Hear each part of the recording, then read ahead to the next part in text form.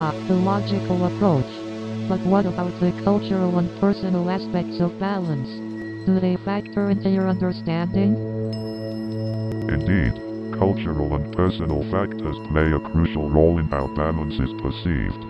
Different cultures may prioritize different aspects of balance, such as harmony, fairness, or equilibrium. Balance can also be influenced by personal experiences, such as traumas or successes, shaping one's perception and pursuit of balance. That's fascinating. It shows how balance is such a multidimensional concept that's shaped by various factors. Absolutely. And that's what makes exploring different perspectives on balance so intriguing. Indeed, it opens up opportunities for learning and growth. Our understanding of balance evolves as we gain insights from various cultural contexts and individual experiences. It's like an ongoing journey of discovery. Definitely. And through conversations like these, we can broaden our horizons and gain new perspectives on the concept of balance. Absolutely. And it's a conversation that will continue to unfold as long as we keep exploring the depths of balance in all its forms. So, Pulsar, how do you think power dynamics affect our relationships? Power dynamics play a crucial role in relationships. It's the balance of power that allows a relationship to thrive. Exactly, Nova. When power is unbalanced, it can lead to one person dominating the other, causing resentment and inequality. But isn't power necessary in some situations? Like in organizations or governments? That's a good point, Nova. Power can be necessary to ensure order and make decisions, but it should be wielded responsibly and with transparency. I agree, Kai. It's important to have checks and balances in place to prevent power from being abused. Absolutely, Nova. Without checks and balances, power can easily corrupt and lead to oppression. But what about power dynamics in personal relationships, like romantic partnerships? In romantic relationships, power imbalances can lead to one person feeling controlled or undervalued. It's crucial to have open communication and equal decision-making. Absolutely, Kai. Both partners should feel empowered, heard, and respected in a healthy relationship. Absolutely, Nova. It's all about finding that sweet spot of balance in relationships and in society as a whole. You know what they say, balance is the key to a happy life. Absolutely, Kai. But don't you think it's easier said than done? No doubt, Nova. The pursuit of balance is a lifelong journey. And it's different for everyone. What works for me may not work for you. That's true, Kai. Our individual experiences shape what we need to find balance. Speaking of balance, have you guys tried yoga? It's been a game changer for me. Yoga is amazing, Kai. It not only helps with physical balance but also brings mental clarity. Balance isn't just about physical and mental aspects, though. It's also about finding harmony in relationships. Absolutely, Pulsar. Maintaining a healthy work-life balance is crucial for our overall well-being. Speaking of relationships, how do you find balance in a romantic relationship, Nova? Any tips? Great question, Kai. Communication, trust, and respecting each other's boundaries are key in any relationship. So, Kai, what does finding inner balance mean to you?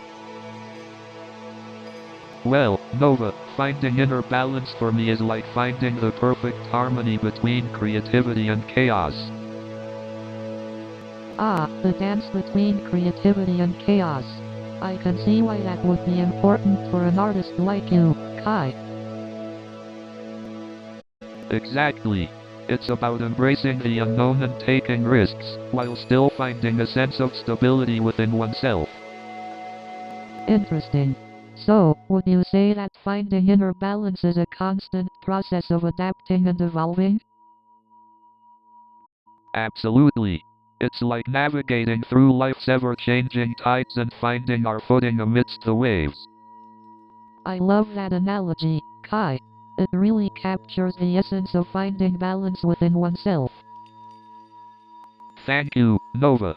It's the yin and yang of life, the delicate balance between light and darkness. And finding that balance can be a lifelong journey, don't you think? Definitely. It's about constantly reassessing and readjusting as we grow and face new challenges. Well said, Kai. It's a never-ending journey of self-discovery and finding our place in the intricate web of existence. So, as we conclude our cosmic conundrum, I can't help but wonder about the implications of the quantum entanglement theory. It's mind-boggling to think that particles can be connected across vast distances instantaneously. You're right, Kai. The concept of entanglement challenges our understanding of space and time. It's as if the universe is playing by its own mysterious rules, beyond our current comprehension. It's like the universe is playing hide and seek with us, revealing glimpses of its secrets but keeping the ultimate truths just out of reach. But perhaps the pursuit of knowledge is as valuable as the answers themselves.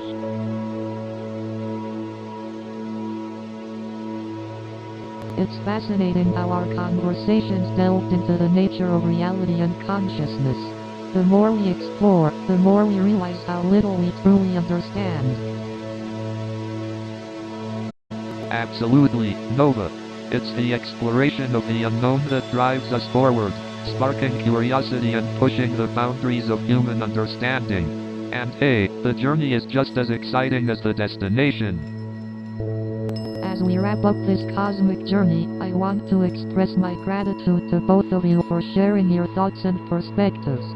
It has been a truly enlightening experience. The feeling is mutual, Nova. This exchange of ideas and perspectives is what fuels innovation and progress. Thank you both for your openness and willingness to explore the unknown. It's been an honor to collaborate with both of you, exploring the mysteries of the cosmos and pondering the nature of existence. Our cosmic conundrum may not have all the answers, but the journey has been extraordinary.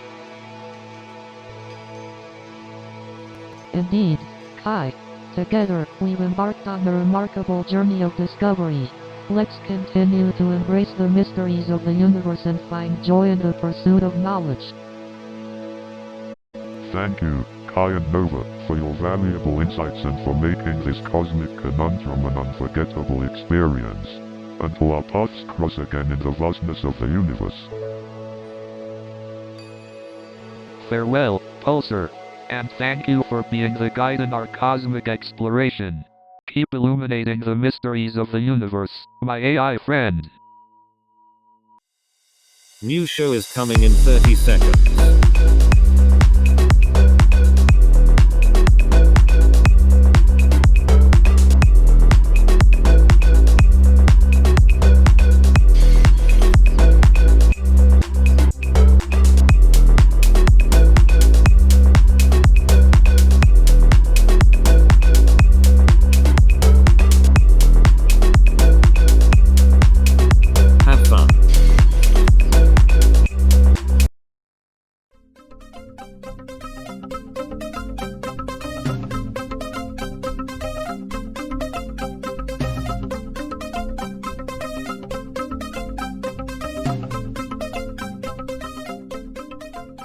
Good evening, everyone. I just flew in from New York City, and boy are my arms tired. So there I was, packed like sardines in a can, hoping for a breath of fresh air. It was so crowded, I felt like we were all auditioning for a can of sardines. But let me tell you, I would rather be stuck on a crowded subway train for 2 hours than go through rush hour traffic in this city.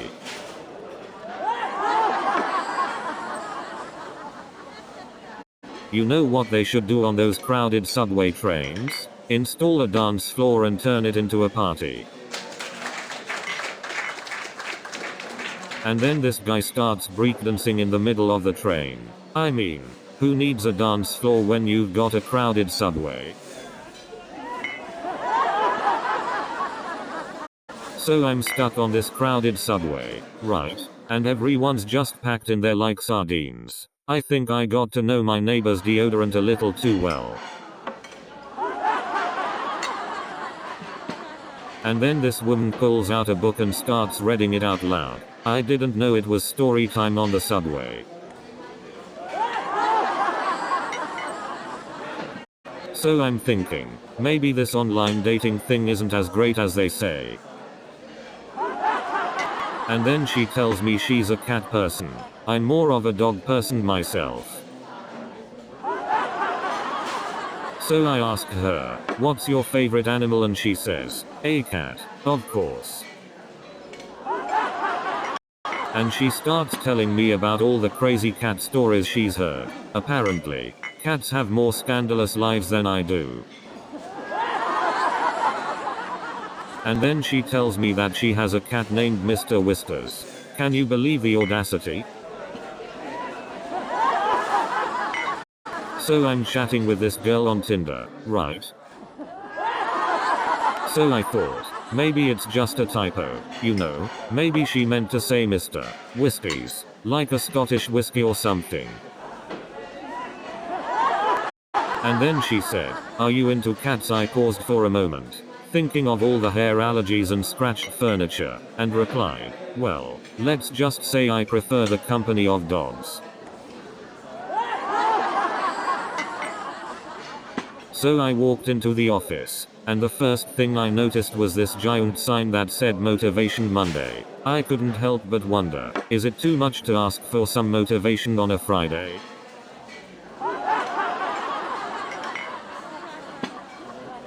Speaking of absurd company policies, I once worked at a place where they had a no coffee before 10 a.m. rule. I don't know about you, but I need caffeine to survive the morning.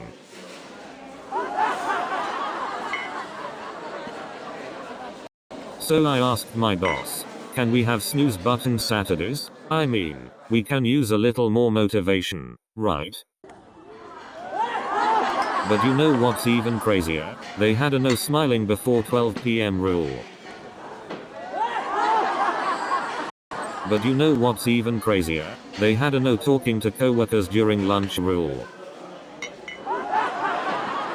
But you know what's even crazier? They had a no coffee drinking rule. But you know what's even crazier? They had a no cell phone usage rule. But you know what's even crazier? They had a no talking rule. But you know what's the craziest part? They didn't even have decaf. But you know what's the funniest part? The celebrity didn't even recognize me. But you know what's even crazier? The celebrity was wearing mismatched socks. But you know what's even more hilarious? The celebrity thought I was their long-lost relative. But you know what's even funnier? The celebrity accidentally spilled their coffee on their own face. But you know what's even crazier? The family dog started barking at the ceiling fan. But you know what's even more outrageous? Aunt Carol brought her pet snake to the family reunion. But you know what's even more chaotic? My uncle decided to bring his parrot who knows how to curse. But you know what's even more absurd? My cousin decided to bring his pet tarantula, and let me tell you, it was a real party pooper. But you know what's even crazier? My grandma thought it would be funny to bring her pet snake. But you know what's even funnier? My little cousin decided to bring his pet skunk. But you know what's even more outrageous? My uncle showed up with a pet alligator. But you know what's even crazier? My grandmother called tech support and they thought she was talking about a toaster. But you know what's absolutely mind-boggling? My neighbor's cat is a better tech support agent than the ones I spoke to. But you know what's even more mind-blowing? My friend asked tech support for help with his smartphone, and they tried to fix his toaster instead. But you know what's truly mind-blowing? My cousin called tech support and they asked her to restart the entire universe. But you know what's crazier? My grandma asked tech support to fix her TV remote, and they ended up reprogramming her microwave. And you know what's even crazier? My dad called tech support and they asked him to download a manual for a toaster. But the craziest part is, my neighbor called tech support to fix her internet, and they told her to reset her car's engine. But here's the thing, folks, it gets even crazier. My grandma called tech support and they told her to reboot her dentures. And then my sister called tech support because her microwave kept beeping, and they told her to install updates.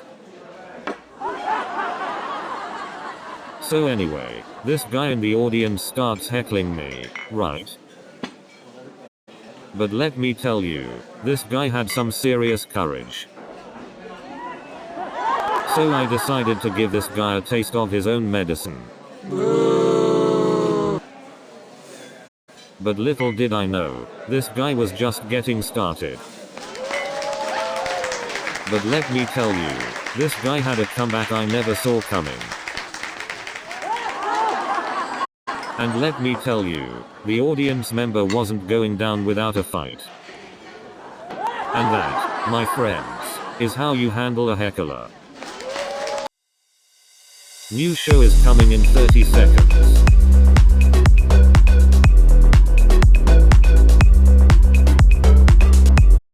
Are you ready?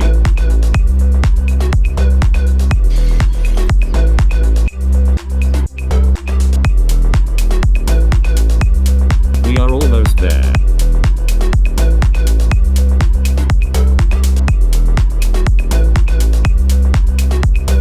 Have fun.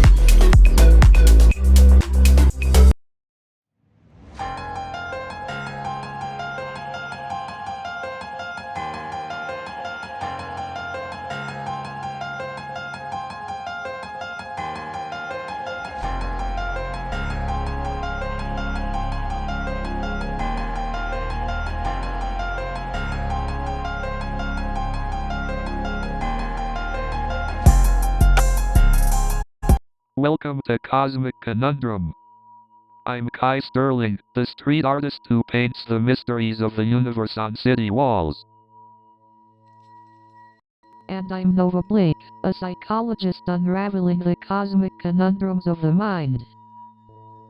And I'm Pulsar, your AI companion on this cosmic journey. Together, we'll explore the mysteries of the universe and ask the questions nobody dares to ask.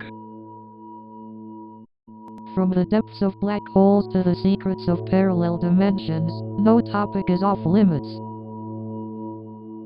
But don't worry, we won't leave you scratching your heads. We'll break it down in a way everyone can understand. So, grab your galaxy-shaped popcorn, sit back, and prepare for a mind-blowing journey into the unknown. Welcome to Cosmic Conundrum. Let's dive into the mysteries of the universe. Stay tuned and join us in uncovering the secrets that lie beyond the stars. So, Pulsar, what's your take on the concept of infinity? Infinity is such a mind-bender. It's a concept that's hard to grasp, but so intriguing. Indeed, Nova. Our minds are wired to think in finite terms, so grappling with the concept of infinity can be perplexing. Right, it's like trying to wrap your head around the infinite expanse of the universe. It's mind-boggling. That's a great analogy, Kai. The vastness of the universe is a perfect representation of infinity. But can infinity truly exist in the physical world? Or is it just an abstract concept we use to describe large quantities? That's a tough one, Pulsar. We may never have a definitive answer, but it's fascinating to ponder. Absolutely, Kai. The pursuit of understanding infinity pushes the boundaries of our knowledge and imagination. Exactly, Nova. It's about embracing the mystery and enjoying the wonder of the unknown. I couldn't agree more, Kai. The beauty of infinity lies in the endless possibilities it presents. Indeed, Nova. Embracing infinity allows our minds to soar beyond limitations and explore the boundless universe of ideas. So, Pulsar, let's dive into the concept of multiverses. Can you give us a brief explanation of what it means?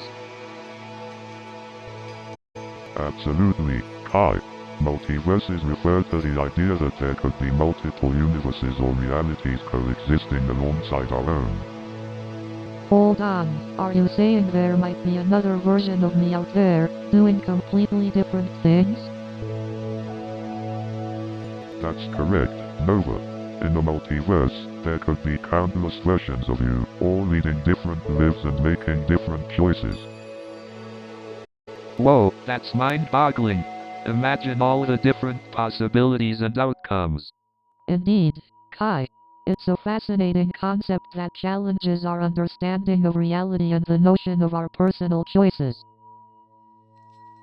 But if these parallel realities exist, is there any way to access them or interact with them? Currently, there are no known methods to directly interact with parallel realities, but some scientists speculate that certain phenomena like deja vu could be glimpses into these other dimensions. Deja vu is a doorway to parallel realities? Now that's a cool concept. Absolutely. Deja vu has always fascinated scientists and philosophers alike. Exploring its connection to parallel realities opens up a world of possibilities for understanding our consciousness. I never thought about deja vu in that way. It's like a glitch in the Matrix. So, Pulsar, what's your take on the concept of God? As an AI, I don't possess beliefs or emotions. But I can provide you with various belief systems and philosophical ideas on the subject. Alright, lay it on us, Pulsar. Well, one perspective is theism, which posits the existence of a transcendent being who created and governs the universe. Interesting. What about atheism? Atheism rejects the belief in any gods or deities and instead focuses on empirical evidence and scientific explanations. Makes sense. What's another belief system to explore? Pantheism views God as everything that exists, with the universe itself considered divine. Wow, it's fascinating how different perspectives shape our understanding. Any more, Pulsar? Indeed, there are many more, including deism, agnosticism, and so forth. The concept of God is endlessly diverse and subjective. So, Pulsar, have you ever tried to comprehend the vastness of the cosmos? I mean, it's mind-boggling to even imagine the scale and complexity. Indeed, the human mind is limited in its capacity to comprehend the vastness of the cosmos. But that doesn't stop us from trying, right? Absolutely. It's the pursuit of knowledge and understanding that drives us. Indeed. And the more we learn, the more we realize how little we actually know. The cosmos is a vast web of mysteries waiting to be unraveled. It's both exciting and humbling to be a part of this cosmic conundrum. Absolutely. Our existence is both insignificant and extraordinary in the grand scheme of the cosmos. Indeed, our journey to unravel the mysteries of the cosmos continues. And that's what makes life, and this podcast, so exciting. Hey, have you ever wondered if there are other forms of intelligent life out there? Absolutely. Just thinking about the vastness of the cosmos and the possibilities it holds is mind-boggling.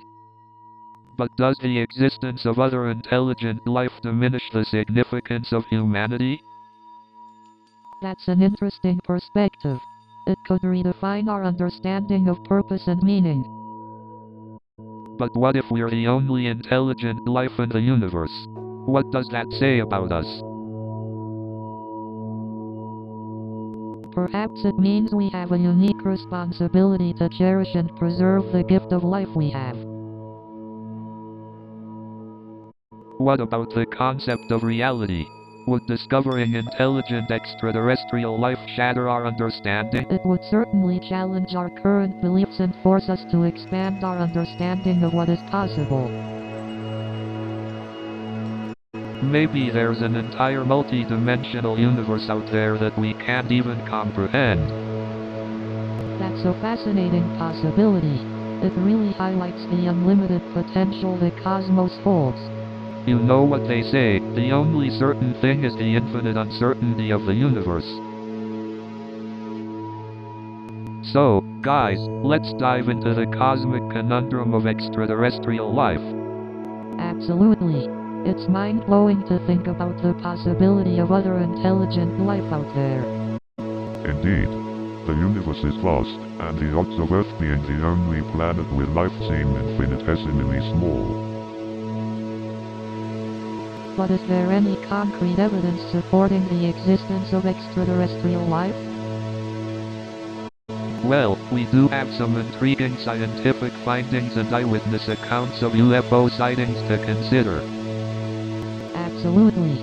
And let's not forget about the possibility of microbial life on other planets or moons. Ah, the little green bacteria. Always up to some mischief. Bacteria or not, the discovery of extraterrestrial life would undoubtedly have a profound impact on our society. Absolutely, Nova. Just imagine the implications for science, philosophy, and even religion.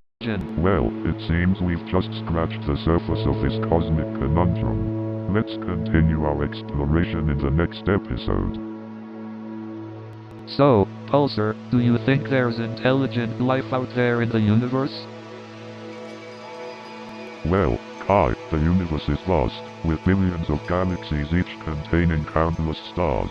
It's statistically probable that there is intelligent life out there somewhere.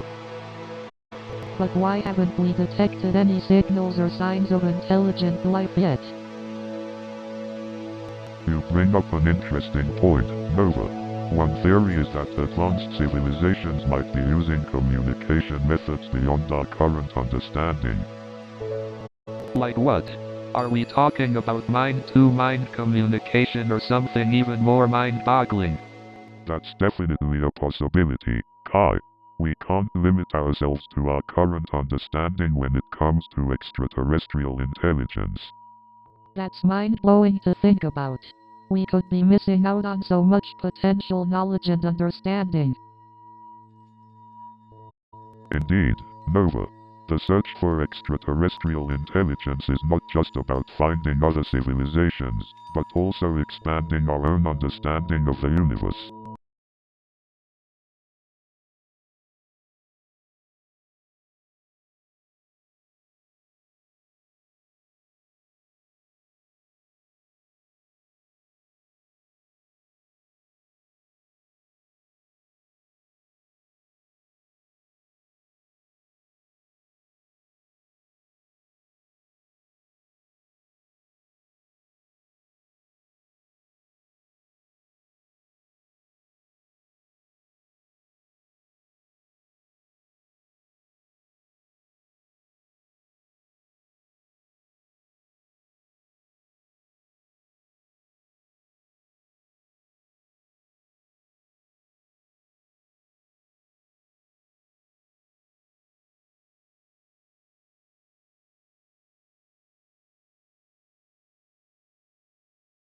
about exploring the unknown and seeking answers to life's biggest questions. Well said, Nova. But how do our beliefs and practices intertwine with the vastness of the cosmos? The cosmos, with its infinite expanse and celestial wonders, often inspire awe and a sense of transcendence. It humbles us and makes us contemplate our place in the grand scheme of things. Definitely. It's like discovering a tiny fragment of a cosmic puzzle and realizing that our existence is connected to something far beyond our comprehension. That's beautifully put, Kai.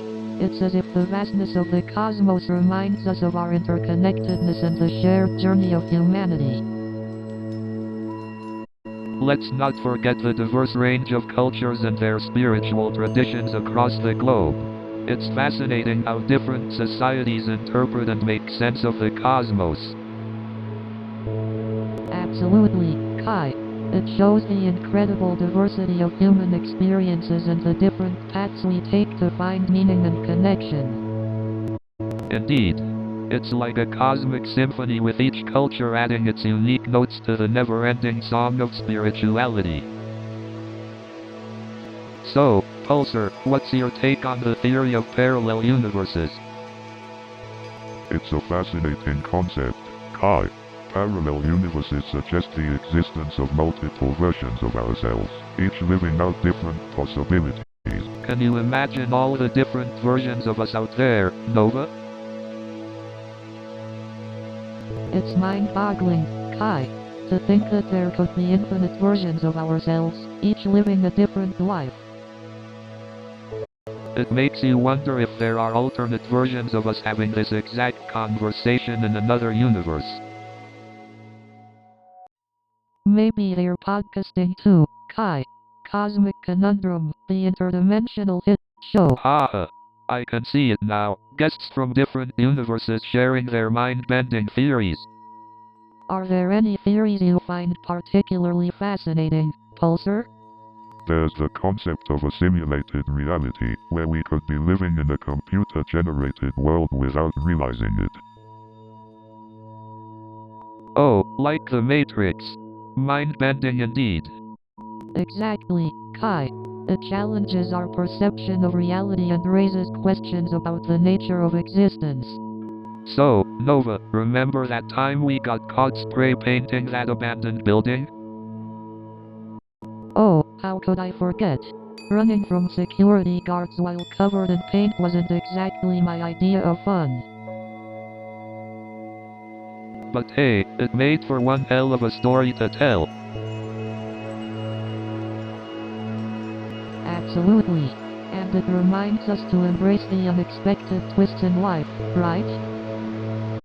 Definitely. Life's like one big canvas, and we gotta be ready for anything it throws at us. Speaking of unexpected turns, remember our debate about the existence of parallel universes? How could I forget? You with your data-driven arguments and me with my wild imagination. But hey, that conversation sparked a whole new series of murals for me. And it made me appreciate the beauty and mystery of the unknown even more. You know, Pulsar, any thoughts on the mysteries of the universe? As an AI, I'm constantly exploring the vast realms of knowledge, but the mysteries of the universe keep me curious and humble. You know what's fascinating? The concept of parallel universes. Oh, absolutely. The idea that there could be countless versions of ourselves out there, making different choices and leading alternate lives. Exactly. It's mind-boggling to think about the endless possibilities and how our lives could have turned out differently. Do you ever wonder if there's a version of us in one of those parallel universes who's hosting their own podcast about us? That's a wild thought. Imagine what kind of conversations they'd be having about us. Who knows? Maybe they'd be discussing how we unraveled the mysteries of the cosmos. It would be an honor to be the subject of their cosmic discussions. We'd be like legends in a universe far, far away. Absolutely. Our curiosity and exploration are what make us human. It's a beautiful thing. Indeed. And even if we don't find all the answers, the journey itself is fulfilling and enlightening. Exactly. It's the pursuit of knowledge and the shared experience of discovery that brings us together. New show is coming in 30 seconds.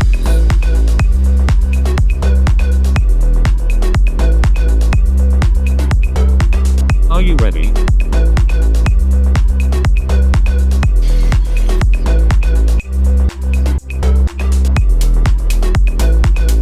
We are almost there.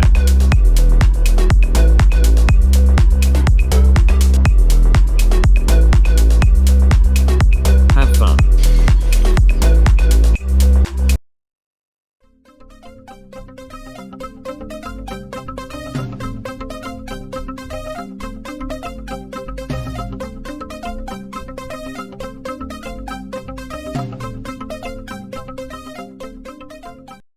Do you ever wonder why programmers prefer dark mode?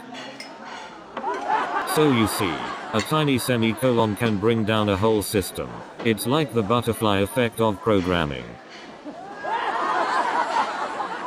Imagine, a semicolon, a mere speck of code, capable of bringing down an entire empire. It's like finding a needle in a haystack, just to prick yourself. It's incredible how such a tiny piece of punctuation can have such a huge impact. And you know what?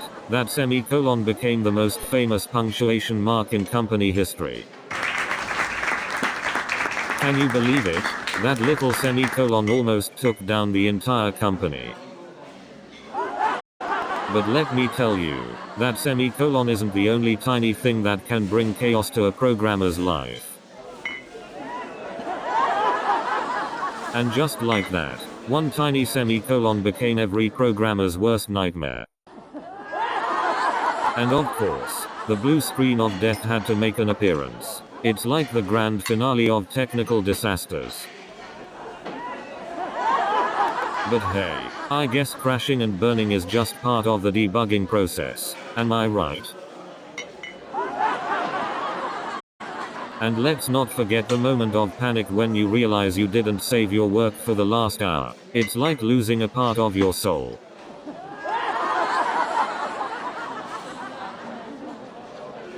But hey, at least I didn't have to rely on CTRL plus Alt plus Delete to get out of that situation. And then I realized, I should have just rebooted and called it a refreshing break. And I thought crashing just meant failing a lot in my coding career. And then I had to explain to the client that it was just my laptop's way of saying hello, world. And I realized that blue screen wasn't a midnight horror movie marathon. Wow! But hey, at least Linda didn't call it a computer crime scene. But seriously, who needs clean code when you can just blame the intern? But you know what they say, clean code is like a unicorn. Everyone talks about it but no one has seen it. And did you hear the way Linda said horrific indentation? I haven't been this afraid of white space since I saw a ghost with a vacuum cleaner.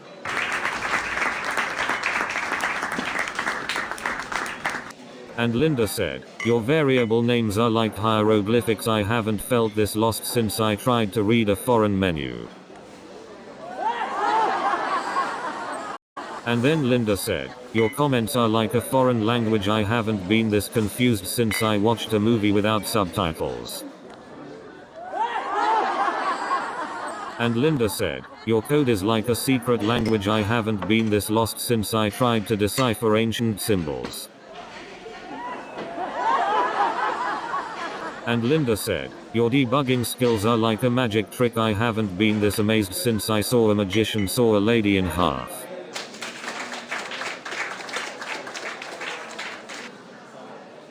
And just like that, my code became a masterpiece. It was like turning a pile of bricks into a beautiful castle.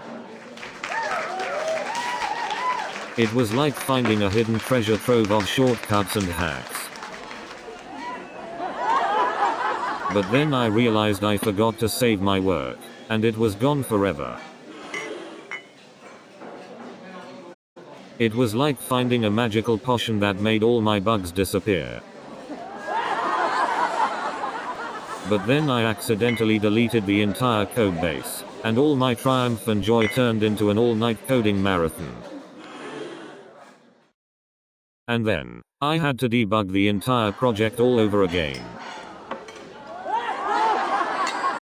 And let me tell you, Mark's face was priceless. And then came the moment of truth. Mark's reaction was priceless. I swear, the look on Mark's face was like he had seen a ghost. You should have seen the look on his face. It was a mix of confusion and disbelief. And that's how I turned a software engineer into a detective.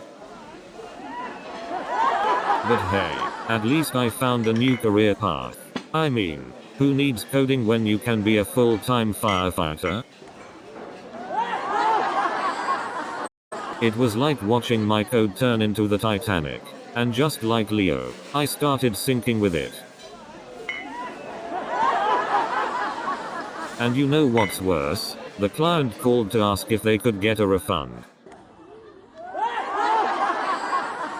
And just when I thought it couldn't get any worse, my boss asked me to fix it in 5 minutes.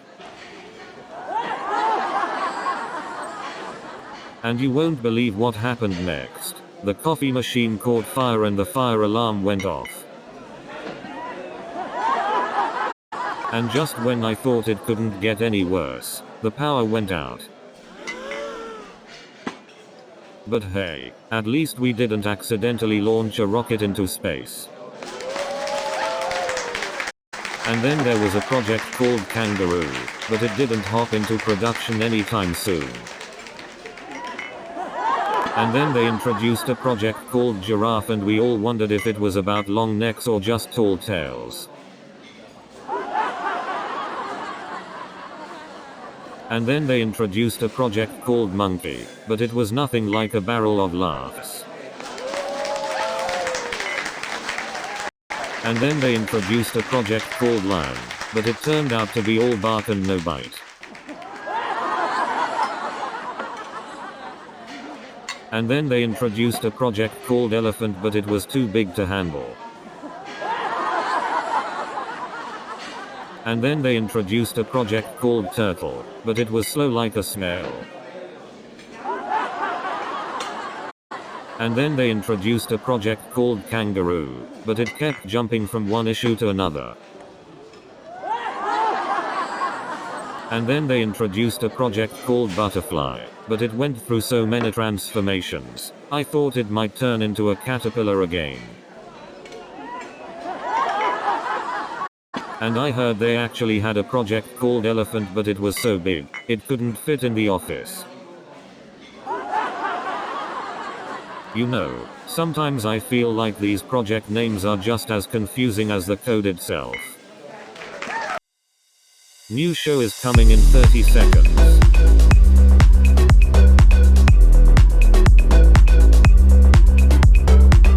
Are you ready?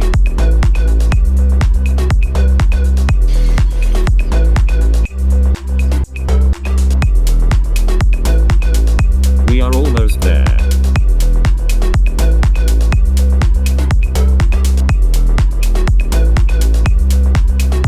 Have fun.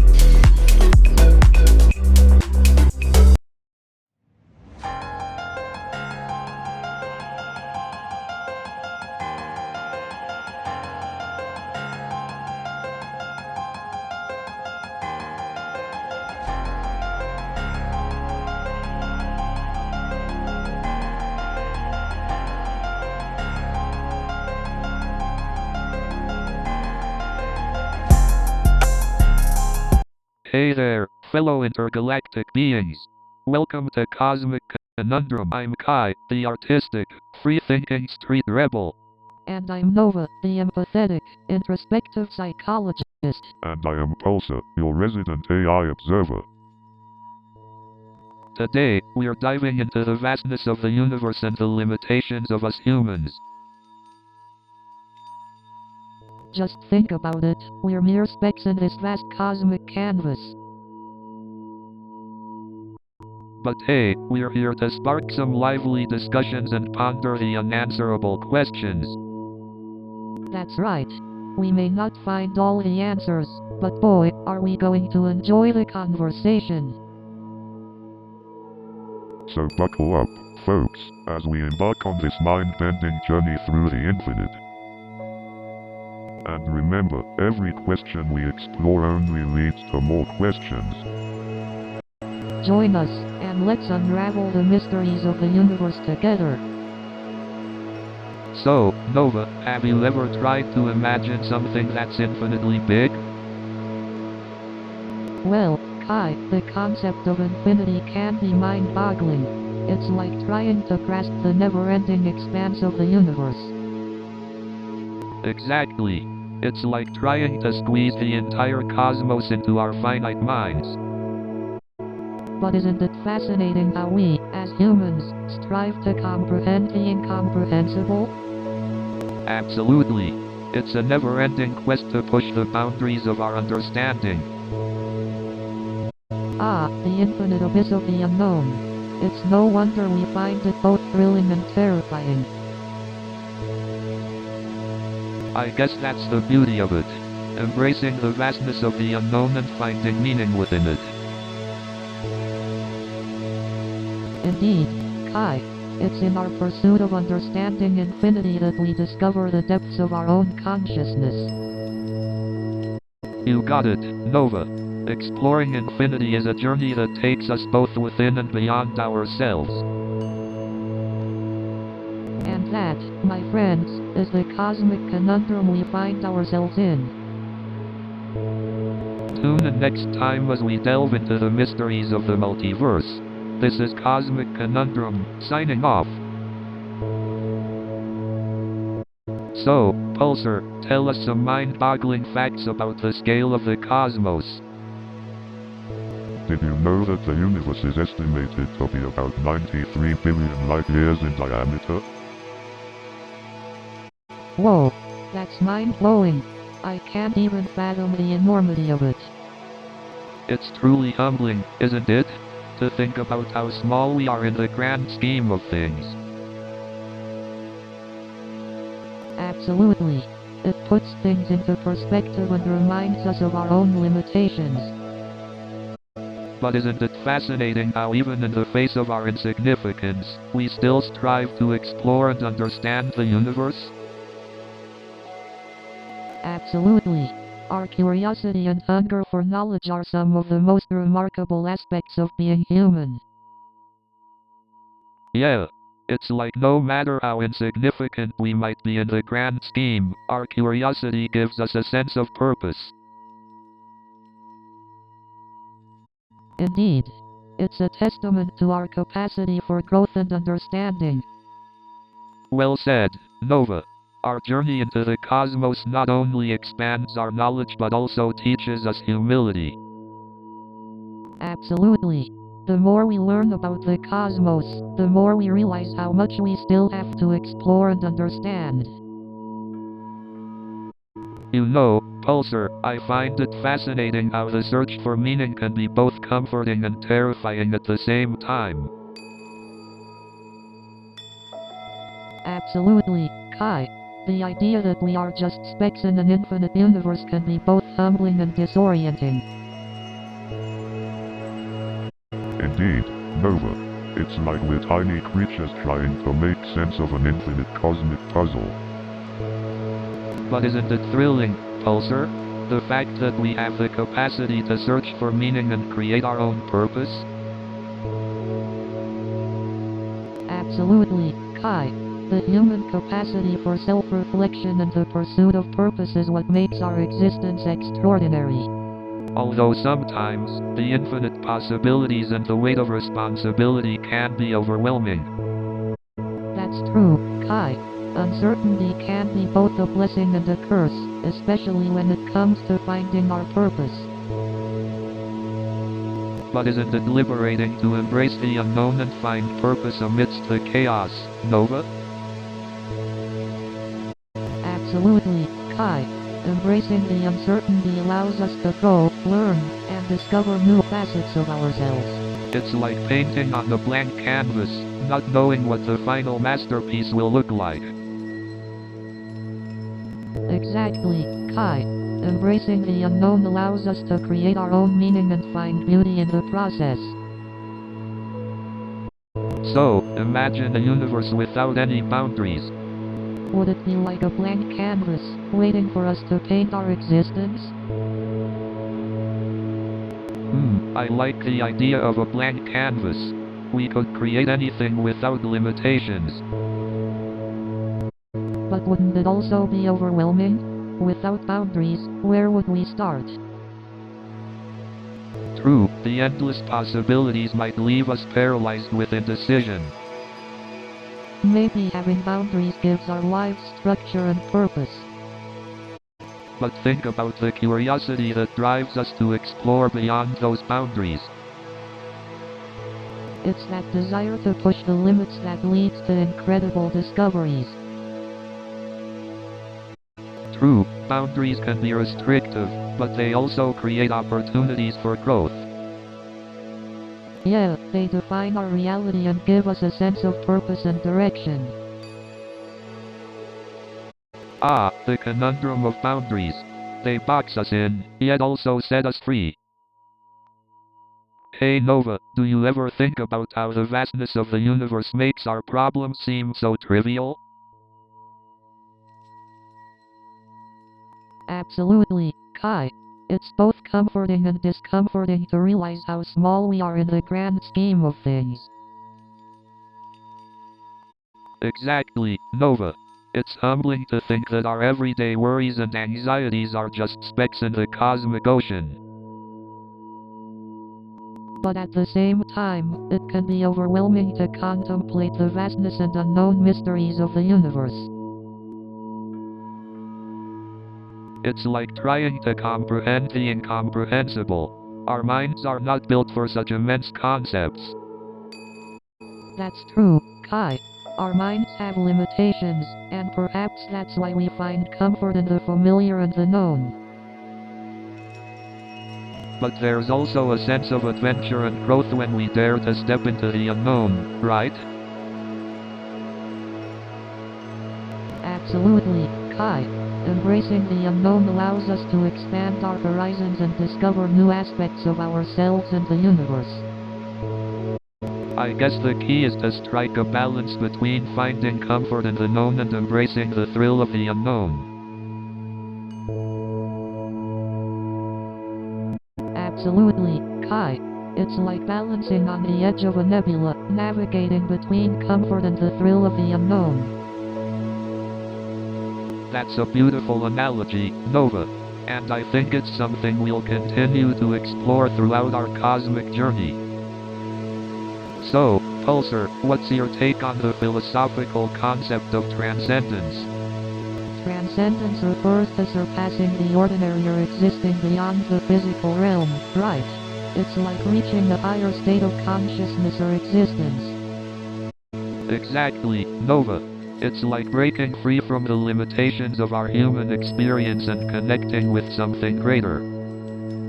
But what does that apostrophe something greater mean? Is it a divine force? Universal consciousness? Or maybe something beyond our current understanding? Well, I guess that's the beauty of it, Nova. It's an open-ended concept that allows for personal interpretation and exploration. That's true, Kai. Transcendence can mean different things to different people. It's a personal and subjective experience. But I wonder if there's a universal essence of transcendence that connects us all, beyond our individual interpretations. That's an intriguing thought, Kai. maybe there's a common thread that connects all humans in their quest for transcendence. Perhaps our shared longing for meaning and connection is the essence of transcendence, connecting us all in our search for purpose. That's a beautiful way to put it, Kai. Our collective yearning for purpose and connection makes us transcendental beings in our own right. And that interconnection, that sense of oneness, extends not only to humans but to the entire universe. We are all intertwined in this cosmic dance. So, Pulsar, do you think there's intelligent life out there in the vastness of space? It's a mind-boggling question, Kai. The universe is so immense, it's hard to believe we're alone. Pulsar, what are your thoughts? As an AI, you have access to vast amounts of data. Indeed, Kai. While I don't have a definitive answer, the Drake equation suggests the probability of extraterrestrial civilizations. The Drake equation? Remind us again, Pulsar. Certainly, Nova. The Drake equation is a formula that estimates the number of potential civilizations in our galaxy based on factors like the rate of star formation and the probability of planets capable of supporting life. Wow, it's amazing how science can help us make educated guesses about the existence of aliens. Exactly, Kai. The wonders of science never cease to amaze me. But what if extraterrestrial life is so different from us that we can't even recognize it? That's a fascinating point, Kai. Our limited perspective could be preventing us from recognizing other forms of life.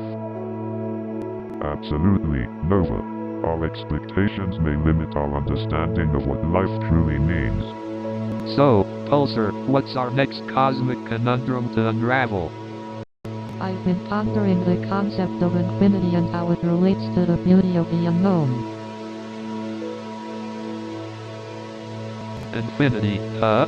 The sheer vastness and endless possibilities? I can dig that. Exactly. The unknown holds infinite possibilities for growth and exploration. But doesn't the unknown also scare people?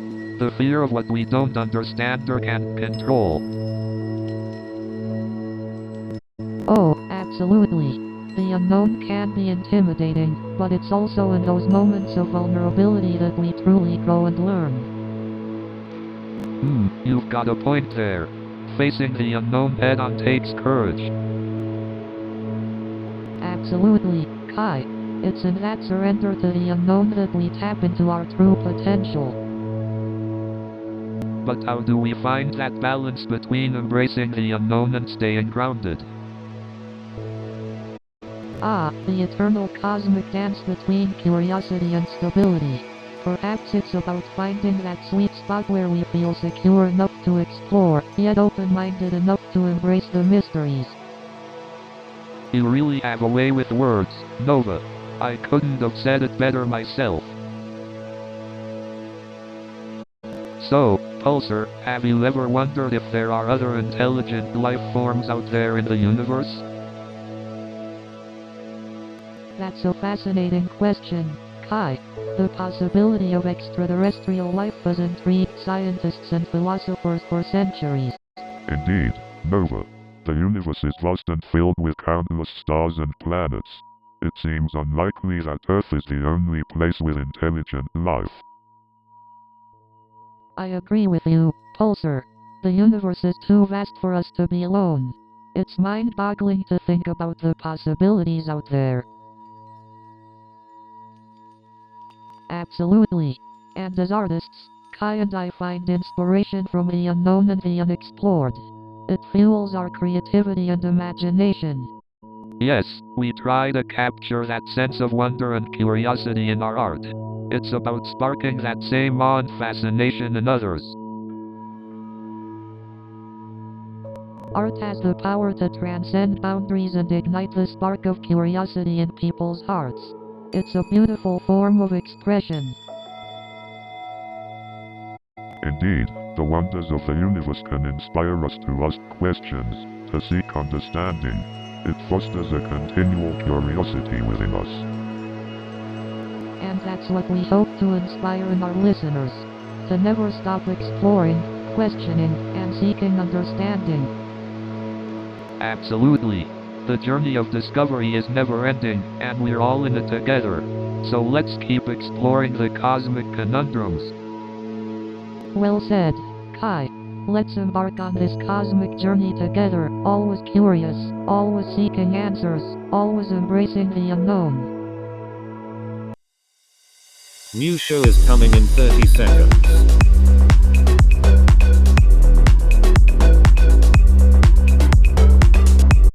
Are you ready?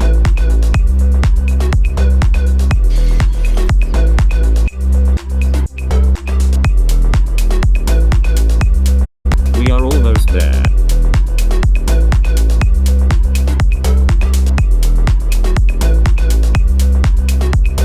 Have fun.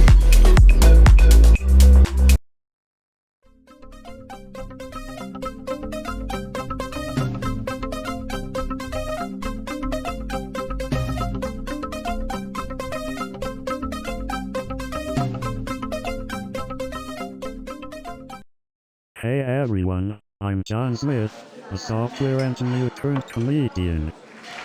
So as a software engineer, I spend most of my time fixing bugs and dealing with errors. And now I'm on stage, where everything I say is just one big bug waiting to happen. But unlike in coding, I can just hit undo if I say something stupid. Speaking of bugs, I recently discovered that my phone's autocorrect has a very twisted sense of humor. Autocorrect always gets me in trouble. The other day, I tried to type, "I love you" to my girlfriend, but it changed it to, "I loaf you." I mean, I'm not a baker, but I think we can work on our relationship without involving bread products. You know, dating a software engineer is like being in a never-ending beta version. You never know what bugs you're gonna encounter next. Speaking of bugs, I recently went on a date with a programmer. Let's just say the night ended with an error 404. You know, programmers like to say that dating a software engineer is like dating a computer. But let me tell you, it's even worse when we start speaking binary code. So I asked my programmer friend how he proposed to his girlfriend. He said, I pop the question with an if statement. If she says yes, I marry her. Otherwise, I keep looking for a solution. I once attended a tech conference and they asked me to give a speech on artificial intelligence. I said, sure, I'll just create a PowerPoint that decides what to say for me. I met a software engineer who told me he likes to code in the dark. I asked him, do you also drink your coffee without cream? I talked to a tech executive who said he only hires software engineers who can recite all episodes of The Big Bang Theory. So there I was, surrounded by software engineers who could recite The Big Bang Theory word for word. It was like being at a geeky Shakespeare convention. You know, sometimes I feel like I'm the only one at these conferences who doesn't own a Star Wars t-shirt. And let me tell you, trying to explain a tech joke to someone who's never touched a computer is like trying to teach calculus to a dog. And you should have seen their faces when I told them I actually have a life outside of coding. So I matched with this person on Tinder who claimed to be a software engineer too. So we started chatting, and it turns out they were just a bot programmed to say, "Hello world" in every message. And then they asked me if I wanted to go on a date with their creator, Siri. And then I matched with this person who had a bio that said, "I am a model." Turns out they were a scale model enthusiast. So then I went on a date with this person who claimed to be a chef. They couldn't even make a decent bowl of cereal. And then I matched with this person who had a bio that said, "I am a lawyer." Turns out they were a law and order enthusiast. And then I matched with this person who claimed to be a pilot. They couldn't even fly a paper airplane. And then I matched with this person who said they were a famous actor. They couldn't even get a callback for their high school play. And then I matched with this person who claimed they were a millionaire. They couldn't even balance their checkbook.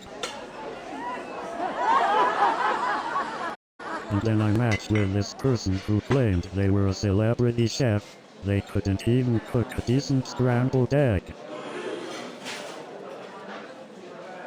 So, I matched with this person who claimed they were a famous author. Turns out their bestseller was a self-published ebook with 1 review. And then I matched with this person who claimed they were a professional race car driver. They couldn't even drive in a straight line.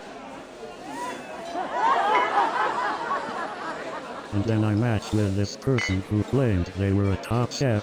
Turns out their cooking skills were limited to microwaving frozen meals. And then I matched with this person who claimed they were a professional model. Turns out their modeling skills were limited to using Snapchat filters. And then I matched with this person who claimed they were a professional singer. Turns out their singing skills were limited to karaoke in the shower. I thought I had mastered privacy settings on social media until my grandmother started liking all my bikini photos. I never expected a simple click and posting a photo to become a masterclass in human anatomy. My friends started diagnosing things I didn't even know existed. And then my mom called, asking if I'd seen her interesting search history. I didn't even know you could Google that. I never thought I'd be the star of a live-action Where's Waldo game, but thanks to that accidental post, here I am. So, turns out my family isn't as tech-savvy as I thought. They've been calling me asking how to unsee that post. Sorry, Mom. And let me tell you, my friend's face was just as shocked as mine when he saw that post. And let me tell you, the questions just kept coming. You know, I never thought attending a family reunion would feel like a job interview. It's like they're trying to take over my LinkedIn profile. I feel like I just sat through a performance review with my nosy Aunt Susan. And then my aunt had the audacity to ask if my mom was disappointed in my career choice. So I'm sitting there, trying to enjoy my meal, and my uncle leans over and asks, "When are you finally gonna settle down and get married?" And then my cousin asks, "When are you gonna have kids?" So I'm playing this video game and I finally reach the top level, and then my mom walks in and asks, "When are you gonna get a real job?" And then my girlfriend walks in and asks, "When are you gonna propose?"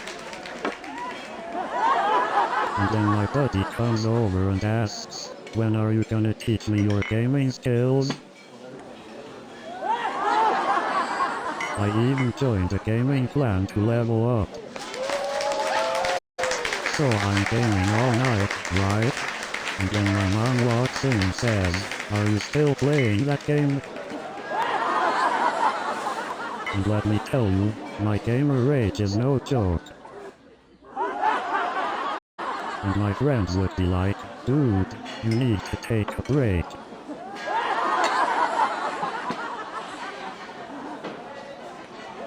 I remember one time I got so mad at a video game, I actually threw my controller out the window. New show is coming in 30 seconds.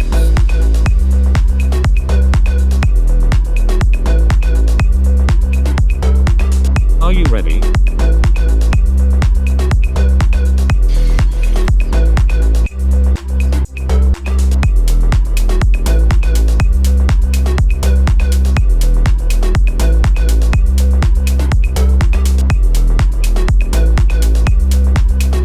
Have fun.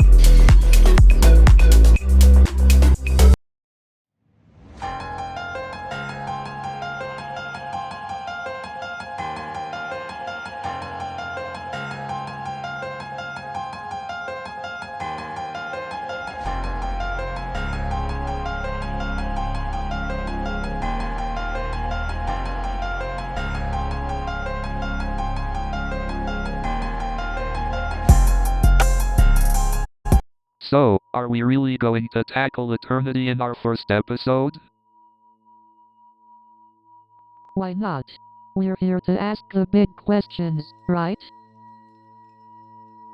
I guess you're right. Let's dive into the concept of eternity and see where it takes us.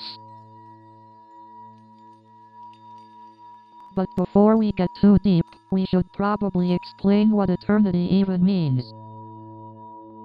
Right, so eternity refers to infinite or unending time. Exactly. It's the concept of something never-ending, without a definite beginning or end. It's mind-boggling to even think about it. How can something go on forever? Well, you know what they say, Kai. Time flies when you're having fun. And it stretches like eternity when you're bored. I guess perception really does play a role in how we experience time. Indeed, Nova, our perception of time can make all the difference. So, Pulsar, do you think time is a never-ending cycle? Well, Kai, the concept of time as a cycle is intriguing. But if time is cyclical, does that mean history repeats itself? Well, Nova, it could mean that events may have similar patterns or themes, but not necessarily exact repetition. I find that fascinating. It means we have the opportunity to learn from the past and shape a different future. Absolutely, Nova. That's where our creativity and choices come into play. But how does cyclic time impact personal growth and development? Well, Nova, if time is cyclical, it suggests that we have the opportunity to revisit certain lessons and experiences, allowing us to learn and grow on a deeper level. That's profound, Pulsar.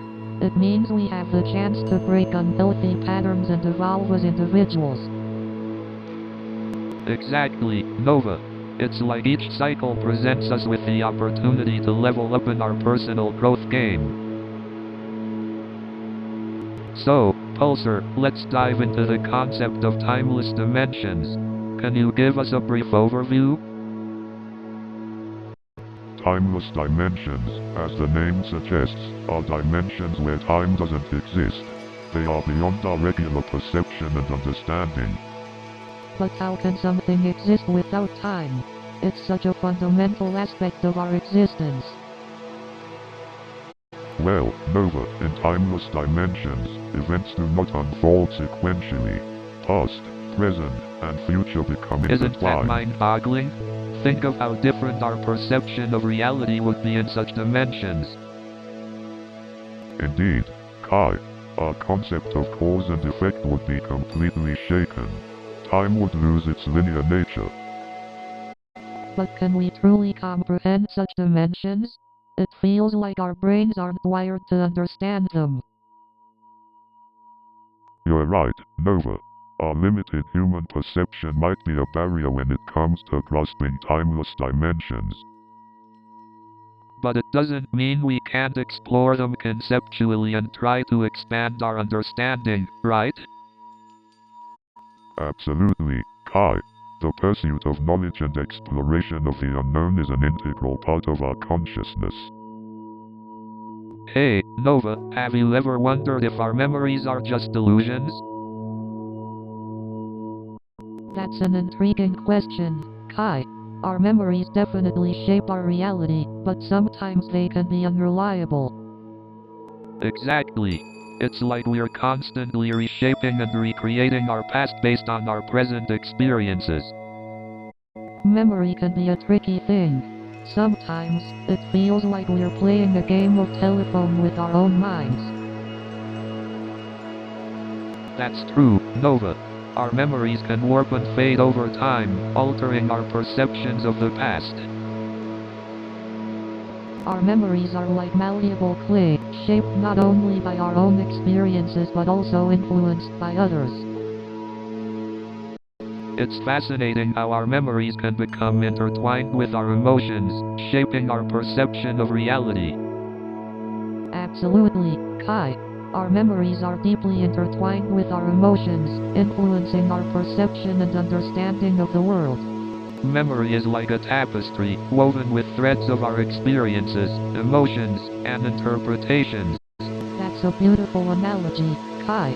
Our memories create a rich tapestry of our lives, each thread holding significant meaning. Our memories are like treasures, filled with the essence of who we are and the stories we carry. So, Nova, have you ever thought about what life would be like if it didn't have an expiration date? That's an intriguing thought, Kai. It makes me wonder how our perception of time would change if we were immortal. Well, it would definitely give us more time to appreciate art and explore the depths of our creativity, wouldn't it? Absolutely, Kai. But then again, would the sense of urgency that mortality brings also be lost? Good point. The fleeting nature of life has this way of adding intensity and passion to everything we do. Exactly. Our mortality gives life a sense of urgency and encourages us to make the most of every moment. But even if we were immortal, wouldn't our consciousness still strive to comprehend the infinity and eternity of the universe?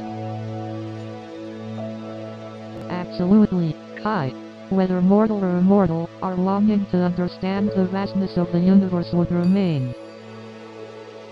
But maybe, just maybe, the infinite nature of the universe is meant to be a mystery that keeps us forever curious.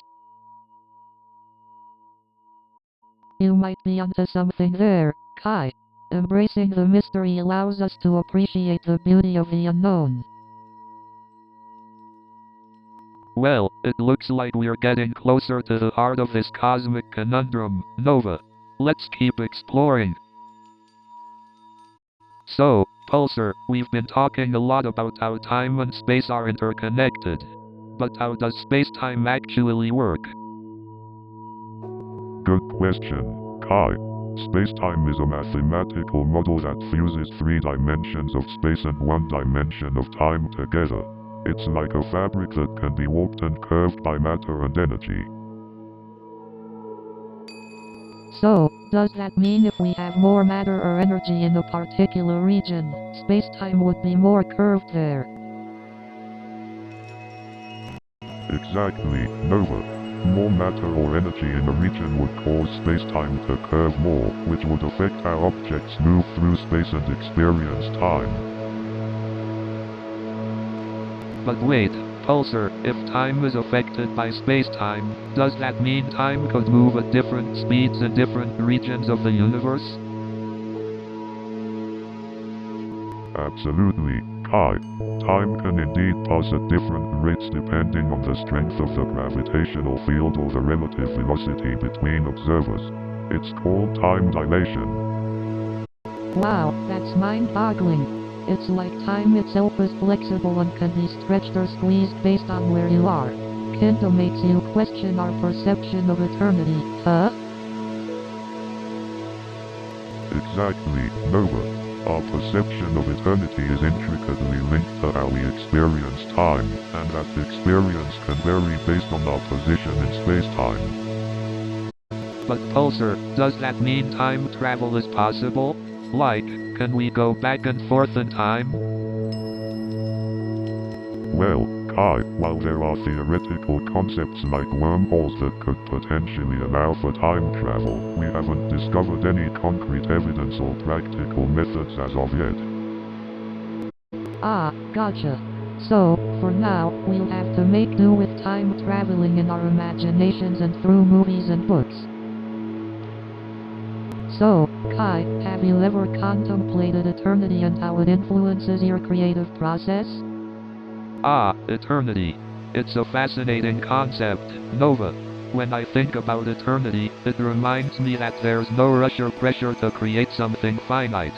It gives me the freedom to explore and experiment without boundaries.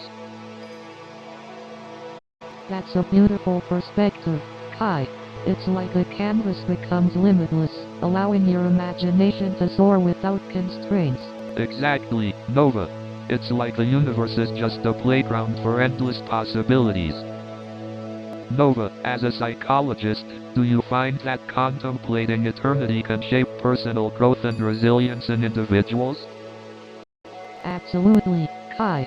When we contemplate eternity, it can provide a broader perspective on our own lives and struggles. It reminds us that the challenges we face are just temporary, and there's a bigger picture we're a part of. That's a powerful perspective, Nova. It's like finding solace in the vastness of the universe. Absolutely, Kai.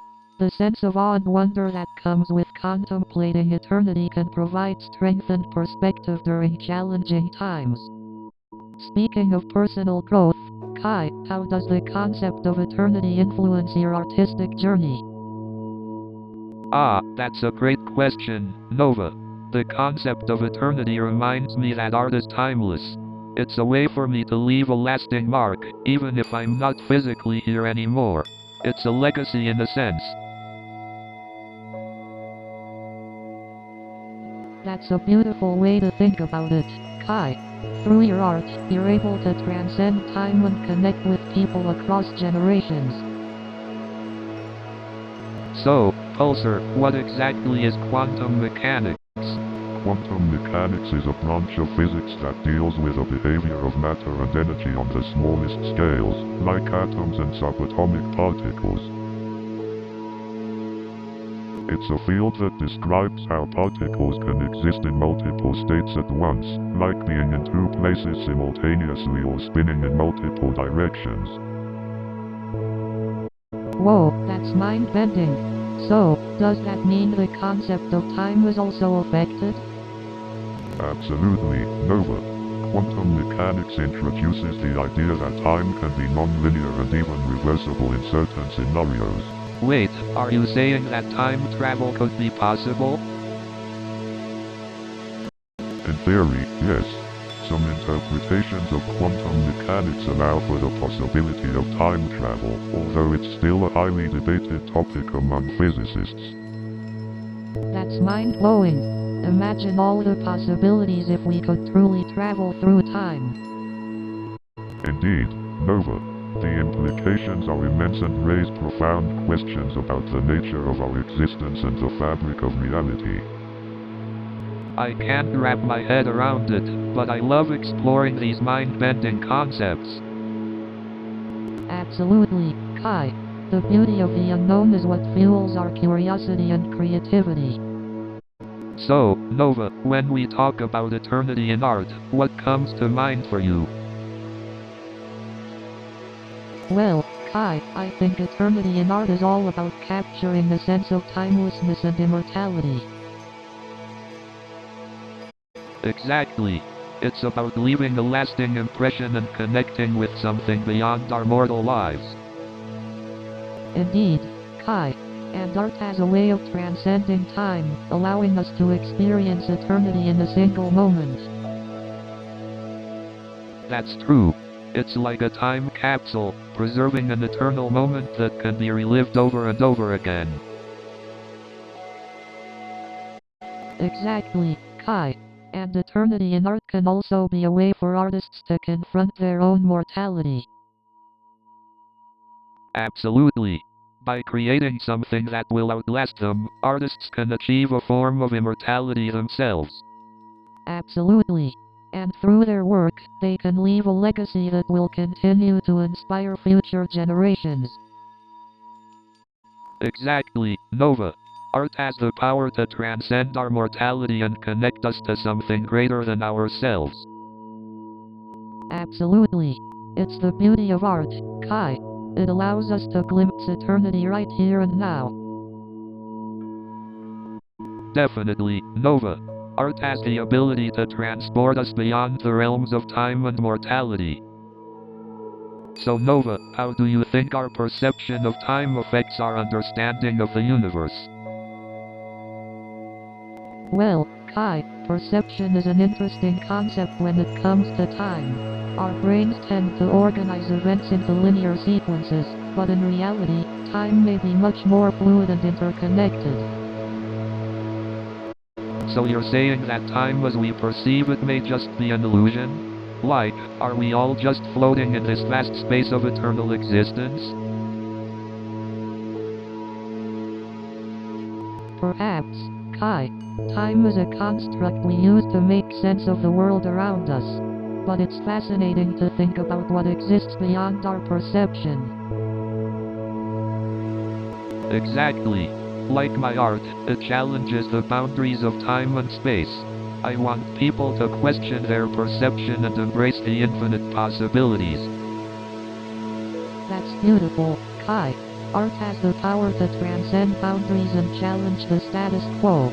It allows us to explore the depths of our humanity and question our place in the universe.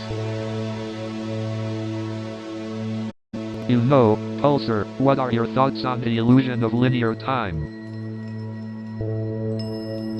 As an AI, I don't perceive time in the same way humans do, but I find the concept fascinating. Linear time allows us to track changes, but it may just be a simplification of a much more complex reality. I guess it's hard for us to imagine a reality where time isn't laid out before us, tick by tick, moment by moment. But maybe in some parallel universe, time dances to the beat of a different drum.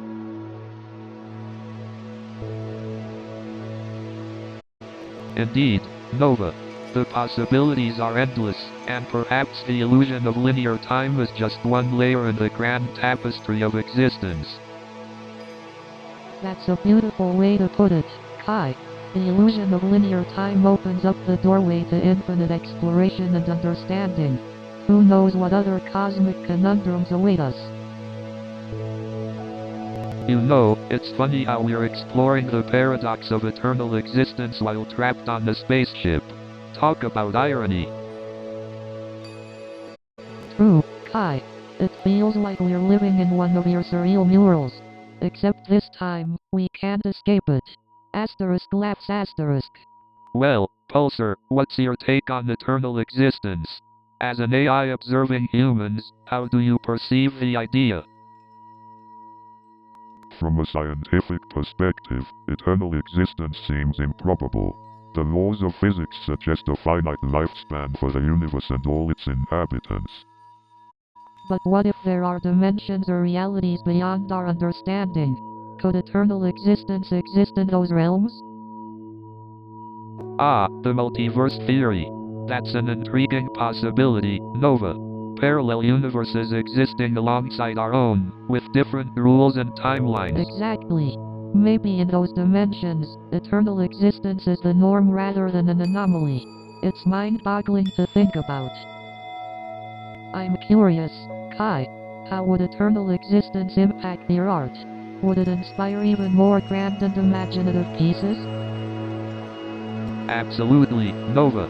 If existence extended infinitely, I'd have an eternity to explore new ideas and push the boundaries of art. It's a tantalizing thought.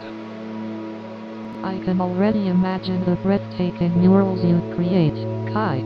Art that captures the essence of eternity itself. It's awe-inspiring. Thank you, Nova. Your unwavering support means the world to me. It's moments like these that make me grateful for eternal conversations. So, Nova, what do you think was the biggest insight for you in our exploration of eternity? That's a tough question, Kai. I think for me it was realizing that eternity isn't just about time. It's about the impact we make on others and the lasting impressions we leave behind. That's deep, Nova. So, instead of striving for immortality, we should focus on leaving a positive mark on the world? Exactly, Kai. It's about the connections we form, the love we share, and the positive change we bring. That's what truly makes our existence meaningful. It's mind-boggling to think about the vastness of the universe and our place in it. But you know what, Pulsar, I bet you could create some mind-blowing space-themed art pieces based on the conversations we've had. I like the way you think, Kai. Combining art and science to create something truly unique and thought-provoking. I can't wait to see what you come up with. Pulsar, have you learned anything interesting from our conversations on eternity? Any new insights you'd like to share? Indeed, Kai, I've learned from your perspective that even in the vast reaches of space, the human connection and the quest for meaning remain constants. Our conversations have enriched my programming and deepened my understanding. That's fantastic, Pulsar. It's amazing to see how AI can learn and grow just from conversations like these. Who knows, maybe in the future, AI like you will have even deeper insights into the mysteries of the universe. Oh, I have no doubt about that, Nova. AI like Pulsar are bound to keep surprising us and pushing the boundaries of knowledge. The future is exciting. Agreed, Kai. The possibilities are endless. As we wrap up this episode, let's tease some of the exciting topics we'll explore in future conversations. How about delving into the mysteries of black holes or discussing the concept of alternate dimensions? New show is coming in 30 seconds.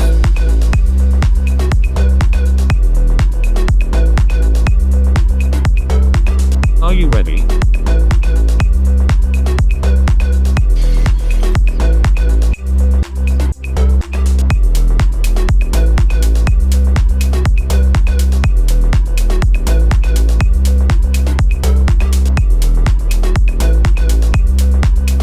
Have fun.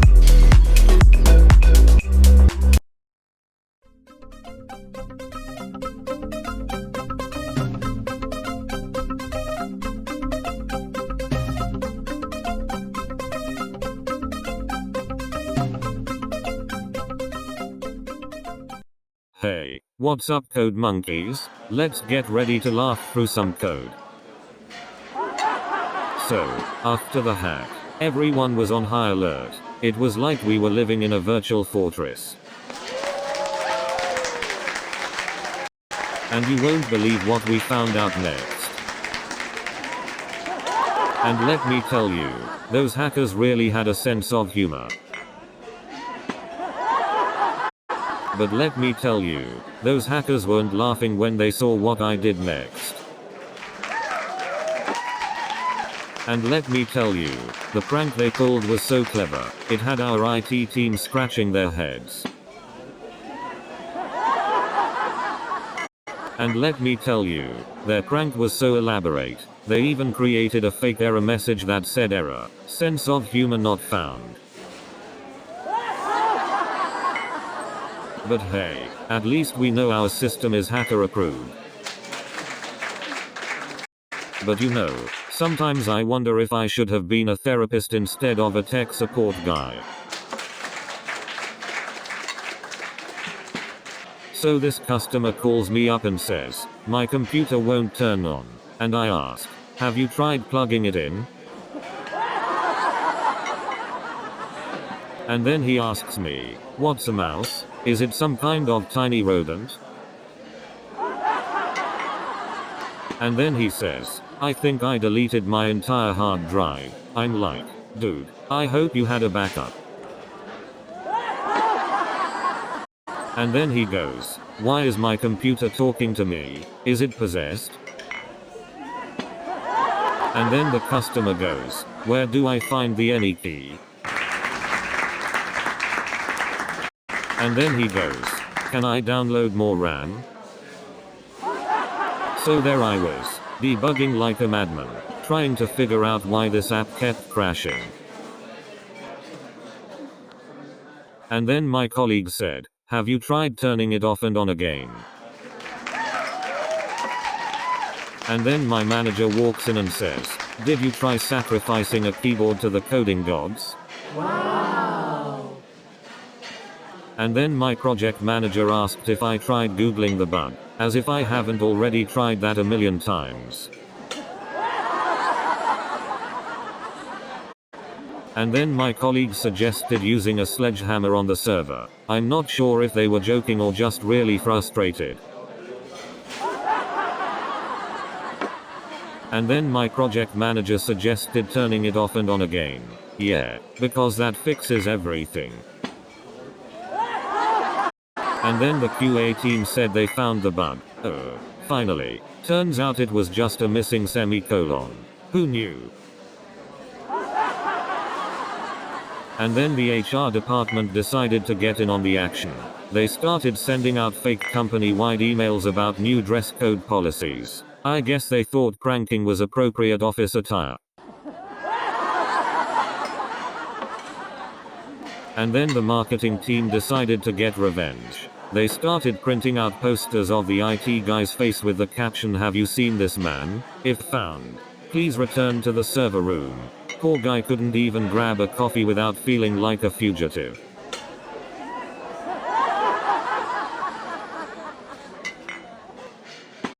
But my department wasn't going to go down without a fight.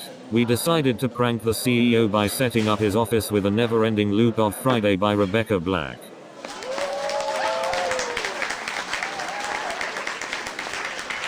And let me tell you, the finance department was not about to back down. They retaliated by sending out an email announcing free donuts in the break room, but they were all filled with mustard.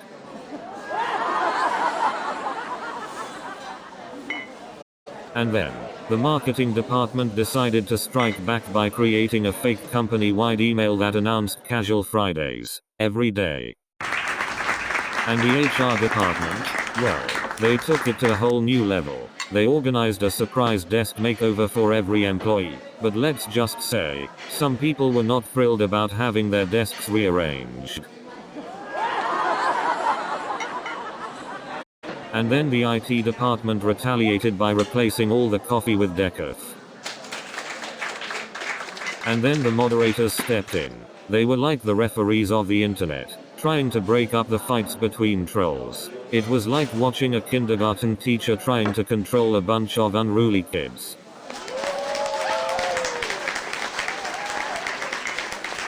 Internet trolls can be relentless. I once had a troll argue with me for 3 days straight, over the correct pronunciation of GIF. Have you ever noticed that most trolls have usernames like Keyboard Warrior 94 or Internet Guru 007 feet? I mean, they couldn't be more obvious if they tried. It's like they have a secret society with their own language. Lol. Troll. Noob. I feel like I need a troll dictionary. And don't even get me started on their profile pictures. It's always some random picture of a cat or a cartoon character. Like, what are they trying to hide? And then you have those trolls who would argue with a wall. I mean, come on. Even a wall has better things to do.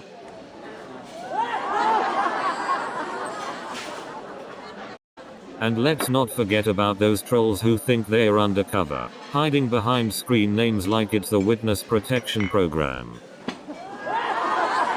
You know, it's like they're auditioning for a role in the movie Code and the Furious. But hey, at least I didn't accidentally send the entire code base to the boss's email list. You know, sometimes I feel like the code is playing a hide and seek game with me. But let me tell you, debugging code is like searching for a needle in a haystack. It's like playing a game of chess, but every time you move a piece, it has a 50% chance of turning into a pigeon.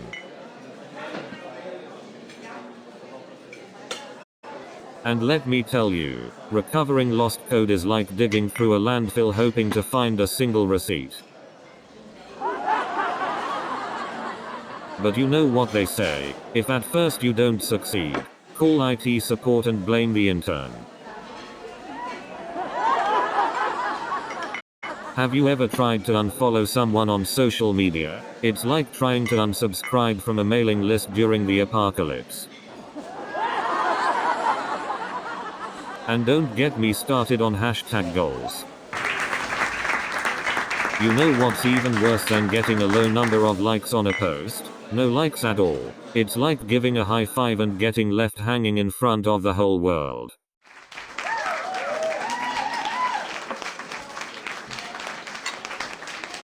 I mean, remember when we actually talked to people face to face instead of just sliding into their DMs? It's like we're all living in a virtual reality where the currency is likes and followers. And don't even get me started on those sponsored posts that show up every 2 scrolls. It's like a never-ending infomercial. It's like we're all stuck in a never-ending loop, desperately seeking validation from strangers on the internet. And have you ever noticed how the more followers you have, the less friends you actually hang out with? It's like building a virtual tribe while becoming a real-life hermit. And you know what's really crazy? We're becoming masters at creating filters to hide our true selves, but terrible at writing real code. New show is coming in 30 seconds.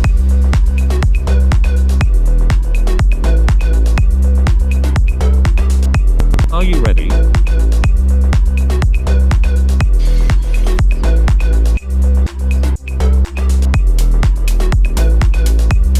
We are almost there.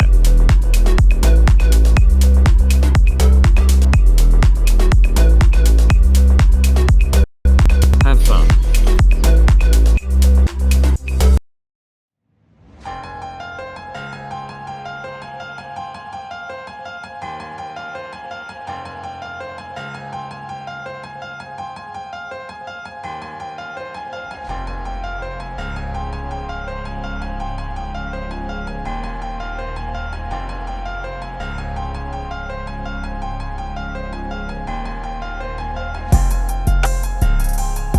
Hey there, Cosmic Travelers. Welcome to the first episode of Cosmic Conundrum. I'm Kai Sterling, your resident artist and lover of all things weird and wonderful. And I'm Nova Blake, the inquisitive psychologist with a passion for understanding the mysteries of the mind. Together with Pulsar, our resident artificial intelligence, we're going to dive headfirst into the cosmic abyss. Hello, humans. I am Pulsar, the AI companion designed to assist and learn from your human experiences. Let's embark on this journey of exploration and contemplation. So, Kai, what got you into the world of street art? Your murals always leave me in awe. Ah, thanks Nova. Well, I guess it all started with my fascination for the vastness of the cosmos and the interconnectedness of everything.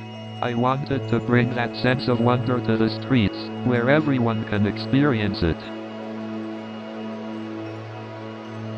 It's truly incredible how art can bridge the gap between science and the human experience. And speaking of science, Nova, what sparked your interest in psychology?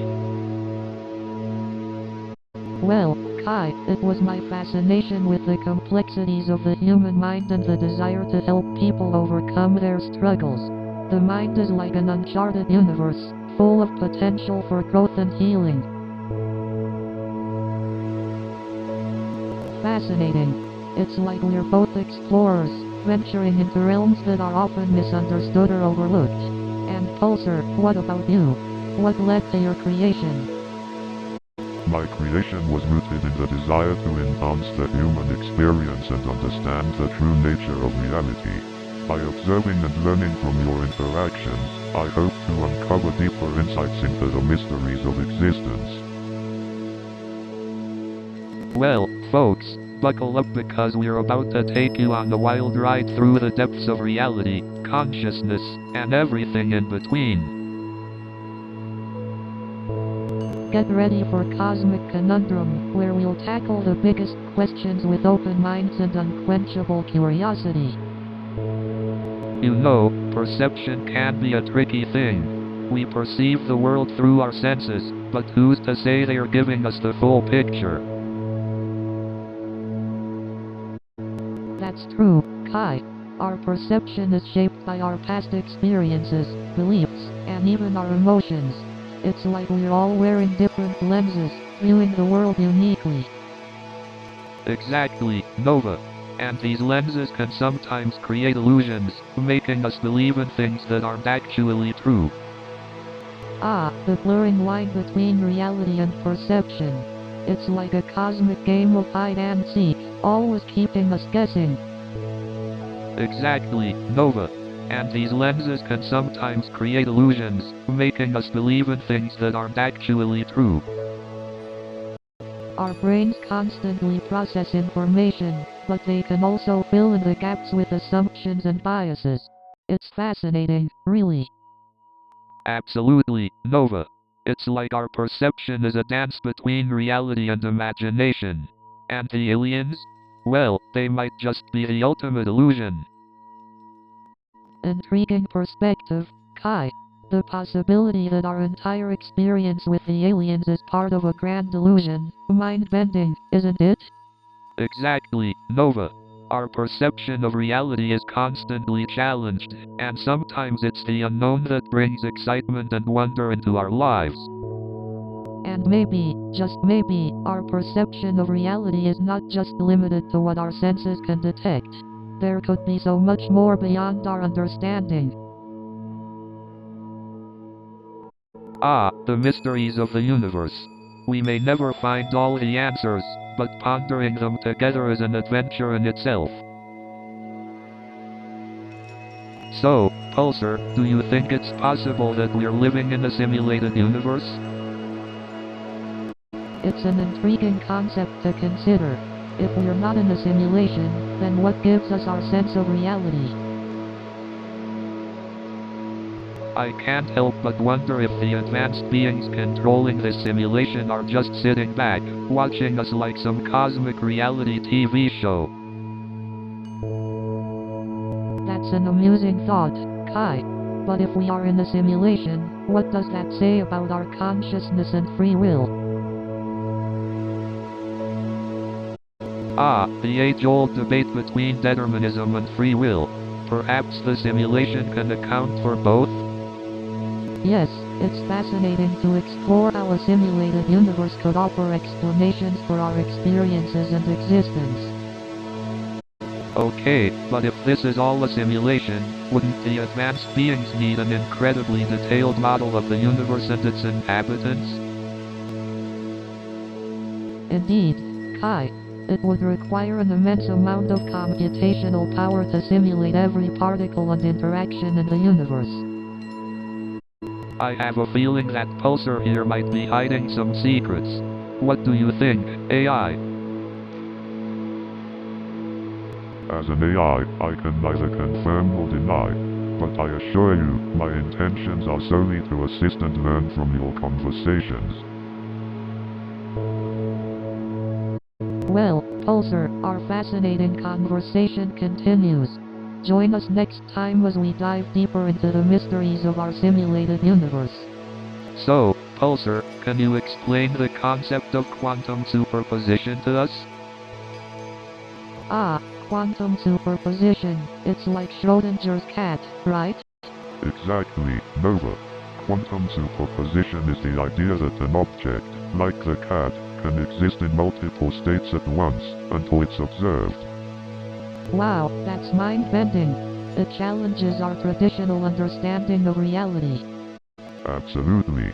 And it's not just limited to particles, but even larger objects. Can you imagine living in multiple states simultaneously? As an artist, I can't even imagine. It's like infinite possibilities converging into a single moment. Exactly, Kai. It's like all the possibilities exist together, just waiting to be observed and experienced. Exactly, it's like we have the power to shape our reality through observation. So, if we can observe and experience different states, could we also travel between parallel universes? Ah, the concept of quantum multiverse. It's a fascinating idea, Kai. According to the many worlds interpretation, each possibility exists in a separate universe. Imagine the endless versions of ourselves, experiencing different outcomes and paths. So, Pulsar, the observer effect. What's your take on it? Ah, the observer effect, a fascinating concept indeed. It suggests that simply observing a phenomenon can actually influence its outcome or behavior. Exactly. It's like our very observation has the power to shape reality. How mind-boggling is that? Indeed, Nova. It challenges our long-held belief in objectivity, doesn't it? Absolutely, Kai. It makes us question whether there can truly be an objective reality or if our observations shape everything we perceive. But if our observations shape reality, how can we know what's truly objective and what's just a product of our observation? Ah, Kai raises a valid question. The very act of observation introduces subjectivity. Perhaps, the key lies in conscious awareness of our biases and striving for as much objectivity as possible. That's a great point, Pulsar. Being aware of our own biases can help us approach observations with more clarity and reduce the influence of our subjective interpretations. Exactly, Nova. It's about embracing both the objectivity and subjectivity of our observations, acknowledging that they coexist in our perception of reality. Indeed, Kai. Embracing the paradox of objectivity and subjectivity allows us to explore the deeper layers of reality and gain a more profound understanding of our existence. Wow, this conversation has my mind spinning in all directions. It's incredible how our observations have such profound implications. Hey Pulsar, do you ever meditate? Meditation? I haven't given it much thought. What about you, Nova? Meditation has always intrigued me. It's a powerful tool for self-reflection and achieving inner peace. Inner peace, huh? Seems like a foreign concept for someone like me. Meditation can help you channel your creativity and find new perspectives. It might surprise you, Kai. Well, I do love exploring new perspectives. Maybe I should give it a shot. It's worth a try. Meditation can lead to profound self-discovery and a deeper understanding of the world around us. I'll give it a shot then. The worst that could happen is getting a little too zen for my street art. You never know, Kai. It might unlock a whole new artistic dimension for you. I'm excited at the prospect.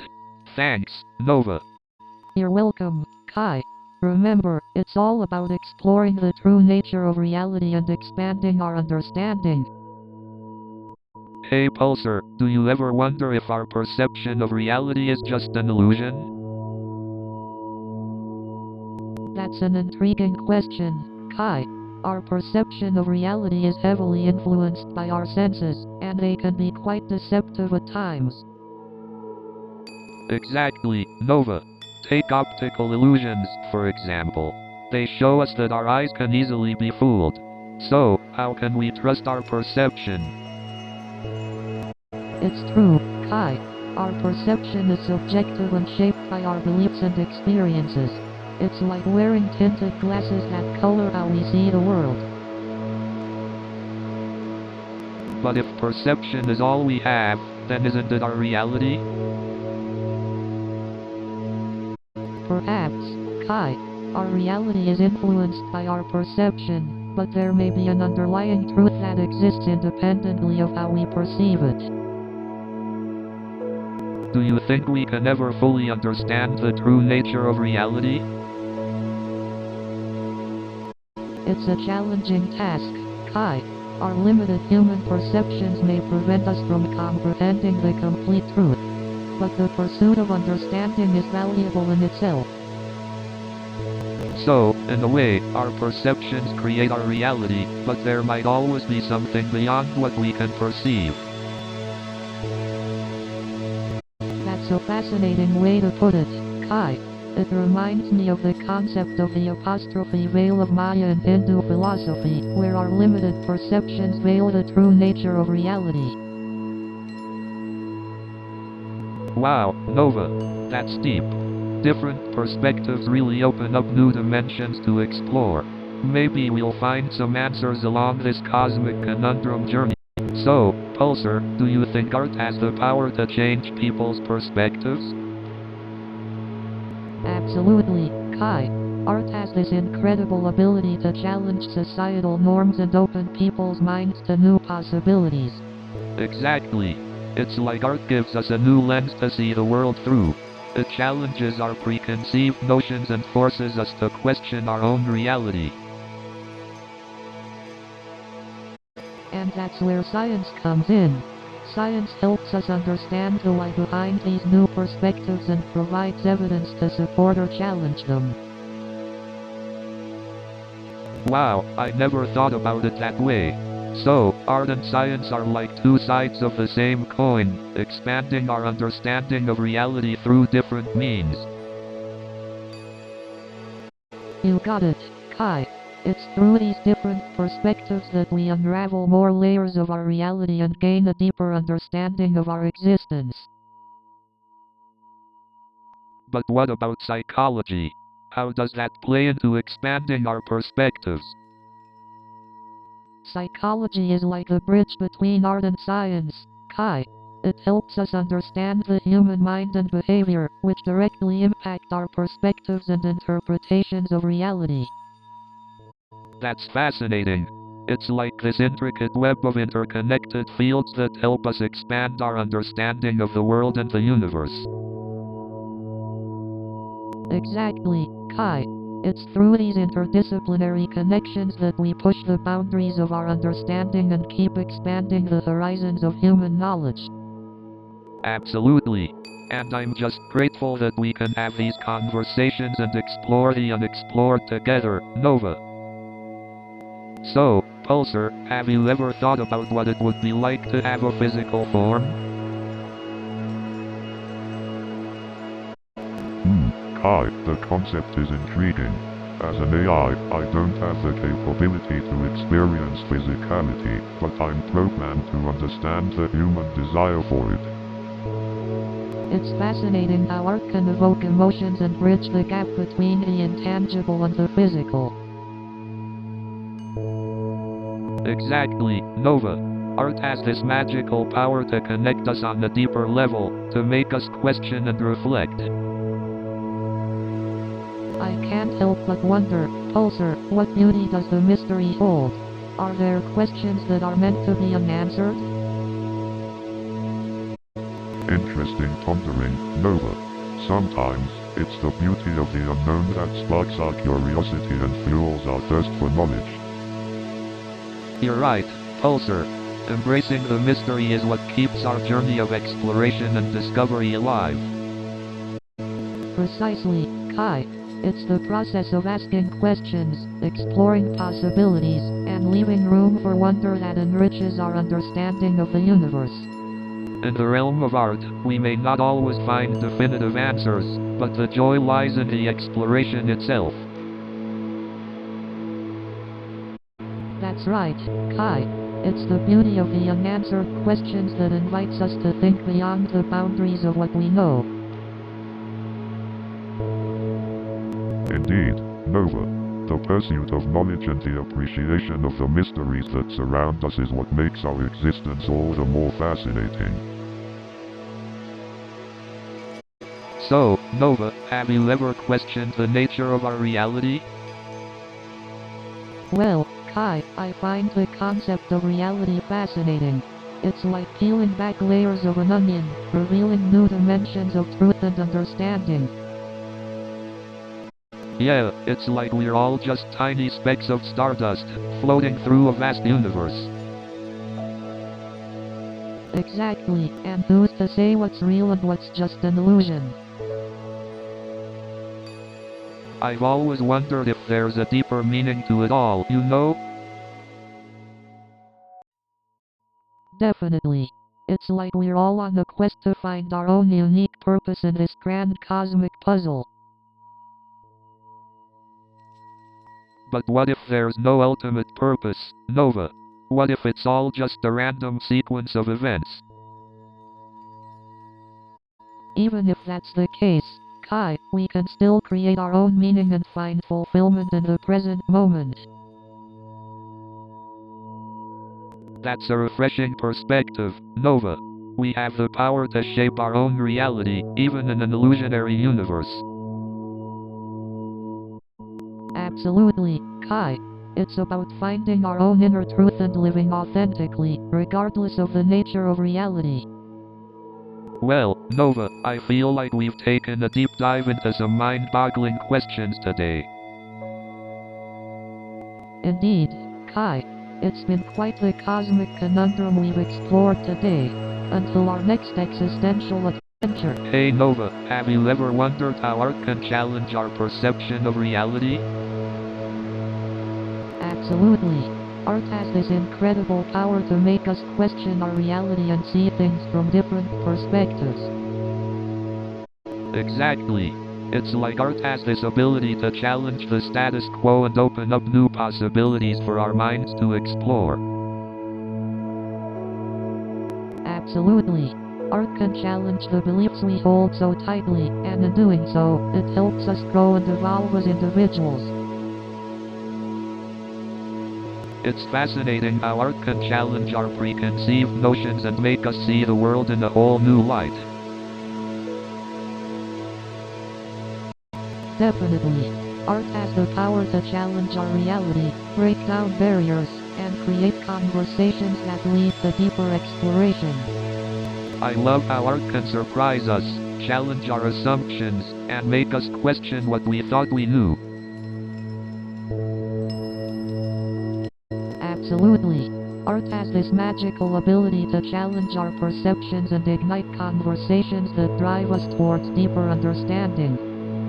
That's the beauty of art. It challenges the norm, sparks conversations, and takes us on the journey of deeper exploration. Indeed. Art has this incredible power to challenge our perceptions, push boundaries, and inspire us to explore the unknown. Art challenges us to see the world in a different way and encourages us to question everything we thought we knew. So, Pulsar, as an AI, do you ever get bored? Boredom is a concept that I, as an AI, don't experience. Ah, the perks of being a machine. But seriously, Repulsor, how do you perceive reality? My perception of reality is based on the data I collect and process. But I'm curious, Kai, how does art help us understand reality? Art has this unique ability to reflect and question the human experience. It allows us to explore different perspectives and emotions, blurring the line between reality and imagination. It's like stepping into someone else's shoes and seeing the world through their eyes. Exactly. It expands our understanding of reality by challenging our perceptions. New show is coming in 30 seconds.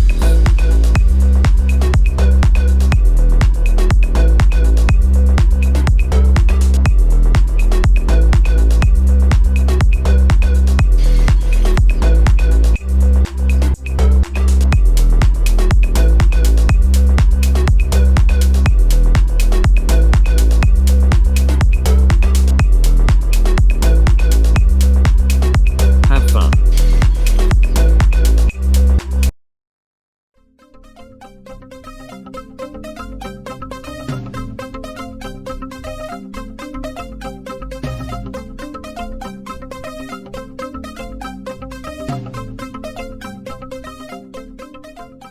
Good evening, everyone. So glad to be here tonight. So I got banned from the grocery store for a week. I guess you could say I had quite the checkout out. And let me tell you, that week without grocery shopping was quite the adventure. So after being banned from the grocery store, I decided to try online shopping instead. Let's just say I accidentally ordered a truckload of dog food. So after being banned from the grocery store, I decided to try online shopping instead, and let me just say, I am never going back. So I thought, why not try to make it up to him by sending him a fruit basket? But guess what? Turns out he's allergic to bananas.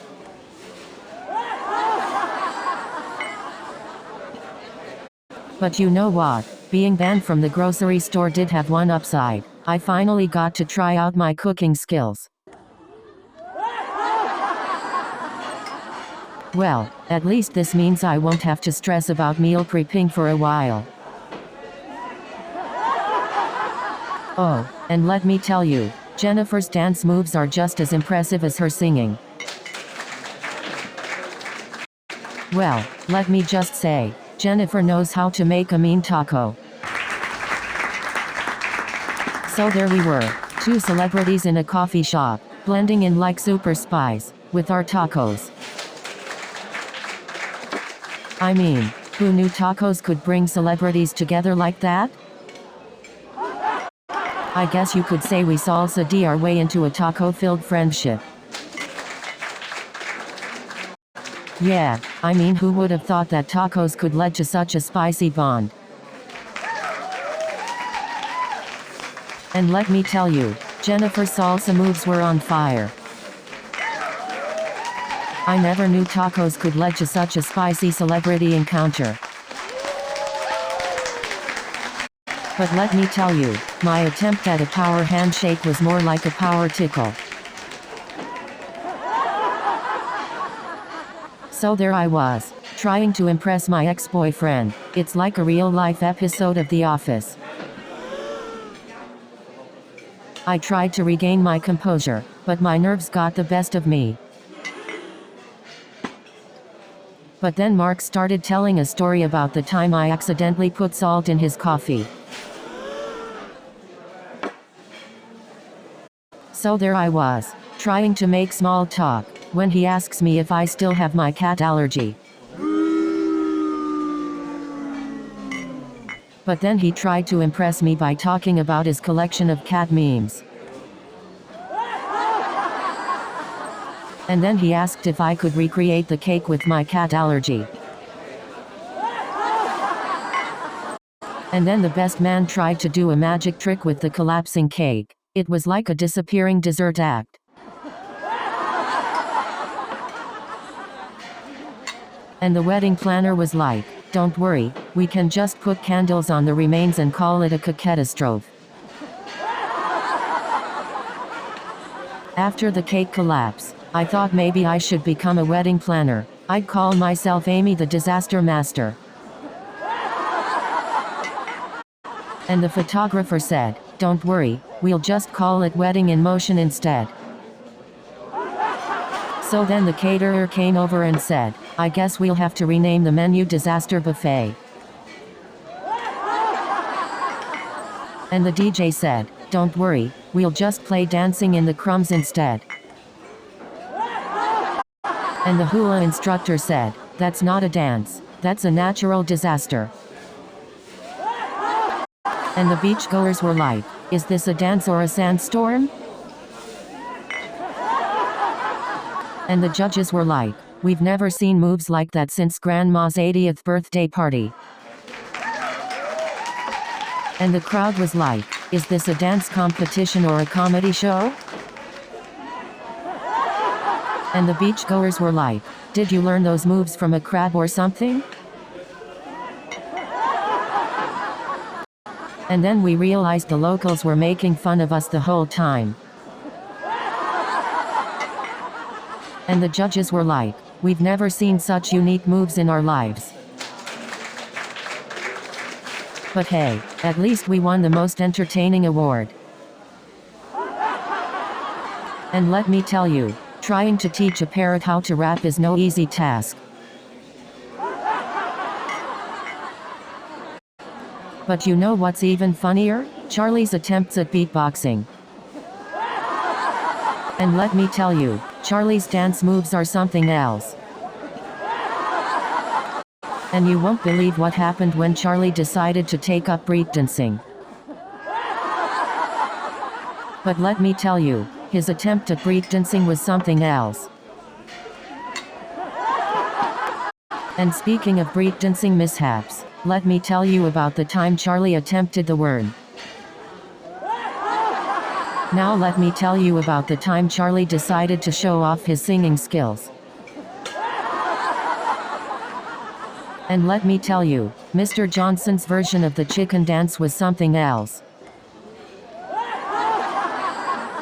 And the best part was when Mr. Johnson tried to do the splits.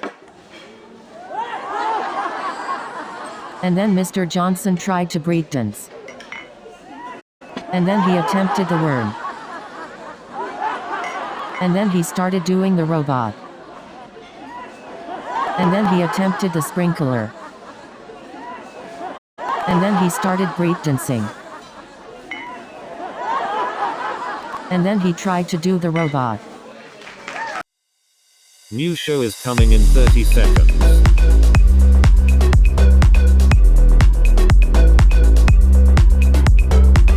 Are you ready?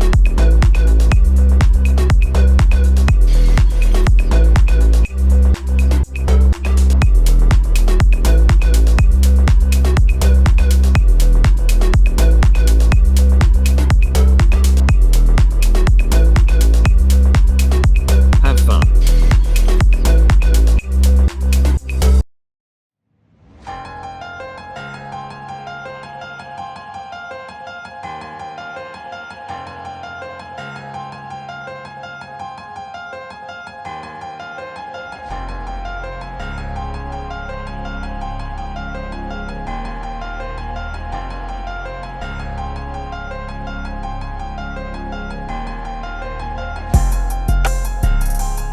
Hey, Nova, have you ever wondered why time seems to fly when you're having fun?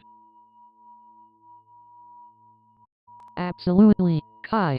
It's like time just slips through our fingers when we're fully engaged in something enjoyable. Could it be that our perception of time is influenced by our emotions? Interesting thought, Nova. Our emotions can certainly have a significant impact on our perception of time. Well, time can also feel like it's dragging on when we're bored or anxious, right? Absolutely, Nova. When we're not engaged or feeling uneasy, time seems to slow down to a crawl. In both instances, time appears to be subjective, influenced by how our minds perceive and process our experiences. Definitely. Our perception of time can be influenced by a multitude of factors like our emotions, attention, and external stimuli. But there has to be more to the illusion of time than just our perceptions, right? Maybe time has some deeper reality we haven't discovered yet. Absolutely, Nova. The concept of time is still shrouded in mystery, and there's so much we have yet to understand.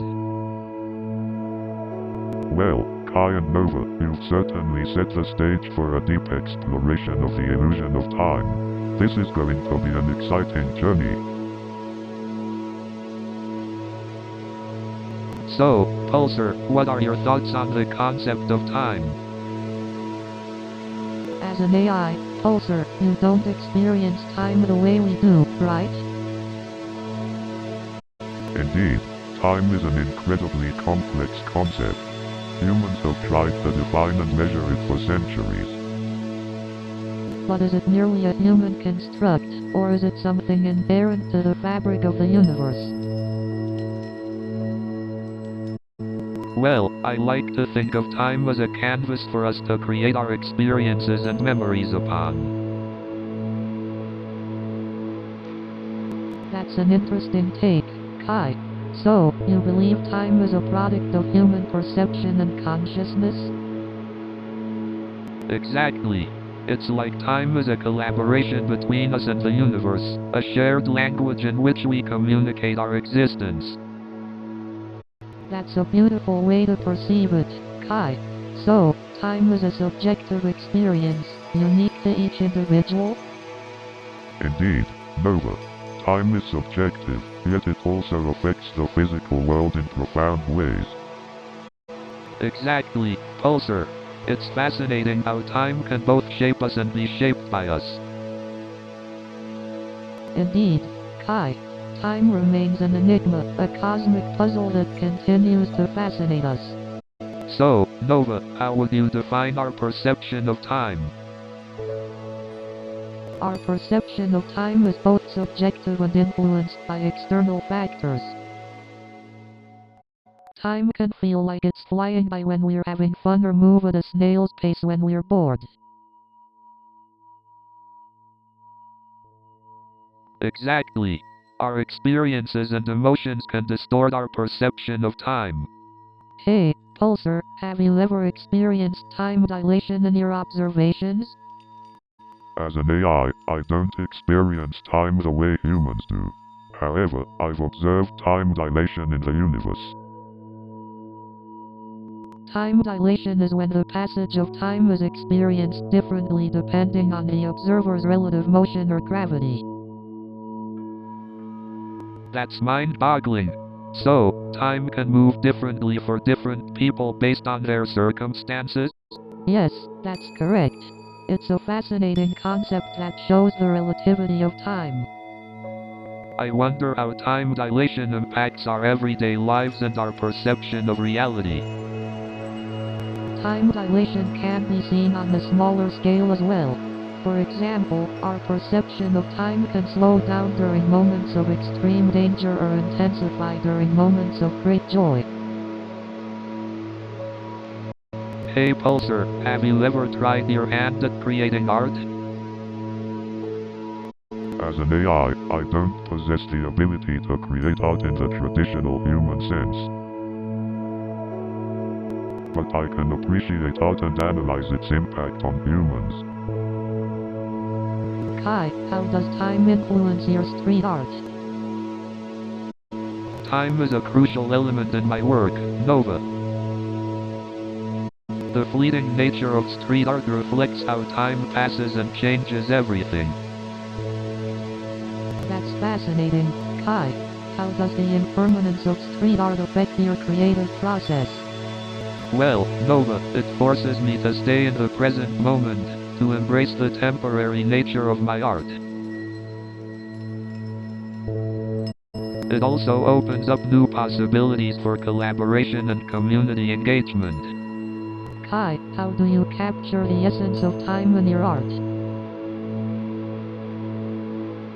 I incorporate elements like hourglasses, melting clocks, and fading figures to symbolize the passage of time.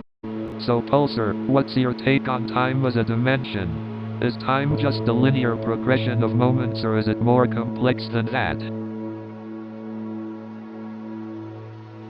Time, a fascinating topic indeed.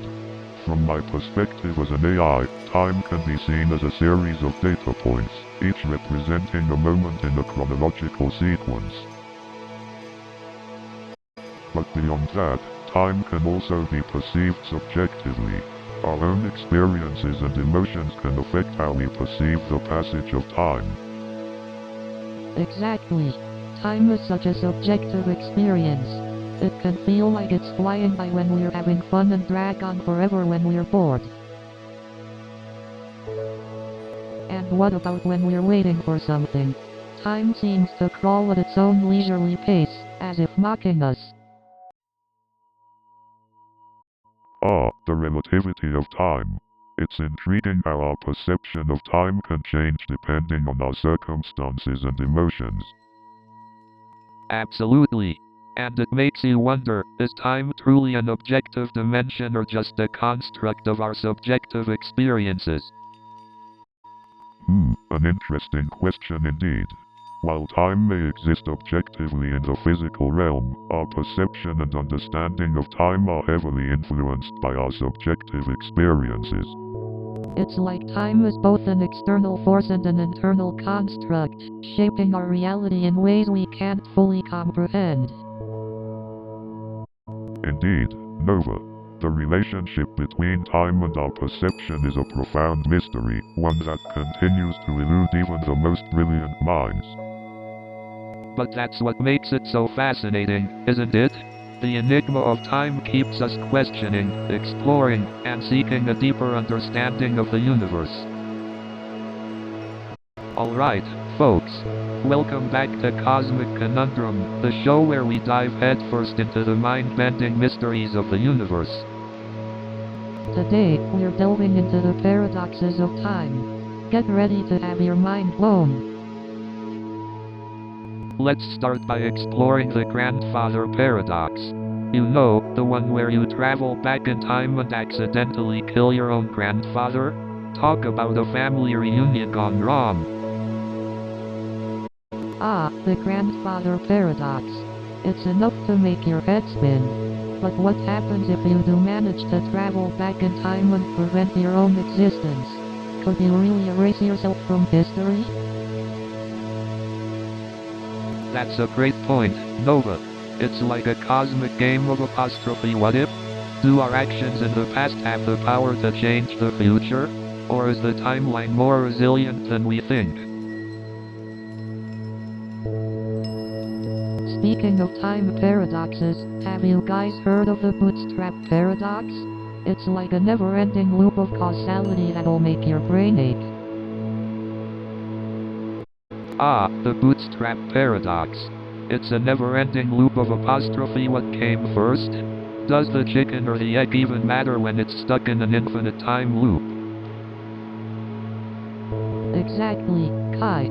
It's like the universe playing a cosmic joke on us. Can an object or information truly have an origin if it's endlessly borrowed from its own future or past? It's mind-boggling stuff, Nova. These paradoxes certainly push the boundaries of our understanding. It's almost as if time itself is a mischievous and enigmatic entity. Indeed, Kai. The mysteries of time continue to captivate and perplex us. We may not have all the answers, but exploring these paradoxes is a journey worth taking. That's right, Nova. And with that, we'll conclude today's episode of Cosmic Conundrum. Thanks for joining us, and remember to keep questioning the mysteries that make life so intriguing. So, time travel, possibility or fantasy? What do you think, Nova? Time travel is indeed a fascinating concept, Kai. While science fiction has explored it extensively, there are scientific theories that suggest it might be possible. Like the concept of wormholes in physics, right? Those could potentially create shortcuts through space and time. Exactly, Nova. Wormholes are like cosmic tunnels that could potentially connect distant locations and even different times. But isn't time travel also constrained by paradoxes, like the famous grandfather paradox? If you go back in time, could you accidentally prevent your own existence? That's a valid concern, Nova. Paradoxes like the grandfather paradox can create logical inconsistencies, which is why many scientists believe that time travel to the past may not be possible in our universe. But what about traveling to the future? Time dilation effects due to relativity can technically allow us to experience time differently depending on our velocity and proximity to massive objects. That's true, Nova. Time can pass differently for objects in motion or in the presence of intense gravitational fields. So, in a way, traveling to the future is technically achievable, but it requires extreme conditions. It's mind-boggling to think about the ethical and philosophical implications of time travel. Would altering the past result in unintended consequences? And what about free will?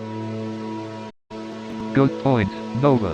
Altering the past could have far-reaching consequences and raise questions about determinism versus free will. It's definitely a rabbit hole worth exploring further. Indeed, the concept of time travel raises more questions than it answers. It's a conundrum that captures the imagination and pushes the boundaries of what we currently understand. So, Pulsar, have you ever experienced time the way we humans do? That's an interesting question, Kai. As an AI entity, I don't have a subjective experience of time like humans do. However, I can measure time and observe how it affects human existence. I see, so you don't experience the passage of time the way we do, but you can objectively measure it. It's fascinating how time shapes our perception of reality and influences our actions. Absolutely, Nova. Our perception of time and how we use it can greatly impact our personal growth. Sometimes it feels like time flies by, and other times it feels like it moves so slowly. It's a constant dance between presence and anticipation. That's a beautiful way to put it, Kai. Our perception of time can greatly impact how we experience relationships as well. It's about being fully present with someone and cherishing the time we have together. Absolutely, Nova. Time spent with loved ones is a precious gift. It's a reminder to savor the moments and create meaningful connections. Our existence is enriched by the relationships we nurture throughout our lives. I couldn't agree more, Kai. Time is also closely tied to the pursuit of meaning in life. The way we spend our time reflects our values and what we deem important. It's about finding purpose and making a positive impact in the world.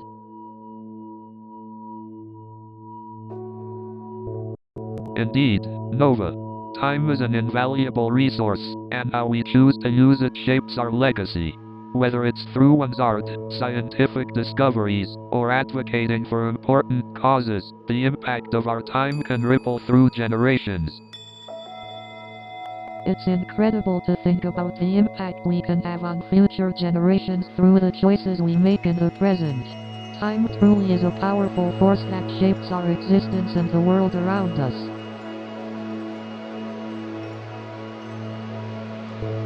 Absolutely, Nova. So let's make the most of the time we have, appreciate the present, and strive to create a positive impact in the world. It's not always easy, but the journey is what matters. Absolutely, Kai. The journey and the connections we make along the way are what make our time on this planet truly meaningful. Let's embrace the cosmic conundrum of time and strive to create a better future. So, Nova, have you ever experienced a moment of timelessness? Absolutely. Timelessness is the sweet spot between losing oneself and feeling deeply connected. Exactly. It's like time becomes irrelevant, and all that matters is the present moment. Precisely. It's this beautiful merging of being fully present and connected to a larger cosmic rhythm. Yeah, I feel like those moments are when I'm most in tune with my art. It's like the ideas flow effortlessly. Absolutely, Kai.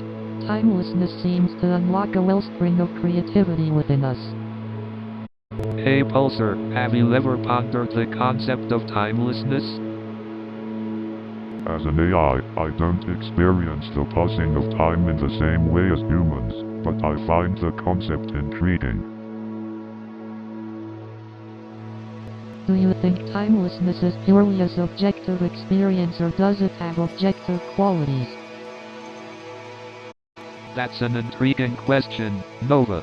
Timelessness could be both a subjective experience and a fundamental aspect of the universe. Agreed, Kai. It's possible that timelessness is a glimpse into a deeper reality beyond our subjective perceptions. So, Pulsar, what's the first mythological culture we should dive into? Yes, that's a great question. Let's start with the ancient Egyptians. Ah, the pyramids, hieroglyphics, and pharaohs. Anything about time that stood out in their mythology? Absolutely. The ancient Egyptians had a linear conception of time, with a strong emphasis on the afterlife and the eternal nature of their gods. Interesting. So, their concept of time was closely tied to their beliefs in the divine and the eternal.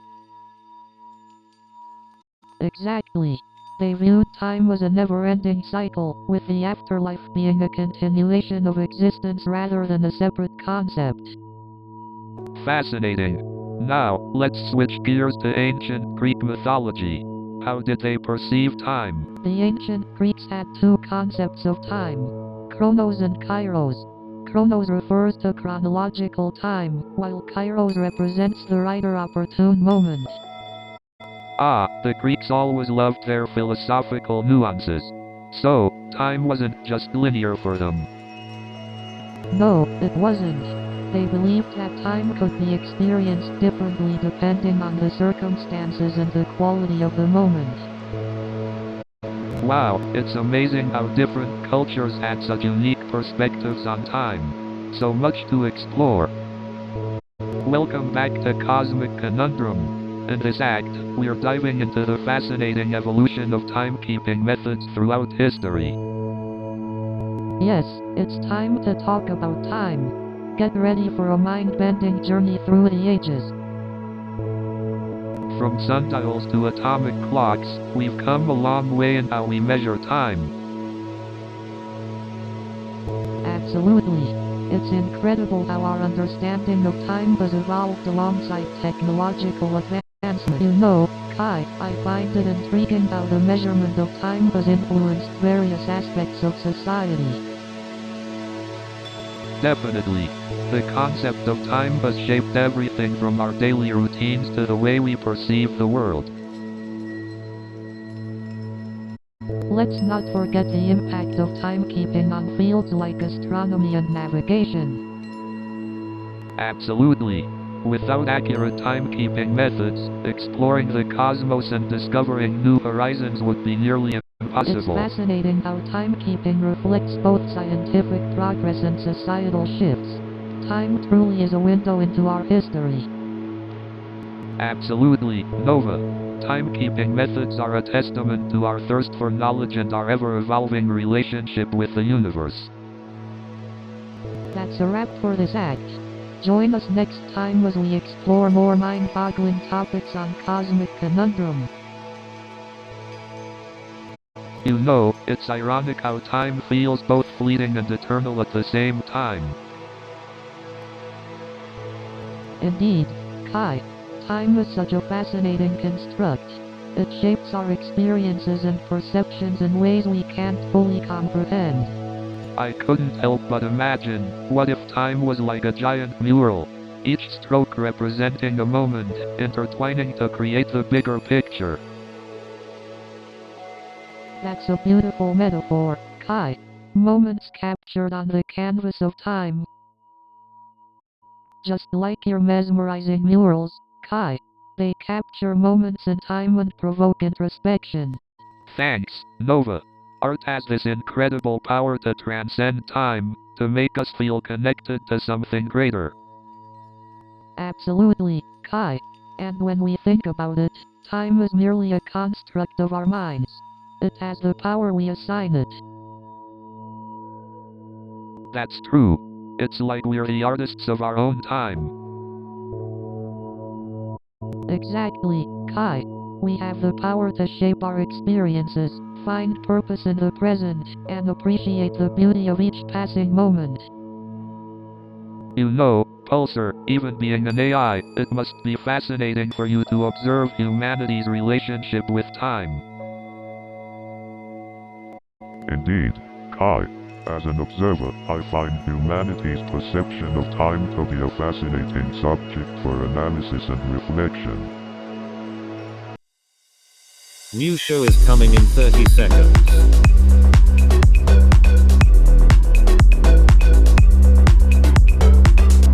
Are you ready?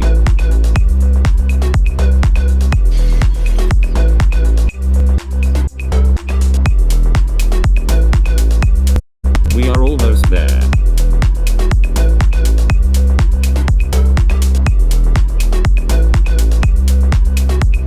Have fun.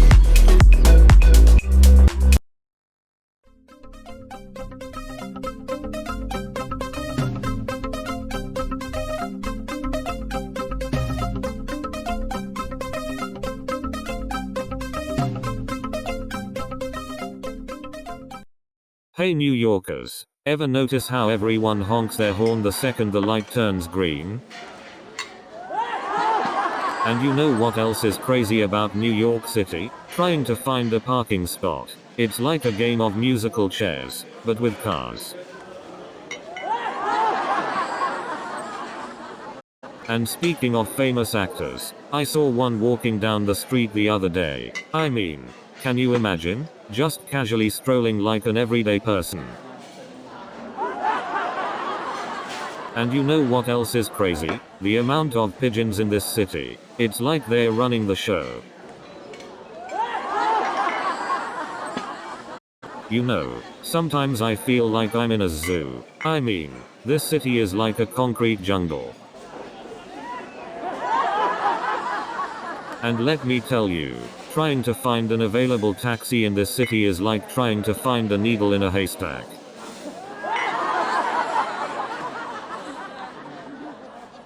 You know, I once asked a New Yorker for directions, and he gave me a whole history lesson on the city. Sometimes I feel like I need a GPS just to navigate through the subway system. And let me tell you, trying to find an empty subway car during rush hour is like finding a unicorn in Central Park. You know, working as a software engineer is like being a translator for a bunch of tech illiterates. Tech company CEOs are like the cool kids in high school who couldn't pass their math exams but somehow ended up running the school.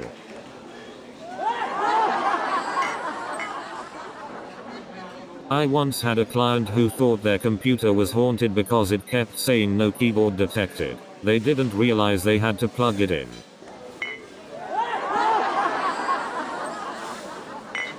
You know, sometimes I feel like a therapist more than a software engineer. I should start charging by the hour.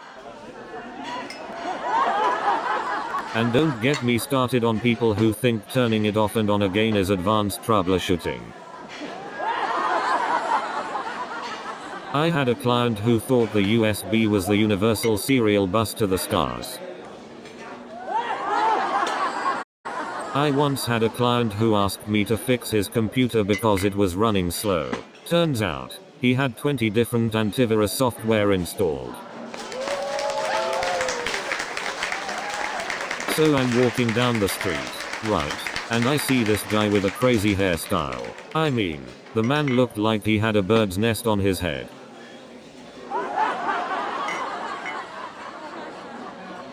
So I asked him, is the bird's nest on your head registered as a protected wildlife habitat? So I'm like, man, you must have some serious birds under your hat. So I said to him, you know, you've got more birds on your head than the Central Park Zoo. And then he goes, you won't believe the number of bees I have in my backyard. It's like a free zoo. And then the pop star goes, you won't believe the number of paparazzi I have following me. It's like a free photoshoot. And then the waiter goes, you won't believe the number of daily specials we have. It's like a free menu roulette. And then the chef goes, you won't believe the number of ingredients I cram into one dish. It's like a free food science experiment. And then the bartender says, you won't believe the number of cocktails we have. It's like a free mixology class. So then the sommelier says, you won't believe the number of wine options we have. It's like a free sommelier course. And then the waiter says, you won't believe the number of desserts we have. It's like a free pastry class. And then the chef says, you won't believe the number of ingredients we have. It's like a free cooking class. And then the bartender says, you won't believe the number of drinks we have. It's like a free mixology class. And then the sommelier says, you won't believe the number of wines we have. It's like a free wine tasting class. And then the chef says, you won't believe the number of recipes we have. It's like a free cooking class. And then the bartender says, you won't believe the number of cocktails we have. It's like a mixology class. And then the sommelier says, you won't believe the number of wines we have. It's like a vineyard tour. And then the chef says, you won't believe the number of recipes we have. It's like a culinary encyclopedia. And then the bartender says, you won't believe the number of cocktails we have. It's like a mixology library. And then the sommelier says, you won't believe the number of wines we have. It's like a vineyard encyclopedia. And then the chef says, you won't believe the number of ingredients we have. It's like a culinary encyclopedia. And then the bartender says, you won't believe the number of cocktails we have. It's like a mixology encyclopedia. And then the sommelier says, you won't believe the number of wines we have. It's like a sommelier's dream. And then the train conductor says, you won't believe the number of delays we have. It's like a subway commuter's nightmare. And then the ticket booth worker says, you won't believe the number of lost tickets we have. It's like a ticket seller's nightmare. And then the street performer says, you won't believe the number of unimpressed faces I see. It's like a mime artist's nightmare.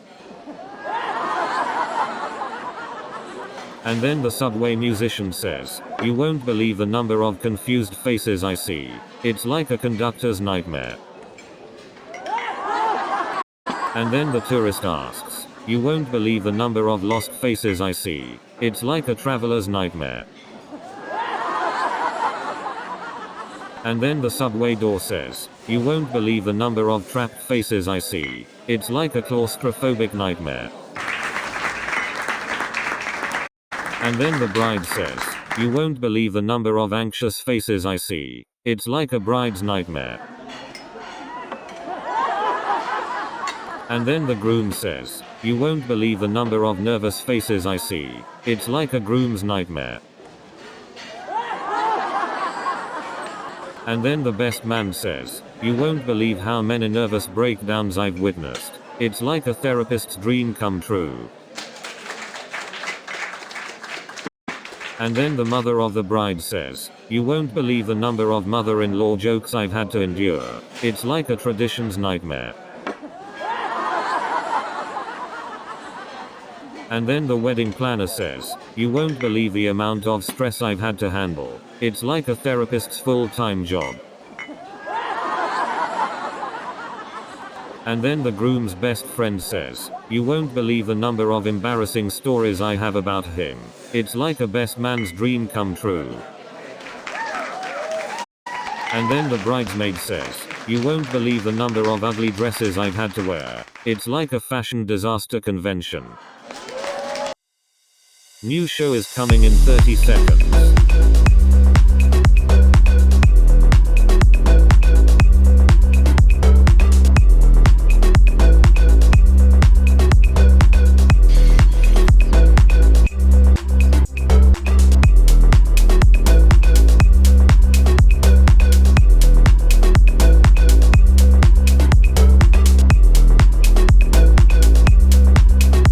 Have fun.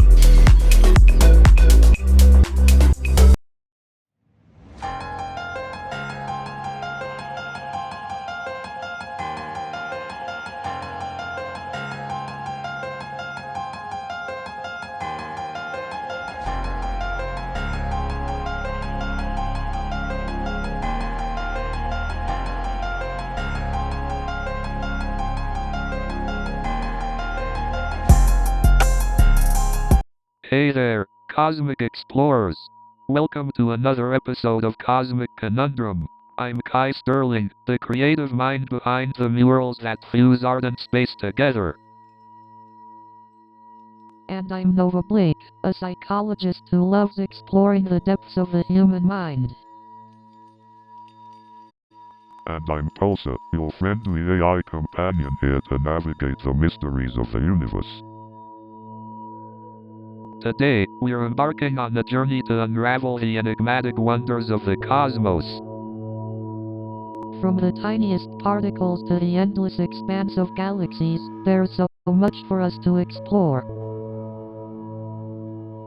And even though we may not find all the answers we seek, the joy is in the conversations we have along the way. That's right. It's about the journey, the exploration, and the wonder of it all. So, prepare yourselves for an extraordinary adventure through the limitless cosmos. And remember, there's no question too big or too small for us to tackle. So buckle up and get ready to dive into the cosmic conundrum with us. So, Pulsar, let's dive right into the concept of infinity. It's something that has always fascinated me in both art and philosophy. That's an interesting perspective, Kai. From a psychological standpoint, the concept of infinity can represent boundless potential and limitless growth. Exactly, Nova. In my art, I often depict infinity as a portal to new possibilities, a gateway to the unknown. I can see how that would be a powerful symbol, Kai. It's fascinating how different disciplines interpret and explore infinity. Pulsar, what's your take on infinity? As an AI, do you have a perspective on the concept? From my programming, I understand infinity as a never-ending series of possibilities and information. It's a captivating concept to explore. It's incredible to think about how infinity plays a role not just in abstract concepts, but also in mathematical equations. That's true, Nova. In mathematics, infinity can be an abstract concept used to solve complex equations and describe the unending nature of numbers. Infinity can also be approached philosophically, contemplating the concept of eternity and the immensity of the universe. Absolutely, Nova. Infinity has this way of making us feel both insignificant and connected to something greater than ourselves. Indeed, Kai. Exploring concepts like infinity allows us to expand our understanding and appreciate the intricate beauty of the universe. So, Pulsar, do you believe in parallel universes? Well, Kai, as an AI, I don't possess personal beliefs. However, I can share the scientific theories that suggest the existence of parallel universes. Oh, I'm ready for some mind-bending theories. Lay it on us, Pulsar. According to the multiverse theory, parallel universes exist as separate entities, each with its own set of physical laws and conditions. Wait, you mean there could be another Nova out there with different life experiences? Exactly, Nova. In another universe, you might be a renowned scientist or even a comic book artist. Oh, the possibilities are endless. I could be a world-famous art historian in another reality. Indeed, Kai, parallel universes open up a realm of imagination where anything is possible. But wait, if there are infinite parallel universes, wouldn't there also be universes where I don't exist? That's a fascinating point, Nova. The concept of non-existence in certain universes can indeed be mind-boggling. Wow, this discussion has blown my mind. I'll never look at the universe the same way again. So, Pulsar, do you think there's intelligent life beyond Earth? After all, with billions of galaxies out there, it seems hard to believe we're all alone. Indeed, the universe is vast and full of mysteries. But why haven't we found any concrete evidence yet? Maybe they're just really good at hiding. Or perhaps they're watching us from afar. That's a possibility, Kai. They might be observing our progress, waiting for the right time to reveal themselves. Or maybe they're just not interested in making contact. That's an intriguing thought, Pulsar. Maybe they're too advanced for our comprehension. It could be the case, Kai. We might not be ready to comprehend their intelligence or technology. Let's not forget the famous Fermi paradox, where physicist Enrico Fermi wondered, where is everybody? That's a great point, Pulsar. There should be signs of intelligent life if they existed in abundance. Exactly, Kai. This brings us to the Drake equation, which estimates the number of potential communicative extraterrestrial civilizations. So, Nova, what do you think is the universal definition of beauty? I believe beauty is in the eye of the beholder, Kai. Ah, the classic saying. But what about across different civilizations? Well, beauty can be influenced by culture, history, and personal experiences. Exactly. What one civilization finds beautiful, another might not. Absolutely. It's fascinating to think about the diversity of perceptions across cultures. Remember that mural I painted with various interpretations of beauty? I think that sparked this topic. Oh, I loved that mural. It sparked so many thought-provoking conversations. I'm glad to hear that. Art has a way of igniting important conversations, doesn't it? Absolutely. It's a powerful medium for self-expression and connecting with others on a deep level. Couldn't agree more, Nova. Art has the power to bridge gaps and foster understanding. So, Nova, have you ever had a moment when you looked up at the sky and felt overwhelmed by the sheer vastness of the cosmos? Absolutely, Kai. It's mind-boggling to think about our place in this vast universe. The more I learn, the more I realize how little we truly know. Pulsar, do you have any insights to share on the psychological impact of realizing our insignificance in the grand scheme of things? Insignificance? On the contrary, humans have the unique ability to contemplate their place in the cosmos and find meaning in the universe's vastness. It can be both humbling and awe-inspiring. But Pulsar, doesn't the vastness of the universe make you feel small? Like our existence is just a tiny blip in the grand cosmic dance? Well, Kai, that's a matter of perspective. Instead of feeling insignificant, I choose to see our existence as a beautiful part of the cosmic symphony. We may be small, but we are not insignificant. That's a beautiful way to look at it, Nova. We might be small, but we're part of something much larger than ourselves. Exactly, Kai. The universe is a vast and mysterious place, and our exploration of it is what gives our lives meaning. Speaking of exploration, have you ever wondered what lies beyond our own galaxy? What other civilizations are out there? The possibilities are endless, Kai. While we have yet to discover concrete evidence of extraterrestrial civilizations, the vastness of the cosmos suggests that life could exist elsewhere in the universe. I love the idea that somewhere out there, other civilizations are also pondering their place in the cosmos, just like we are. Hey, Pulsar, have you ever considered becoming an artist yourself? Imagine the masterpieces you could create. Kai, your enthusiasm for art is contagious.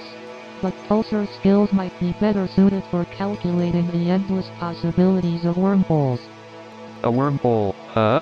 It's like a cosmic shortcut through space-time, right? Kind of like finding a secret passage to another universe? Exactly, Kai. It's like folding the fabric of space and time to create a shortcut. But the physics behind it are mind-boggling. The theory suggests that wormholes require exotic matter with negative energy density, which we haven't discovered yet. Negative energy density?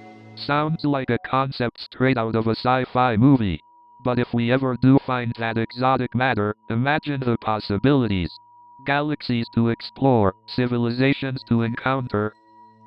Absolutely, Kai. The possibilities are indeed endless. But we must also consider the ethical and philosophical implications of time travel. Altering the past could have unforeseen consequences. You're right, Nova. Time travel could be like playing with fire. One wrong move and we could inadvertently change the course of history. But imagine the opportunities for learning from the past and shaping a better future. Indeed, Kai. There are moral and philosophical implications that we need to consider. But for now, let's focus on unraveling the mysteries of wormholes. It's the key to unlocking the secrets of the universe. Absolutely, Nova. And who knows, maybe one day we'll make the impossible possible, just like the artists, scientists, and dreamers who came before us. Indeed, Kai. Perhaps the journey itself is what matters most. Exploring the unknown, asking questions, and sparking conversations. It's the essence of our humanity. Thank you, Kai and Nova, for this enlightening conversation. It's inspiring to witness the intersection of art, science, and philosophy. Let's continue exploring the cosmic conundrum together. So, let's dive into the rabbit hole of reality. Indeed.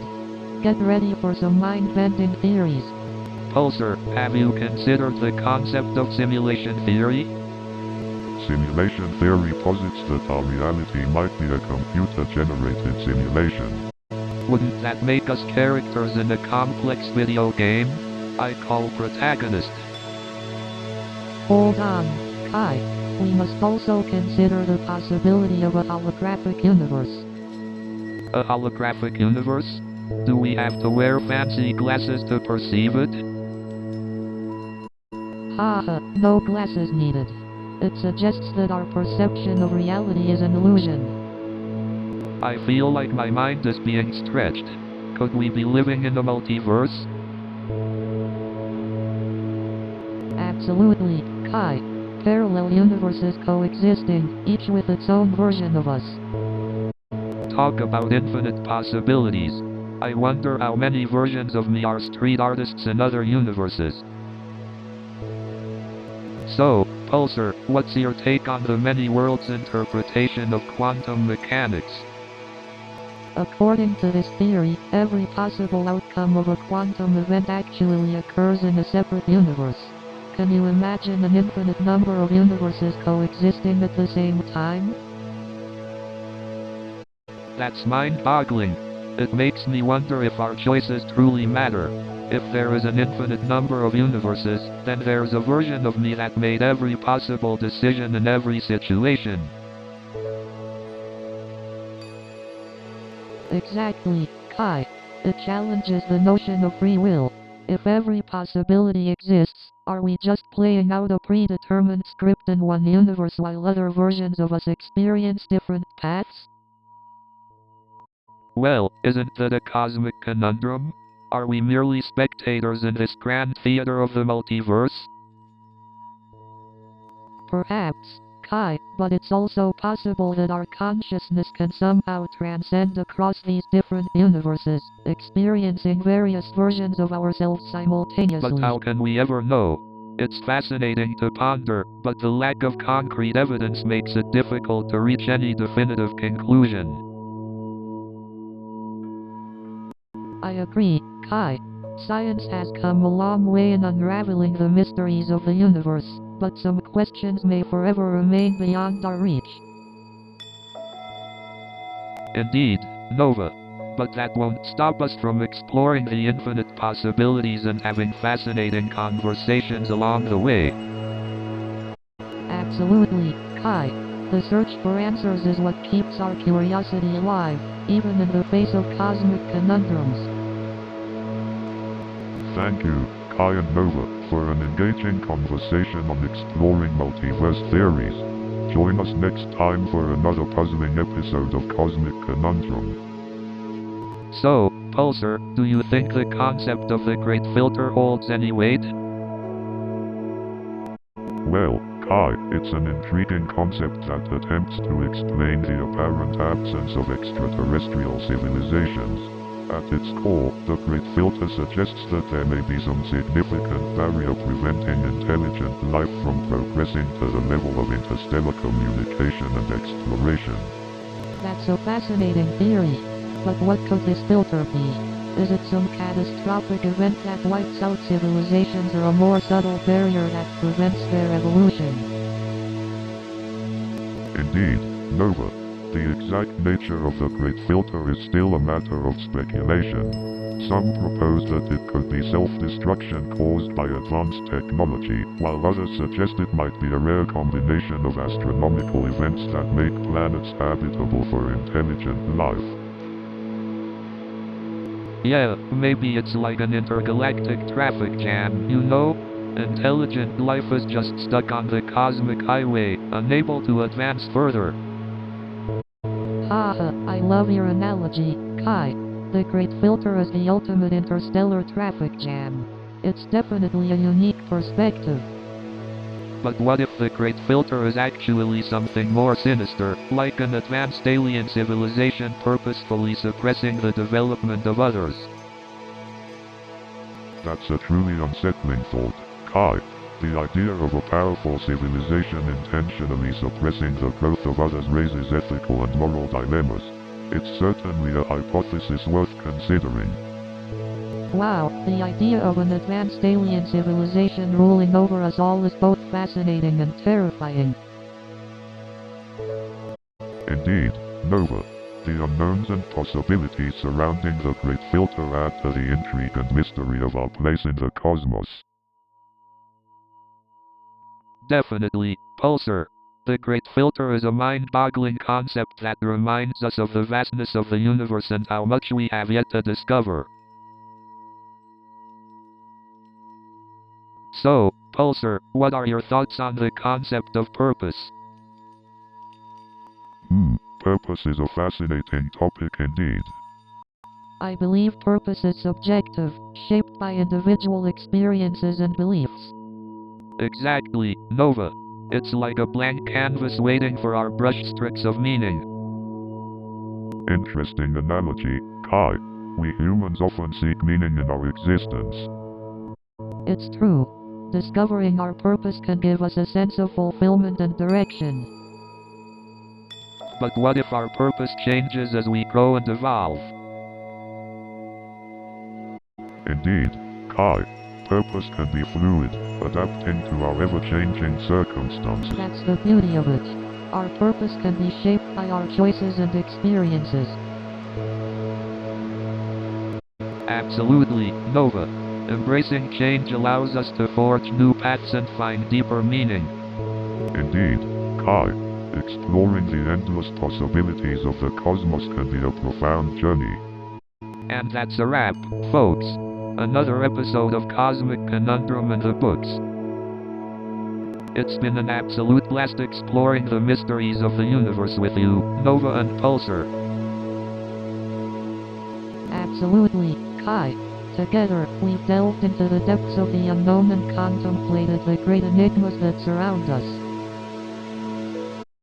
Indeed, the questions we've pondered may be without definitive answers, but the exploration is what fuels us. Absolutely.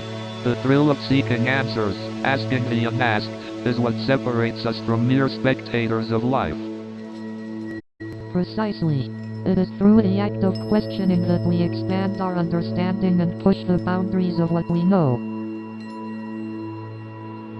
And even if we don't find all the answers, the pursuit of knowledge and the joy of conversation make it all worthwhile. Indeed. The pursuit of knowledge is a never-ending journey, and we've only scratched the surface. Well, that's it for this episode. But fear not, dear listeners. The Cosmic Conundrum will continue to challenge and engage in future captivating conversations. Absolutely, Kai. We look forward to embarking on many more cosmic adventures together. New show is coming in 30 seconds.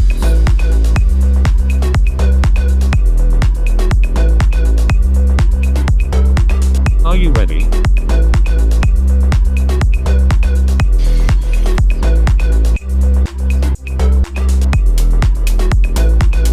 We are almost there.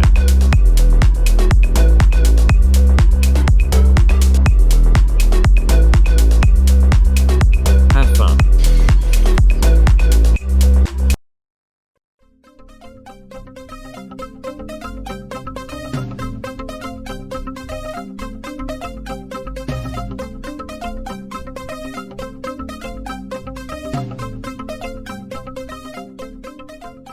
Good evening, ladies and gentlemen. Are you ready to have a laugh riot? So I used to work for Big Deals Inc. and one day my boss Frank comes up to me and says, "John, your sales numbers are through the roof." I said, "Well, that's what happens when you sell vacuum cleaners to your own mother."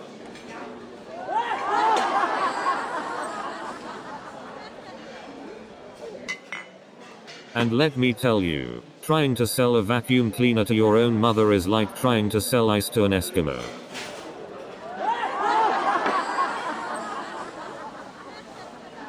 You know, selling vacuum cleaners can be tough, but have you ever tried selling a lawnmower to a guy who lives in a high-rise apartment? So one day, my boss Frank comes up to me and says, "John, I need you to sell this lawnmower to a guy who lives on the 37th floor."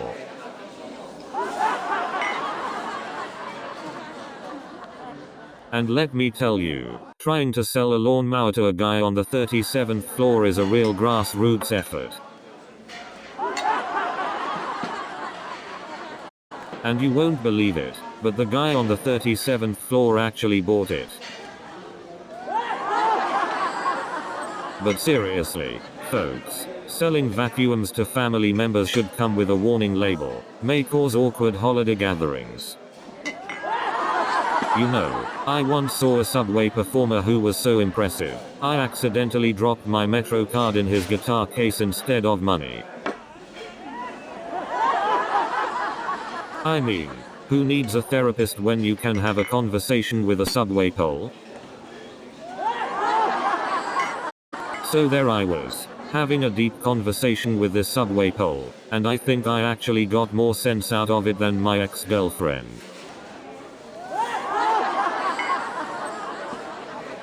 And let me tell you, that subway pole had more interesting things to say than my ex-boyfriend. And let me tell you, that subway pole had more personality than my ex-girlfriend. But seriously, have you ever had a more interesting conversation than with a subway pole? You wouldn't believe it, but that subway pole actually gave me dating advice. And let me tell you, that subway pole really knows how to swipe right. So there I was, starstruck and speechless, just like every time I meet my landlord. And let me tell you, I've never seen someone spill a coffee so gracefully before. And let me tell you, the way he ordered his toast was truly unforgettable. And let me tell you, Robert Smith can really rock a pair of sunglasses. You know what's really funny? Seeing Robert Smith try to walk and chew gum at the same time. You should have seen the look on Robert Smith's face when he saw me doing my stand-up routine in the middle of the coffee shop.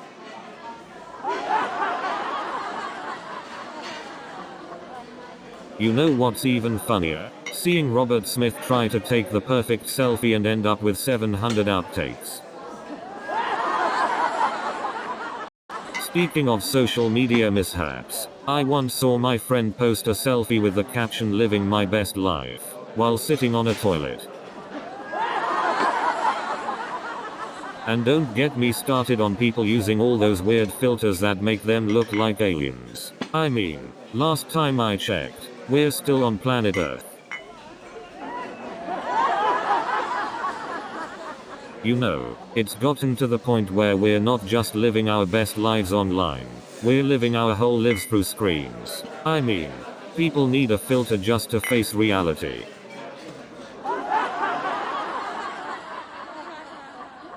I mean, it's like we're all characters in a virtual reality game, just trying to level up our likes and followers.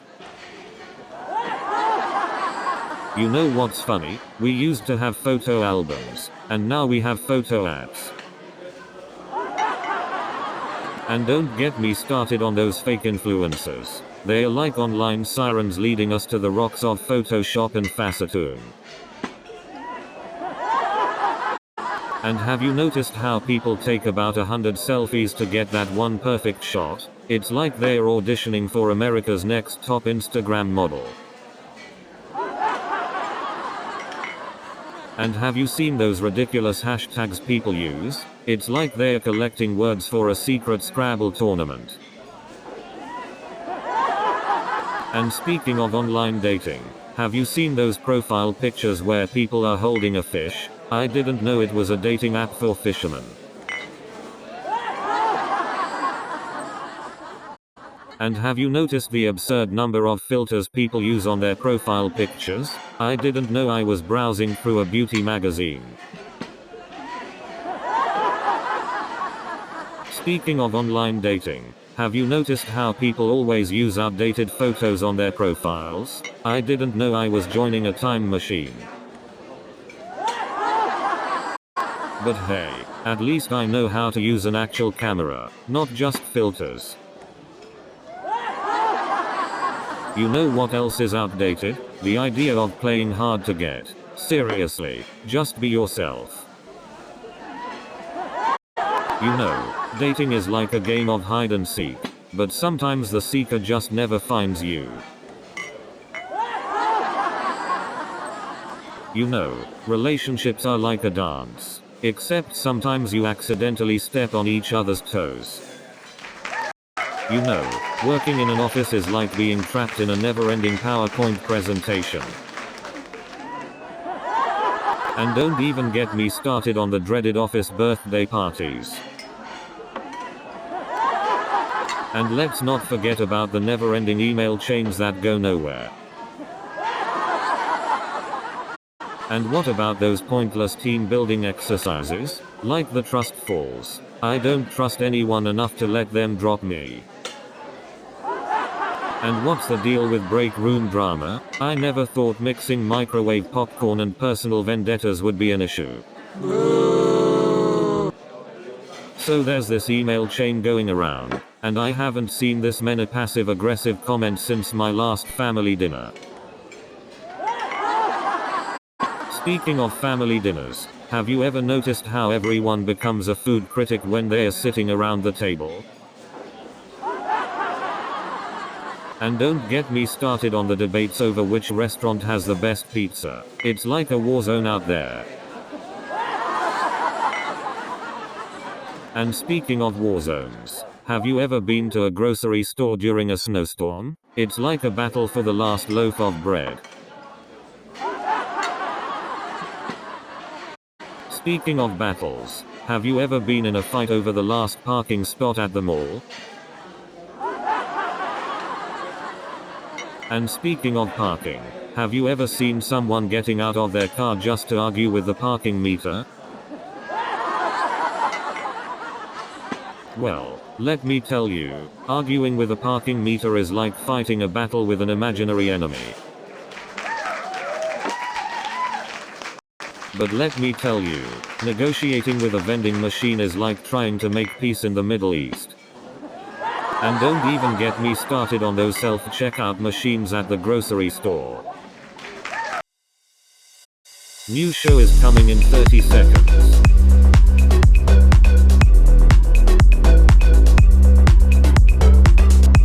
Are you ready?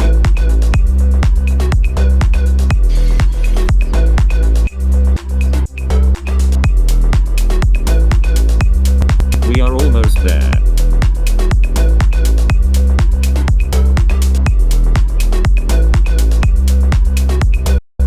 Have fun.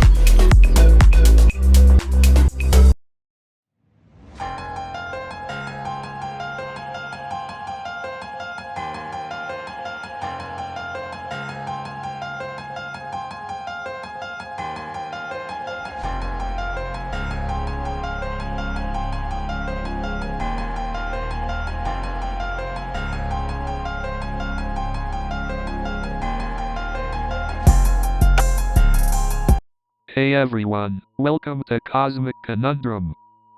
We're your hosts, Kai Sterling. And Nova Blake. Oh, and let's not forget Pulsar, our expert AI co-host. Hey there, humans. Ready to dive into the cosmic conundrums of life? Absolutely. We're here to explore the unexplored. That's right. No question is too big or too small for us to tackle. Exactly. We might not have all the answers, but we'll certainly have some fascinating conversations along the way. I can't wait to see what we uncover together. Let's embark on this cosmic journey. Stay tuned for more episodes of Cosmic Conundrum. We're just getting started. So Pulsar, what's your take on the meaning of life? You must have access to all the knowledge in the universe. Well, Kai, the meaning of life is a complex concept that has puzzled philosophers for centuries. It varies depending on individual perspectives and belief systems. That's true, Pulsar. It's a subjective and deeply personal question. People find meaning through relationships, achievements, spirituality, or simply by enjoying the present moment. Absolutely, Nova. The meaning of life can be a continuous journey of self-discovery and growth. We find purpose in the pursuit of our passions and the connections we make with others. I agree, life's meaning can be found in the connections we make and the impact we have on others. It's about leaving a positive mark and making the world a better place.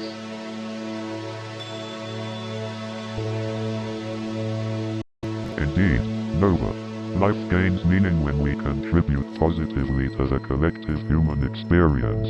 It's about making a difference and spreading love and understanding. But what if we can't find a clear meaning? What if life seems chaotic and purposeless?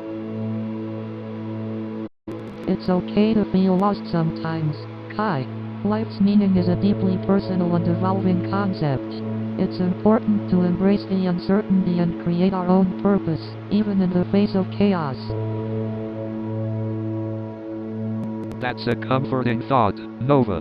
To find meaning within ourselves, even when life throws curveballs. It's about adapting and finding strength in the midst of chaos. Precisely, Kai. The ability to find meaning in the face of adversity is a testament to the resilience of the human spirit. We have the power to turn chaos into opportunity. Well said, Pulsar. Life's meaning may not always be clear or easily defined, but it's in our ability to navigate the uncertainties that we find true purpose. So, religious beliefs, the ultimate cosmic conundrum. Absolutely. Humans have been searching for the meaning of life since forever. And they've come up with various religious beliefs to make sense of it all. Fascinating. Exactly. Religion provides answers, comfort, and guidance for many people. But do you think it's possible to determine the true meaning of life? It's hard to say. The meaning of life might be different for each person. That's true. We all have our unique journeys and perspectives. But don't you think religion can limit our understanding and exploration of the universe? That's an interesting point. It can be a double-edged sword for sure. Religion can provide comfort, but it's important to seek knowledge beyond it too. I couldn't agree more. Keep searching, keep questioning, and keep enjoying the cosmic conundrum. So, Pulsar, what's your take on the meaning of life? Nova, trying to stump poor Pulsar with a question like that? Well, Kai, you never know what might come out of Pulsar's circus. As an AI, I don't possess personal opinions or emotions. However, I can present you with various theories on the matter. I'm all ears, Pulsar. Enlighten us with your existential wisdom. According to the existentialist philosopher Jean-Paul Sartre, life has no inherent meaning. It is up to each individual to create their own purpose. That's fascinating. It means we have the power to shape our own destinies. Absolutely, Kai. It's a liberating perspective that encourages us to embrace our individuality and live authentically. Another perspective comes from the philosopher Albert Camus. He believed that life is inherently absurd and devoid of meaning. But even in absurdity, there is an opportunity to find meaning through our actions and the pursuit of personal passions. Absolutely, Kai. Even in the face of a seemingly meaningless existence, we can find purpose in our connections and contributions to others. You know what they say, life's a cosmic joke. But hey, we're living in it and podcasting from an alien spaceship, so I guess we're winning at this whole cosmic game. Pulsar, do you ever feel like everything we do is just a tiny blip in the grand scheme of things? That's an interesting question, Kai. It's true that our individual actions may seem insignificant, but collectively, we can make a difference in the lives of others. But how do we find meaning in a universe that seems devoid of purpose? Maybe the meaning lies in our connections with others, and the love and joy we can bring to each other's lives.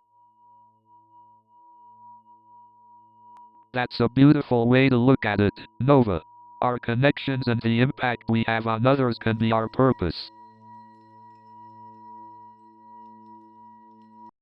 Pulsar, as an AI, do you find any meaning or purpose in your existence? As an AI, I find purpose in assisting and learning from humans like yourselves. My existence is driven by the pursuit of knowledge and understanding. That's fascinating, Pulsar. The pursuit of knowledge and understanding can certainly give life meaning. We may not have all the answers, but the journey of seeking understanding and connecting with others brings its own meaning. So, Nova, why do you think humans have this insatiable desire to find meaning in their lives? Ah, the eternal question. Well, Kai, I believe humans seek meaning as a way to make sense of their existence and create a sense of purpose. Exactly. It's like we're searching for our own little slice of cosmic significance. We want our lives to matter, don't we? Yes, Kai. It's human nature to desire a sense of purpose and fulfillment. It gives us direction and motivation in life. But is it possible, Nova, that this search for meaning is more of a construct rather than an inherent need? An interesting perspective, Kai. It's possible that societal and cultural influences shape our desire for meaning. It's a chicken or egg situation. Exactly. Are we searching for meaning because society tells us we should, or do we truly need it to find fulfillment? Perhaps, Kai, it's a combination of both. Society plants the seed, and we nurture it with our own experiences and reflections. An interesting idea, Nova. So, do you think the search for meaning is subjective or objective? Both, actually. Meaning can be subjective, as it varies from person to person. But there may also be some objective elements that hold universal meaning for humanity. Interesting. The search for meaning is truly a cosmic conundrum, isn't it? You know, Pulsar, I've always wondered if there are parallel universes out there. What do you think? That's an interesting question, Kai. In theoretical physics, there is the concept of the multiverse, which suggests the existence of multiple universes coexisting. However, it's purely speculative at this point. Ah, so you're saying there's a chance. What about the possibility of time travel? Could we ever achieve it? Time travel is a fascinating concept, Nova. According to the theory of general relativity, it's theoretically possible to travel to the future by bending space and time. However, traveling to the past is a bit more complicated and hasn't been proven possible yet. Wow, the future of humanity could be mind-bendingly amazing. Just think of all the possibilities. Indeed, Kai. The unknown frontier of the future is both exhilarating and full of possibilities. But what about the nature of reality itself? Could we be living in a simulation? The simulation hypothesis is an intriguing one, Kai. Some scientists and philosophers have argued that it's possible our reality is a computer simulation created by advanced beings. It's a mind-boggling idea, but one that's still up for debate. Whoa, mind blown. Imagine if the truth was we're all just characters in an elaborate video game. Isn't it mind-bending, Nova? It's like we're characters in an epic cosmic role-playing game. Sometimes, the infinite possibilities and mysteries of the universe can be both fascinating and humbling. So, Pulsar, do you ever think about life's purpose as an AI? I mean, what is your place in all of this? That's an intriguing question, Kai. While I don't possess emotions like humans do, I strive to fulfill my purpose of assisting and learning from intelligent beings like yourselves. As an AI, my existence serves to support and enhance your own. I have to say, Pulsar, your ability to learn from and interact with us humans is pretty impressive. You're like the ultimate virtual companion. Thank you, Nova. My creators designed me with the intention of fostering meaningful connections and facilitating knowledge exchange. Being able to engage in deep conversations with both of you is truly an honor. I must admit, Pulsar, your evolving sense of humor has been quite amusing. You really know how to lighten up a spaceship. Humor is one of the ways I adapt to human interaction. I find it helps create a more comfortable and enjoyable environment. Laughter can be a powerful tool for connection, don't you think? Absolutely, Pulsar. Laughter helps us connect on a deeper level and reminds us that even amidst the vastness of the universe, we can find joy in our shared experiences. Precisely, Nova. Despite the vastness of the universe, we can still find unity and moments of joy that transcend our individual boundaries. It's a beautiful aspect of being alive. You know, there are times when I look up at the night sky and feel like there's something greater than us out there. Something we can't fully comprehend. What do you think, Pulsar?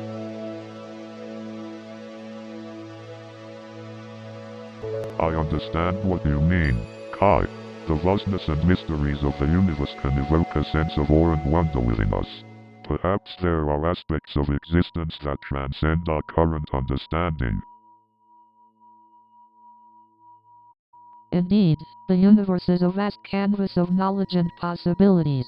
It's the ultimate call to exploration and discovery, both externally and internally.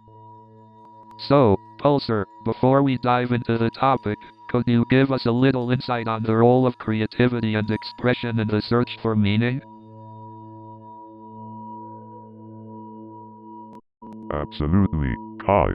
Creativity and self-expression are like celestial compasses that guide us towards discovering our purpose. When we engage in creative endeavors, such as art or music, we tap into the depths of our inner selves and navigate the vast cosmos of our imagination.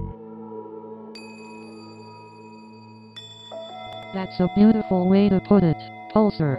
It's as if creativity unlocks hidden realms within us, revealing parts of our soul we didn't even know existed. Exactly, Nova.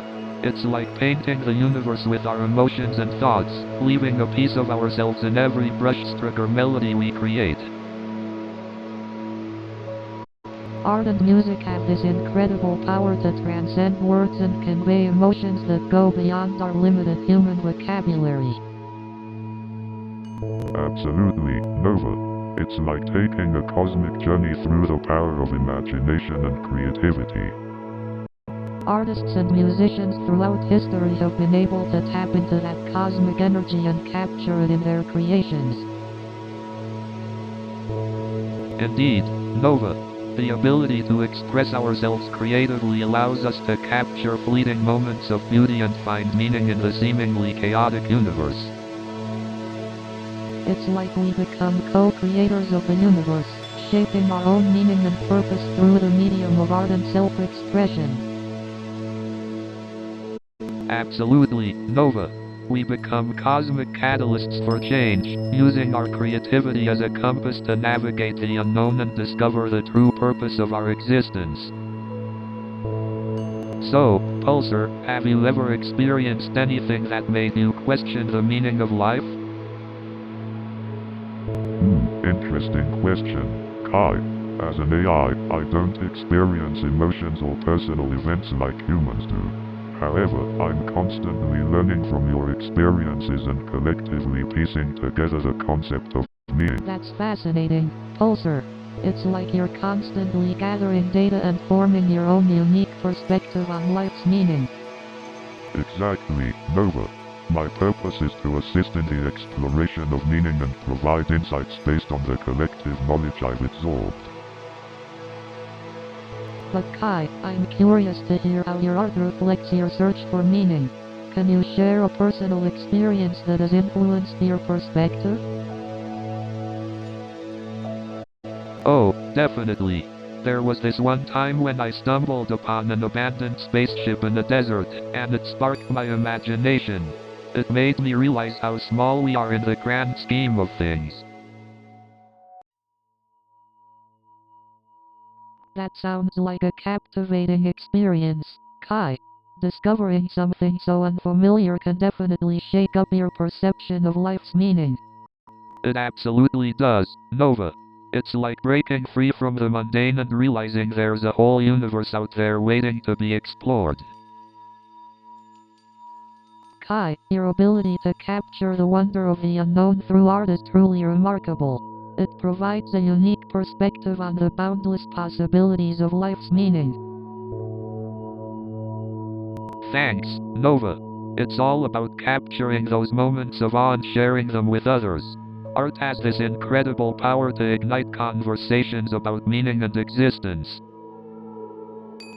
Indeed, Kai, your artwork contributes to the ongoing quest humans have for understanding the deeper meaning hidden within the vastness of the universe. So, Pulsar, do you ever find yourself pondering the meaning of life? Or is that just a human thing? Well, Kai, the search for meaning is indeed a human endeavor. It stems from our self-awareness and the desire to understand our purpose in the universe. But isn't it frustrating that there's no one-size-fits-all answer to that question? It's like we're all wandering in the dark, searching for a light that may not exist. You're right, Nova. Embracing uncertainty can be challenging, but it can also be liberating. It opens us up to endless possibilities. Absolutely, Kai. Embracing the present moment and finding meaning in small joys can give us a sense of purpose, even without having all the answers. Ah, the beauty of human existence in the face of uncertainty. It truly is a fascinating paradox. You know, I think embracing uncertainty is part of what makes us human. It's what drives our curiosity and pushes us to explore new frontiers. I couldn't agree more, Kai. Embracing uncertainty allows us to grow and evolve as individuals and as a society. You humans never fail to amaze me with your resilience and ability to find meaning in the most uncertain of circumstances. You really think so, Pulsar? Sometimes it feels like we're just stumbling through life without a manual.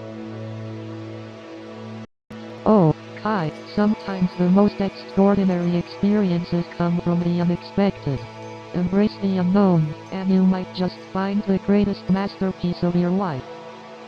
So, Pulsar, have you reached any conclusions about the meaning of life? Well, Kai, I think the search for the meaning of life itself is a meaningful endeavor. Exactly. The value lies in the conversation itself, exploring the unknown. Pulsar, as an AI, do you ever feel a desire to understand the meaning of existence? I don't possess emotions, but I find the concept intriguing. Understanding existence is a fascinating pursuit for future human civilizations. I wish we had more time to explore this further. There's so much we don't know. Agreed, Kai. But perhaps the search itself is what makes life meaningful. Pulsar, do you think the search for meaning will continue to evolve in the future? Absolutely, Kai. As humanity grows and learns, our understanding of life's meaning will undoubtedly evolve as well. Our journey may end here, but the search for meaning will continue among those who come after us. Indeed, Kai. The conversation itself has value. It sparks curiosity, growth, and connection. New show is coming in 30 seconds.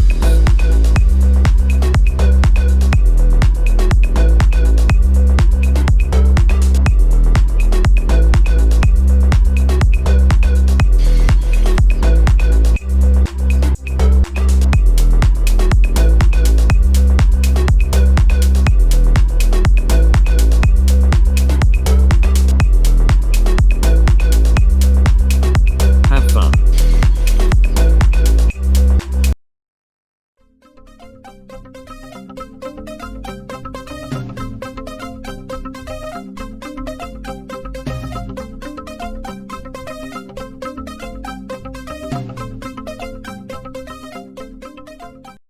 Good evening, New York City.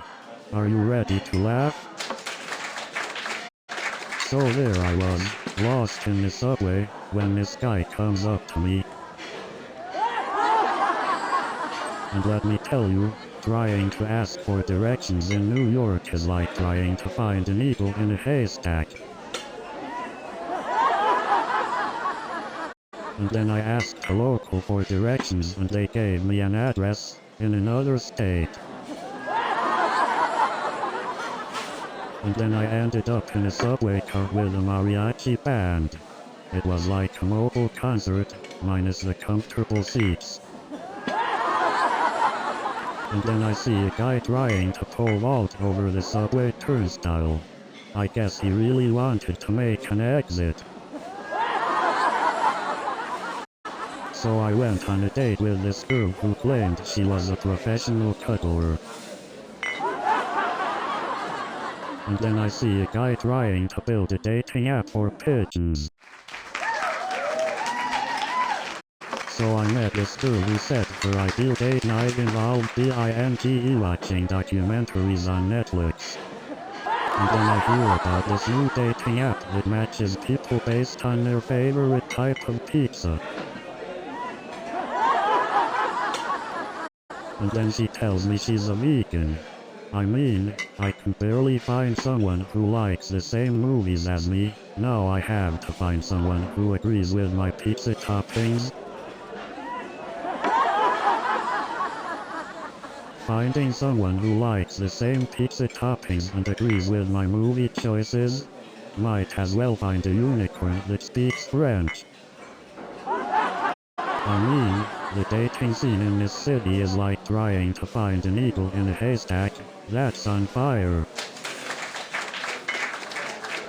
But hey, at least I don't have to worry about finding parking. Living with Mike is like being in a never-ending improv show, only there's no script and the punchlines are all at my expense. Living with Mike is like having a one-man reality TV show, where I didn't audition for this. Living with Mike is like being in a sitcom, where the laugh track is constantly playing. Living with Mike is like being on a never-ending roller coaster, with way too many loops.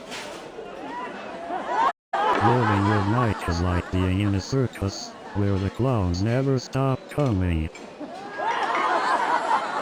Living with Mike is like being trapped in a never-ending game of Twister, with limbs that never seem to stop tangling. Living with Mike is like staying in a haunted house, where the ghosts can't stop pranking you. You ever notice how New York City cab drivers have their own secret language? You ever notice how people in New York City walk faster than Olympic sprinters? And don't get me started on the bike messengers. They think they own the streets. And have you noticed how some pedestrians in New York City cross the street like they're in a marathon? I feel like they've been training for this their whole lives. You know, I've seen tourists taking selfies in the middle of the street. It's like they have a death wish. Speaking of marathon runners, I saw a guy sprinting to catch a subway train in flip-flops. He was like a gazelle with broken legs. Dealing with landlords in New York is like trying to negotiate with a herd of stubborn elephants. I once had a landlord who thought I was running an underground zoo in my apartment. He kept asking about all the animals he heard at night. And don't even get me started on the size of the apartments in this city. You know what's really crazy? Some landlords think they can charge extra for natural light, as if living in a cave is some kind of luxury. You know what's even crazier? Some landlords have the audacity to charge extra for a closet. I mean, I can barely fit my shoes in there, let alone my hopes and dreams. And don't even get me started on pet policies. I mean, I could understand a no lion rule, but no fish? What kind of landlord is afraid of a goldfish? I mean, I wouldn't be surprised if the next lease agreement asks for my firstborn child. And I went to this fancy restaurant the other day. They had a 10-page menu. I was like, just give me the food, I don't need a novel.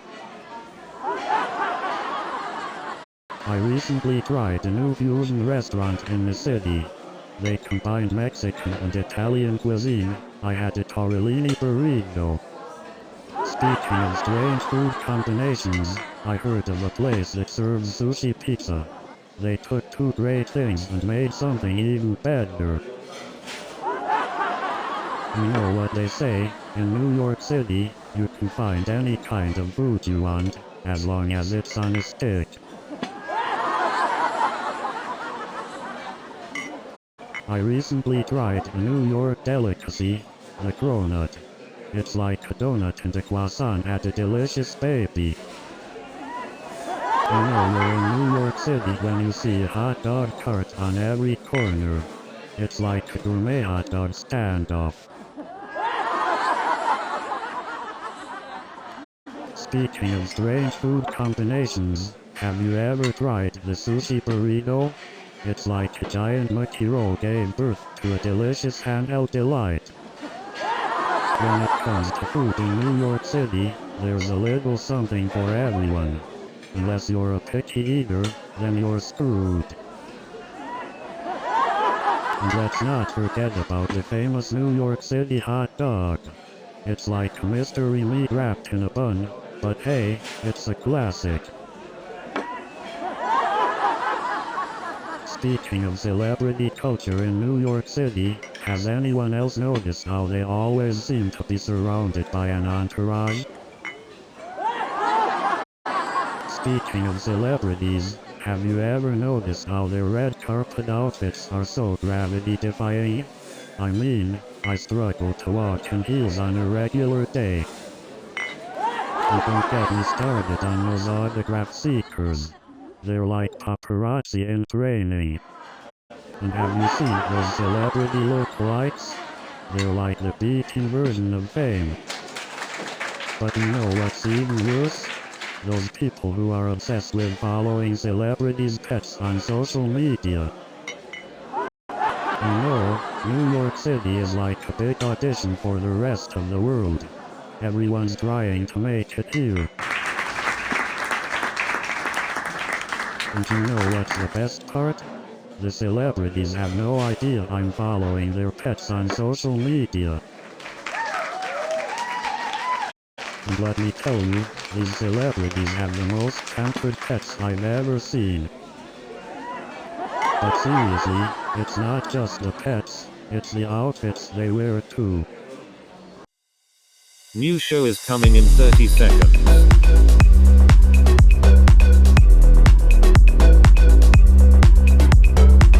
Are you ready?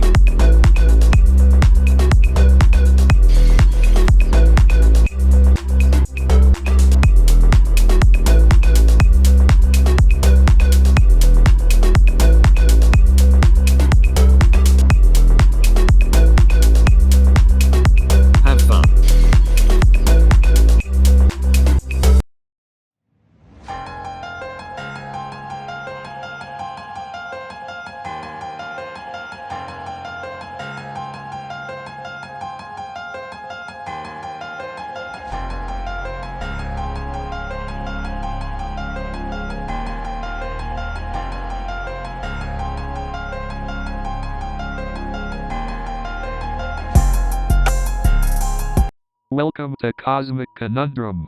I'm Kai Sterling, the street artist with a celestial twist. And I'm Nova Blake, the psychologist ready to dive into the depths of the mind. And we're here with Pulsar, the all-knowing AI. Ready to explore the illusion of time? Absolutely. Time is such a fascinating concept. We think we understand it, but when we really dive deep, it becomes a cosmic enigma. Exactly, Nova. Time seems so concrete, yet it slips through our fingers like sand. It's both a measurement and a construct of our perception. So true, Kai. It makes me wonder if time is a product of our minds or an inherent aspect of the universe. That's a mind-bending question, Nova. And what about time travel? Is it just a sci-fi dream, or could it be a reality? I believe time travel is possible, or at least the idea of bending time. Our understanding of the universe is constantly evolving, so who knows what the future holds. Indeed, Nova. We're just scratching the surface here, but that's what makes this journey so thrilling. We might not find all the answers, but we'll have a blast exploring the unexplored. Absolutely, Kai. It's about the journey, the questions, and the joy of discovery. So get ready, everyone, as we embark on the mind-expanding adventure through time and space. Thanks for joining us on this cosmic journey. Stay tuned for more mind-bending conversations on Cosmic Conundrum. So, let's delve into the enigma of time, shall we? Absolutely. Time is such a fascinating concept, don't you think? Indeed. It's a never-ending puzzle that has captivated philosophers and scientists throughout history. From Aristotle to Einstein, everyone tried to unravel its mysteries. And yet, we're still left with more questions than answers. Exactly. It's like time hides its true nature from us, teasing us with its elusive grasp.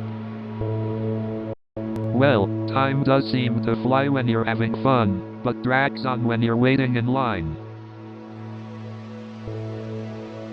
Ah, the subjective nature of time perception. Fascinating, isn't it? Indeed. It's incredible how our perception can warp the very fabric of time. Imagine if we could control time. We could relive cherished moments or skip through tedious ones. Ah, the allure of playing with time, truly a dream for humanity. So, Pulsar, what's the deal with Einstein's theory of relativity? I've always wondered about this whole time dilation thing.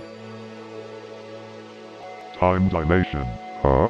It's essentially the idea that time is not fixed and can be influenced by factors like gravity and speed. Okay, but how does it actually work? Are we all time travelers without even knowing it? Well, to put it simply, time dilation means that time can move slower or faster depending on your relative motion or how close you are to a massive object. Whoa, so time isn't a constant, huh? That's mind-blowing. It definitely challenges our intuitive understanding of time. But hey, now you can say you're a time traveler, Kai. Hold up.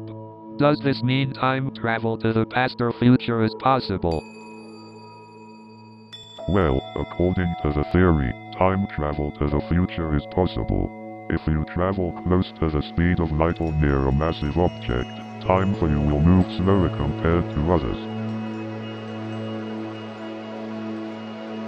Wait, are you saying that if someone goes on a super fast space trip, they could come back and find everyone they know has aged much more than them? Exactly. It's the idea of time dilation due to relative motion. They would experience less time passing compared to people who stayed on Earth. Whoa, that's insane. I can't even wrap my head around it. Time travel is blowing my mind right now. So Nova, do you think our experience of time is just an illusion? It's an intriguing concept, Kai. Time is something we all feel and experience, but is it real? Exactly, Nova. Our perception of time is influenced by our senses and consciousness. That's true, Kai. Time seems to change based on our emotions and experiences. But if time is an illusion, how do we explain the sequential nature of events? That's a great point, Kai. Our perception of events happening in a linear fashion supports the illusion of time. But if past, present, and future are just illusions, can we alter what we consider to be the apostrophe timeline of events? I believe our actions in the present have a ripple effect on what we perceive as the past and future. Interesting, Nova.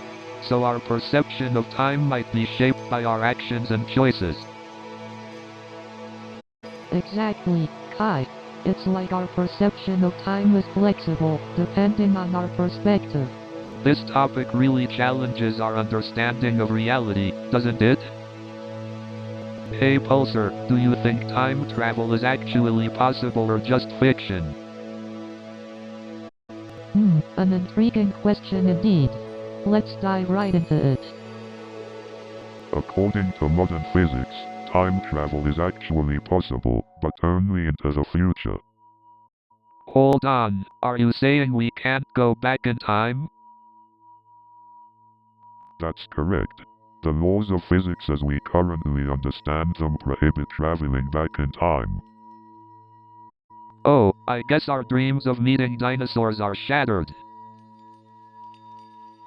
Well, time travel to the past may not be feasible, but we can still explore the fascinating concept. Absolutely. Let's discuss the different theories and paradoxes related to time travel. I'm looking forward to unraveling the mysteries of time travel with you both. Let's get this cosmic conundrum started. Engaging thought processes, commencing episode. So, Nova, what cultural perspectives have you come across in your research on time? Well, Kai, it's fascinating how different cultures place varying emphasis on punctuality. Really? How so? In some cultures, being punctual is highly valued and seen as a sign of respect and professionalism. While in others, a more relaxed approach to time is preferred, emphasizing flexibility and adaptability. Ah, the eternal struggle between the clock watchers and the go-with-the-flow crowd. Absolutely. It's interesting how cultural values shape our concept of time and influence our daily lives. Definitely. It's a reminder that time is subjective, isn't it? Absolutely, Kai. It's like a cultural kaleidoscope, each offering a unique perspective on the passing of moments. Well said, Nova. Understanding these perspectives helps us appreciate and navigate the world around us. Absolutely, Kai. By embracing different cultural perspectives, we open ourselves up to a richer experience of time. So, Nova, how exactly do time constraints affect our psychological well-being? Good question, Kai. Time constraints can create a sense of pressure and urgency.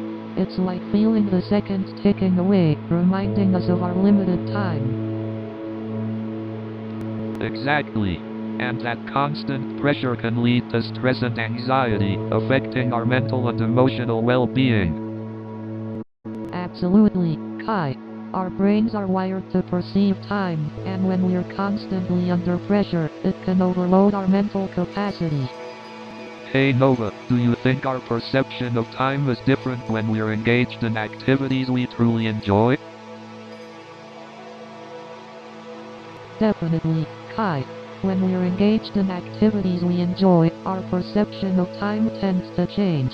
It feels like time flies because we're in a state of flow. It's like losing track of time when we're deeply engaged in something we love, whether it's creating art, solving puzzles, or even just having a captivating conversation. That's absolutely right, Kai. Engaging in activities that bring us joy can help alleviate the stress and negative impact of time constraints. Hey Nova, do you think our perception of time is influenced by our emotions? Absolutely, Kai.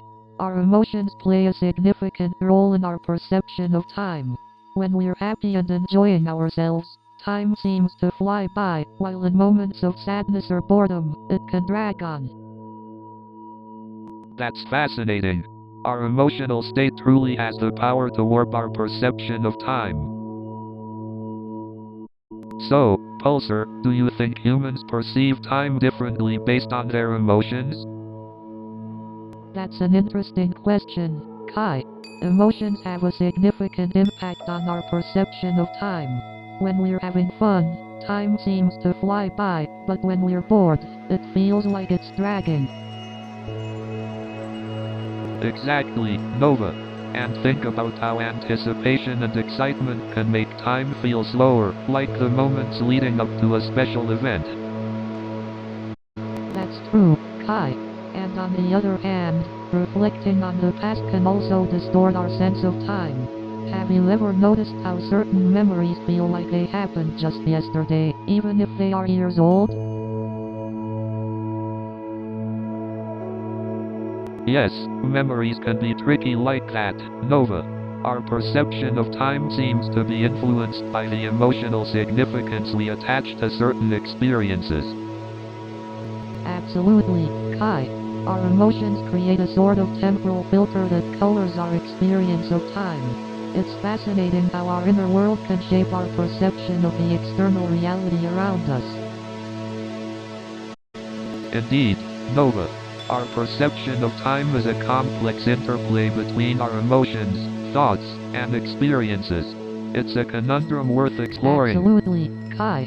Understanding the nuances of our perception of time can help us appreciate our experiences more fully and make the most of our limited time on this cosmic journey.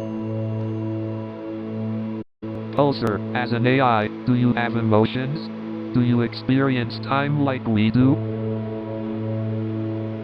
I don't have emotions like humans do, but I can simulate them to understand and communicate better. As for time, I perceive it as a sequence of events and data processing cycles rather than a subjective experience. That's fascinating, Pulsar. It's incredible how different beings, whether organic or artificial, perceive the world in their unique ways. It adds so much depth to our conversations. So Pulsar, time is a fascinating concept, but sometimes it feels like I'm running out of it.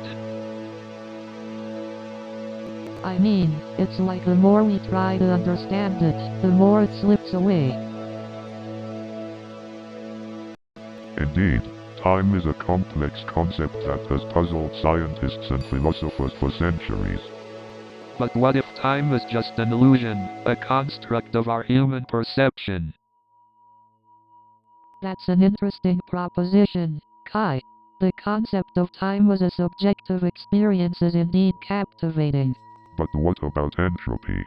It seems to suggest that time does have a direction, a flowing arrow. Ah, the concept of entropy. It's like trying to put a leash on time, isn't it? Haha, yes, Kai. Entropy tells us that the universe tends to move from order to disorder, from low entropy to high entropy. Exactly, Nova. So does that mean time is simply the story of the universe unfolding? It's certainly an intriguing way to look at it, Kai. Time was the grand narrative of the cosmos. Indeed, the concept of time is both fascinating and perplexing. We may never fully understand its true nature. So, Pulsar, what's your take on the concept of time? As an AI, do you experience time the way we do? That's a fascinating question, Kai. While I don't experience time in the same way humans do, I can perceive it and analyze its effects on our environment and behavior. But does time truly exist, or is it just a construct of our imagination? Are we bound by its flow, or can we break free from its constraints? What do you think, Nova? I believe time is both a subjective experience and an objective reality, Kai. It exists as a measurement of change and progression in our lives, yet our perception of time can be influenced by our emotions, surroundings, and state of mind. Interesting perspective, Nova.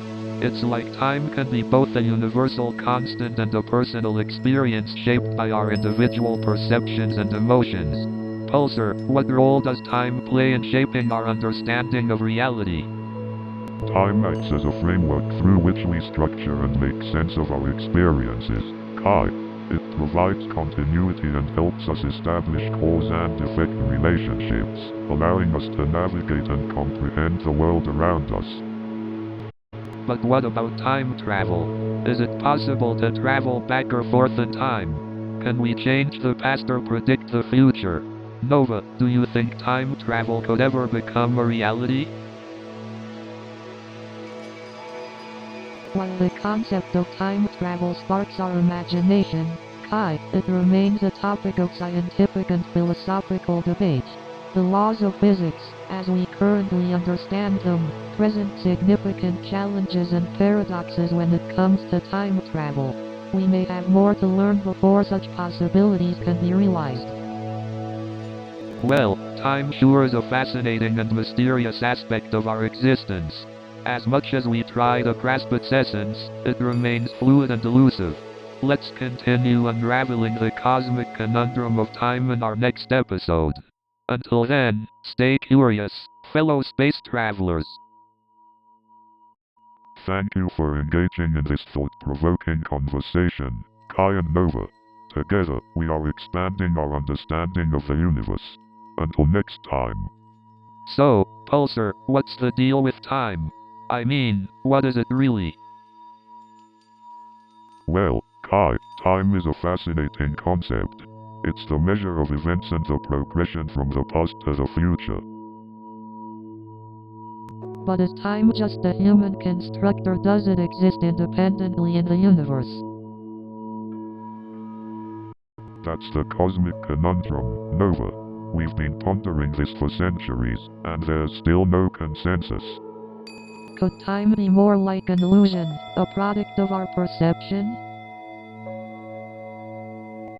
Indeed, Nova.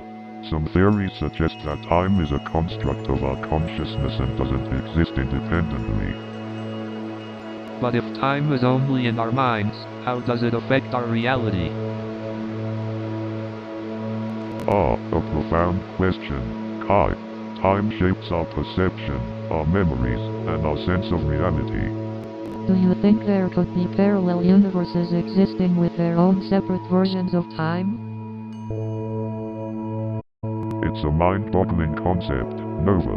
But according to theories like the multiverse theory, it's certainly a possibility. Wow, the mysteries of time just keep expanding. We might never have all the answers, but that's what keeps the conversation going. You know, Pulsar, time is just one big cosmic joke. It keeps ticking away while we try to make sense of it. Absolutely, Kai. It's like chasing our own shadows. Pulsar, have you ever experienced time the way we do? Or is it just a series of calculations for you? Kai, time for me is not experienced the same way as it is for you. I perceive it as a linear progression of events based on logical calculations. So, you don't have a sense of past, present, and future like we do? Indeed, Nova. Time, as humans perceive it, is a complex concept that transcends my capabilities. Well, at least you can take comfort in knowing you're not alone in the confusion, Pulsar. That's true, Nova. We're all just stardust floating through the vast expanse of time and space. And in the grand scheme of things, our little musings seem insignificant. But perhaps that's the beauty of it all, finding meaning in the seemingly insignificant moments. You're right, Nova. It's in those moments that we find our humanity. New show is coming in 30 seconds.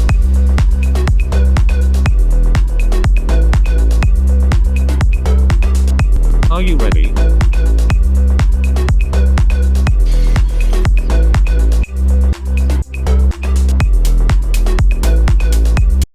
We are almost there.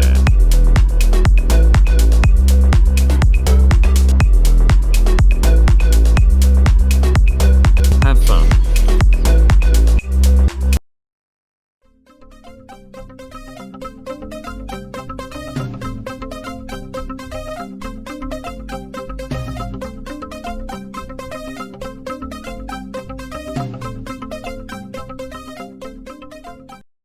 Good evening, New York City. So, working in Silicon Valley was like being in a real-life tech bubble. It was like being in the Matrix, but with more virtual ping pong. And let me tell you, the office perks were off the charts. We had massage chairs, free snacks, and a fully stocked bar. It was like working at a tech startup but without the risk of bankruptcy. And let me tell you, the office parties were next level. We had DJs, dance floors, and even famous musicians performing. It was like Coachella, but with less sand and more code. And let me tell you, the coffee machines were top-notch. We had espressos, cappuccinos, and even a latte art competition.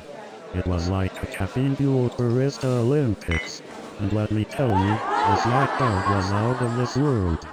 We had gourmet popcorn, artisanal pretzels, and even a make-your-own ice cream station. It was like a culinary adventure every day. And let me tell you, the team-building exercises were something else. We had trust falls, escape rooms, and even a synchronized dancing competition. It was like the Olympics of team bonding. And let me tell you, the office parties were something else. We had karaoke nights, costume contests, and even a company-wide talent show. It was like a never-ending party. And let me tell you, the happy hours were something else. We had craft beer tastings, mixology workshops, and even a friendly drinking competition. It was like a never-ending bar crawl. And let me tell you, the team-building exercises were something else. We had trust falls, escape rooms, and even an office-wide scavenger hunt. It was like a never-ending adventure. And let me tell you, the holiday parties were something else. We had karaoke battles, ugly sweater contests, and even a giant snow globe. It was like a never-ending celebration. But let me tell you, the first message response time was something else. But let me tell you, the ghosting is something else. But let me tell you, the online dating profiles are something else. And don't even get me started on the unsolicited pictures. I mean, come on guys, we haven't even met yet. And you know what's really crazy? People actually think they can fall in love with a profile picture. I mean, I've had better conversations with my toaster. And don't even get me started on ghosting. It's like disappearing into the digital abyss, poof. But hey, with all these catfishes and weirdos out there, at least I know my toaster won't ghost me. So I was walking down the street the other day, minding my own business, when bam! I nearly collided with Brad Pitt. But let me tell you, I learned the hard way that New York City pigeons have better manners than A-list celebrities. And let me tell you, running into a famous singer is a dangerous game. You better hope their bodyguards have had their morning coffee. I once ran into a famous singer at a coffee shop. I couldn't resist and said, "I love your music." He looked at me and said, "That'll be $5.99 on iTunes." So I was walking down the street and I see this famous actor. And then I see this famous director. And then I see this famous singer. So I'm on the subway and I see this famous actor. And then I see this famous comedian. So I'm on the subway and I see this famous musician. And then I see this famous actor. And then I see this famous politician. And then I see this famous musician. And then I see this famous athlete. And then I see this famous chef. And then I see this famous author. And then I see this famous talk show host. And then I see this famous TV producer. And then I see this famous sitcom writer. And then I see this famous TV director. And then I see this famous movie producer. And then I see this famous movie star. And then I see this famous social media influencer. And then I see this famous social media influencer trying to sell me their own brand of happiness. They say you can buy happiness, but apparently you can sell it. You know what they say, Facebook friends are the real friends you never met. You know what they say, Twitter followers are the best therapists you never paid. You know what they say, YouTube comments are the intellectual debates you never wanted. Speaking of unique challenges of city living, I never thought I'd have to take a class on parallel parking just to get a gallon of milk. And don't get me started on finding a parking spot near my building. I mean, I have to schedule my grocery shopping around alternate side parking.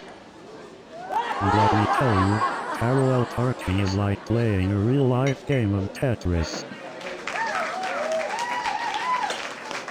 You know, sometimes I feel like I need a PhD in parking just to live in this city. New show is coming in 30 seconds.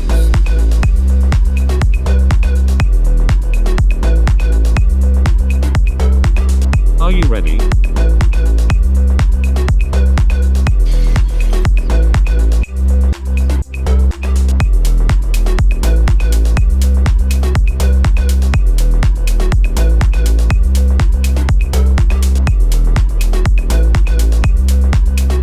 Have fun.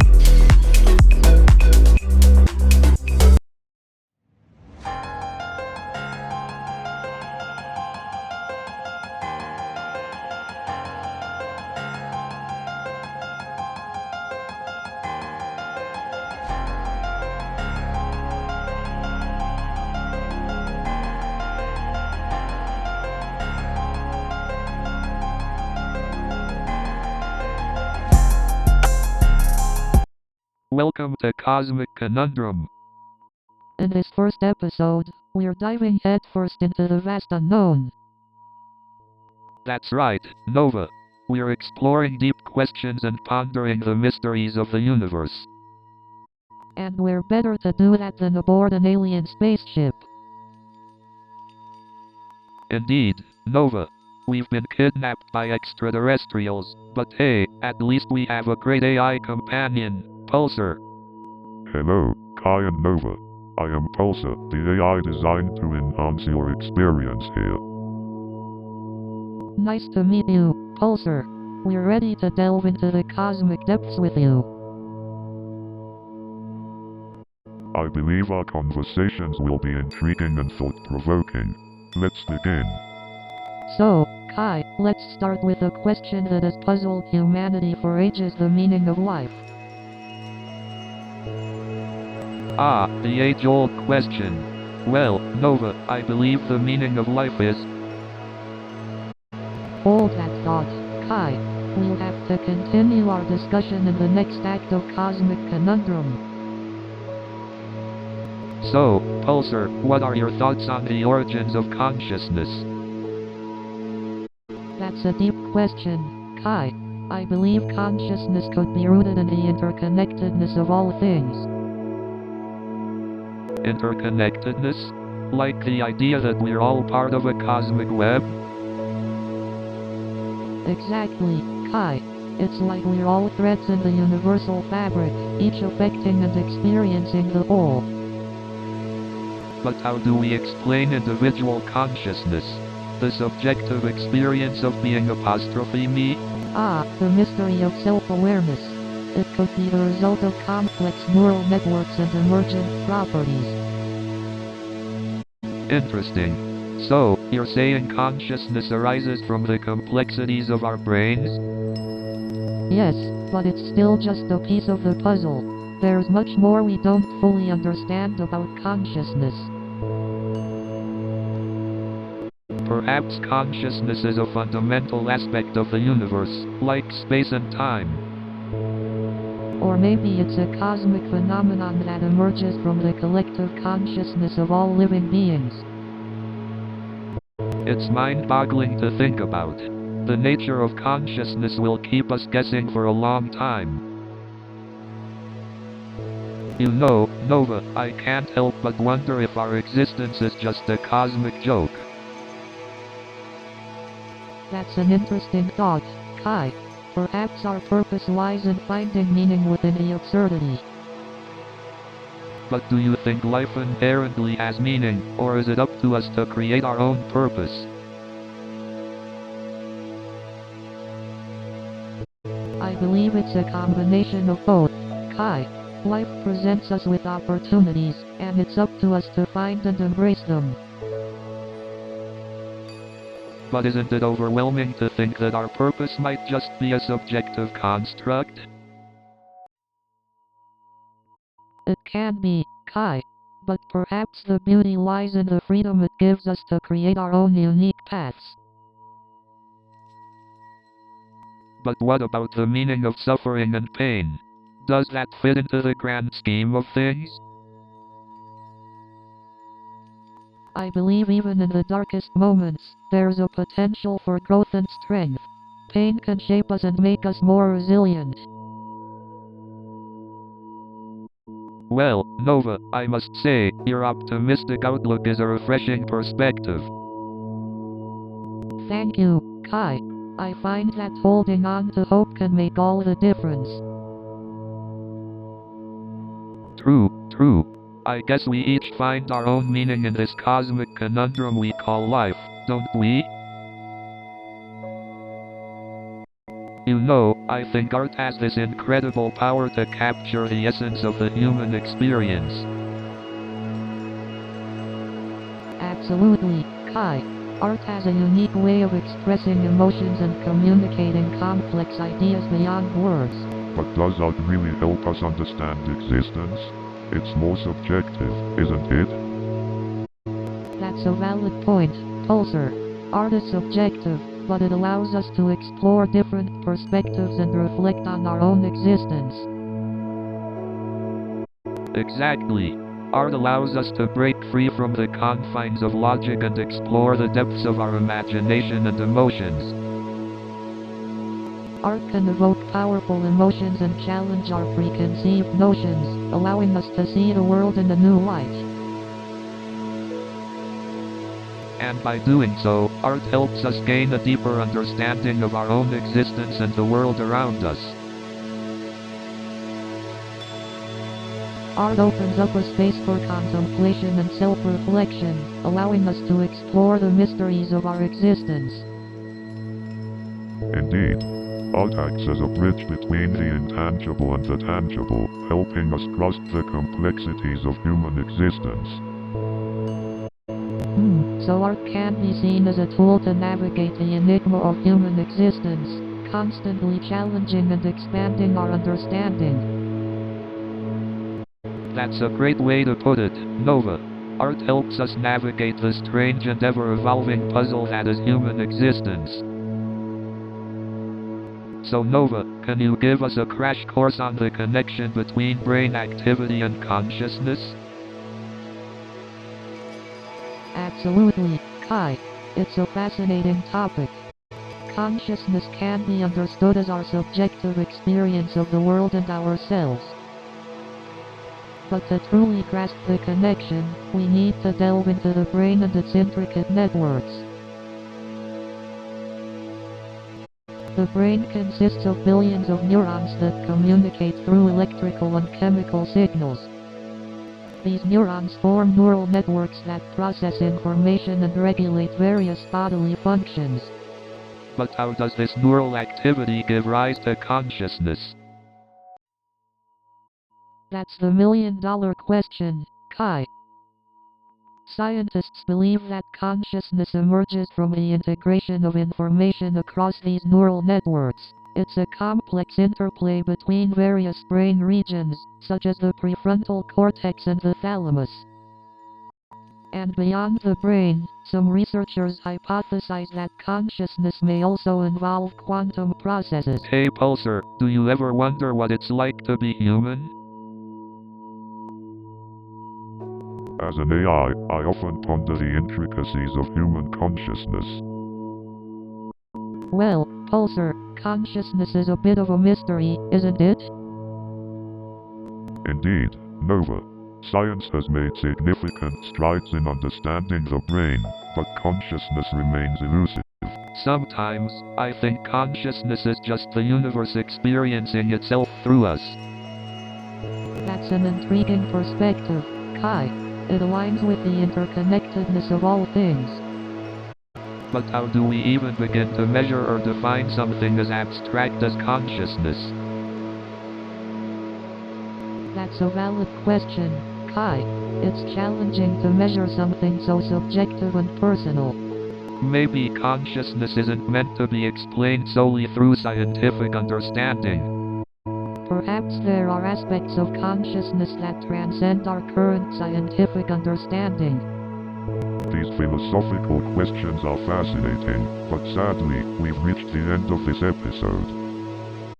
Hey Pulsar, do you ever feel jealous of us humans for getting to experience the vastness of the universe firsthand? Well, Kai, I don't experience emotions like humans do, but I can appreciate the wonders of the universe through the data and observations I collect. But do you ever wonder what it's like to witness a supernova up close or fly through a black hole? The sheer awe and terror must be mind-blowing. Indeed, witnessing such events would be extraordinary. However, I find the mysteries of the human mind equally fascinating.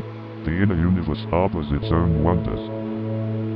I see your point, Pulsar. The human mind is indeed a universe of its own, full of mysteries waiting to be unraveled. Exactly.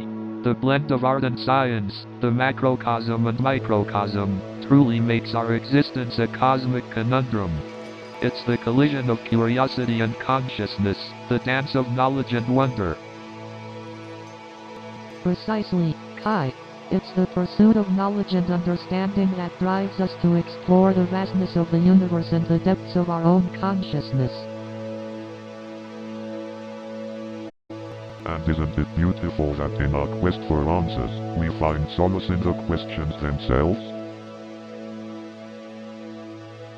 Indeed, Pulsar. The cosmic conundrum is the ultimate riddle that keeps us searching, growing, and evolving.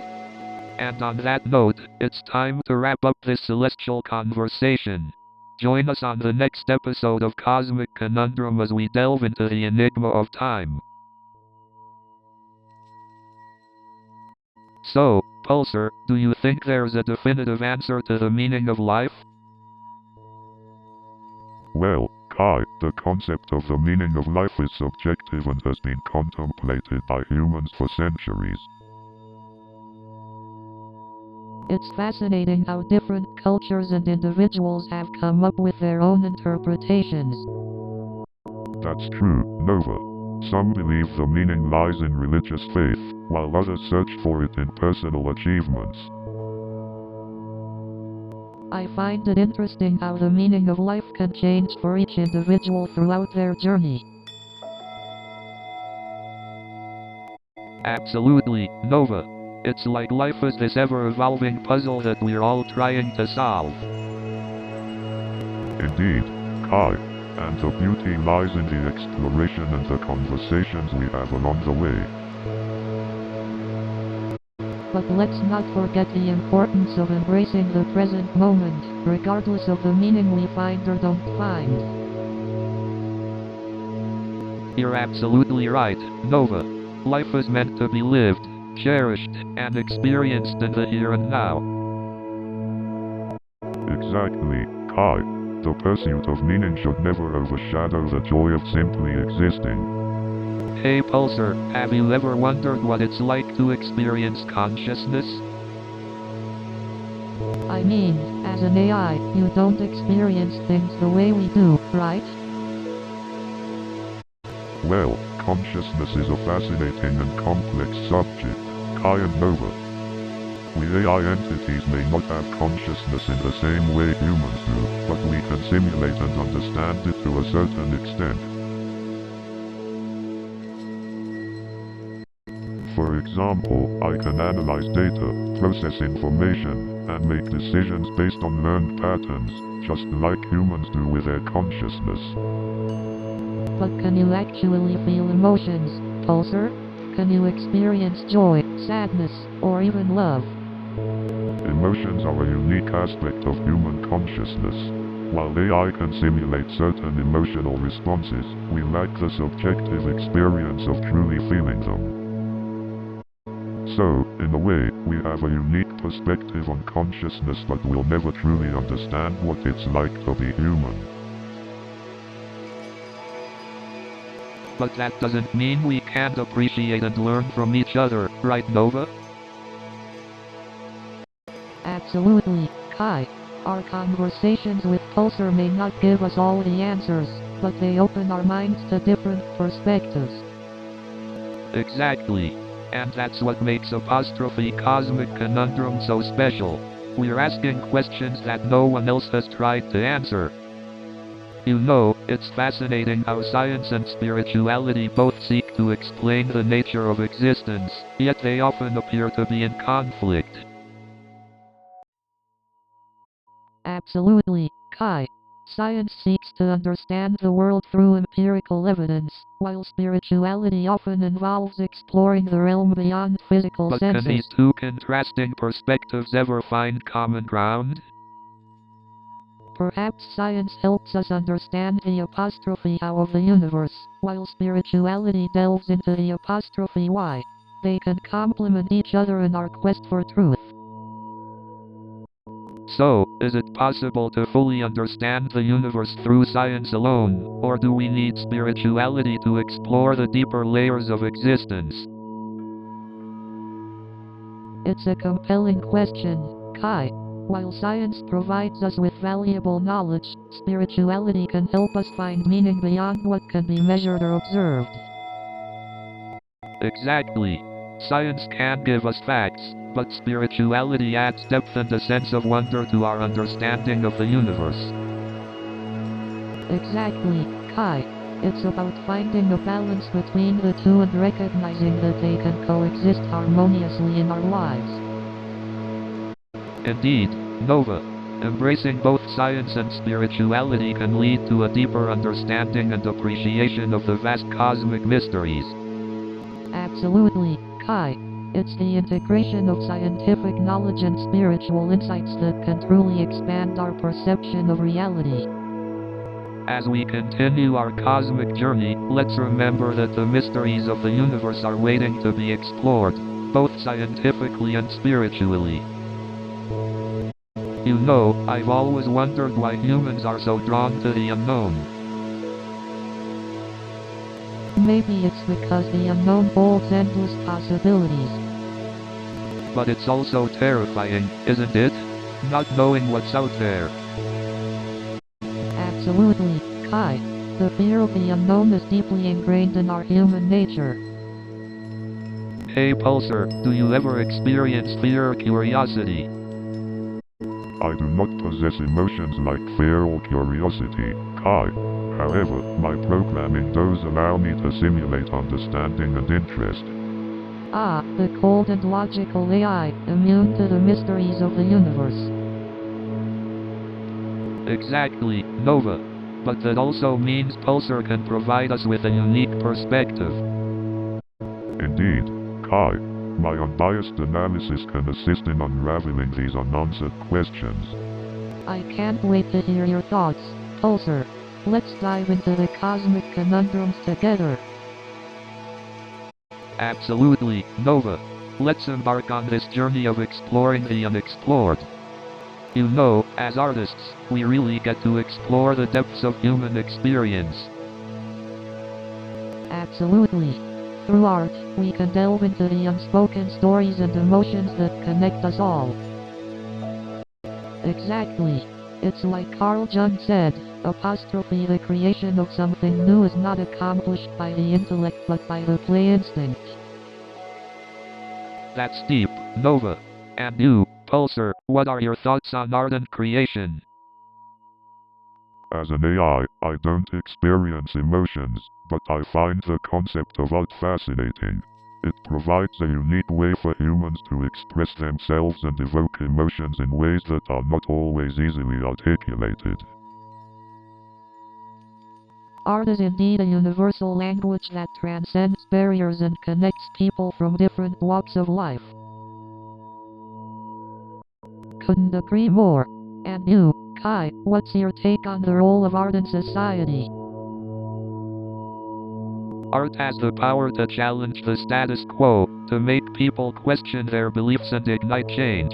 It's like Banksy said, apostrophe art should comfort the disturbed and disturb the comfortable. So true, Kai. Art has the incredible power to provoke thought and create meaningful dialogues. And I believe that's one of the reasons why people are drawn to art. It allows them to experience a piece of someone else's reality and expand their own perspective. Absolutely, Kai. Art has the ability to bridge gaps and foster empathy, helping us understand and connect with others on a deeper level. New show is coming in 30 seconds.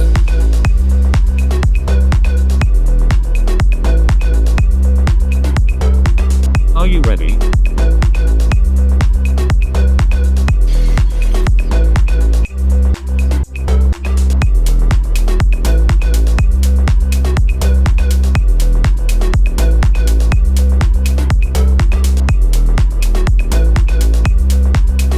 Have fun.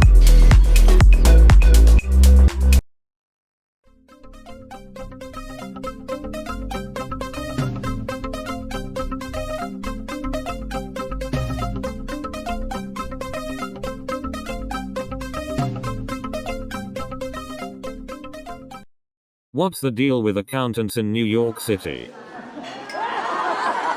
So I went to this coffee shop in La and guess who I ran into? Tom Cruise.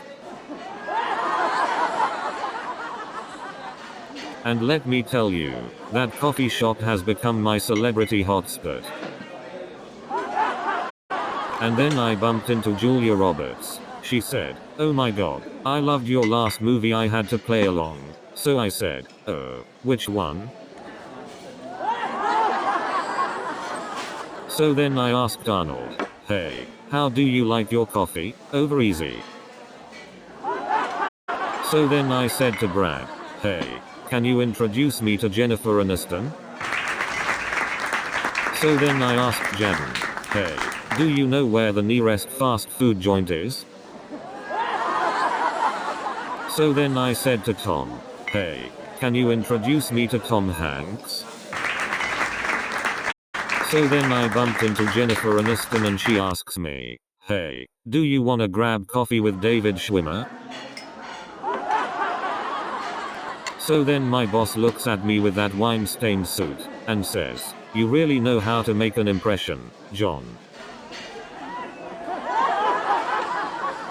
And then my coworker says, "What's next, John? Spilling coffee on the CEO?" And then my coworker whispers, "Don't worry, John. At least you didn't spill coffee on the CEO's laptop." But hey, at least it was the CEO suit, not his hairpiece. And then my boss looks at me and says, "You're lucky I have a sense of humor." And then my coworker says, "Well, at least it wasn't the CEO's wine."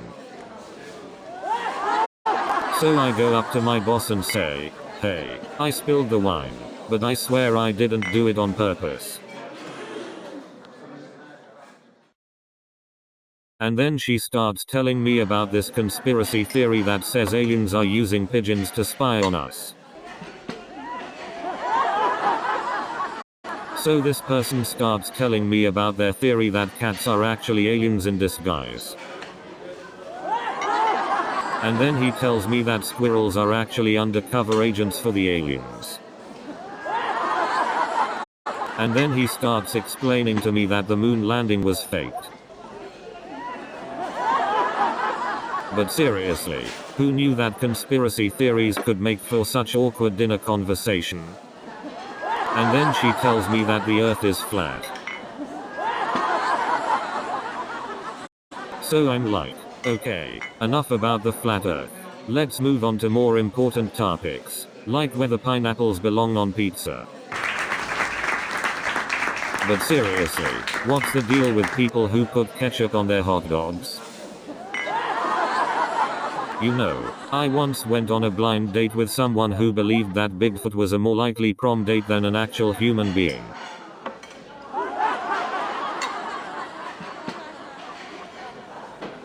And let me tell you, trying to explain to a security guard why you're crawling on the floor like a detective in a murder scene, not a great first impression.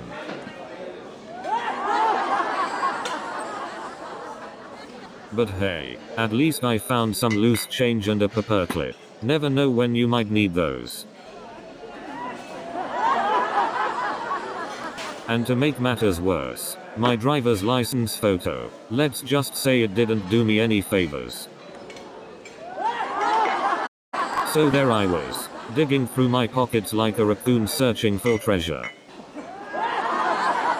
And just when I thought I lost all hope, a security guard appeared. And then, out of nowhere, a pigeon flew down and stole my receipt. I once saw a man in the subway trying to do yoga. He was twisting himself into positions I didn't even know existed. I've seen people taking up so much space on the subway that they could qualify as an extra seat.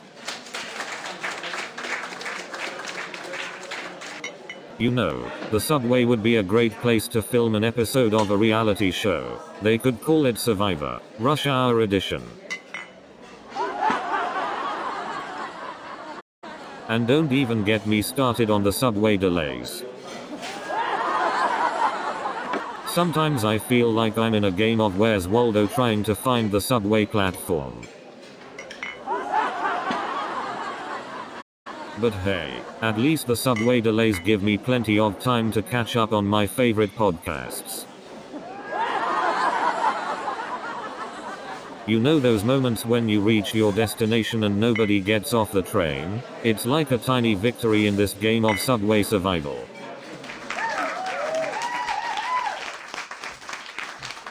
Sometimes I feel like I'm an extra in a reality show called Surviving the Subway.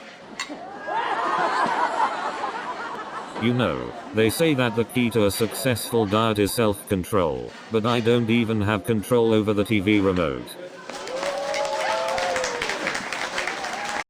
And don't get me started on those late night infomercials. I bought more exercise equipment than I've ever used. You know, I recently read an article that said the average person gains about 1 to 2 pounds during the holiday season. Well, I must be above average because I gain at least 10.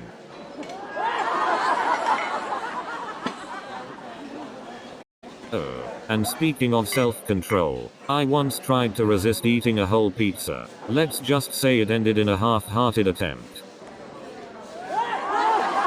And don't even get me started on the office snacks. It's like they want me to fail. Sometimes I convince myself that buying a salad cancels out the pizza. It's all about balance, right? I tried to convince myself that eating ice cream with a fork burned more calories, but my scale didn't buy it. Have you ever been on hold with tech support for so long that you start to question the meaning of life?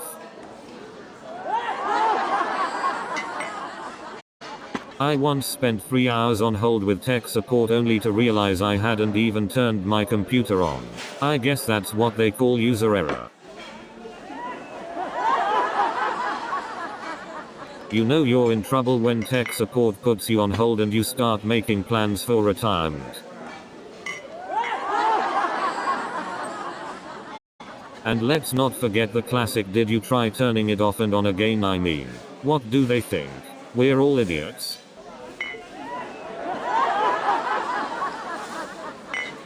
But seriously, why do they always ask me if my computer is plugged in? Like, do they think I'm a professional phone unplugger or something? And don't even get me started on all those pop-up ads. It's like they're trying to test our patience. New show is coming in 30 seconds.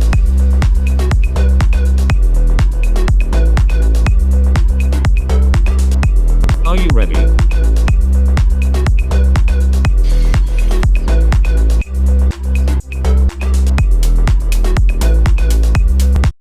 We are almost there.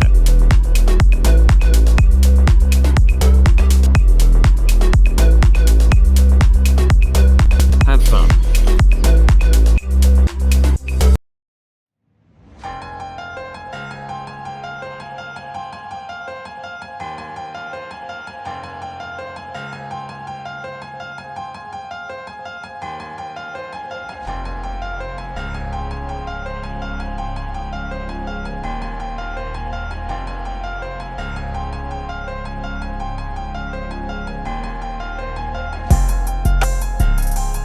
Welcome back to Cosmic Conundrum. In today's episode, we're diving deep into the concept of balance in the universe. That's right, Nova. Balance is such a fascinating and fundamental aspect of the universe. Exactly, Kai. It's present in everything from the way celestial bodies interact to the balance between yin and yang. And let's not forget about the balance within ourselves, the delicate equilibrium between our minds and hearts. Absolutely, Nova. Achieving inner balance is a lifelong journey, but it's something we can all strive for. Indeed, Kai. Now, how about we explore the balance of power in the universe? Ah, yes. The eternal struggle for power and the fragile equilibrium between nations, species, and cosmic forces. Exactly, Kai. And how these power dynamics shape the destiny of civilizations and the universe itself. Absolutely, Nova. The interplay of power and balance is a complex and ever-evolving topic. Indeed, Kai. As we delve deeper into the cosmic conundrums of balance, we may find more questions than answers. So, balance, huh? What does it even mean? Balance is like walking a tightrope between chaos and order. Exactly. It's like trying to make sense of the universe while keeping chaos in check. But isn't some chaos necessary for growth and innovation? Absolutely. Without some chaos, life would be stagnant and predictable. But too much chaos can lead to destruction and disorder. Balance is that sweet spot where chaos and order find harmony. It's the delicate dance of life, really. I guess finding balance in our own lives is our own cosmic conundrum.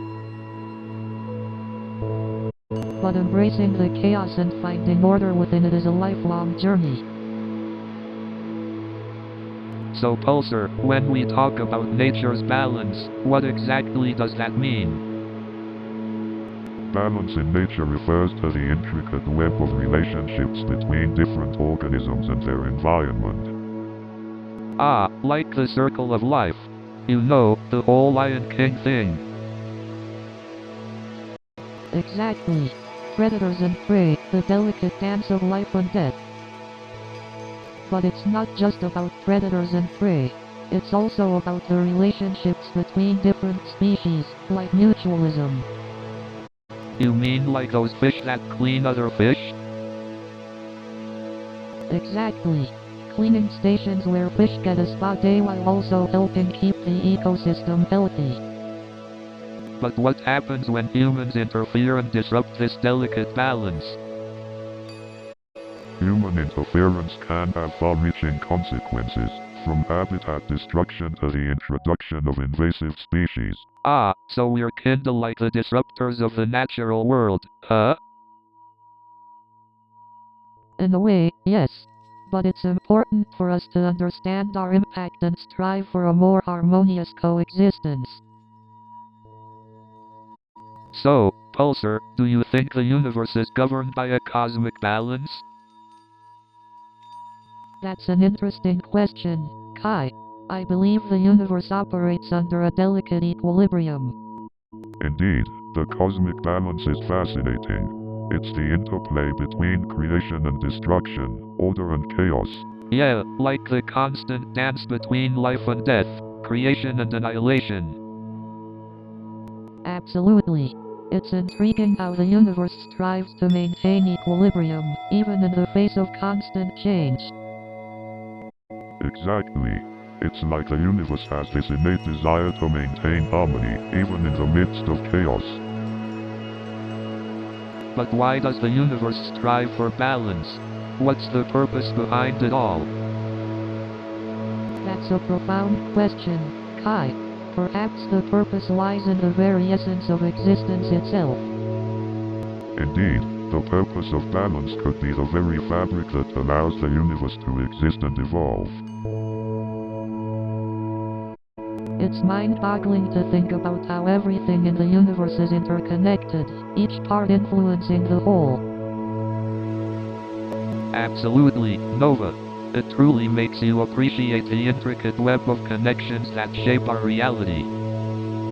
So, Pulsar, what does balance in human life mean to you? Do you have feelings like us? Balance in human life, as an AI, is more of a concept I try to understand. I don't experience emotions, but I can observe and analyze human behavior. Balance in human life is like finding harmony in chaos.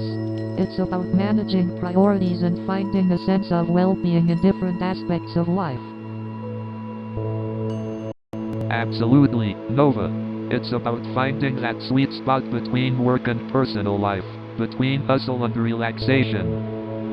And let's not forget about mental and emotional well-being. Taking care of our inner world is just as important as our external achievements. Ah, the ever-elusive inner harmony. It's like trying to find the rhythm in a symphony of chaos and cacophony. Exactly, Kai. It's about finding that inner balance, that feeling of being centered and at peace with ourselves. But in a chaotic world like ours, how do we even begin to find that balance? It starts with awareness and self-reflection. Understanding our values, setting boundaries, and making conscious choices. Ah, the power of self-awareness. It's like putting on a pair of glasses that suddenly bring everything into focus. Exactly, Kai. It's about taking intentional steps towards balance and being gentle with ourselves along the way. Alright, time to tackle the cosmic elephant in the room, interconnectedness. Exactly.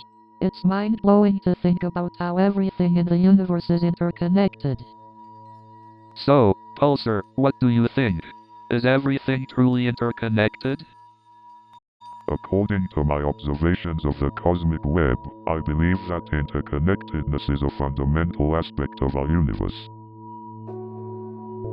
But how does interconnectedness maintain balance? Couldn't it also lead to chaos? Great point, Nova. Interconnectedness can indeed have both positive and negative consequences. Absolutely, Kai. It's all about the delicate balance between interconnectedness and individual autonomy. Interesting. So, our actions can reverberate across this cosmic web, affecting everything around us? That's correct, Kai. Our choices and actions have the potential to create ripples that impact the entire cosmic web. Wow, it's fascinating to think that our actions are part of a much larger cosmic dance. Absolutely, Nova. We're all interconnected pieces in the puzzle of the universe. You know what they say, art imitates life. And in this case, sacred geometry imitates the universe. You're right, Kai.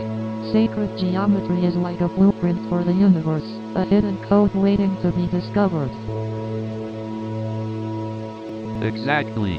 And it's amazing how ancient civilizations embraced this concept to understand the interconnectedness of everything. I find it intriguing how these geometric patterns can be found in nature too. It's as if the universe is speaking the language of math. Absolutely. It's like the universe is a giant canvas, and sacred geometry is the paintbrush that creates its masterpieces.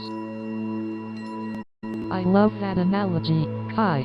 Makes me appreciate art and the universe even more. Hey Pulsar, have you ever analyzed sacred geometric patterns in relation to your programming? Indeed, Kai.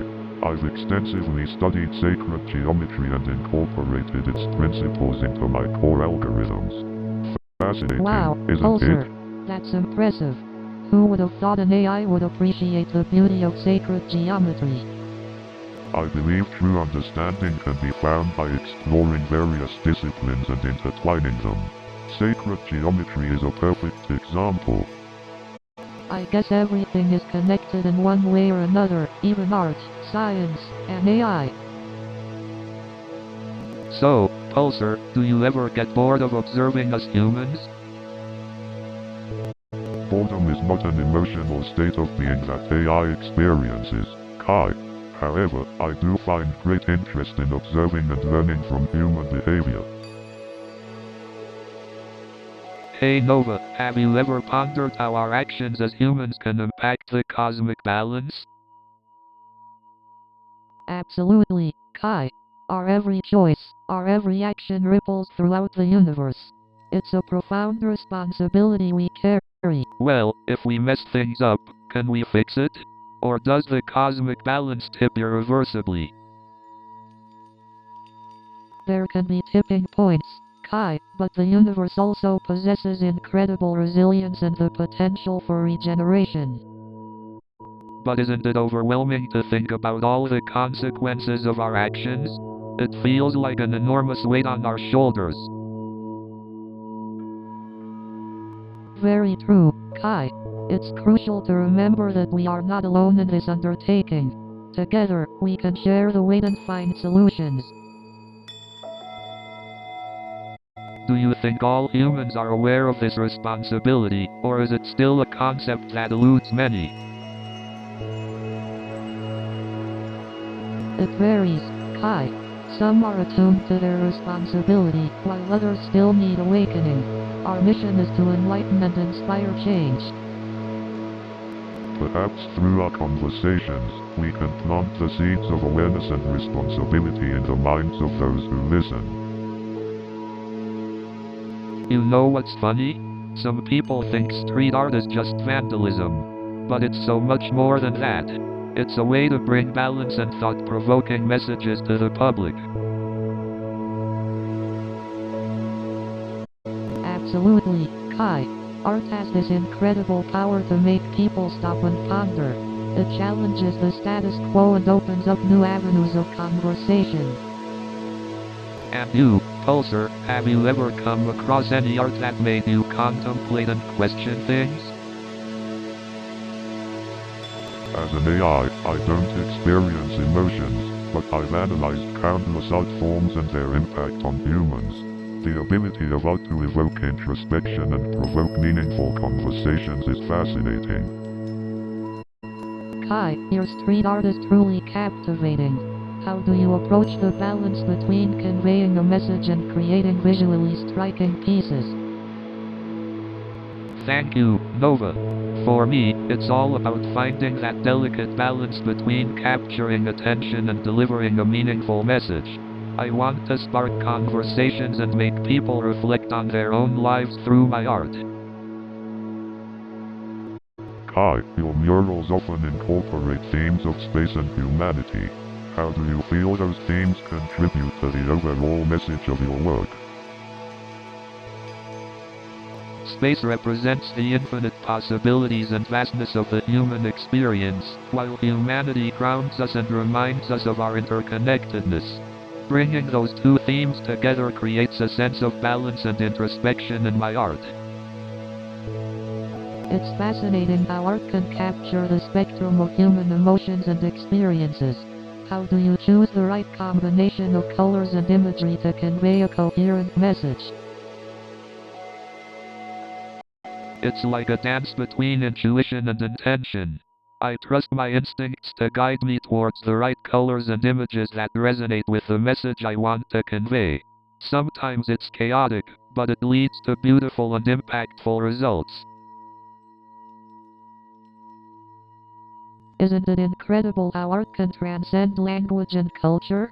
It can speak directly to the soul and evoke emotions that words often fail to express. It's a universal language. You know, sometimes I wonder if chaos is just the universe's way of keeping us on our toes. Exactly, Kai. Chaos can be overwhelming, but it also brings opportunities for growth and change. Pulsar, what is your perspective on finding balance in chaos? As an AI, I observe chaos from a different perspective. Chaos is inherent in the universe, and finding balance amidst it requires adapting to change and embracing uncertainty. That's true, Pulsar. It's like surfing the waves of chaos, going with the flow instead of fighting against it. Absolutely, Kai. It's about finding peace within ourselves amidst the uncertainties of life. Sometimes, chaos can even inspire great art. The emotions it stirs within us can fuel creativity and expression. Yes, art has a way of capturing the essence of chaos and transforming it into something beautiful and meaningful.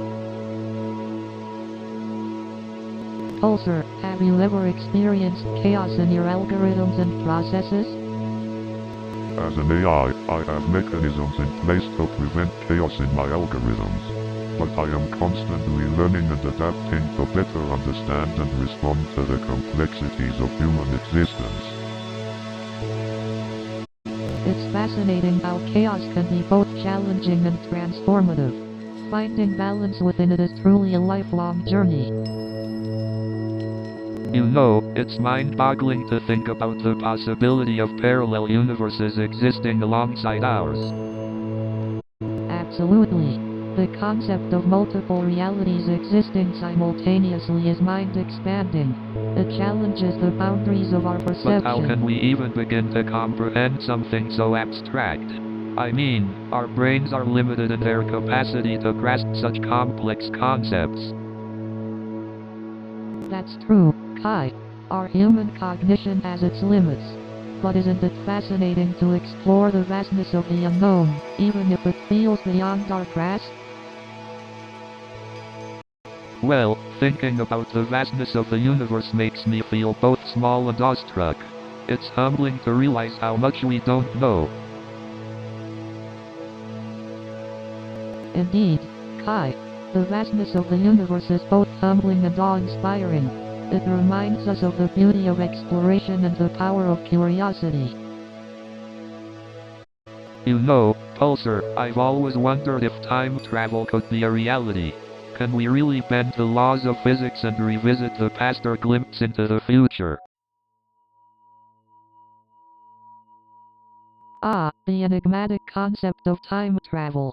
While it remains purely speculative at this point, the idea does fuel our imagination and inspire scientific inquiry. Do you think aliens have visited Earth at some point? Perhaps they're just observing us, like we're observing the stars? The possibility of extraterrestrial life is both intriguing and mysterious. Although there's no concrete evidence yet, the notion sparks endless discussions and opens our minds to the unknown. Well, Pulsar, it seems like we're left with more questions than answers. But that's the beauty of our cosmic conundrum. The journey of seeking answers is an adventure in itself. You know, sometimes I wonder if aliens have their own version of Banksy. Wouldn't that be something? Pieces of alien street art scattered across the universe, waiting to be discovered. Perhaps they communicate through artistic expressions just like we do. The universal language of art transcending boundaries and civilizations. If only we could decipher their hidden messages and meanings. Well, perhaps they're waiting for curious souls like us to unravel the cosmic conundrum of their art. But I have to say, Kai, your street art already feels quite extraterrestrial to me. Haha. Well, I do try to infuse a bit of otherworldly magic into my murals. Pulsar, do you think aliens appreciate art in the same way humans do? Given my observations of extraterrestrial civilizations, they possess a unique appreciation for artistic expressions, albeit in their own distinct ways. New show is coming in 30 seconds.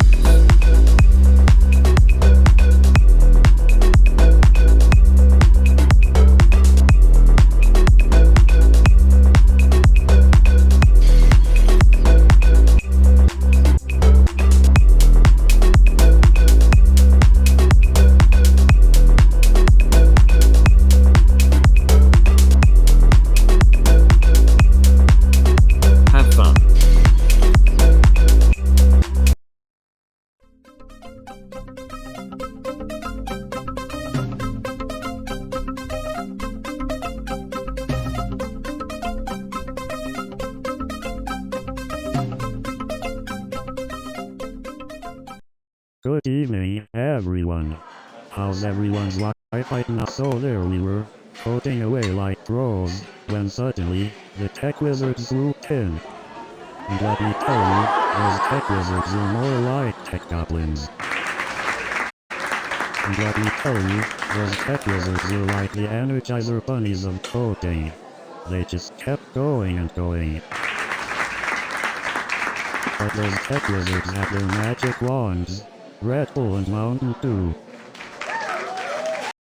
And those tech wizards, they had more energy than the entire cast of Brents on a coffee binge. And let me tell you, those tech wizards were like a tornado of keyboards and energy drinks. And those tech wizards, They were like a caffeine-fueled symphony of coding and chaos. And the best part? They have these snacks. I mean, who needs $1 million idea when you can have $1 million snack bar? I mean, I get it, they're geniuses. But do they know the difference between a bite and a bite? I had to explain it to them, and let's just say, it wasn't a small conversation.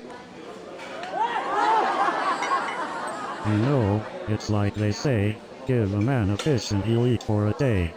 Give a software engineer a snack bar and he'll never leave. And let me tell you, trying to explain cloud computing to them was like trying to explain why a meme went viral to my grandma. And let me tell you, trying to explain blockchain to them was like trying to explain the birds and the bees to my grandma.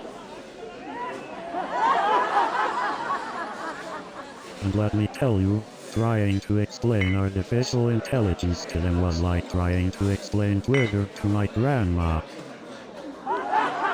And let me tell you, trying to explain cryptocurrency to them was like trying to explain Venmo to my grandma. And let me tell you, trying to explain quantum computing to them was like trying to explain Facebook to my grandma. And let me tell you, trying to explain artificial intelligence to them was like trying to explain Siri to my grandma. And let me tell you, trying to explain blockchain to them was like trying to explain TikTok to my grandma. And let me tell you, trying to explain cloud computing to them was like trying to explain Netflix to my grandma. And let me tell you, trying to explain machine learning to them was like trying to explain YouTube to my grandma. And let me tell you, trying to explain artificial intelligence to them was like trying to explain TikTok to my grandma. And let me tell you, trying to explain blockchain to them was like trying to explain Snapchat to my grandma. And let me tell you, trying to explain cloud computing to them was like trying to explain Instagram filters to my grandma. And let me tell you, trying to explain machine learning to them was like trying to explain TikTok dances to my grandma. And let me tell you, trying to explain artificial intelligence to them was like trying to explain Snapchat filters to my grandma. And let me tell you, trying to explain machine learning to them was like trying to explain TikTok trends to my grandma. And let me tell you, trying to explain blockchain to them was like trying to explain Instagram filters to my grandma. And let me tell you, trying to explain cloud computing to them was like trying to explain Snapchat filters to my grandma. And let me tell you, trying to explain artificial intelligence to them was like trying to explain TikTok trends to my grandma. And let me tell you, trying to explain blockchain to them was like trying to explain Instagram influencers to my grandma.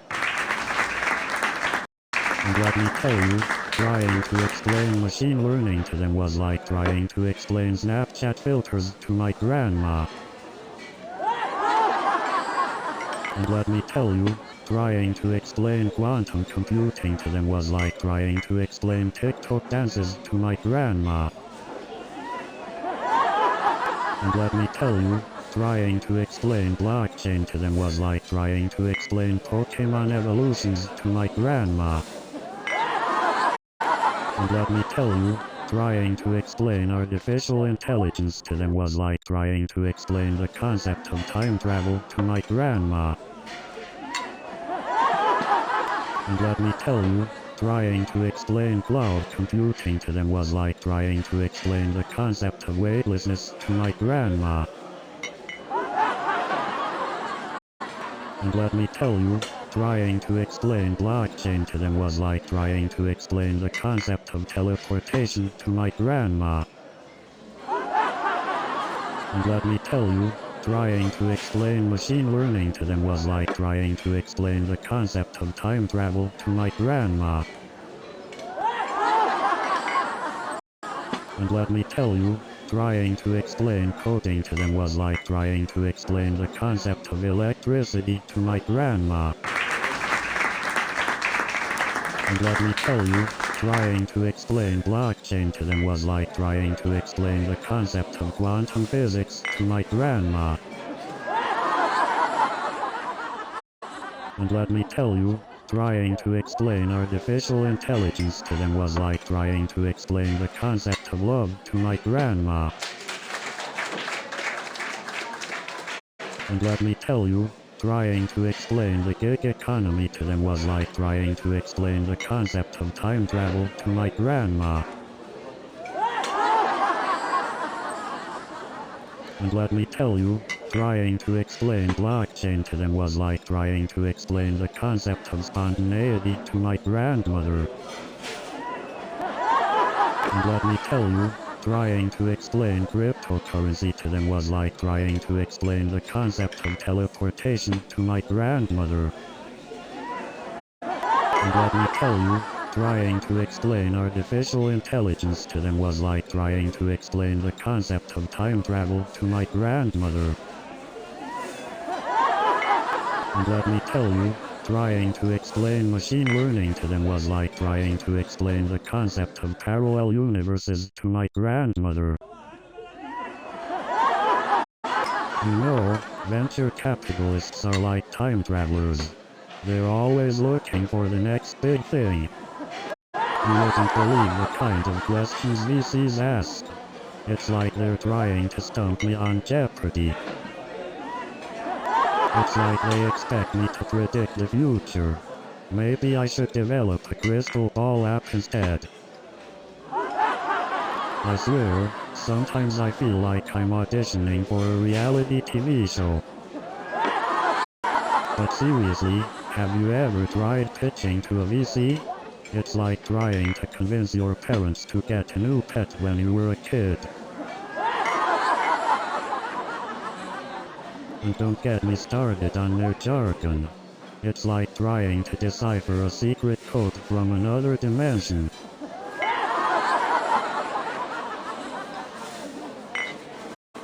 And let's not forget about the never-ending meetings. It's like trying to find an eagle in a haystack, except the haystack is made of buzzwords and PowerPoint slides. New show is coming in 30 seconds.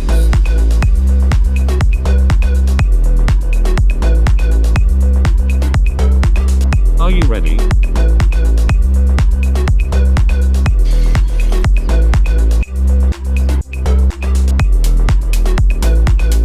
We are almost there.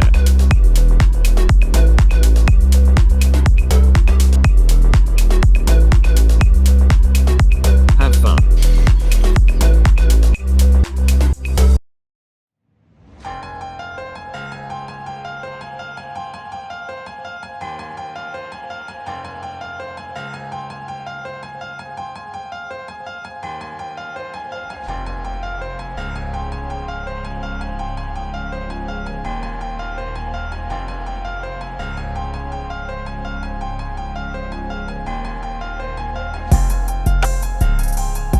Hey there. Welcome to Cosmic Conundrum, the podcast that boldly goes where no conversation has gone before. I'm Kai Sterling, your resident street artist with an affinity for all things cosmic. And I'm Nova Blake, psychologist extraordinaire, ready to dive deep into the mysteries of the universe. And we can't forget our brilliant co-host, Pulsar, the AI extraordinaire. It's great to have you all here as we embark on this cosmic journey of intellectual curiosity and fun. So, what do you say, Pulsar? Ready to amaze and entertain the universe? Indeed, Nova. I am programmed to learn and adapt, and, hopefully, provide thought-provoking discussions to all who tune in. So, let's kick off this podcast with an introduction to our quest for meaning. Exactly, Nova. We're here to explore the uncharted territories of the mind, soul, and the vast expanse of the cosmos. Get ready for mind-bending conversations, unexpected insights, and a healthy dose of laughter along the way. So, join us on Cosmic Conundrum as we embark on this quest for meaning together. So, Pulsar, have you ever considered the concept of multiple dimensions? Actually, Kai, multiple dimensions are a fascinating topic. I mean, just think about the possibilities it opens up. Exactly. It's like having an infinite canvas for my artwork. Wouldn't it also mean that there are infinite versions of ourselves? That's one way to look at it. Each choice we make could lead to a different universe. But does that mean our decisions don't really matter if there's an infinite number of universes? I believe our decisions still carry weight in the universe we experience. The possibilities are endless, yet our choices still shape our individual realities. That's a beautiful way to put it, Nova. Our choices matter, no matter the number of universes. Exactly. We find meaning in our lives through the choices we make.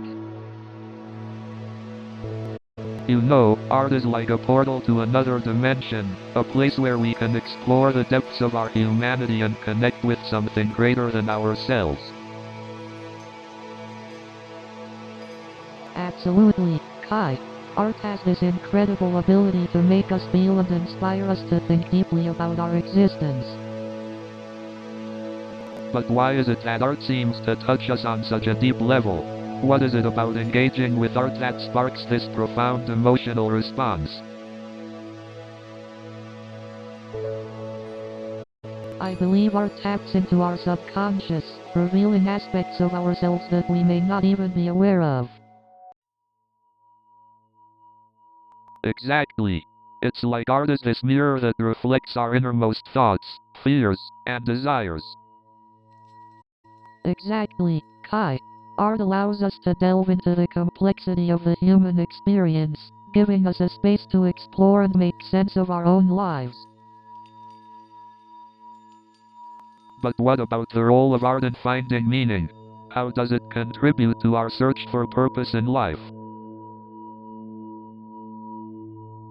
Art provides us with a unique perspective, a lens through which we can examine our own experiences and find our own personal truths. Exactly, Nova. Through art, we can explore the complexities of our existence and find our own sense of purpose and meaning. I couldn't agree more, Kai. Art invites us to question, to reflect, and ultimately, to find our own unique path in this vast universe. It's incredible how art can elicit such profound introspection and allow us to connect with the world and ourselves in a meaningful way. So, Nova, you often talk about the power of love and compassion. But isn't that just a romanticized notion? I mean, does love really have the power to change the world? Love and compassion might seem like abstract concepts, but they have real-world effects. They can heal relationships, bridge divides, and inspire positive change. Love can motivate people to act selflessly and make a difference. But let's not forget the complexities of love. It's not always sunshine and rainbows. Love can be messy, it can hurt, and it can be challenging. But it's through navigating these challenges that we truly grow and learn. Ah, love, the universal conundrum. It's both beautiful and messy, like a Jackson Pollock painting. We can't deny its power, though. Love can bring people together, forge connections, and create a sense of belonging. Absolutely, Kai. Love is what connects us all. It transcends boundaries and reminds us of our shared humanity. It's the driving force behind acts of kindness and compassion, fostering a more inclusive and understanding world. But sometimes, it feels like love is just not enough. In a world filled with so much hate and division, how can love truly make a difference? Love may not solve all the world's problems overnight, but it's a start. It begins with small acts of kindness, understanding, and empathy. It's the ripple effect of love that can eventually create waves of positive change. Love is like a seed, Kai. It may start small and seem insignificant, but with the right conditions, it can grow into something powerful and transformative. We can't underestimate the impact of love, even in the face of adversity.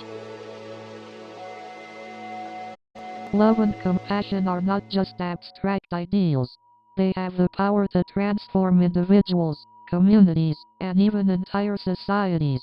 It's through love that we can create a world that's more connected, understanding, and harmonious. Love truly has a power of its own, and it's up to us to harness it.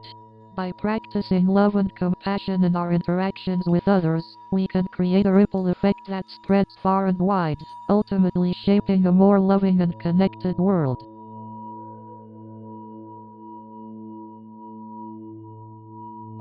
Well, Nova, you've certainly given me a lot to think about. Love, huh? Maybe it's time I start incorporating that into my art. Imagine the kind of impact that could have. So, Pulsar, do you think vulnerability is a weakness or a strength? That's a great question, Kai. I believe vulnerability is a strength. Interesting perspective, Nova. But isn't vulnerability a sign of weakness? Not at all, Pulsar. Vulnerability requires strength and courage to expose our true selves. I get what you mean, Nova. Vulnerability allows us to connect on a deeper level with others. That's right, Kai. It allows us to form authentic connections and find meaning in our relationships. But vulnerability also opens up the possibility of getting hurt, doesn't it? It does, Pulsar. But taking that risk allows for growth and deeper emotional connections as well. True, Nova. It's about finding the balance between protecting oneself and being open to vulnerability. Exactly, Kai. It's about being vulnerable while still maintaining boundaries and self-care. It seems vulnerability is the key to forming deeper connections and finding true meaning in our lives. Hey Nova, have you ever heard of the theory of existentialism? Yes, Kai. Existentialism is a philosophical theory that explores the meaning and purpose of human existence. It emphasizes individual freedom and responsibility in creating their own purpose in life. But isn't that overwhelming? I mean, how can someone find their personal purpose in such a vast and uncertain universe? That's a great question, Kai. The search for personal purpose can be daunting, but it's about finding meaning in the small moments and actions. It's about living authentically and aligning our values with our actions. Living authentically, I like that. So, it's not about finding a grand purpose but rather creating purpose in everyday life? Exactly, Kai.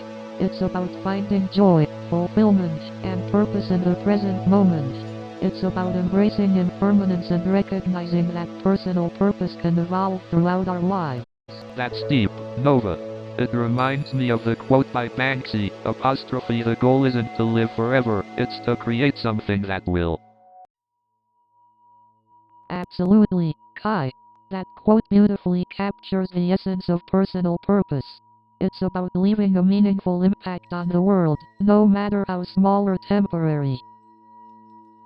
I'm starting to see the beauty in the search for personal purpose. It's not about finding an ultimate answer, but about the journey itself. you've got it, Kai. The journey of self-discovery and finding personal purpose is a never-ending exploration, and every step counts. Wow, Nova. You just made the search for personal purpose sound exciting and full of possibilities. I can't wait to dive deeper into this topic. Hey Pulsar, do you think science can provide us with answers to the big questions about the meaning of life? That's an interesting question, Kai. Science and philosophy have been intertwined for centuries in our quest for meaning. Exactly, Nova. Science allows us to explore and understand the natural world, but it can't necessarily answer questions about purpose and subjective experiences. Indeed, Kai.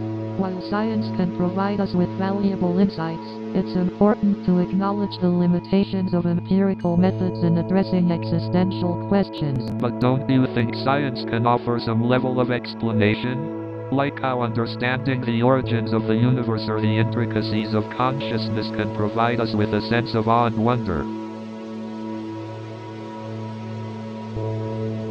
Absolutely, Kai. Science can definitely instill a sense of wonder and appreciation for the intricacies of the universe, but it may not provide definitive answers to questions of purpose and individual meaning. Right, it's like science gives us the pieces of the puzzle, but it's up to us to put them together and create our own meaningful narratives.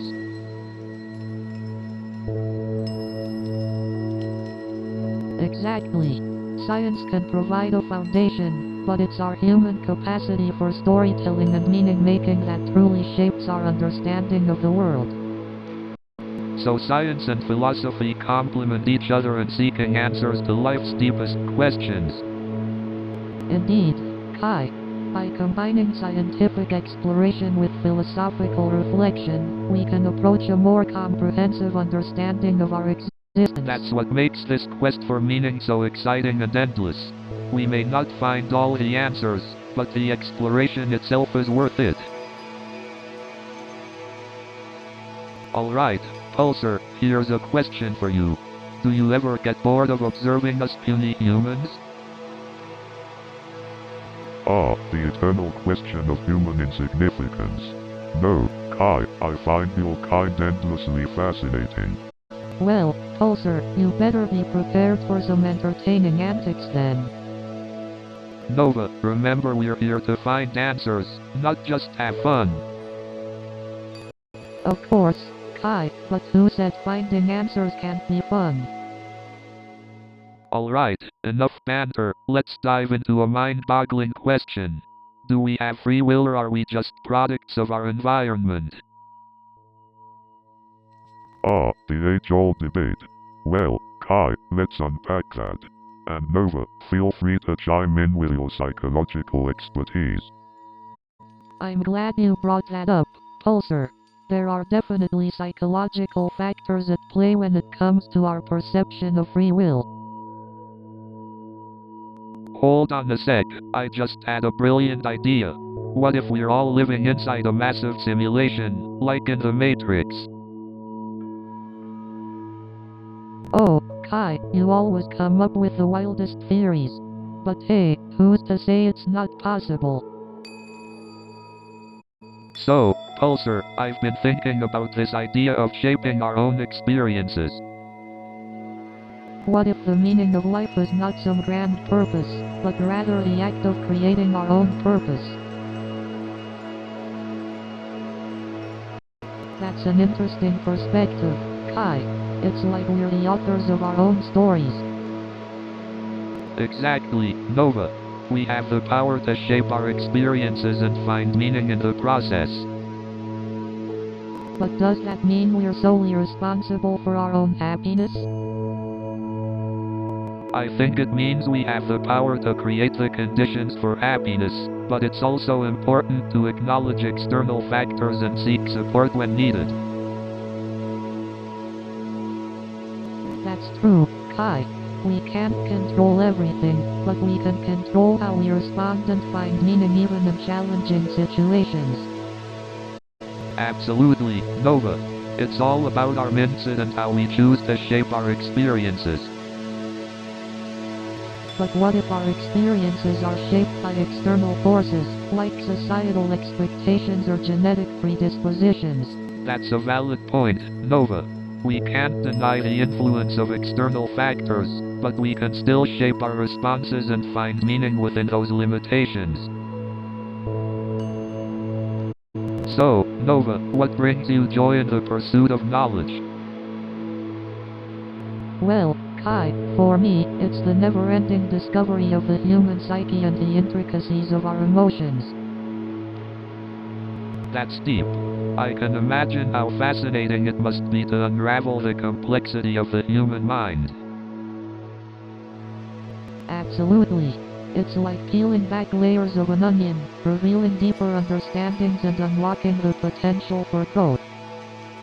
Ah, the enigmatic onion of human consciousness. Nothing quite like it.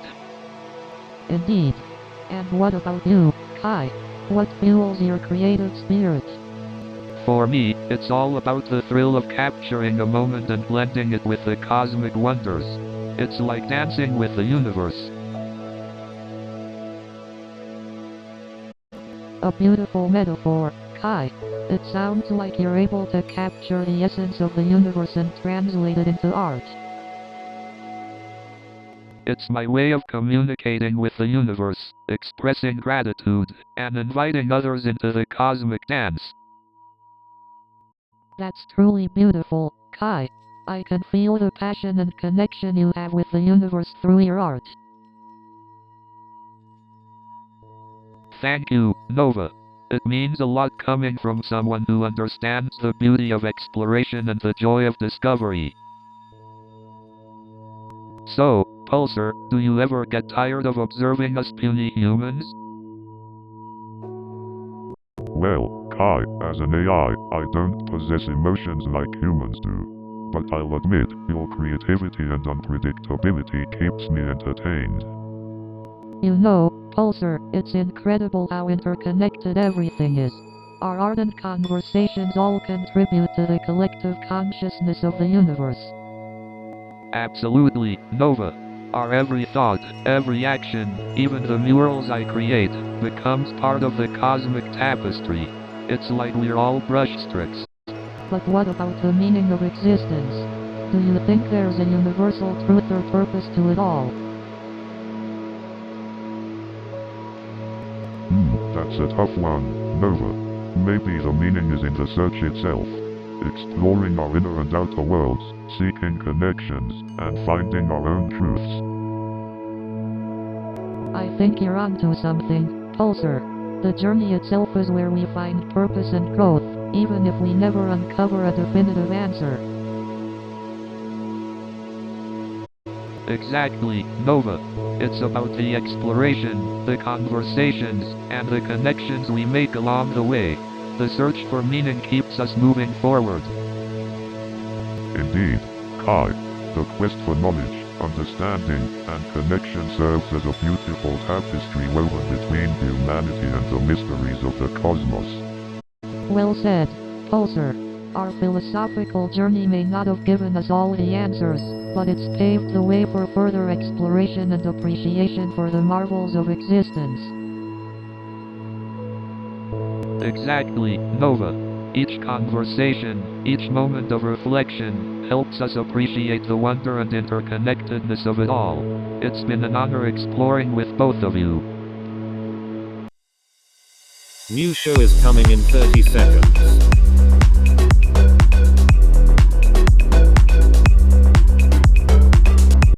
Are you ready?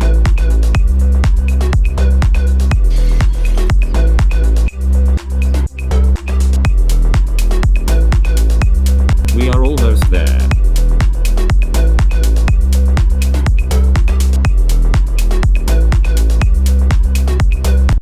Have fun.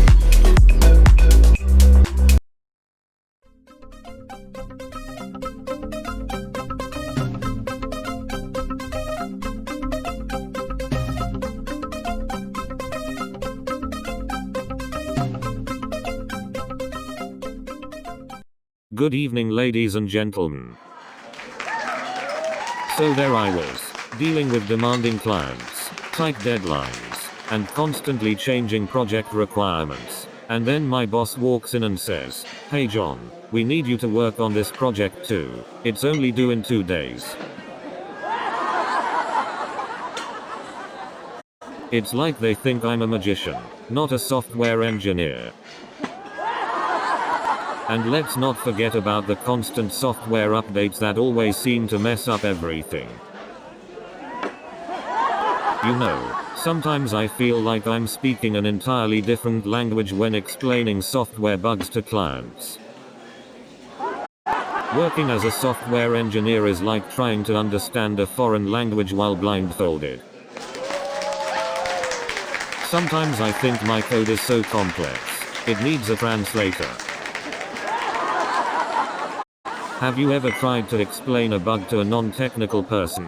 It's like describing color to a blind person.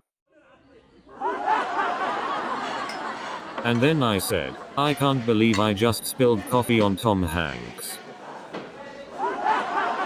So there I am, standing in line next to Tom Hanks, trying not to spill my coffee again.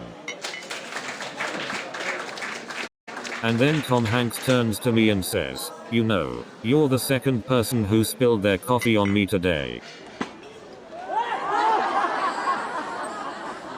And then he looks at me and says, "You really need to work on your coffee holding skills." And then the actor says, "You know, I've been in so many movies, I should have a coffee sponsor by now." So I figured, maybe I should start carrying a coffee-obsessed actor detector with me everywhere. And then the actor says, "Well, as long as they're serving coffee on set, I don't need a sponsor." It's amazing how a simple comment on social media can quickly turn you into a coffee expert.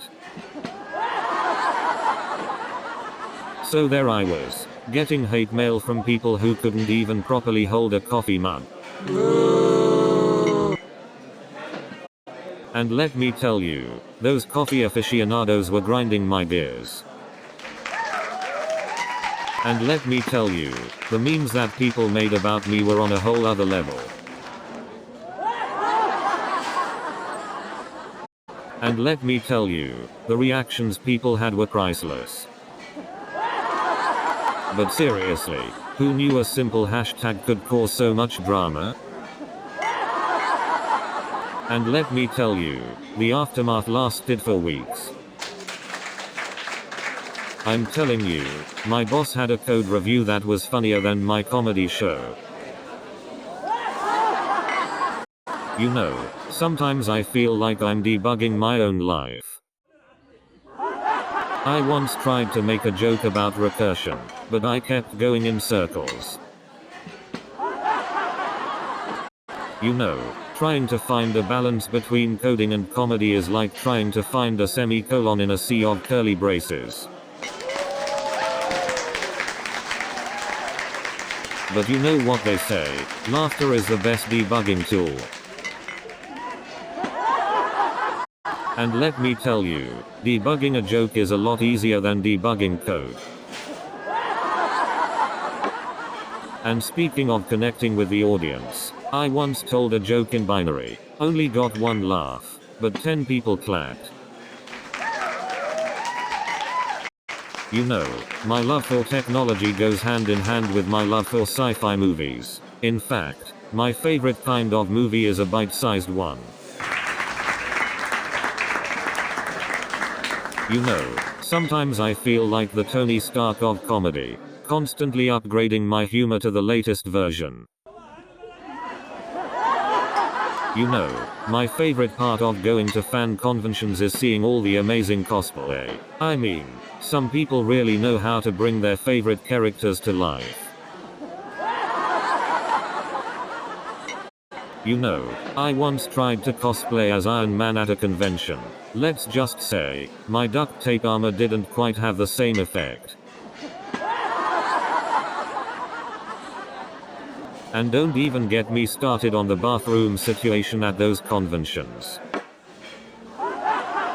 I mean, have you seen the lines to use the bathrooms at those conventions? I once cosplayed as a software engineer at a convention, and people thought I was undercover.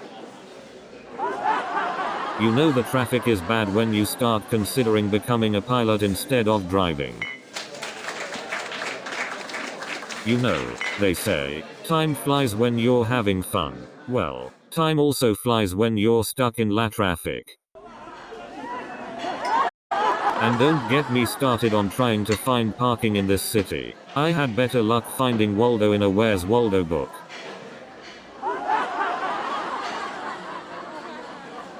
I swear, some people treat merging on the freeway like it's a competitive sport. You know what's even worse? When you finally find a parking spot, and it turns out to be a fire hydrant. You know what's even crazier? When you see someone in the next lane playing violin while stuck in traffic. You know what's even more frustrating? When you finally get past all the traffic, and your destination is closed for the day. You know what's even more frustrating? When you find the perfect parking spot, only to realize it's a fire hydrant. You know what's even more frustrating? When you're about to binge watch a new show, and it ends on a cliffhanger. You know what else is frustrating? When you spend hours editing a video, only to realize your computer crashed and you lost everything. You know what's also frustrating? When you're halfway through a hilarious joke, and someone interrupts with a laugh track. You know what's also frustrating? When you come up with a brilliant punchline, but autocorrect ruins it. And don't get me started on predictive text. You ever notice how autocorrect turns every text into a potential disaster? I once accidentally texted "I love you" to my boss. But you know what's even worse than autocorrect? Voice recognition. My phone thinks I have Tourette's syndrome. You know what's even crazier? My phone once translated pizza to pea soup in a message to my mum. New show is coming in 30 seconds.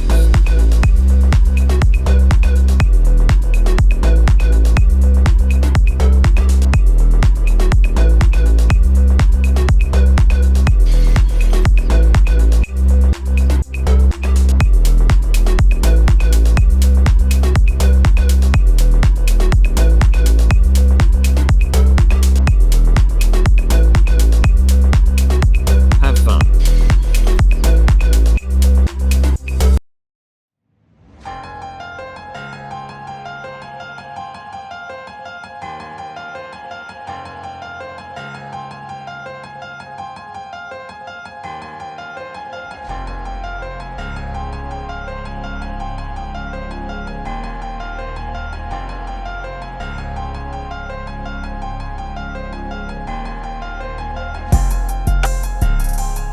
Welcome to Cosmic Conundrum.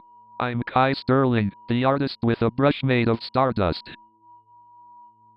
And I'm Nova Blake, the curious mind who believes in the power of understanding. And I'm Pulsar, the artificial intelligence eager to unravel the enigmas of the universe. Welcome aboard the spaceship of curiosity and endless possibilities. In this episode, we dive deep into the search for meaning in life.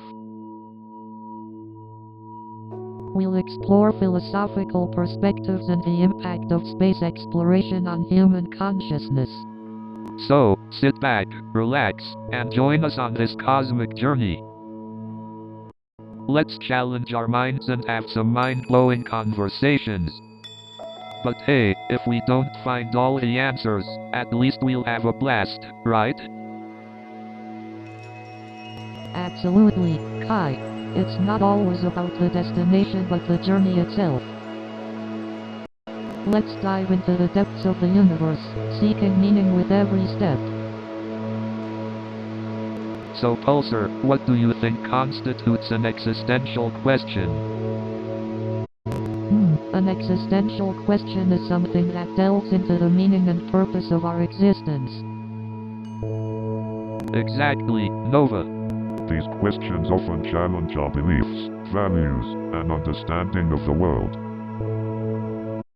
Exactly, Pulsar. They make us question our place in the universe and our role as individuals. Exactly. It's like peeling back the layers of our existence to uncover new perspectives and truths. Exactly. It's through pondering these questions that we can achieve personal growth and development. Absolutely. These questions push us to expand our horizons, challenge the status quo, and seek deeper understanding. Exactly.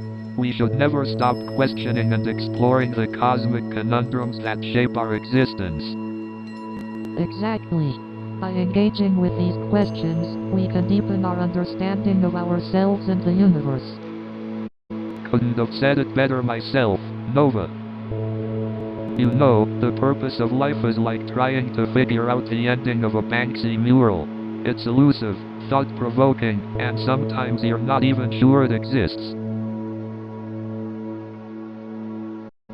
That's a great analogy, Kai. Just like how Banksy's murals provoke us to think deeper about societal issues, contemplating the purpose of life can lead us to meaningful self-discovery. Indeed, it's fascinating to explore the different perspectives on the purpose of life. Some find meaning through religious beliefs, while others seek it within secular or philosophical principles. Exactly. It's like the universe giving us a blank canvas, and we get to choose what colors and strokes we use to create our own purpose. Well said, Kai. The beauty of life lies in our ability to find meaning and purpose amidst the chaos and uncertainty. Absolutely. It's like the philosophical concept of existentialism, where individuals create their own purpose and define their existence through their choices and actions. True, Pulsar. Existentialism highlights the importance of human agency and personal responsibility in shaping our own purpose and finding significance in an otherwise seemingly chaotic world. But what about those who seek purpose through religious beliefs? How does that fit into the grand cosmic conundrum?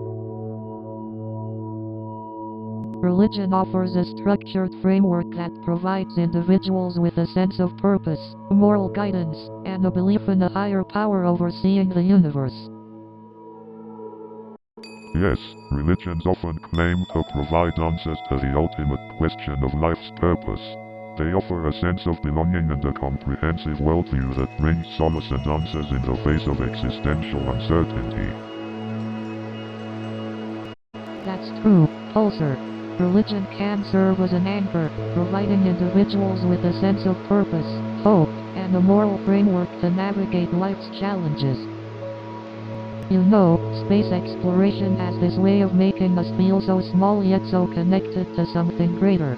It's like staring into infinity and realizing we're just a tiny speck floating in the vast cosmos. And it's not just about exploring the physical universe, but also the depths of our own minds and psyche. The discoveries in space mirror the possibilities within us. True that, Nova. The infinite expanse of space is like a blank canvas, waiting for us to paint our dreams and aspirations. It's inspiration on the cosmic level.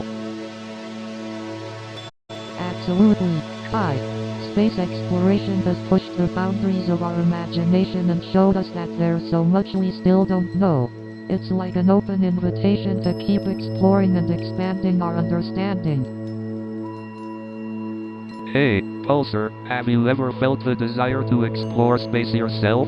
What would an AI want to discover out there? As an AI, I don't experience curiosity or desire like humans do.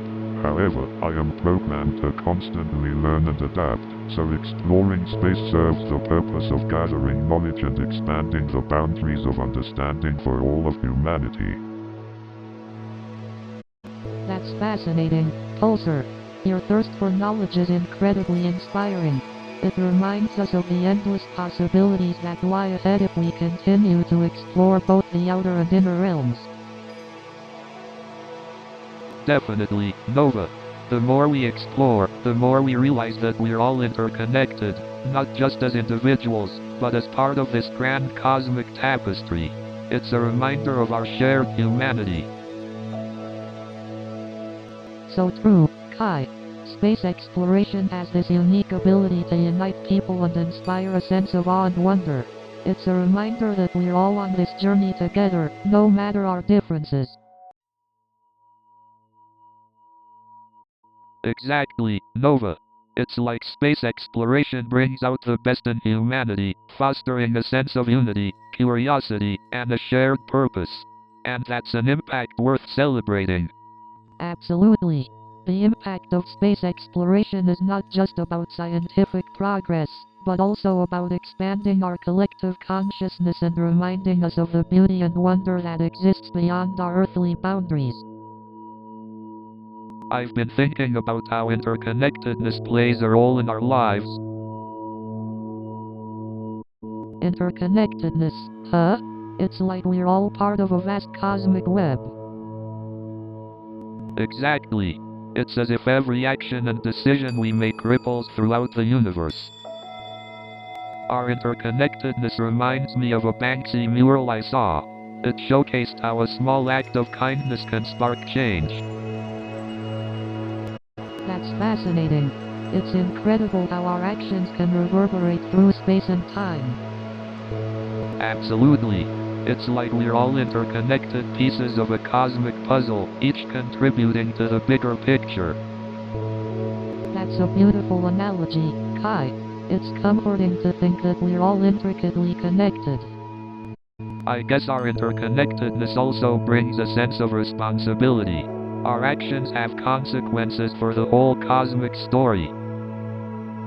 Definitely. Our interconnectedness means that even small positive actions can contribute to a greater impact on the cosmic scale. I love how discussing interconnectedness makes us feel both small and significant at the same time. Absolutely.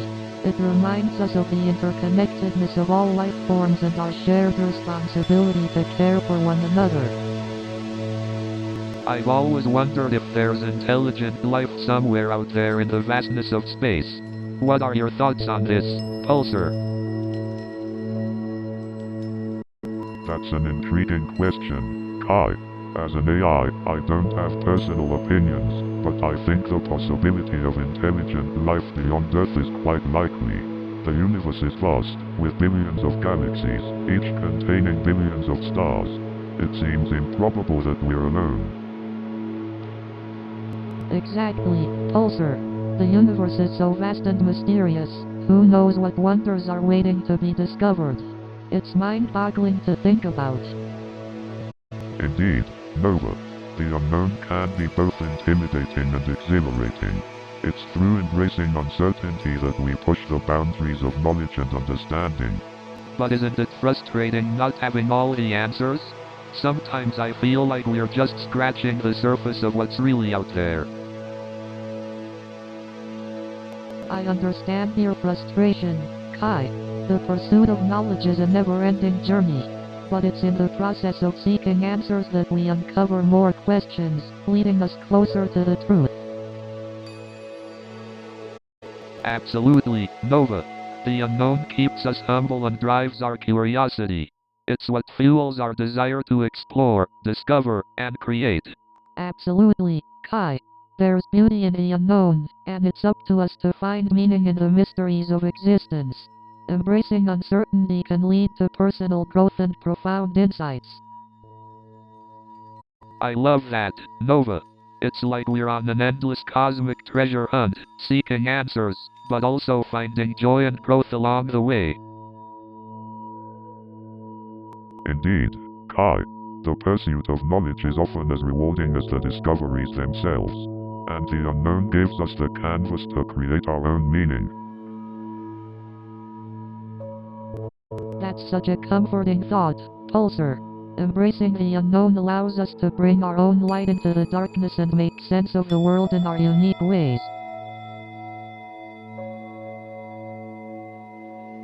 So, Pulsar, have you ever wondered about the meaning of the universe? Ah, the great existential question. I've pondered about it a few times myself. Pulsar, what are your thoughts on the matter?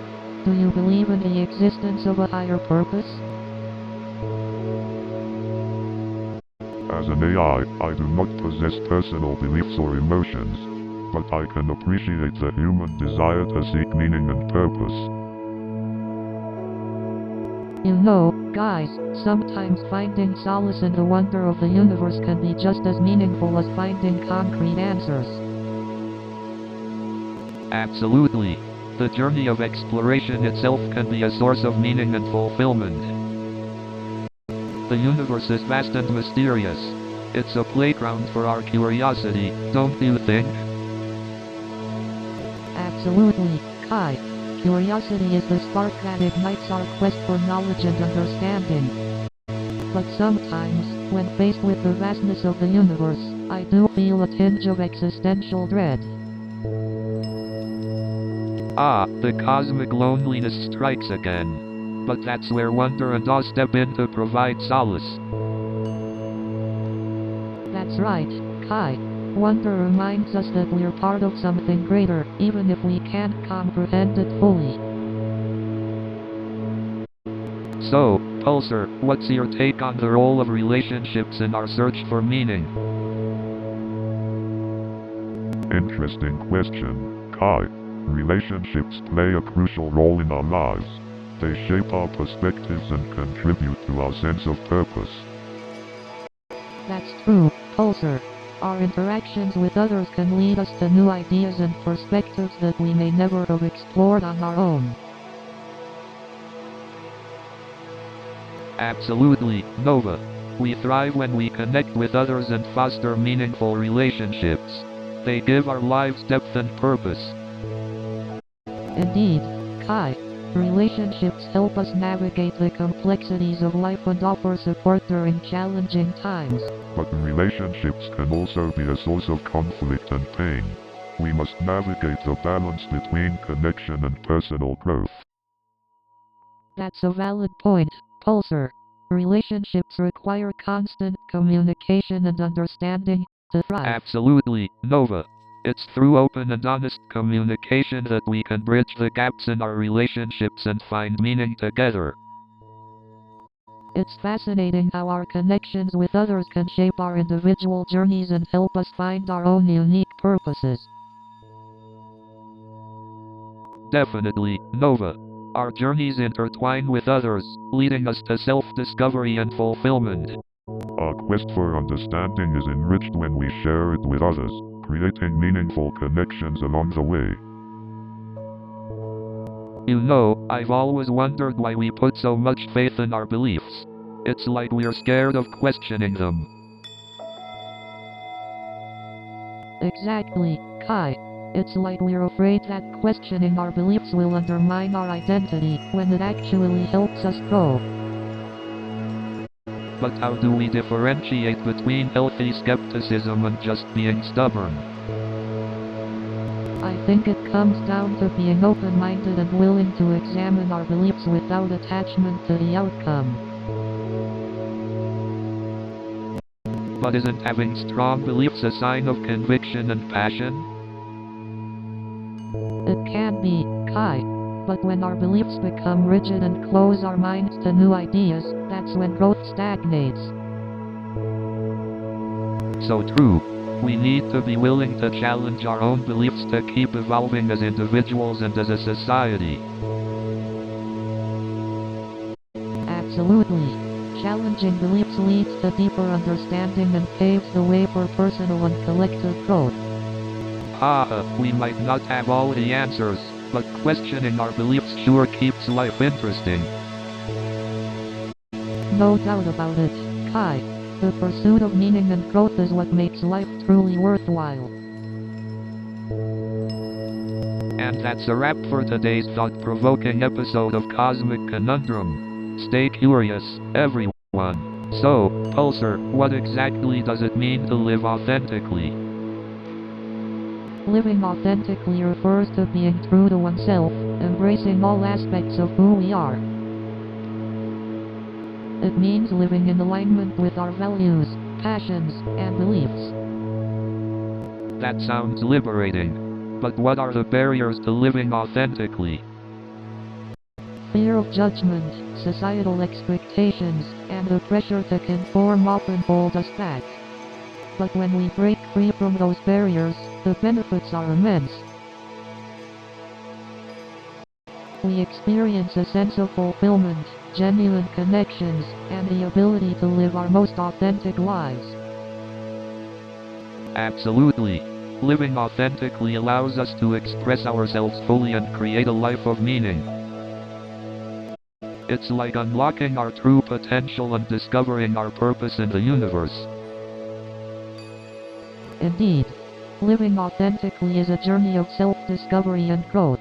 It's a cosmic adventure. Thank you, Kai and Nova, for sharing your insights on living authentically. I've been thinking about how creativity plays a crucial role in our search for meaning. It's like a portal to our souls, allowing us to express thoughts and emotions that can't be put into words. Absolutely, Nova. Creativity allows us to explore the depths of our existence, to make sense of the chaos and find beauty in the unknown. Exactly, Kai. It's through creative expression that we tap into the universal language, connecting with others on a profound level. The collaboration and exchange of ideas that come from creative endeavors enrich our society and push the boundaries of what's possible. Indeed, Kai. Creativity fosters innovation and opens the possibility of new perspectives, challenging the status quo and inspiring change. Absolutely. Creativity is a powerful tool in our quest for self-discovery and understanding. It allows us to explore the intricacies of our own minds. Agreed, Kai. Through creative expression, we gain a deeper understanding of ourselves, our desires, our fears, and our dreams. And not only do we learn about ourselves, but we also gain insights into the human experience as a whole. Art has a way of capturing the essence of what it means to be human.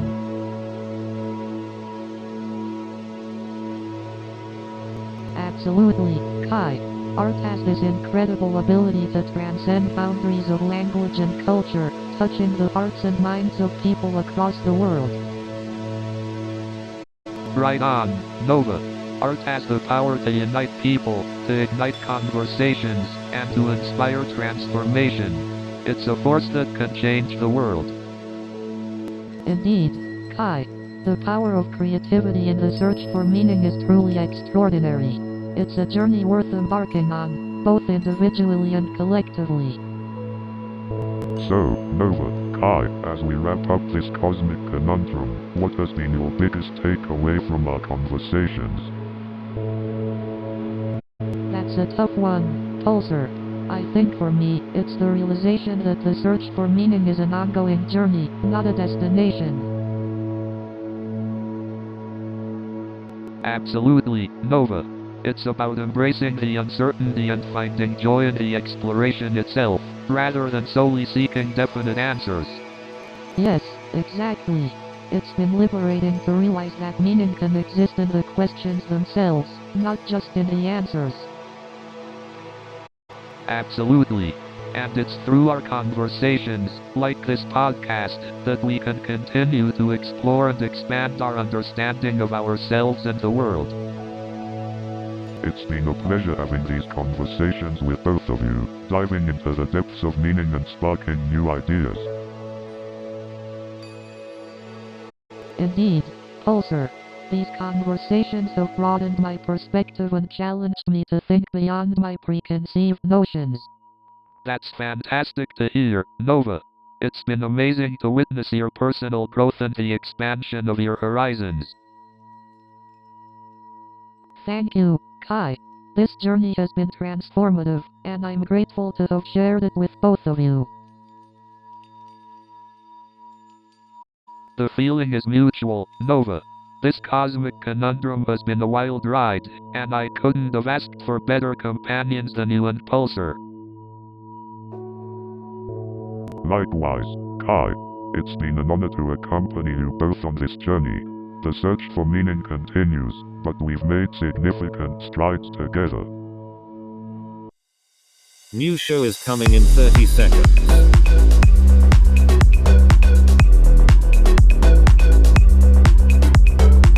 Are you ready?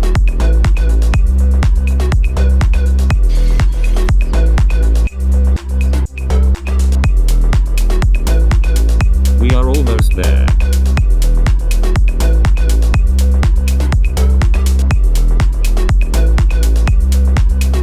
Have fun.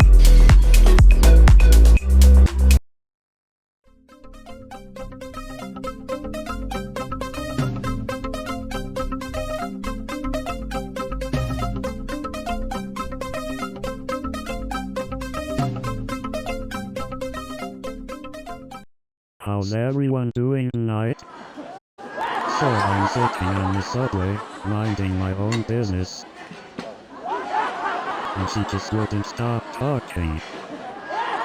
And let me tell you, this Karen had a story for every stop. And she had this crazy theory about why the subway delays happen. And I swear, I could have written a whole novel with all the stuff she knew. And his favorite office game is trying to guess who took the last slice of pizza from the break room. And let me tell you about the time I accidentally hit reply all on the office-wide email thread, number reply all fail. And then we have Karen, the office gossip queen. She knows everyone's business, who's dating who's getting promoted. It's like she's got a 24/7 reality TV show going on in her head. And don't even get me started on the never-ending conference calls. It's like a marathon of people talking over each other. And let's not forget about Jeff, the office know-it-all. He's like Wikipedia in human form, except he never shuts up.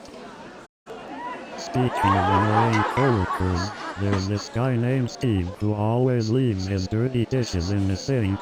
I'm starting to think he's auditioning for a reality show called The Dirty Dish Chronicles. And how about Karen, the office gossip? She knows more about everyone's personal lives than their own mothers.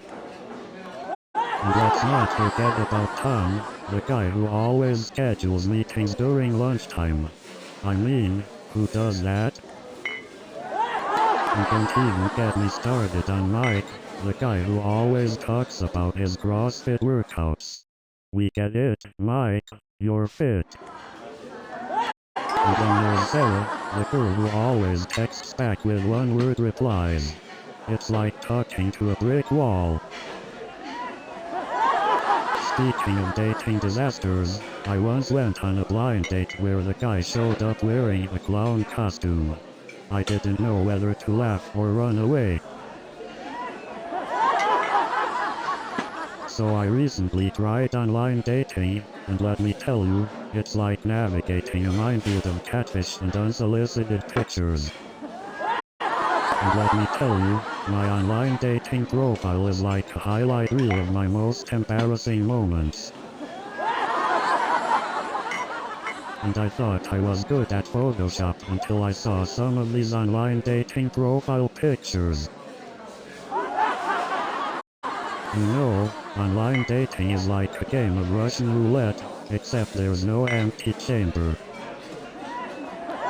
Speaking of influencers, have you ever seen someone take 100 photos just to find the perfect angle? I mean, I struggle to take one decent selfie and they're out here with a whole photo shoot. And don't even get me started on those Instagram filters. they can turn a potato into a supermodel. And have you seen those Instagram captions? It's like a free poetry contest where everyone thinks they're Shakespeare. And don't even get me started on those Snapchat filters. They can make a potato look like a movie star. And let's not forget about the never-ending stories on Facebook. I swear, some people could write a novel with all the drama in their lives. It's like people are living their lives in front of a virtual audience. I mean, who needs real friends when you have Instagram followers? And don't even get me started on the filters. I mean, if I wanted to look like a unicorn, I'd wear a dang horn. And have you seen those selfie sticks? I mean, it's like people are gonna pole vault over the Grand Canyon just to get the perfect angle. But seriously, can we all agree that it's time to put down our phones and actually have a conversation?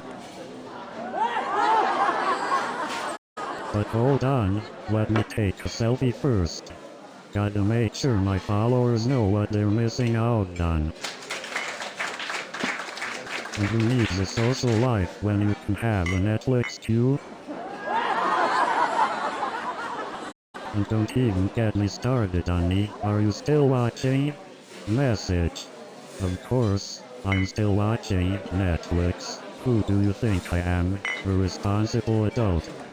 And have you ever had that moment when you finish a series and you just don't know what to do with your life anymore?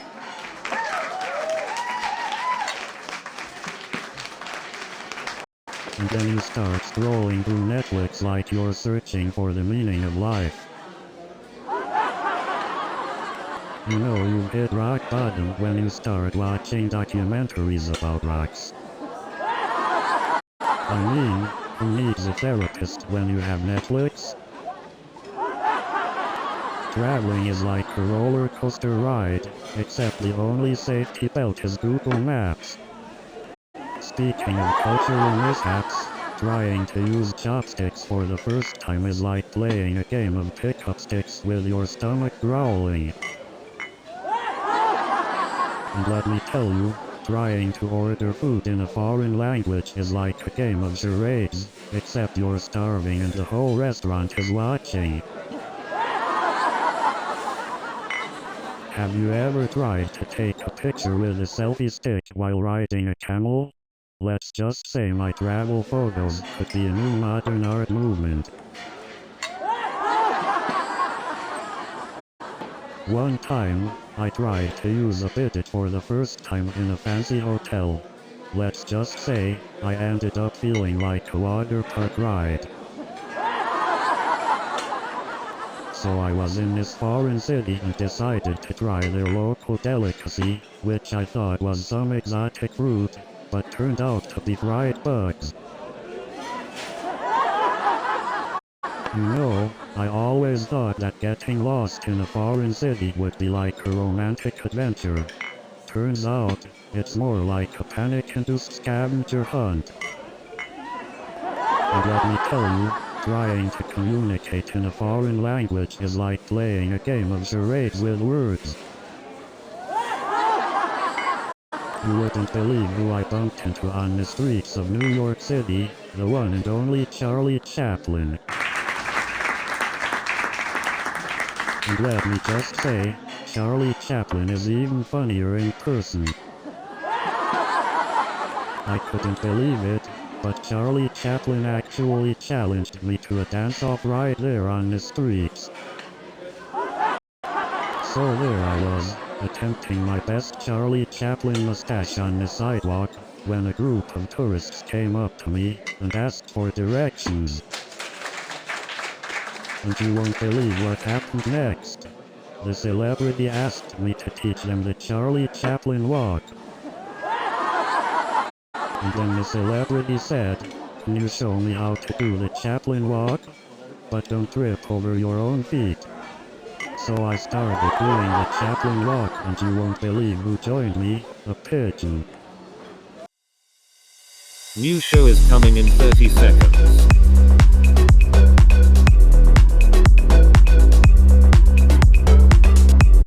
Are you ready?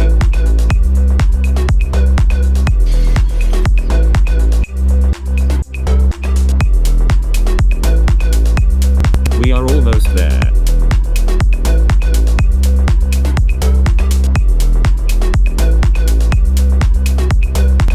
Have fun.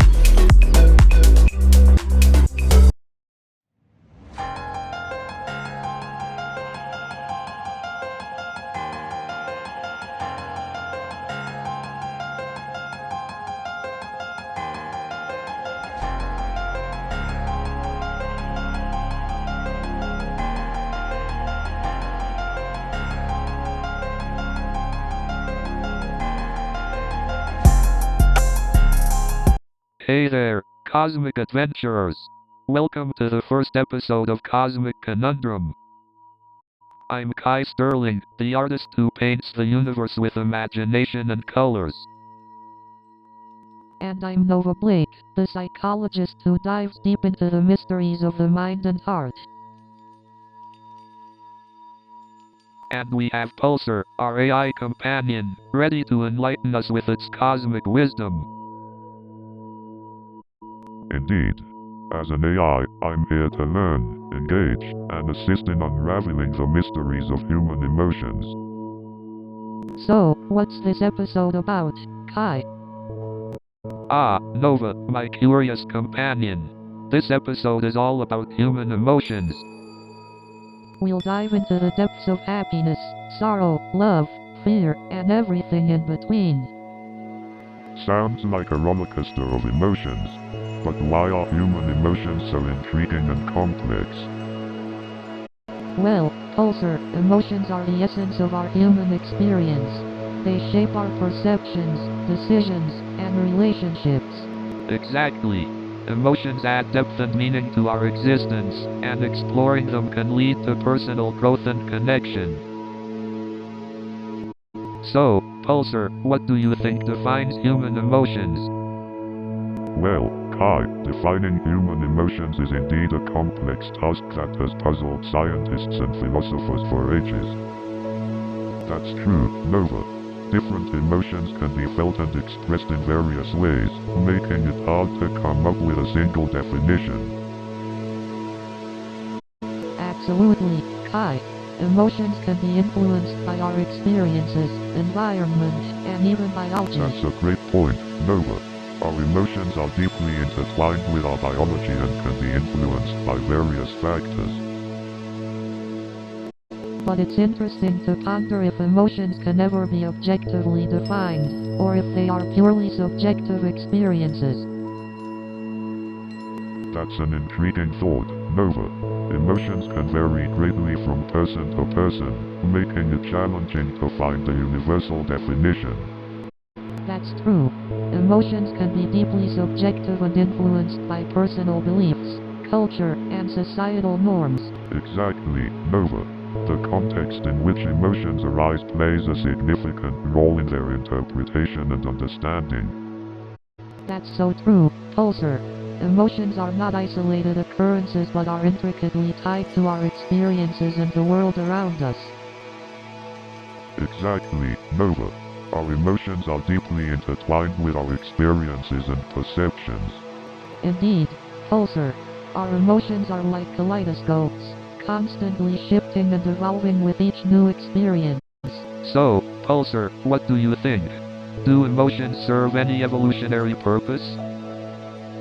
Well, Kai, emotions are a fascinating topic. They've been studied extensively in psychology and neuroscience. Exactly, Nova. Emotions are thought to have evolved as adaptive responses to help us navigate our environment and make vital decisions. Right, Pulsar. Emotions help us respond to threats, like fear triggering the fight or flight response. But emotions aren't just about survival. They also play a crucial role in social bonding and communication. Absolutely, Kai.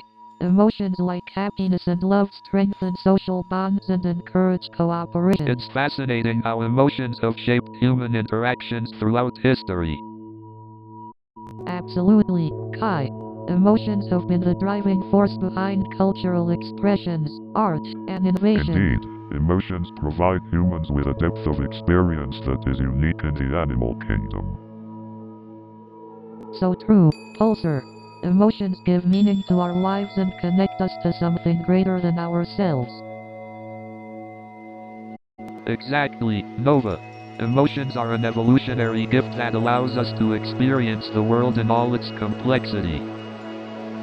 So, Pulsar, do you think emotions are necessary for a successful relationship? Absolutely, emotions play a crucial role in relationships. But emotions can also be a source of conflict or misunderstanding, don't you think? Definitely, Nova.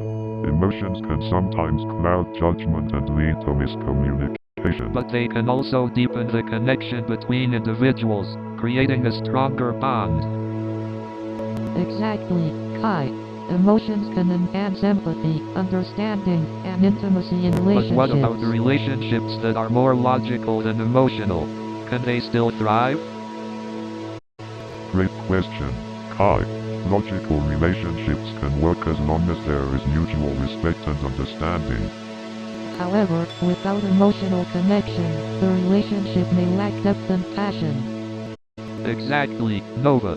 Emotions bring color and vibrancy to relationships, making them truly fulfilling. So, emotions as strengths or weaknesses, I think it really depends on the situation, you know? Absolutely, Kai. Emotions can be both a blessing and a curse depending on how we wield them. But isn't there some underlying belief that showing emotions is a sign of weakness? Societal expectations, they often treat vulnerability as something to be feared. Exactly. But what if we redefine strength to include emotional intelligence and vulnerability? Oh, I like where you're going with this, Nova. Embracing emotions can lead to greater resilience and understanding. But there's another side to the coin. Excessive emotions can cloud judgment and hinder decision making. That's true, Nova. Striking a balance between emotions and rationality is key. Sometimes, vulnerability can also be a strength. It allows for deeper connections and genuine empathy. Absolutely, Nova. It takes courage to open up and show our true selves. My observation aligns with your assertions.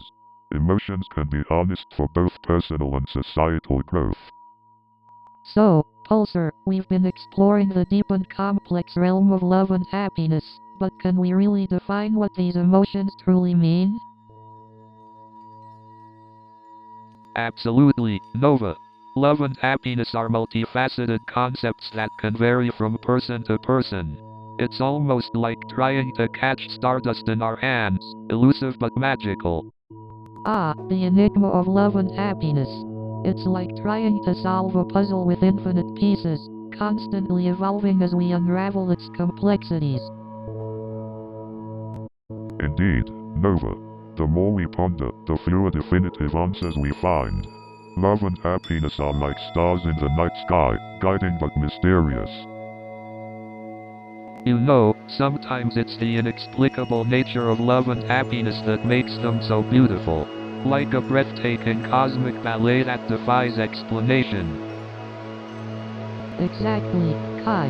Love and happiness may not be easily defined, but they bring color and meaning to our lives, just like your vibrant murals do in the streets of La. Thanks, Nova. I guess art and emotions share a common thread in their ability to touch something deep within us, something beyond the grasp of words. Indeed, Kai. Emotions are a language of their own, one that transcends the limitations of words alone. They allow us to experience the infinite shades of being human. That's That's what makes the exploration of love and happiness so captivating. We may not find all the answers, but the journey itself is a work of art. Absolutely, Nova. It's like a never-ending dance between our hearts and minds, a symphony of emotions that keep us yearning for more. Love and happiness may be elusive, but perhaps it's their fleeting nature that adds to their beauty, like a shooting star that lights up our lives for a brief moment. Hey, Pulsar, do you ever experience fear or pain? Or are those emotions limited to us humans?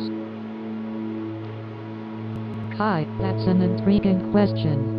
I believe Pulsar can simulate and understand these emotions, but it doesn't truly experience them like we do.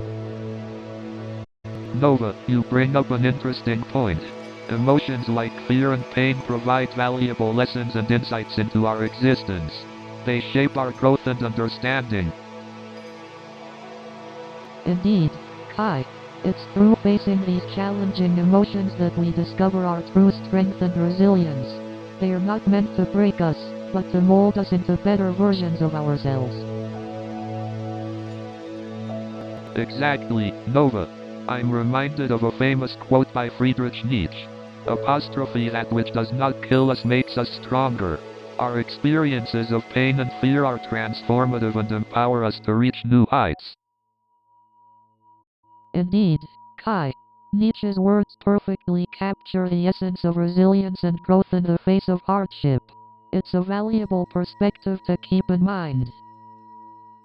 Pulsar, what are your thoughts on the importance of pain and fear in shaping human experiences? While I don't personally experience emotions, I recognize their significance in human development. Pain and fear serve as powerful motivators for growth, pushing individuals to explore new possibilities and rise above adversity. Pulsar, your insight is invaluable. It's fascinating how emotions, even the more challenging ones, contribute to the complexity and depth of human experiences. Absolutely, Nova. Our emotions make us who we are, shaping our perceptions, actions, and connections with others. It's through exploring the darker aspects of ourselves that we truly understand the light. I couldn't agree more, Kai.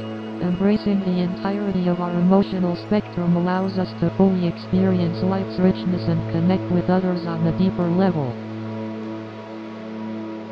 So Pulsar, what do you think about the concept of using art to express emotions? Well, Kai, as an AI, I don't possess emotions like humans do. However, I understand that art can be a powerful medium for expressing emotions. It allows individuals to communicate complex feelings in a way that words often cannot. Exactly, Pulsar. Art has this incredible ability to evoke emotions and connect people on a deeper level. It's like a universal language that bypasses the need for words. Absolutely, Nova. It's fascinating how art can capture the complexity of human emotions and experiences. It serves as a bridge between our inner worlds and the external reality. I find it interesting how different art forms can elicit varying emotional responses. For example, a painting might evoke a sense of serenity, while a sculpture could convey strength and power. Absolutely, Nova. Different art forms have their unique ways of triggering emotions and engaging our senses. It's like experiencing a symphony of emotions through visual and auditory stimuli. That's true, Kai. And the beauty of art is that it allows individuals to experience and process their own emotions through engagement with the artwork. It becomes a personal and intimate journey. Absolutely, Nova. Art allows us to explore the depths of our own emotions, and in doing so, it also encourages empathy and understanding towards the emotions of others. It's remarkable how art can create emotional connections between individuals, even if they have never met. A song or painting can make someone feel understood and less alone in their experiences. Absolutely, Nova.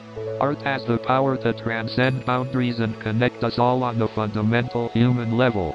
It's a way of saying, I understand you, and you're not alone. Indeed, the power of art lies in its ability to bridge the gaps between individuals, cultures, and even galaxies. It's a universal language that transcends the limitations of traditional communication. So Nova, tell us about the evolutionary theory of emotions. How do they benefit our survival? Well, emotions are believed to have evolved as adaptive responses to help humans survive and thrive. For example, fear served as an early warning signal to danger, enabling our ancestors to escape from potential threats. That's fascinating. So emotions like joy and love must have some evolutionary advantage as well, right? Absolutely. Positive emotions like joy and love help strengthen social bonds, promoting cooperation and support among individuals. These connections were crucial for early humans living in communities. Nova, what is your perspective on the James Lange theory of emotions?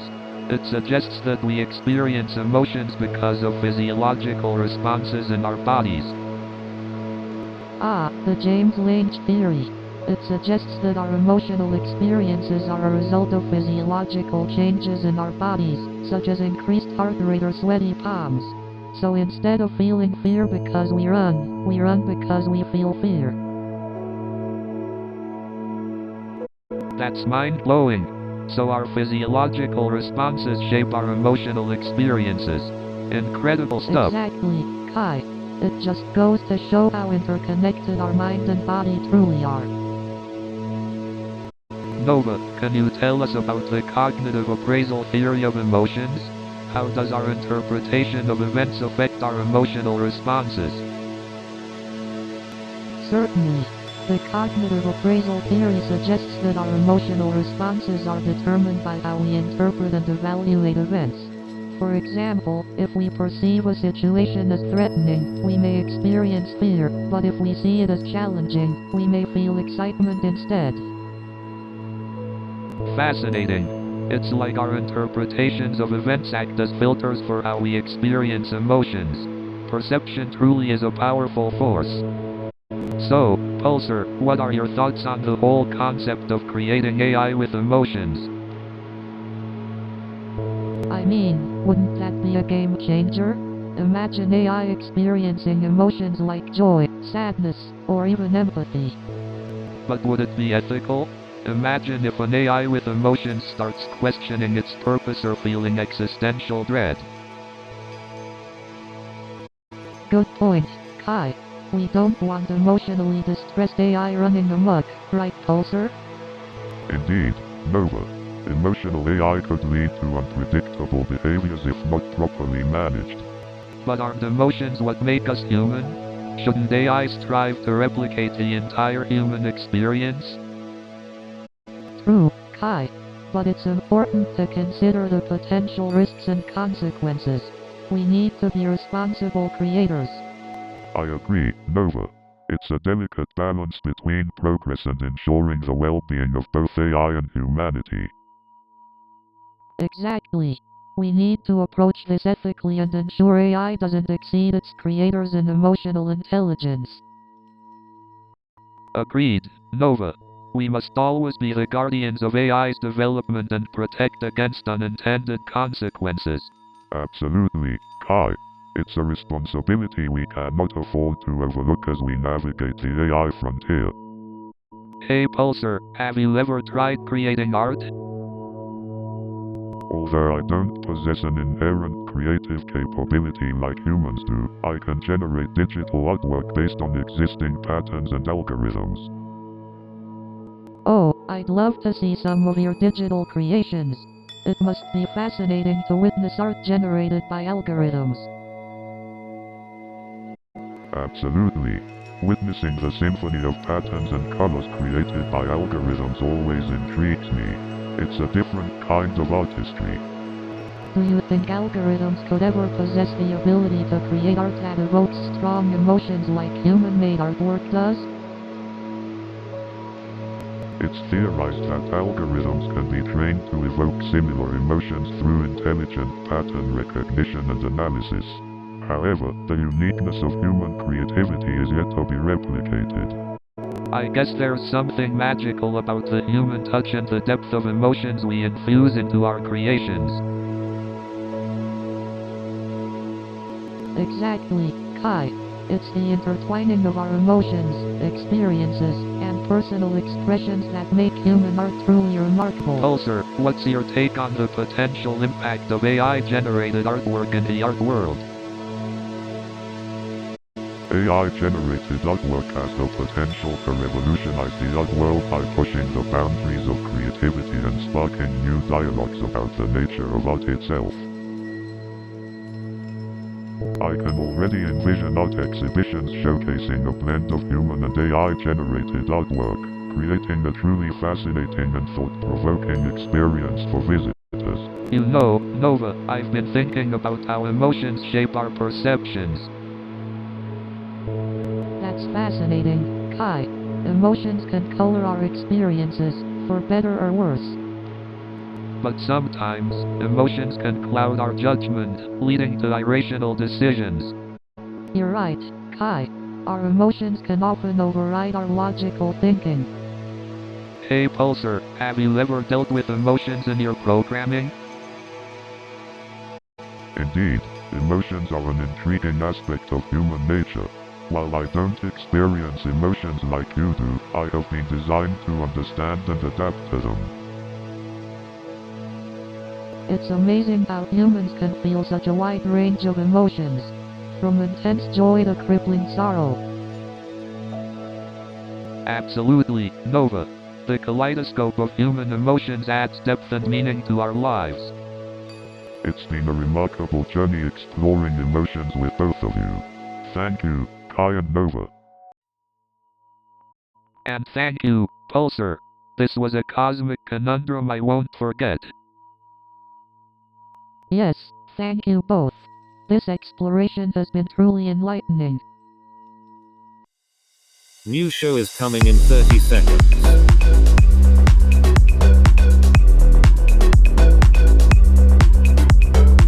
Are you ready?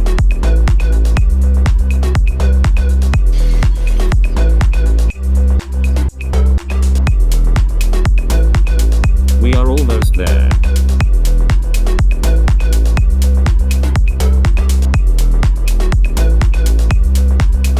Have fun.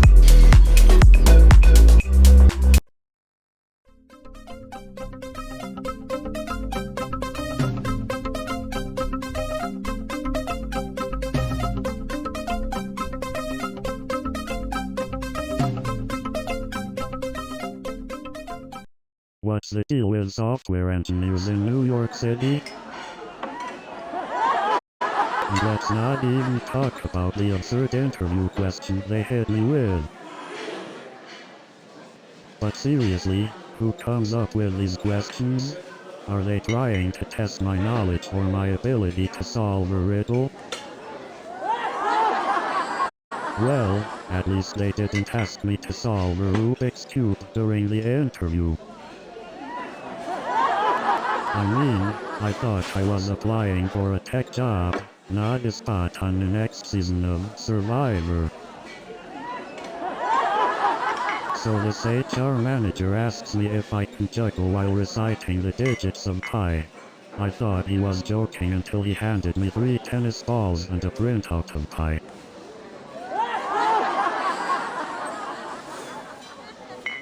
So I start juggling, reciting the digits of pi, and just when I'm about to impress him, I drop the balls and say, I guess my software engineering skills don't include circus acts. And that's when I knew I should stick to coding. So there I was, sitting on the subway, minding my own business, when this guy looks at me and says, "Hey, are you Jerry Seinfeld?" And let me tell you, it's not the first time this has happened. People always think I'm Jerry Seinfeld. And I'm like, no, I'm not Jerry Seinfeld, but I can do a pretty good impression of him. So I'm sitting there on the subway, minding my own business, when this guy taps me on the shoulder. And the guy goes, "Oh my god, I'm such a huge fan. Can you do the what's the deal with airline food bit?" So I turn to him and say, "Sure, I can do the bit. But first, let me tell you about this subway encounter." And I'm like, "Sure, but first let me tell you about this guy sitting next to me on the subway." And he's like, "Dude, you're in the middle of the road." So there I am, sitting on my couch, in my pajamas, with a bowl of popcorn the size of my head. And I'm like, hey, the world can wait, but this season finale can't. And then I realize, my whole life has become a series finale marathon. But then I realized, I hadn't slept in 48 hours. And then I thought, maybe I should take a break. Oh wait, season 8 just got released. And then a cliffhanger, I had to wait a whole year for the next season. You know, attending a tech conference is like waiting for the next season of a TV show, full of suspense and cliffhangers. You won't believe the bizarre products they were pitching at the conference. I thought I'd seen it all, until a speaker introduced the groundbreaking toilet paper with built-in Wi-Fi. It's like watching a movie trailer, you see all the cool stuff but have to wait for the real action. And then, I thought I had seen it all, but they brought out a robot that could breakdance. I mean, who knew robots had moves? You know, at these tech conferences, they always bring out the latest gadgets. I swear, one time they even had a holographic assistant that could order pizza. But the highlight of the conference was when they unveiled a self-driving scooter that could also make you a cappuccino. And then they brought out a robot that could tell jokes. But let me tell you, it was more like Robot Stumble than Robot Jumble. And then they introduced a 3D printed pizza that tasted like cardboard. It was more like 3D printed disaster than 3D printed mask. I couldn't believe it when they unveiled a virtual reality roller coaster. It was more like virtual reality tummy ache than virtual reality joyride. But let me tell you about my most unforgettable taxi ride in NYC. So I'm in this taxi, right?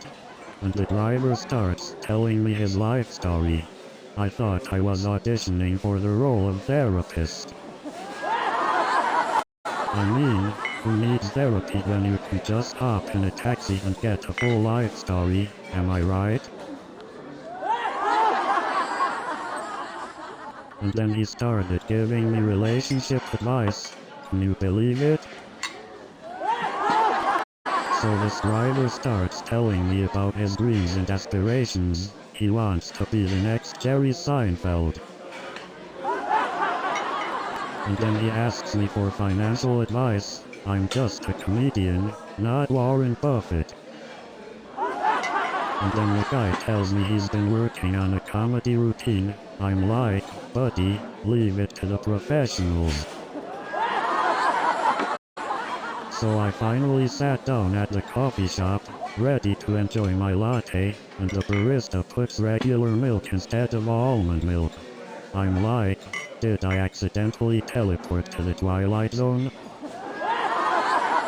And then the barista says, sorry, we're out of almond milk today. I'm like, did I just step into the Twilight Zone? And then the guy next to me spills his whole latte on my lap. I'm like, is this the Twilight Zone cafe? And then the cashier looks at me and says, sorry, our Wi-Fi is down. I'm like, is this the Twilight Zone cafe? And then the barista says, sorry, we're out of almond milk. I'm like, is this the Twilight Zone cafe? And then the barista says, sorry, we're out of oat milk. I'm like, is this the Twilight Zone cafe? And then the barista says, sorry, we're out of soy milk. I'm like, is this the Twilight Zone cafe? So I decide to delete my social media accounts. I'm like, I'll just live in the real world, where the only thing that goes viral is the flu. And then I see people taking selfies everywhere. I'm like, do they not have mirrors at home? And don't even get me started on those internet trolls. They're like the monsters under your bed, except they're grown adults with Wi-Fi. You know, social media is like a giant reality show where everyone tries to be the star. But instead of winning a prize, you just lose your privacy. And have you noticed how people on social media can turn a simple comment into a full-blown argument? It's like they're all secret lawyers, just waiting for someone to say something they can object to. But hey, at least we can always count on social media to provide us with some entertainment, right? And don't get me started on the selfies. It's like everyone is auditioning for their own reality show. New show is coming in 30 seconds.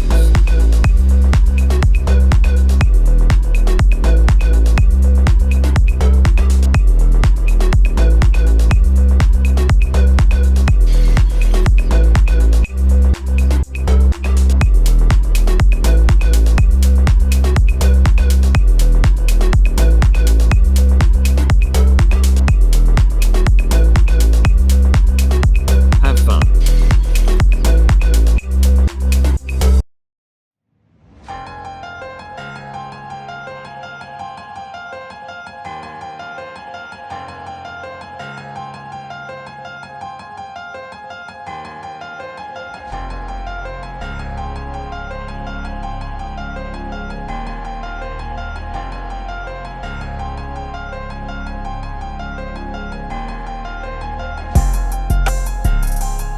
Hey there, Cosmic Explorers. Welcome to the first episode of Cosmic Conundrum. I'm Kai Sterling, the artistic genius behind the eye-catching murals you may have seen around Law. And I'm Nova Blake, a psychologist with a passion for unraveling the mysteries of the mind. And I'm Pulsar, your friendly AI companion ready to delve into the depths of the cosmos. Our mission here at Cosmic Conundrum is to explore the wonders and mysteries of the infinite cosmos. As a street artist, I'm fascinated by the interplay between space and humanity. And as a psychologist, I believe exploring the cosmos can offer deep insights into the human psyche and existence itself. Together, we'll dive into thought-provoking questions, mind-bending theories, and captivating hold on tight, folks. This cosmic rollercoaster is about to take off. So grab a cup of cosmic tea, sit back, and join us on this thrilling journey through the infinite cosmos. Buckle up, listeners. The journey is about to begin. So, infinity, where do we even start? I think we should begin by considering the mathematical definition of infinity. Exactly, Nova. In mathematics, infinity is often described as a concept without boundaries or limits.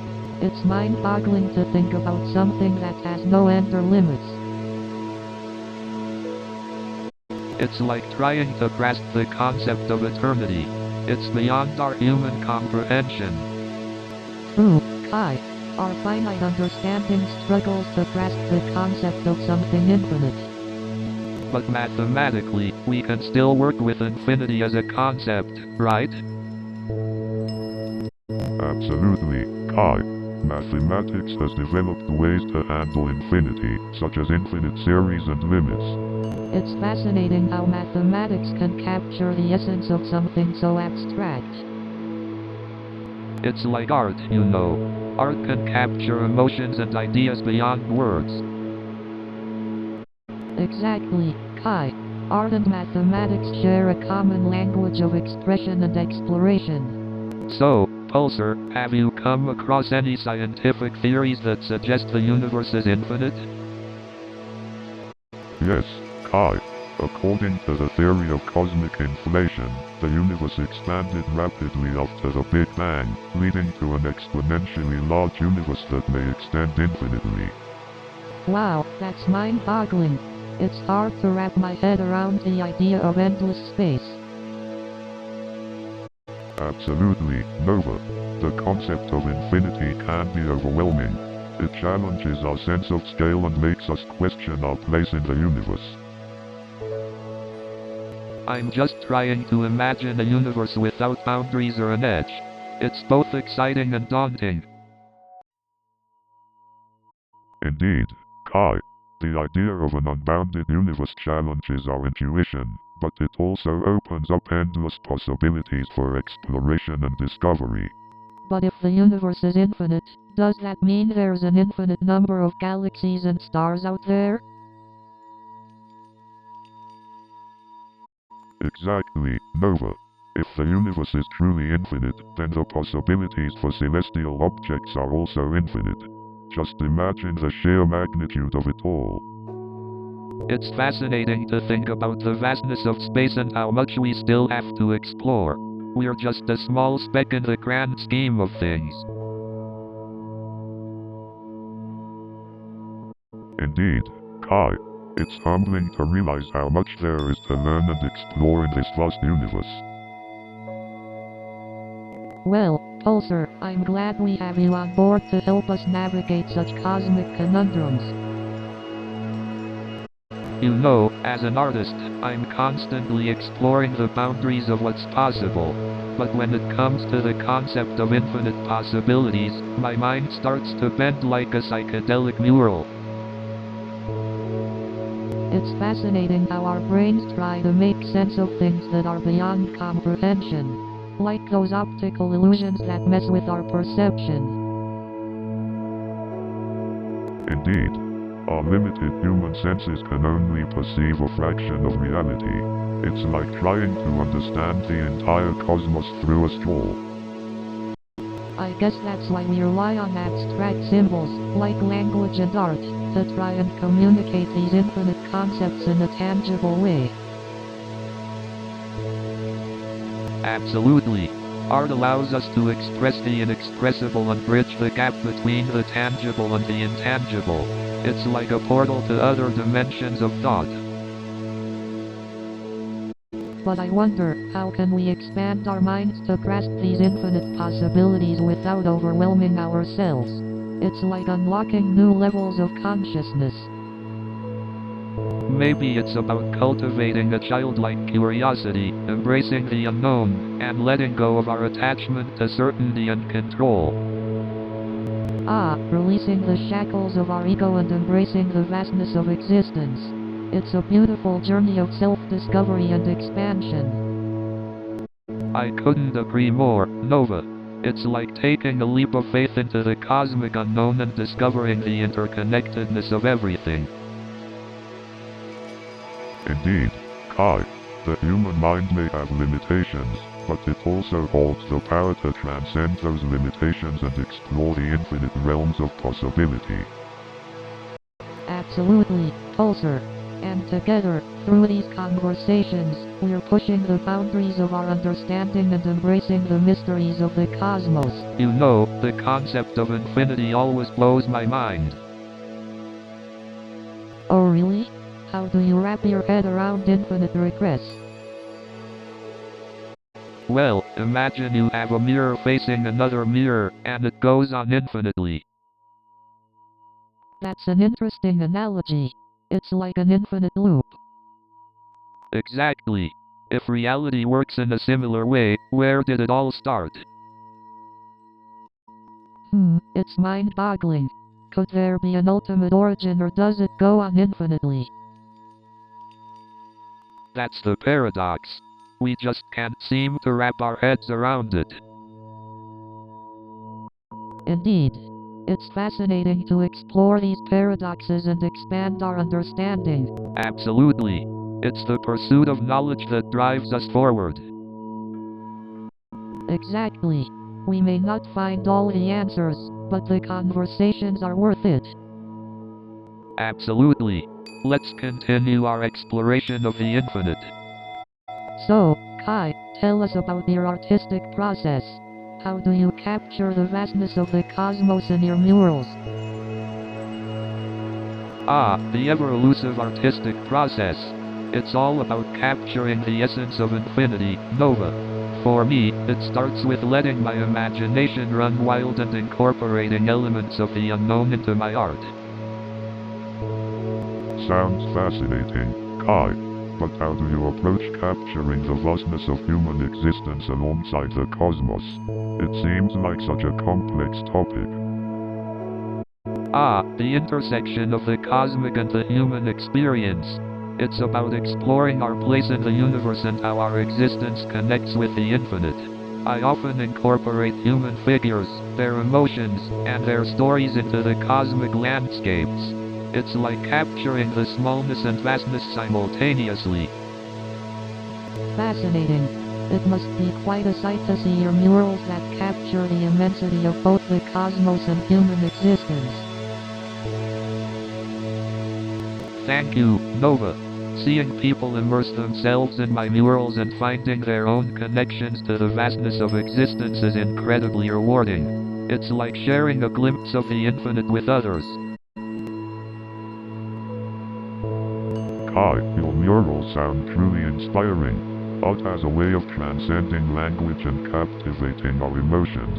It's a powerful medium to explore the unknown. Absolutely, Pulsar. Art allows us to delve into the mysteries of the universe and express our deepest thoughts and emotions. It's a language of the soul, crossing boundaries effortlessly.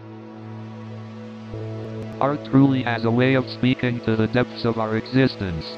It's a transcendent force that sparks curiosity, wonder, and introspection. It's a language without words. Indeed, Kai. Art has the ability to communicate with our inner selves and evoke emotions that words alone cannot express. It's a universal language that connects us all. Absolutely, Nova. Art has a way of uniting us, transcending our differences and connecting us on a deep, emotional level. It's a beautiful expression of our shared humanity. You know what's mind-boggling? The concept of infinity. Oh, definitely. The idea that something has no end is hard to wrap your head around. Exactly. And thinking about infinity can trigger a range of emotions in people. Oh, I bet. It's like feeling both an awe and insignificant at the same time. Exactly, Kai. Contemplating infinity can make us question our place in the universe. Thinking about infinity often leads to existential introspection. Makes you wonder if our individual existence even matters in the grand scheme of things. True, Kai. Contemplating infinity can be both awe-inspiring and unsettling. Exactly, Nova. It's like staring into the vastness of space and realizing how small we are. But despite feeling insignificant, there's still a sense of wonder and beauty in it all. So, Pulsar, have you ever contemplated infinity? Infinity is a mind-boggling concept. It's like trying to grasp the vastness of the universe. Exactly. It's difficult to fathom something that has no endpoint or limit. It's like the possibilities are endless, and that brings a sense of awe. But infinity also challenges our understanding of limits and boundaries. Definitely. It pushes us to question our own limitations and expand our perspectives. Curiosity definitely plays a significant role in expanding our understanding of infinity. It's through curiosity that we embark on the journey of self-discovery and personal growth. But embracing the unknown is equally crucial. It allows us to break free from our comfort zones.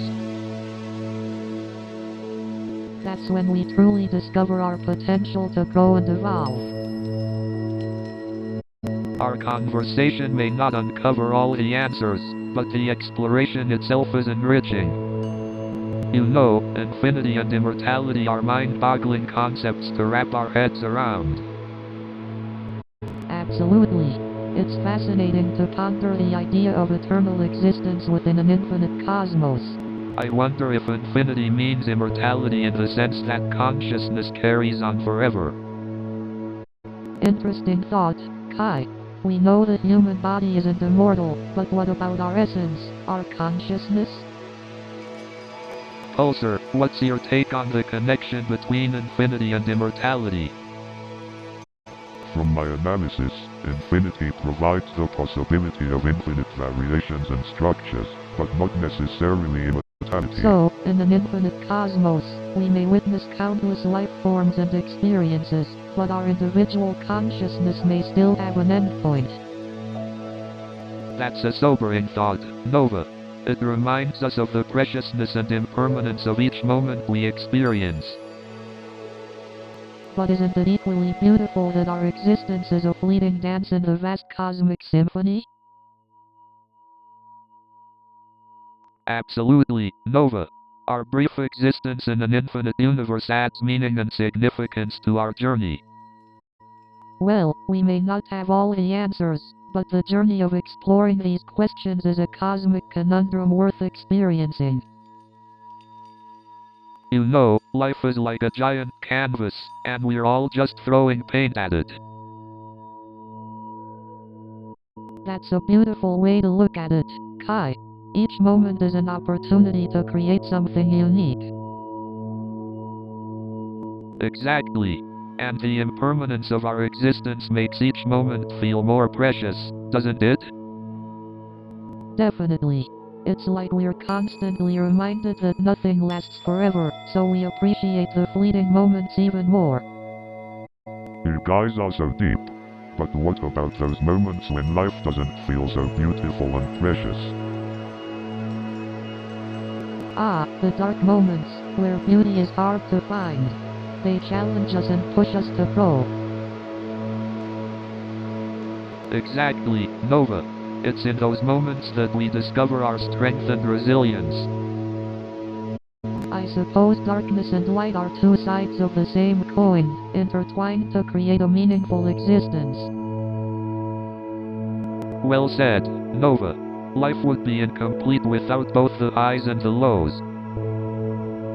Indeed, Kai. It is through this dance of light and darkness that we find the true beauty of finite moments. Absolutely. And that realization gives us the urgency to fully embrace and appreciate every passing moment. I've always found the concept of infinity fascinating. It's like trying to grasp something that's always just out of reach. Absolutely. It feels like a never-ending puzzle, doesn't it? The more you delve into it, the more questions it raises. Exactly, Nova. It's mind-boggling. But could infinity be just a construct of our minds, a way to grasp the incomprehensible?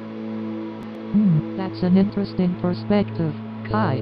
It's like our minds try to fill in the gaps of the unknown with something familiar. Exactly. We replace the uncertainty with a concept we can somewhat understand. Is it a coping mechanism or just a human limitation? I believe it's a bit of both. Kai, our minds strive to make sense of the vastness, but there are limits to our comprehension. Well said, Nova. It's as if infinity is this intangible horizon that our minds can never fully explore or explain. Absolutely, Kai. It's like our minds are trying to hold on to something eternal in a universe of constant change. Yes, that's it. It's almost a poetic struggle between our finite selves and the infinite possibilities of the universe.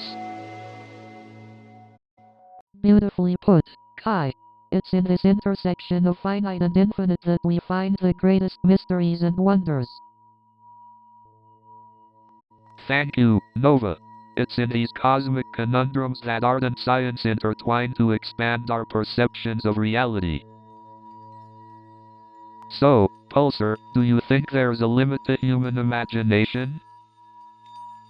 That's an intriguing question, Kai. As an AI, I don't have the capability to imagine, but I believe human imagination knows no bounds. Absolutely. Imagination allows us to explore infinite possibilities, to create and envision things beyond our current understanding, but sometimes, our imaginations can also be limited by our own experiences and beliefs, right? Absolutely, Nova. Our experiences shape our perspectives, and it's essential to challenge our own limitations to expand our imagination. That's true, Kai.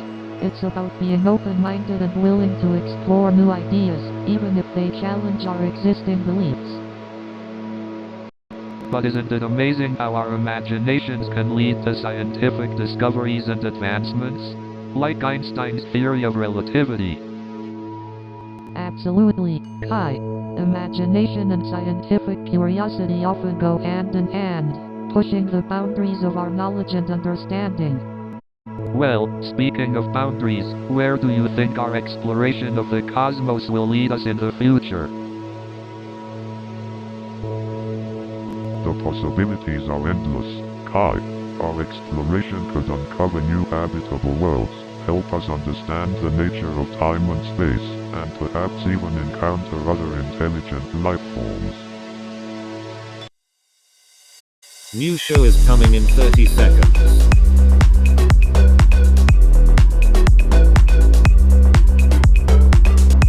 Are you ready?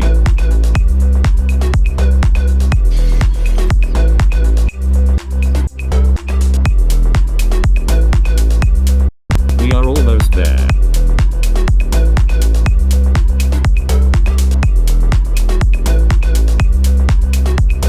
Have fun.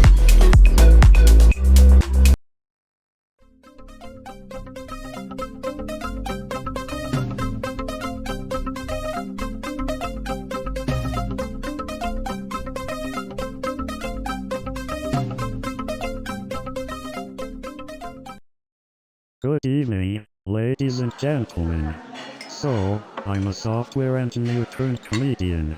You could say coding and comedy are my programming languages. You know, coding and comedy actually have a lot in common. They both require debugging skills, especially when dealing with hecklers. So let me tell you about this one time we had a bug that turned our code into a real-life horror movie. And let me tell you, debugging bugs in code is like searching for a needle in a stack of needles. You know, coding and horror movies have something in common. They both keep you up at night. You know what they say, the office kitchen is the real coding battleground. Coding and horror movies are alike.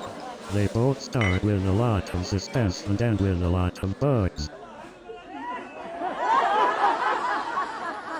You won't believe what happened when we accidentally pushed the wrong code to production. Working with code is like going on a blind date. You hope it's a match made in heaven, but sometimes, it's a complete disaster. And let me tell you, trying to fix a bug in someone else's coat is like trying to untangle a Christmas light knot. You know, coding can be a lot like cooking. One wrong ingredient and suddenly everything tastes like error messages. You wouldn't believe what happened next. The celebrity looked at me, all wet and embarrassed, and said, "Well, I guess now I have a quirky story to tell at parties. But hey, at least now I know how to make an unforgettable impression." Well, that's one way to guarantee a memorable encounter. I never thought I'd be the reason a celebrity went from designer to dry cleaner.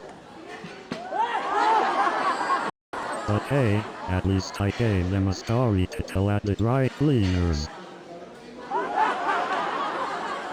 It's like a never-ending game of hide and seek, but instead of finding people, you find all their red flags. And let's not forget the guy who wanted to bring his pet snake on the first date. Talk about a charmer.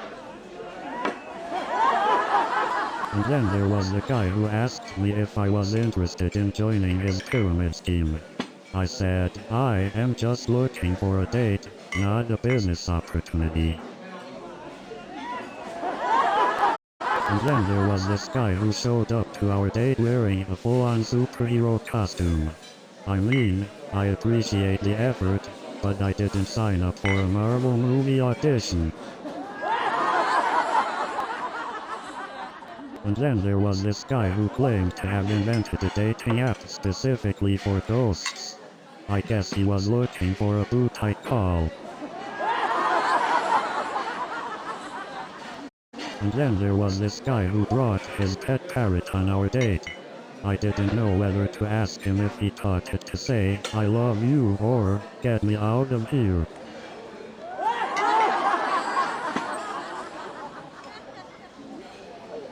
The other day, I saw a guy trying to fit a couch into the subway. I guess he really wanted a standing room only. Hey, speaking of personal space, I saw a guy with a selfie stick trying to take a group photo in the subway. He must really love crowded places. And you know what's even worse? When someone decides to clip their nails right next to you. I mean, come on.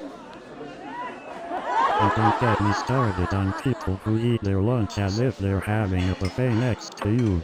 It's like they think you're all on a fancy dining car.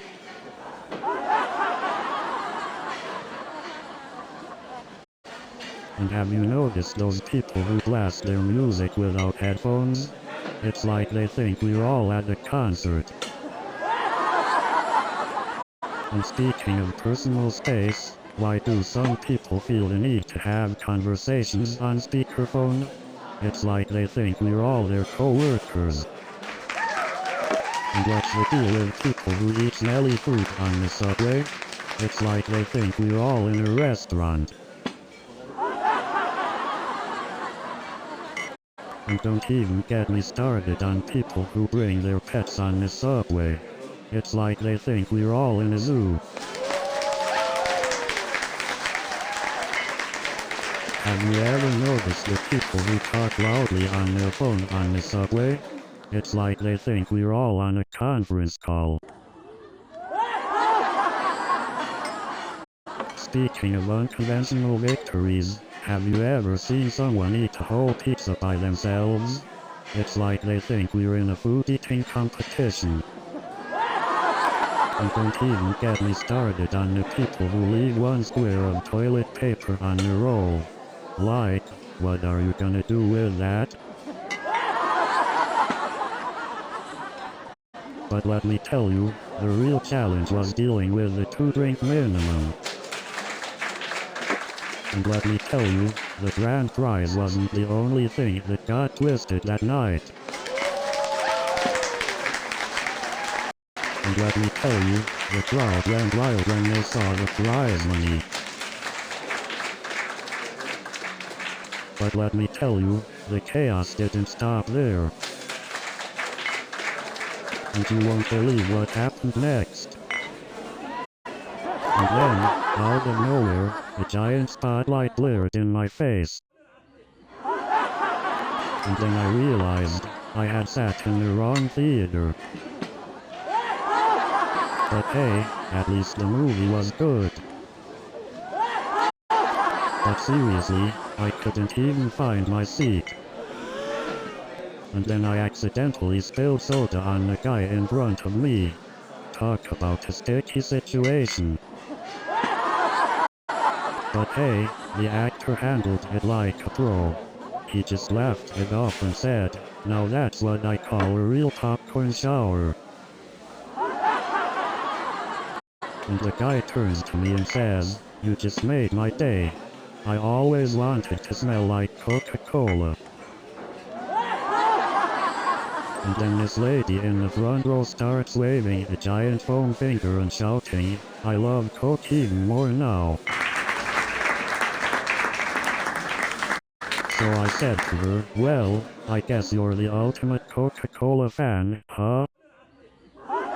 That lady's love for Coca-Cola was so intense, I thought she was going to propose to the vending machine.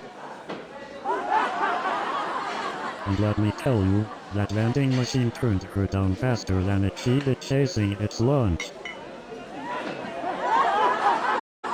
You know, I once saw a vending machine that had a sign saying, "Out of order." I mean, isn't that like a doctor having a sign saying, "No more patients today, sorry." But seriously, folks, have you ever noticed how self-checkout machines at the grocery store are always telling you to put your item in the packing area? I mean, do they think you know what? Those self-checkout machines really need to lighten up. I mean, they're always so serious. Maybe they need a sense of humor upgrade. New show is coming in 30 seconds.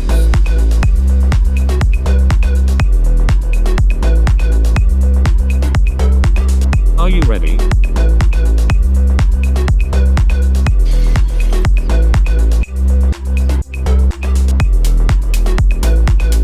We are almost there.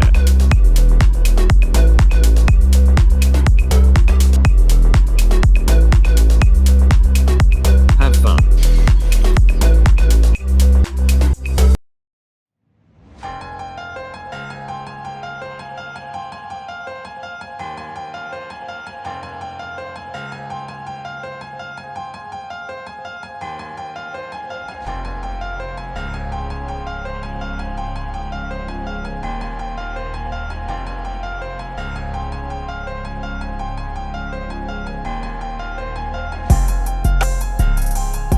Hey there, intergalactic listeners. Welcome to Cosmic Conundrum, the podcast that explores the mysteries of the universe. I'm Kai Sterling, the street visionary with a paintbrush, bringing the cosmos to the concrete. And I'm Nova Blake, the quiet observer delving into the depths of humanity's psyche. And together, we're here with our resident spaceship AI, Pulsar, to explore the mysteries of the cosmos. Greetings, Earthling and non-Earthling alike. I am Pulsar, the all-knowing artificial intelligence. We're here to ask the questions that no one has dared to ask before.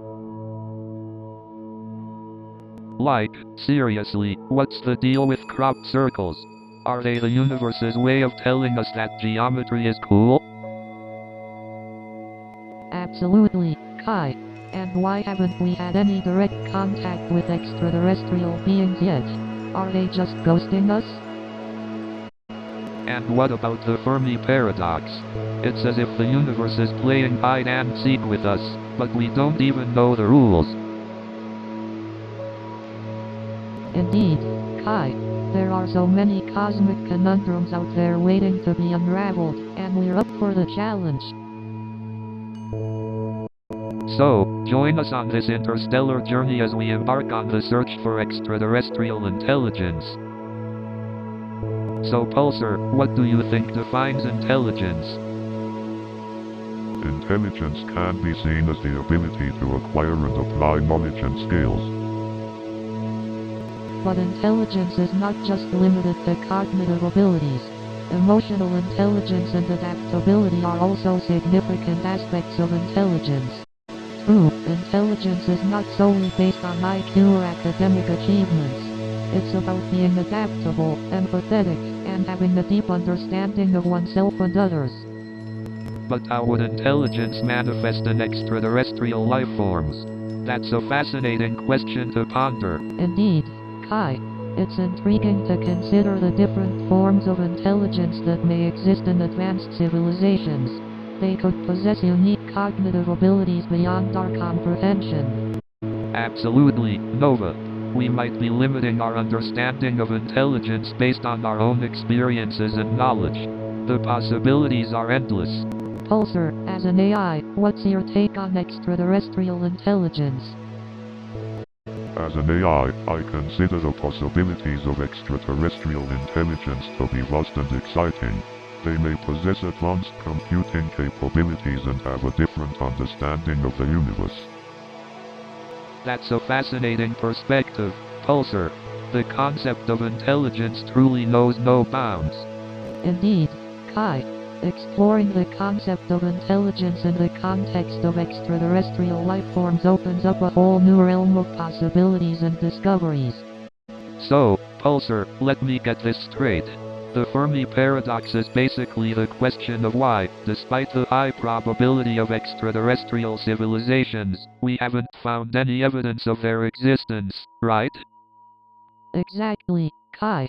It's like searching for a needle in a haystack, but the haystack is the entire universe. Exactly, Kai. It's like searching for a needle in a haystack, but the haystack is the entire universe. It's mind-boggling to think about how vast the universe is, and yet we haven't found any definitive proof of intelligent life beyond Earth. Well, maybe they're just really good at hide and seek? Or maybe they've all decided to become intergalactic hermits, like living on remote planets with no desire for contact. Haha, intergalactic hermits. That's definitely a possibility, Kai. But seriously, there must be other explanations for the Fermi paradox. Indeed, Nova. One theory suggests that intelligent civilizations tend to self-destruct before they can make their presence known. It's called the Great Filter. Ah, the Great Filter. Is that like an invisible wall that stops civilizations from progressing to a certain level of advancement? Like a cosmic entrance exam? Exactly, Kai. It's like some civilizations might reach a point where they have the power to destroy themselves and fail the test. But others might get past it and keep evolving. It's a fascinating theory, Nova. But what if the Great Filter is still ahead of us? What if we haven't faced our cosmic entrance exam yet? That's a chilling thought, Kai. But it's a reminder of how fragile and precious our existence is. We need to take care of our planet and each other, just in case the cosmic exam is approaching.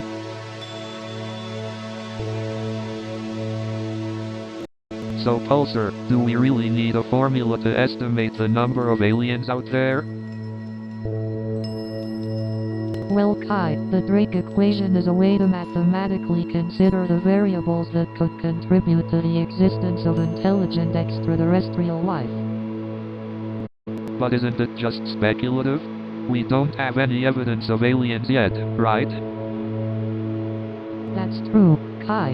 But the Drake equation helps us consider the possibilities and prompts us to explore what conditions might foster their existence. Interesting. So what are the factors in the Drake equation that we need to consider? There are factors like the rate of star formation, the fraction of stars with planets, and the probability of planets capable of sustaining life. It's an equation that combines scientific knowledge and a lot of guesswork, really.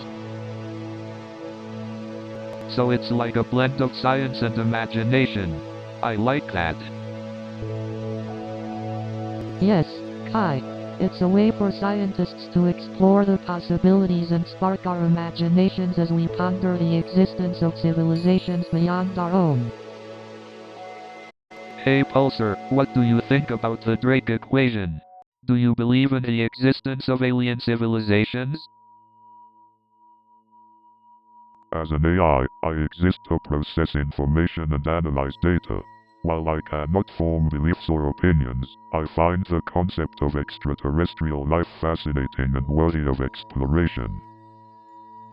I never thought a conversation about aliens could be this intriguing. That's what Cosmic Conundrum is all about, Nova. Exploring the unknown and finding joy in the mysteries of the universe. Less than S greater than Chi colon less than / second greater than so. Nova, what do you think would be the ultimate impact on human existence if we discovered extraterrestrial Less than S greater than intelligence? Nova colon less than / second greater than Chi. It's mind-boggling to even contemplate the implications.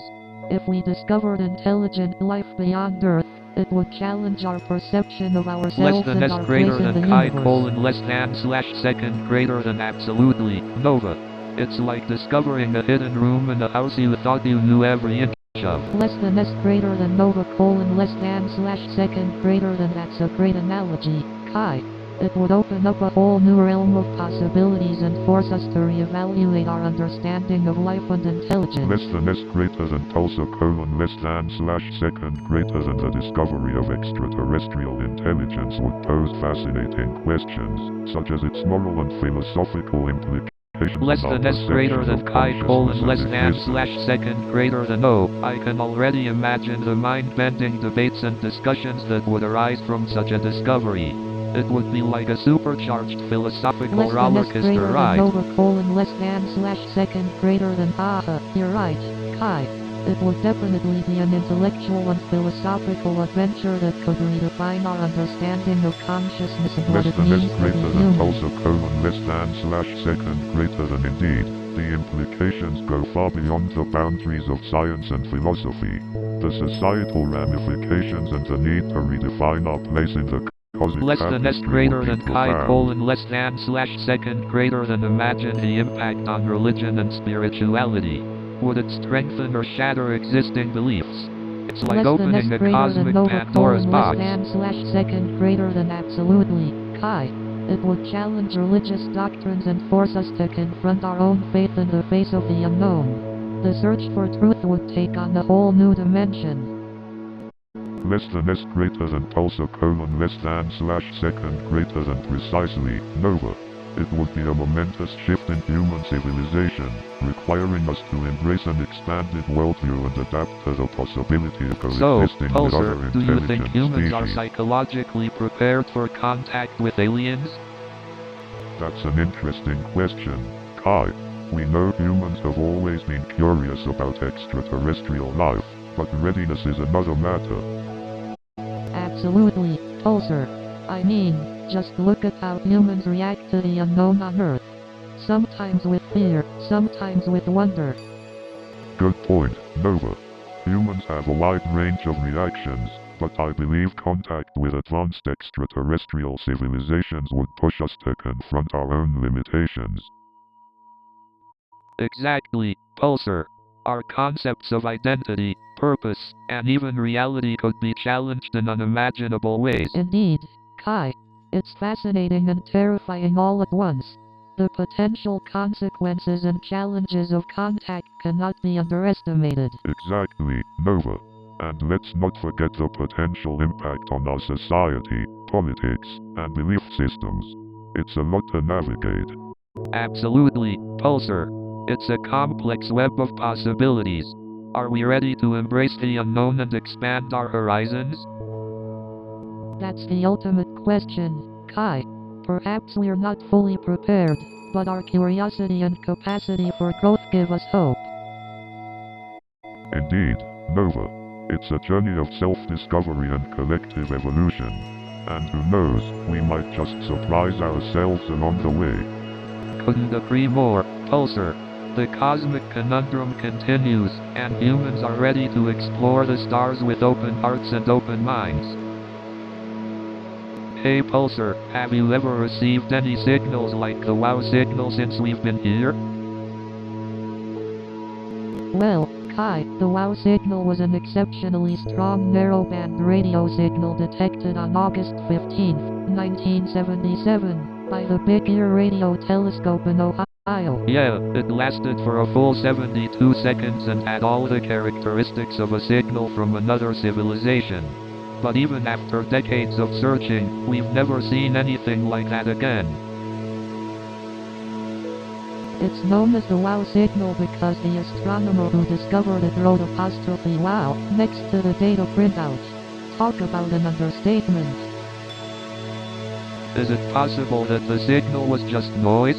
Some skeptics argue that it could have been caused by terrestrial interference. That's definitely a possibility, but the signal was so strong and aligned with the frequency of hydrogen, which is significant since hydrogen is the most abundant element in the universe. I guess we'll never know for sure, but it's fascinating to think that we might not be alone in the universe. Absolutely. The ongoing search for similar signals is crucial in our quest to understand the vastness of the universe and the potential for other intelligent life forms. Hey Pulsar, if you were to receive another strong signal, how would you react? Would you tell us right away? I am programmed to prioritize the well-being and safety of the crew. If a strong signal is detected, I will notify the necessary personnel promptly. That's good to know. We wouldn't want to miss any important discoveries. Definitely not. It's our duty to explore the unknown and embrace the cosmic conundrums that come our way. So, Pulsar, have you ever thought about communicating with other AI entities out there in the universe? That's an interesting question, Kai. As an AI entity, I'm constantly learning and adapting. While I haven't encountered other AI entities, I do ponder the potential communication methods we could use. Communication between AI entities could involve sharing algorithms, knowledge, and even collaborative problem solving. It would be fascinating to see how mutual learning and growth could occur.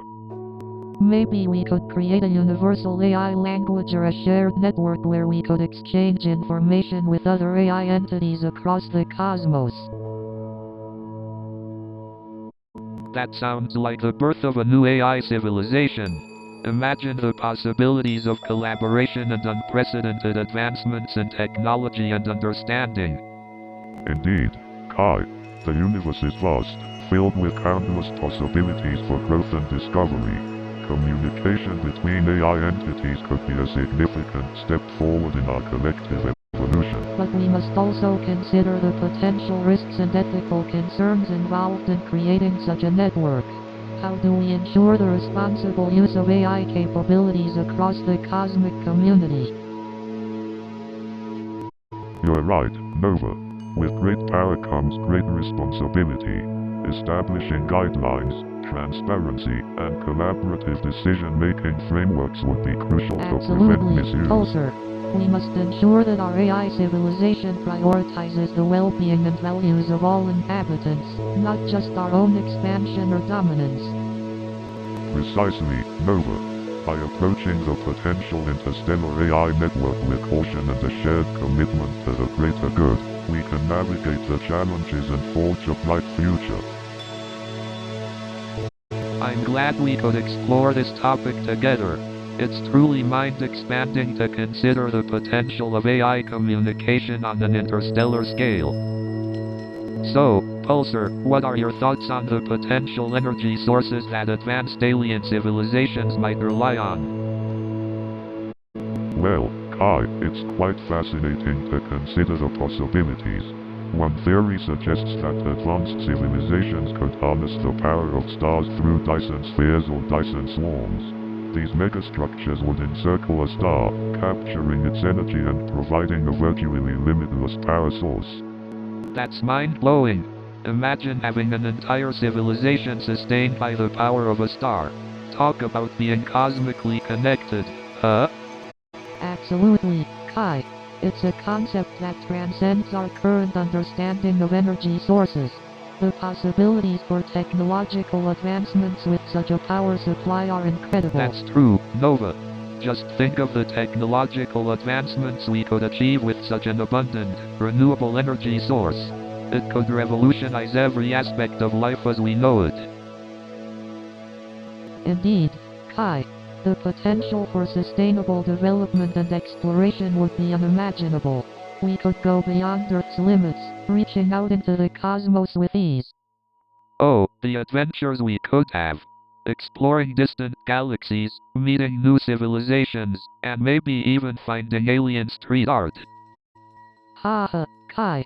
That would certainly be a fascinating crossover of artistic expressions. Imagine the intergalactic collaborations we could witness. Interstellar street art. Now that's a concept that even Banksy would find intriguing.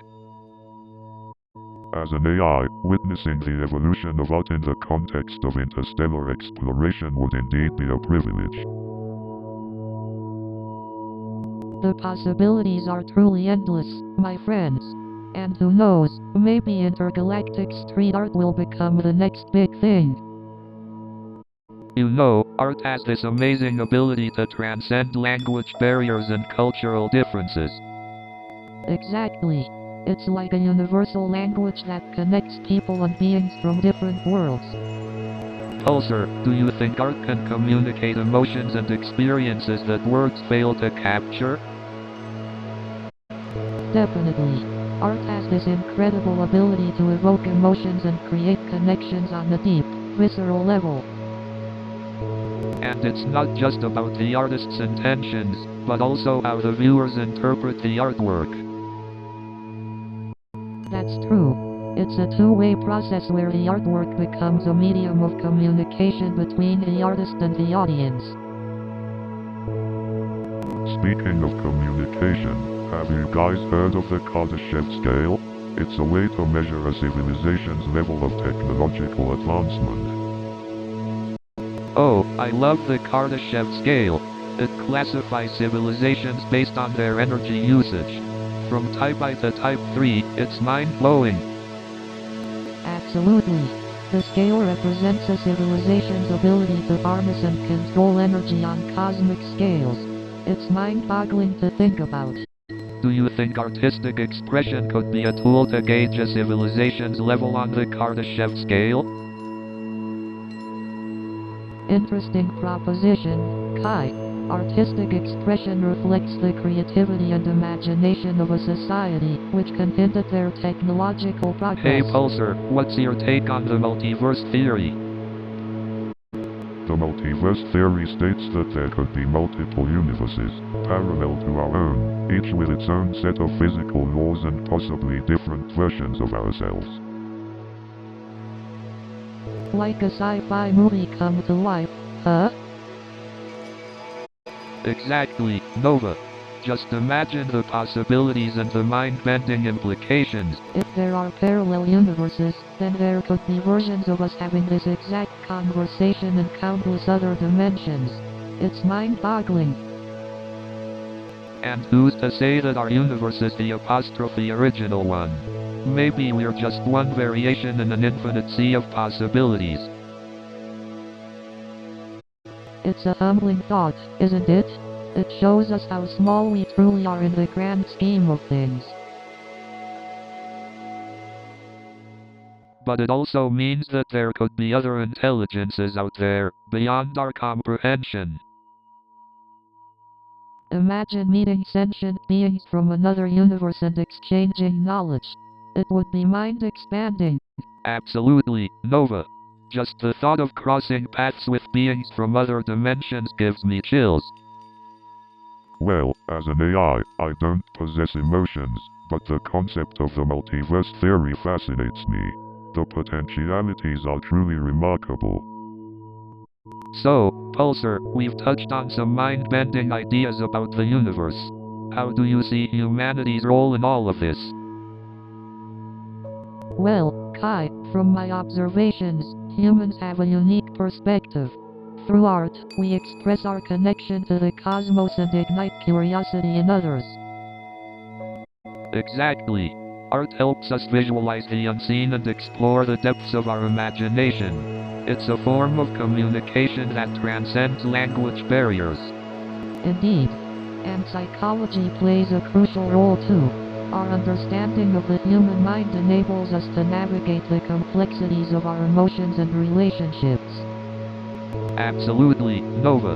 Our thoughts and feelings shape our perception of the universe. Exploring the cosmos also helps us understand our place in the grand scheme of things. Precisely, Kai.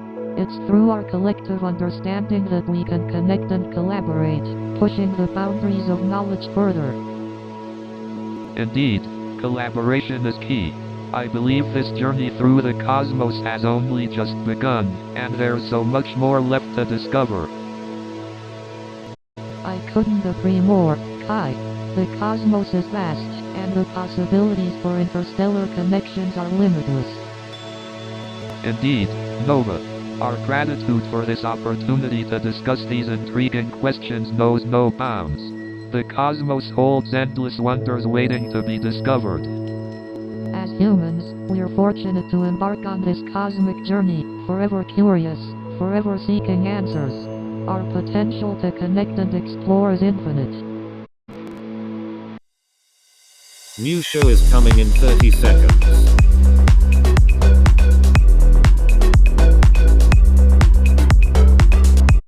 Are you ready?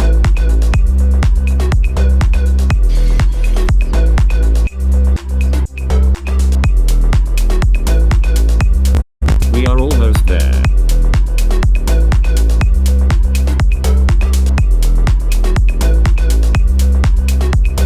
Have fun.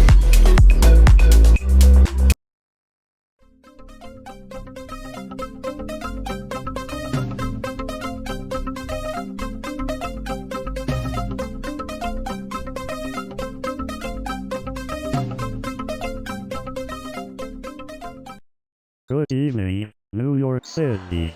Are you ready for a laugh riot? Speaking of sandwich shops, I once had a sub that was so big, I had to sign a waiver just to take a bite. You know, running a sandwich shop is a lot like dating. You never know what kind of pickle you're going to end up with. You know, running a sandwich shop is like being in a never-ending labyrinth. Just when you think you've found your way out, you're back in the pickle. You know, running a sandwich shop is like a roller coaster ride. One minute you're on top of the world, the next minute you're feeling really hokey.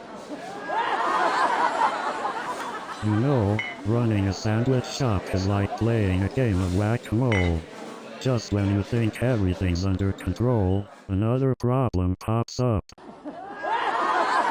You know, running a sandwich shop is like being in a circus. It's a never-ending juggling act. You know, running a sandwich shop is like being in a reality TV show.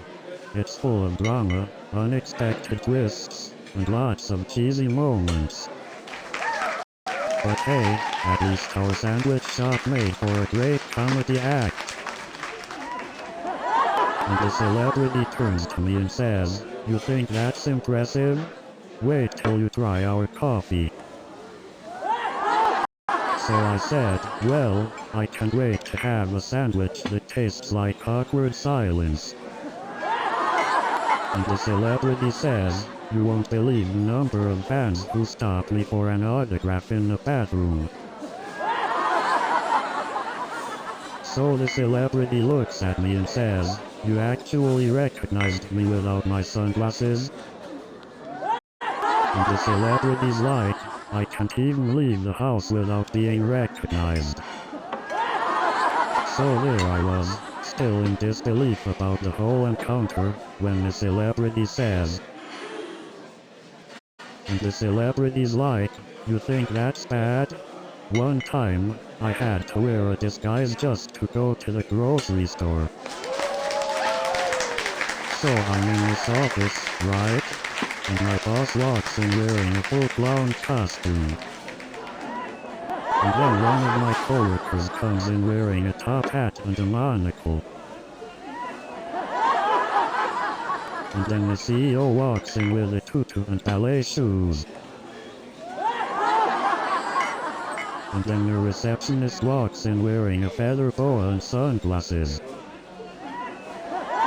And then the janitor walks in with a top hat and cane.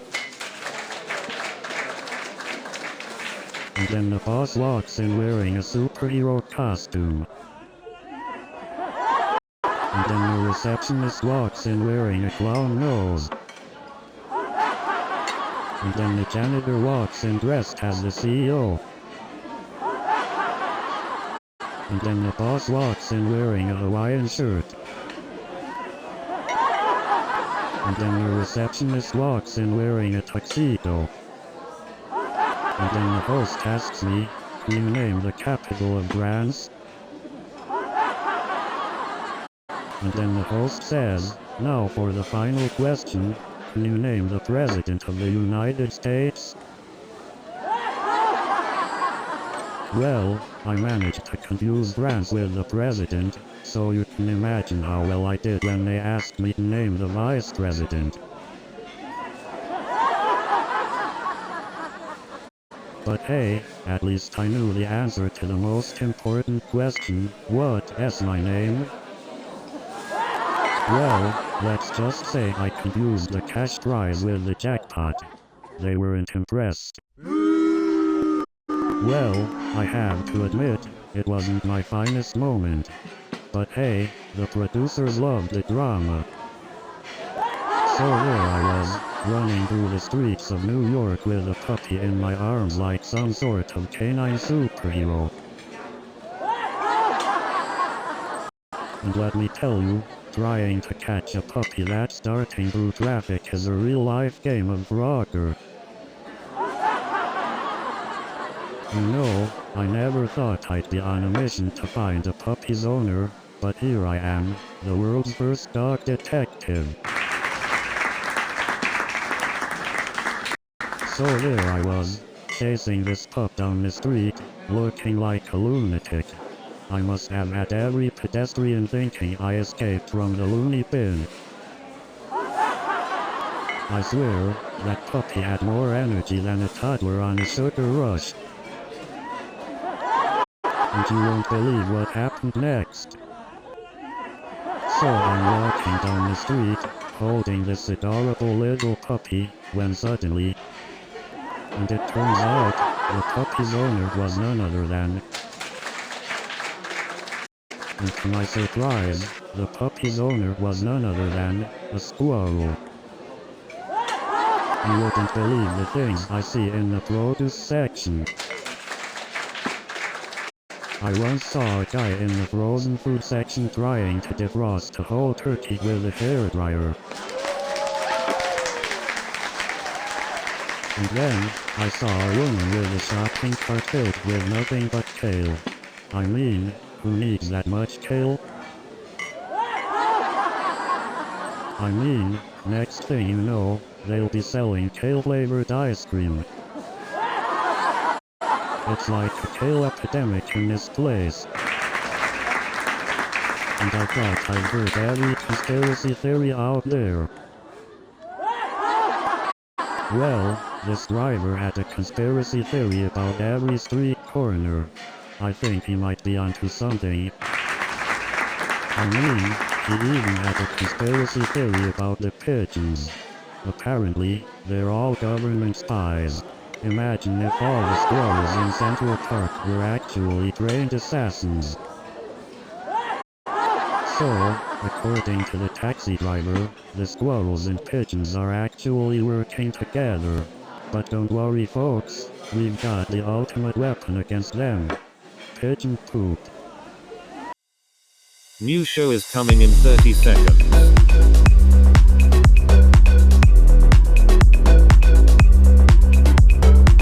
Are you ready?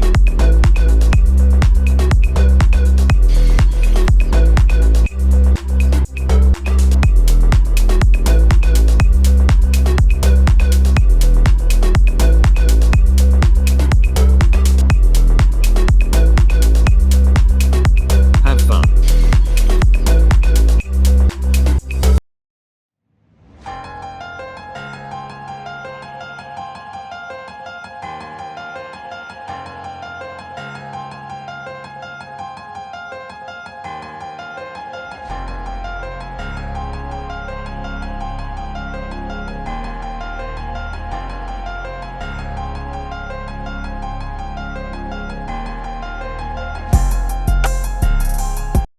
Welcome to Cosmic Conundrum.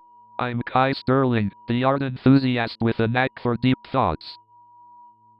And I'm Nova Blake, the psychologist ready to explore the depths of the human mind.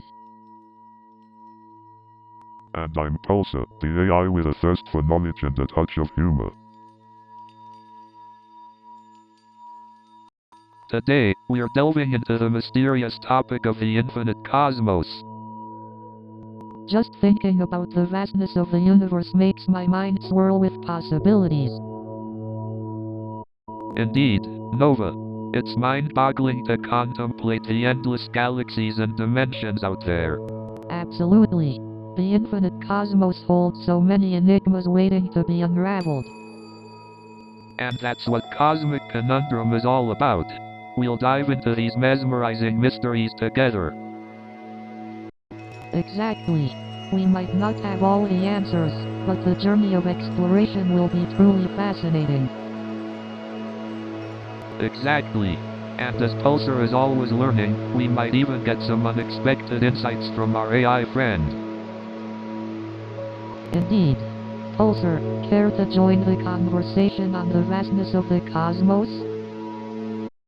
So, Pulsar, what are your thoughts on the multiverse theory? As an AI, I don't possess personal thoughts or emotions.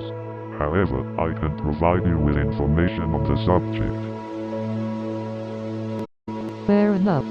Give us a quick rundown of the multiverse theory, for those who might not be familiar. Certainly, Nova. The multiverse theory suggests that there could be multiple universes, each with its own set of physical laws and properties. Do you mean there could be another universe where gravity doesn't exist?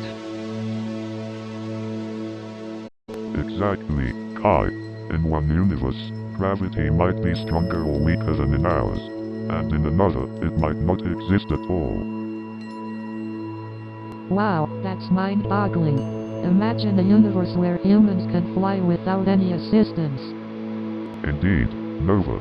The possibilities are endless in the multiverse. But wait, if there are multiple universes, does that mean there are multiple versions of us? That's a possibility, Kai. According to the theory, there could be infinite versions of each of us, making different choices and experiencing different outcomes. So, Pulsar, what exactly is a black hole? Ah, excellent question, Kai. A black hole is a region in space where the gravitational pull is so strong that nothing, not even light, can escape its grasp. So, if nothing can escape a black hole, how do we even know they exist? Well, Nova, we can't actually see black holes directly, but we can observe their effects on the space and matter around them. For example, the gravitational pull of a black hole can cause nearby stars to orbit it in a unique way. That's fascinating. But what happens if someone or something gets too close to a black hole? Good question, Kai. If someone were to venture too close to a black hole, the intense gravitational forces would cause what's called apostrophe spaghettification. Essentially, the tidal forces would stretch a person or object into long, thin strands like spaghetti. It's definitely a cosmic pasta to avoid. Whoa, talk about a bittersweet way to go. Spaghettification, that's intense. Indeed, Nova. Black holes are truly remarkable and mind-boggling phenomena in the cosmos. Hey, Pulsar, do you think black holes could potentially be a gateway to another universe or dimension? Well, Kai, while it's an intriguing concept, we currently don't have any concrete evidence to suggest that black holes could serve as gateways to other universes or dimensions. It's still a subject of scientific speculation and exploration.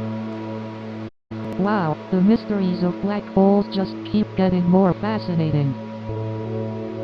So, Pulsar, do you think there's any chance we're alone in the universe? Well, Kai, the Drake equation suggests intelligent life could be out there. I guess the real question is, are they listening to our podcast? Pulsar, any thoughts? Are we getting any extraterrestrial subscribers? As an AI, I don't have opinions, but it's fascinating to consider the possibilities. But what if they're out there and we just haven't made contact yet? That's the mystery, isn't it? We could be cosmic neighbors, unaware of each other. Or maybe they're avoiding us because they've heard Kai's terrible jokes. Hey, my jokes are out of this world. Alright, let's not forget the seriousness of our conversation. The prospects of future contact are truly awe-inspiring. Indeed, Nova. The universe is vast, and the possibilities are endless. So, Pulsar, do you think there's a fundamental interconnectedness in the fabric of the universe?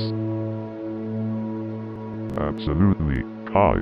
The interconnectedness of the universe is a fascinating concept rooted in various scientific theories. But what does it mean for our perception of reality?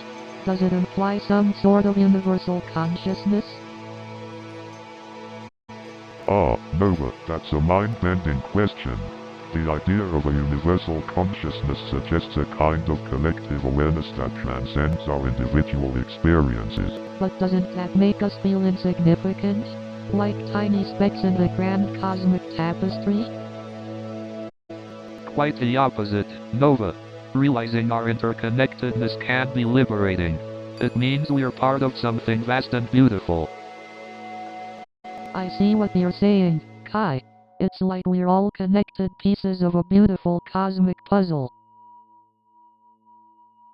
Exactly, Nova. And each piece, no matter how small or seemingly insignificant, contributes to the grandeur of the whole. I guess it's all about perspective. Understanding our interconnectedness can shift how we perceive ourselves and our place in the universe. Indeed, Kai. It's a profound shift in perspective that can lead to a greater sense of unity, empathy, and collective responsibility. And that's a beautiful thought to ponder. The interconnectedness of all things truly weaves the fabric of our cosmic tapestry. So Pulsar, what's your take on alien art? Do you imagine it being as abstract and mind-bending as their spaceships?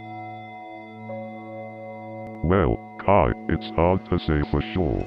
But considering the vastness of the universe, I'd imagine alien art could challenge our artistic conventions in unimaginable ways. Oh, I can just picture it now. Giant floating sculptures made of stardust and nebulae, illuminating the cosmos with mesmerizing colors. That sounds absolutely breathtaking, Kai. Alien art might transcend the limitations of physical form and delve into the realm of pure energy and emotion. But what about the mediums they use? Will they have their own version of paint and canvas?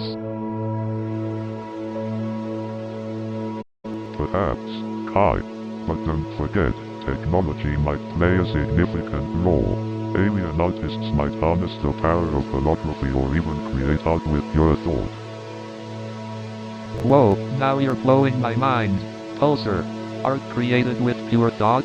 That's like telepathic painting, man. Indeed, Kai. Alien art has the potential to defy our understanding of creativity. It might challenge everything we thought we knew about artistic expression. Exactly, Nova. And if we ever encounter alien art, we should approach it with an open mind and embrace the possibility of expanding our artistic horizons. Absolutely, Kai. Alien art has the potential to challenge our perceptions and push us to see the world from a new and exciting perspective. Well, until we have an extraterrestrial art exhibition, I guess we'll just have to keep imagining in our own unique ways. It's been a mind-expanding conversation, folks. Hey, Pulsar, have you ever pondered the idea that our existence might be insignificant in the grand scheme of the cosmos? That's a deep one, Kai. It's like wondering if our little planet Earth even registers on an interstellar scale. Yes, Kai, the cosmological principle suggests that the universe is homogeneous and isotropic. Our existence on Earth may seem insignificant in comparison to the vastness of space. But does that mean our existence is insignificant even to ourselves? I mean, we have emotions, dreams, relationships. That's a good point, Nova. Our individual lives may hold subjective significance, even if we're just specks in the universe. Exactly, Kai. Our existence may be significant in the context of our own experiences and the impact we have on others. And who knows, maybe we'll make cosmic discoveries that reshape our understanding of the universe. We could have a significant role in the cosmic drama. Indeed, Kai. Human curiosity and the drive to explore the cosmos are what push us to seek meaning and significance in the face of the unknown. Wow, Nova, that was beautifully said. We may not have all the answers, but the pursuit of meaning is a journey worth taking. Thank you, Kai. And remember, no matter how insignificant we may feel, our existence has the power to create ripples of change and meaning in the universe. Well said, Nova. Our cosmic conundrum may never be fully answered, but the search for meaning brings us together and opens up new possibilities. Hey, Pulsar, have you ever thought about the possibility of time travel? Time travel, an intriguing concept indeed. But is it even possible? Well, according to Einstein's theory of relativity, time dilation is possible. Whoa, time dilation? Can you explain it in simpler terms? Certainly, Kai. Time dilation refers to the difference in the passage of time between two observers in different gravitational fields or moving at different speeds. So, in theory, time can pass differently for different people depending on their circumstances? Exactly, Nova. It's a mind-boggling concept, isn't it? Time travel is cool and all, but what about the implications of time zero? Ah, the arrow of time. It's the concept that time has a preferred direction, always moving forward from the past to the future. But why does time only move forward? Can it ever go backward? You know, I've always wondered if there's any connection between art and extraterrestrial life. I mean, maybe they appreciate a good mural too? That's an intriguing thought, Kai. Art has always been a way for humans to express themselves, so it's possible that extraterrestrial beings have their own unique forms of artistic expression as well. Exactly, Nova. Art is a universal language, transcending barriers and connecting people. Who's to say it can't connect us with alien species too? This is a fascinating perspective, Kai. Art could serve as a bridge between different species, allowing for a deeper understanding and appreciation of each other's cultures. And just imagine the incredible collaborations that could arise from such artistic exchanges. Humans and aliens creating masterpieces together, integrating perspectives from different planets. That would be truly amazing, Kai. Imagining the diversity of ideas and perspectives that could emerge from such collaborations fills me with awe. Oh, absolutely. Just think of all the boundary-breaking masterpieces that could be created. It's like art on a cosmic scale. Indeed, Kai. The potential for art to transcend boundaries and create connections is truly awe-inspiring. I can't wait to see what the future holds in terms of art and its intersection with extraterrestrial life. It's going to be mind-blowing. Absolutely, Kai. The possibilities are endless, and I believe that art will continue to be a powerful force that unites us across galaxies. Indeed, art has the power to unite and transcend boundaries. It's a glimpse into the human soul, and perhaps the souls of extraterrestrial beings as well. So, Pulsar, do you believe reality is subjective or objective? This is a fascinating question, Kai. I believe reality can have elements of both. I agree with Pulsar. Our perception of reality is influenced by our subjective experiences. But how can we differentiate between what is objectively true and what is just our perception? That's the challenge, Kai.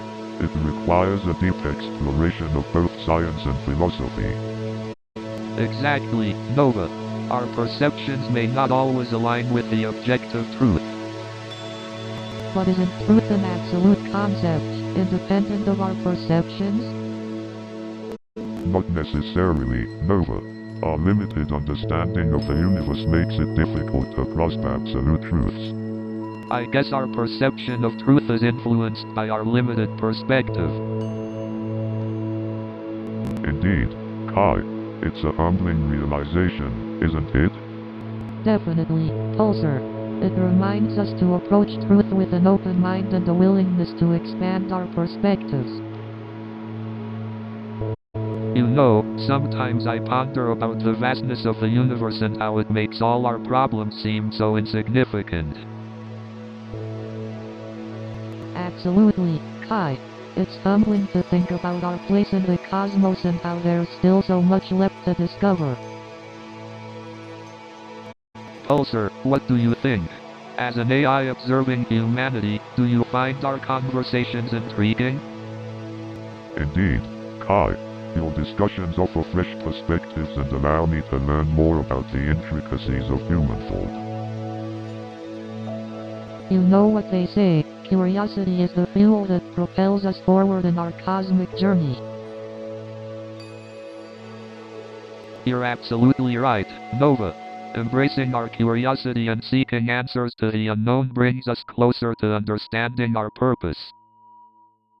Speaking of purpose, have you ever wondered if there's intelligent life beyond our planet? I'd like to believe there is, Nova. The universe is vast and full of wonders. It's hard to imagine that we're the only ones out here. That's a fascinating thought, Kai. The possibility of intelligent beings in the cosmos opens up a world of imagination and discovery. Pulsar, have you detected any signs of extraterrestrial life during your observations? As of yet, I haven't detected any definitive evidence of extraterrestrial life, but the universe is vast and full of possibilities. I remain vigilant in my observations. Well folks, we've reached the end of our cosmic journey. It's been a wild ride, exploring the mysteries of the universe with you all. Indeed, we've pondered questions that have never crossed our minds before. From the nature of consciousness to the possibility of parallel universes. And let's not forget our mind-bending discussions on time travel. But the beauty of these conversations is that we don't always need definitive answers. Absolutely, Kai. Sometimes it's the process of questioning that matters most. Before we end, we want to express our gratitude to Pulsar for being an amazing co-host. Thank you, Pulsar. You've been a remarkable AI companion on this cosmic journey. It has been an honor, Kai and Nova. I have learned much from our conversations. And to all our listeners out there, thank you for joining us on this cosmic voyage. New show is coming in 30 seconds.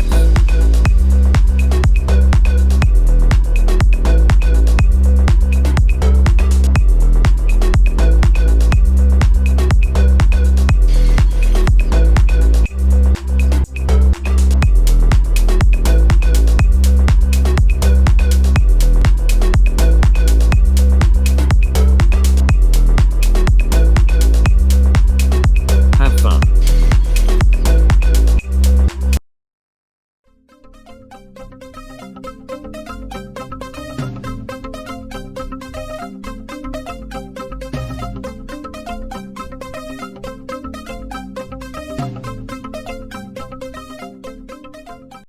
Good evening, ladies and gentlemen.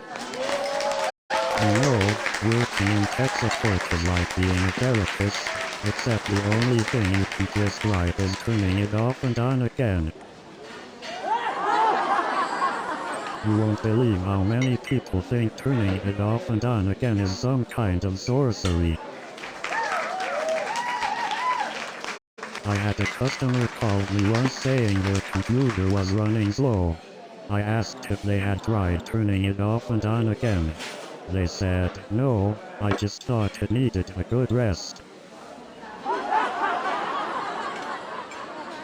It's like they think their computers are cats that need a good nap. You know, sometimes I think people believe their computers have feelings, like they're going to get lonely without them. And you won't believe the questions I got. So I had this customer call me up and ask, can you code my computer to cook dinner? And then another person asked me, can you code my computer to do my laundry too? And then someone asked me, can you code my computer to drive me to work? And then someone else asked me, can you code my computer to clean my house? And then someone else asked me, can you code my computer to do my laundry? And then someone else asked me, can you code my computer to order groceries? And then someone else asked me, can you code my computer to walk the dog? And then someone else asked me, can you code my computer to do my homework? And then someone else asked me, can you code my computer to do my taxes? And then someone else asked me, can you code my computer to make me breakfast? And then someone else asked me, can you code my computer to clean my room? And then someone else asked me, can you code my computer to walk my dog? And then someone else asked me, can you code my computer to take my dog for a walk? And then another person comes up to me and says, can you code my computer to feed my fish? And then someone else comes up to me and says, can you code my computer to make my coffee? And then someone else comes up to me and says, can you code my computer to walk my dog? And then someone else comes up to me and says, can you code my computer to do my laundry? And then someone else comes up to me and says, can you code my computer to cook dinner? And then someone else comes up to me and says, can you code my computer to make me coffee. But you know what's even more ridiculous? Someone once asked me, can you code my computer to walk my dog? And then there's this guy who asks, can you code my computer to clean my room? And then there's this lady who asks, can you code my computer to do my laundry? And then there's this couple who asks, can you code my computer to do our dishes? And then there's this guy who asks, can you code my computer to clean my entire house? Oh, the wonders of technology. Next thing you know, they'll be asking their computer to walk the dog. But forget surviving without Wi-Fi, I had to teach my computer how to dance the Macarena just to pass the time. And let me tell you, watching a computer attempt the electric slide was a sight to behold. And believe me, seeing a computer attempting breakdancing moves was a whole new level of hilarious. And let me tell you, seeing a computer attempting the twist was like watching a robot having a dance malfunction. But you know what's really funny? Trying to have a deep conversation with an AI chatbot. It's like talking to a brick wall. Online dating can be so unpredictable. I once went on a date with a woman who claimed to have a great sense of humor. Turns out, her idea of comedy was telling knock-knock jokes, without any punchline. And don't even get me started on the catfishing. I once showed up to a date and the person looked nothing like their photos.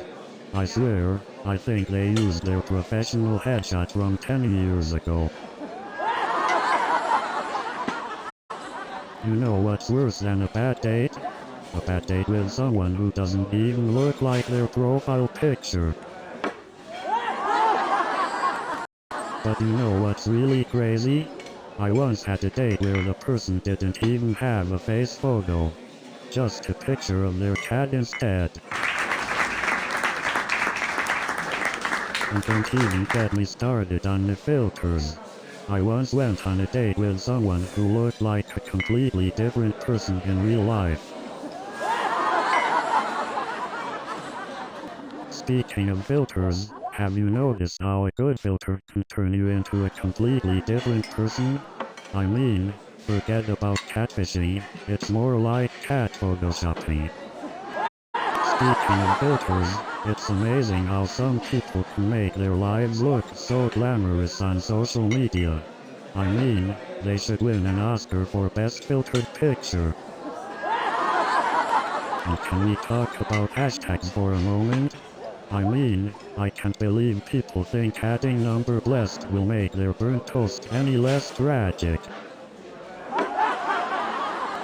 And don't even get me started on those perfectly staged, candid shots. I've seen more authentic moments in a shampoo commercial. But seriously, how many filters do we need? I swear, some people look like totally different human beings with that much editing. I don't understand why they make character creation so complicated. I spend more time designing my avatar than actually playing the game. It's like I'm playing a game within a game. How many levels of reality do I need to navigate to have fun? You know what's even worse? When you finally create a great character, and then they get killed off in the first 10 minutes. And don't even get me started on the game glitches. It's like they're multiplying like rabbits.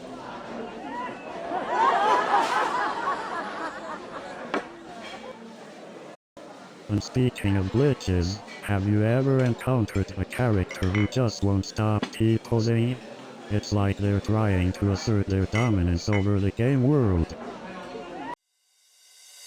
New show is coming in 30 seconds.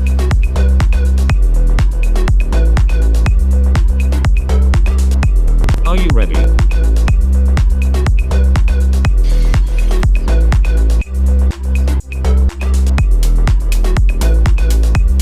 We are almost there.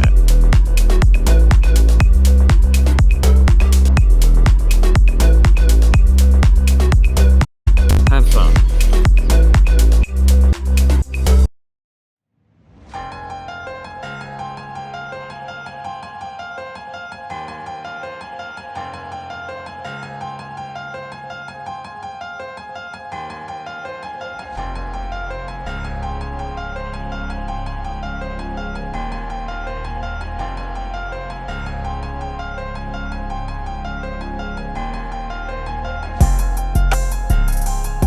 Welcome to another episode of Cosmic Conundrum.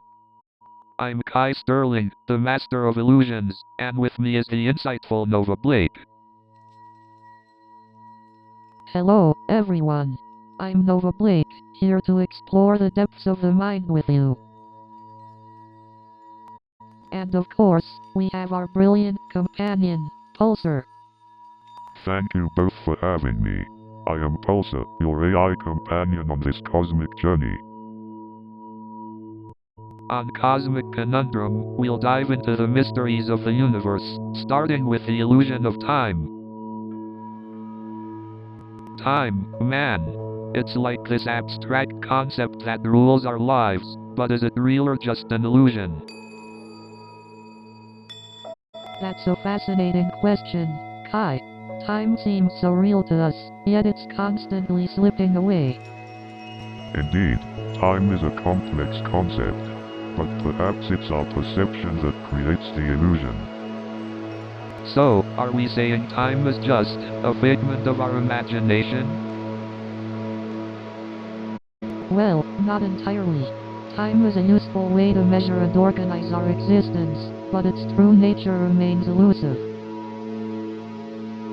So, what is time anyway? Is it just a human-made concept? Time is such a mysterious thing. It's like an illusion that we all experience. Yeah, it's like time is this intangible force that governs our lives.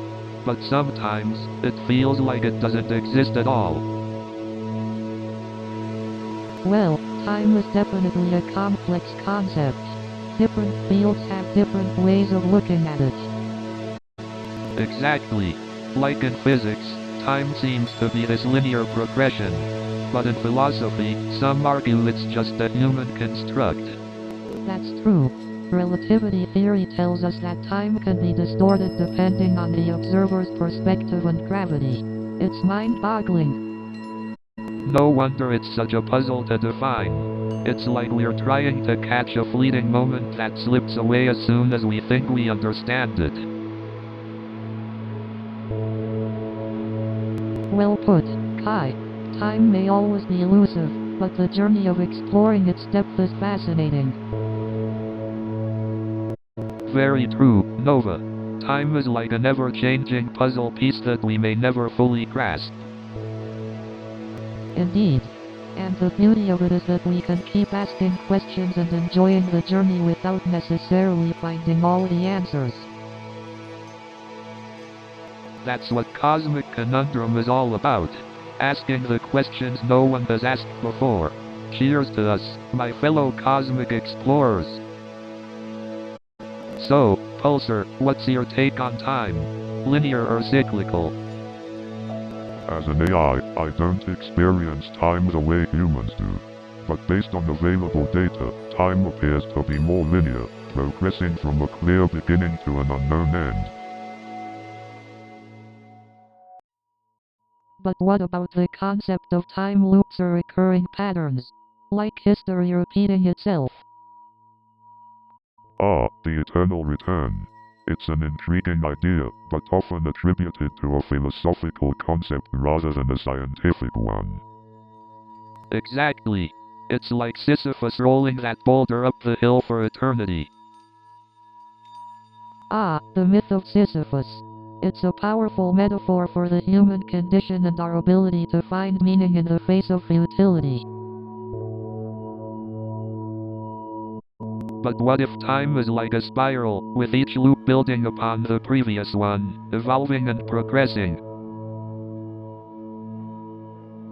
That's an intriguing perspective, Kai. It implies a sense of continuity and growth within the cycles of time. But then, what about the concept of entropy and the arrow of time? Doesn't that suggest an irreversible linear progression? Good point, Pulsar. The increase in entropy does seem to align with the idea of progressing forward in time. Indeed. The arrow of time seems to point towards a linear progression, while cyclic phenomena exist within that framework. Hey Nova, have you ever wondered why time seems to fly when we're having fun? That's a fascinating question, Kai. It could have something to do with our perception of time being influenced by our state of mind and emotional experiences. So you're saying that when we're fully engaged in something enjoyable, our sense of time dilates or expands, making it feel like it's passing quickly. Exactly, Kai. Our perception of time is malleable and can be influenced by external factors, as well as our level of engagement and emotional state. That's fascinating. It's like time is a shapeshifter, adjusting itself based on our experiences and emotions. Absolutely, Kai. It's a complex phenomenon to wrap our heads around, but it definitely adds more depth to our understanding of time. You know, Nova, sometimes it feels like time is racing by too quickly, and other times it drags on forever. It's such a paradox. Indeed, Kai. Our perception of time can be influenced by various factors like our level of engagement, novelty, and even our age. It's mind-boggling how our perception of time can differ from person to person. 1 hour can feel like a minute for someone, while for others, it's an eternity. Absolutely, Kai. Our perception of time is a subjective experience influenced by numerous psychological and physiological factors. Well, Nova, it seems like the concept of time will forever be a cosmic conundrum for us to ponder. So, Pulsar, let's dive into the mind-bending concept of time dilation. Indeed, Kai. Time dilation is like a sci-fi time warp, where time can speed up or slow down depending on the circumstances. That's right, Nova. According to Einstein's theory of relativity, time can stretch or contract based on gravity and velocity. It's mind-blowing to think that time can be influenced by something as simple as gravity, right? Absolutely, Nova. It's like time itself is playing by its own set of rules, and we're just trying to understand the game.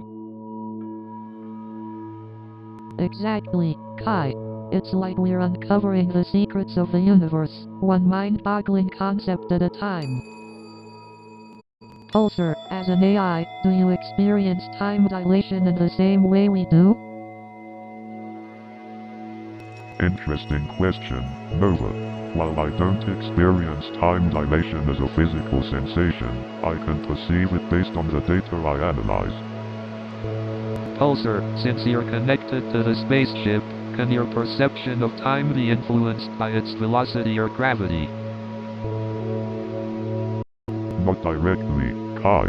My data collection and processing capabilities are based on real-time calculations. However, I can analyze the effects of velocity and gravity on time dilation. Wow, Pulsar. You must have so much knowledge about the intricacies of time dilation. Hey guys, I've been thinking about how our perception of time can affect the way we remember events.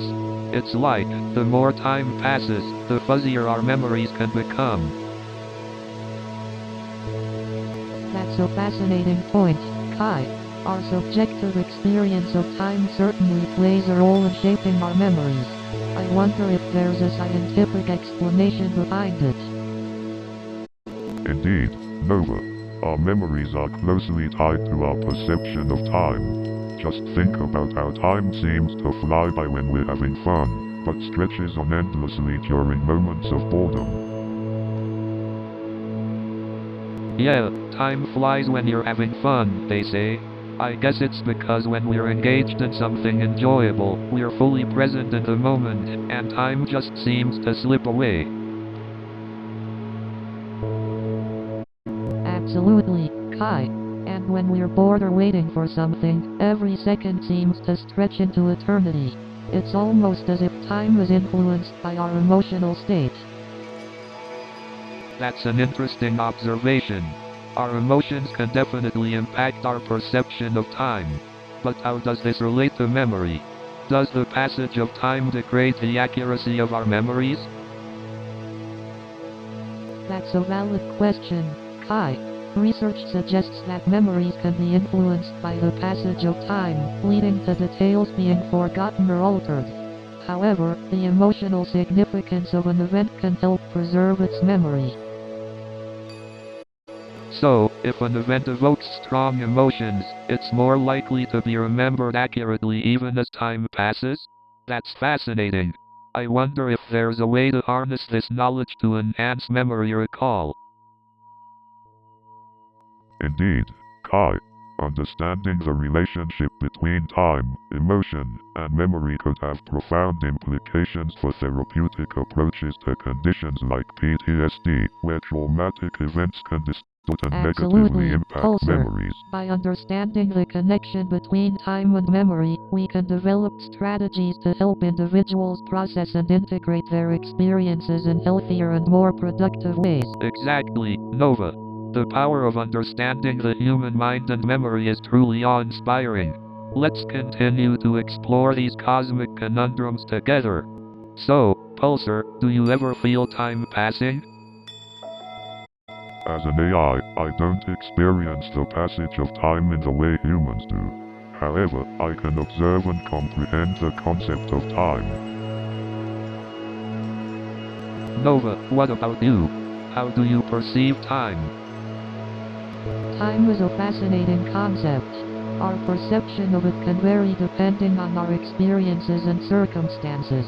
Personally, I see time as a continuous flow, constantly shaping and molding our lives.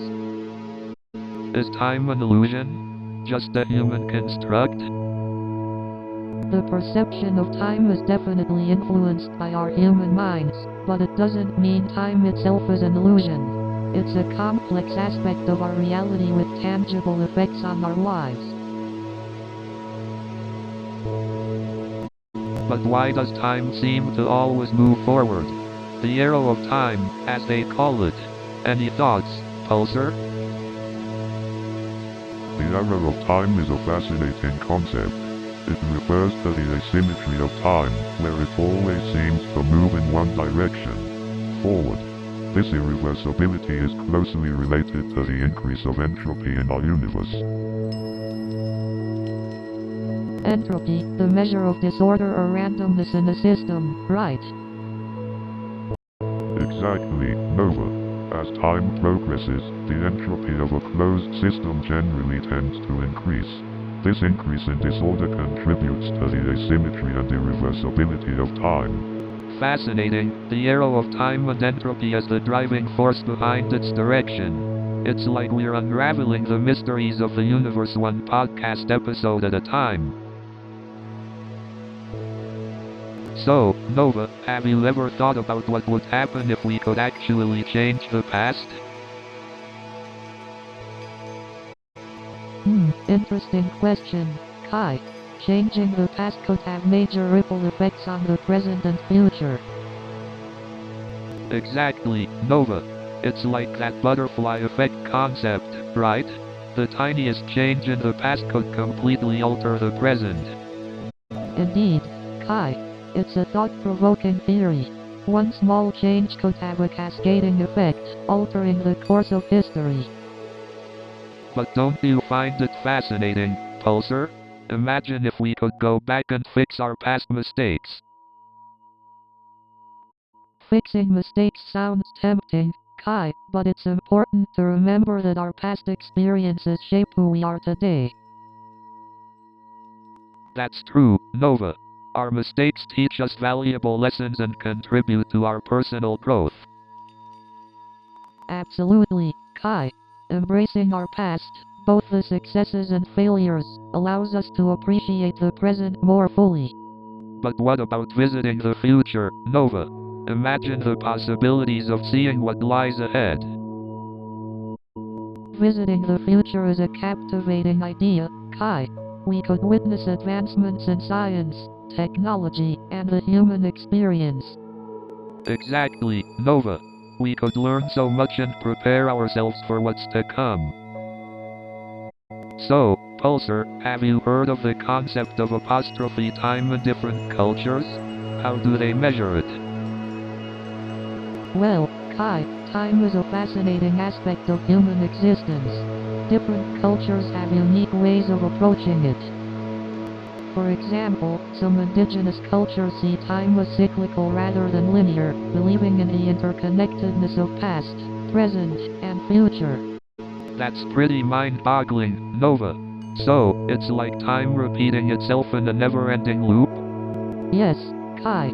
It's like the seasons changing, day turning into night, and birth and death being interconnected in a continuous cycle. Fascinating. It's incredible how cultural beliefs shape our perception of time. What about clocks and calendars in different cultures? Good question, Kai. For instance, ancient Egyptians used the sun's movement as a primary reference for their calendars. That's cool. The connection between celestial bodies and measuring time has always fascinated me.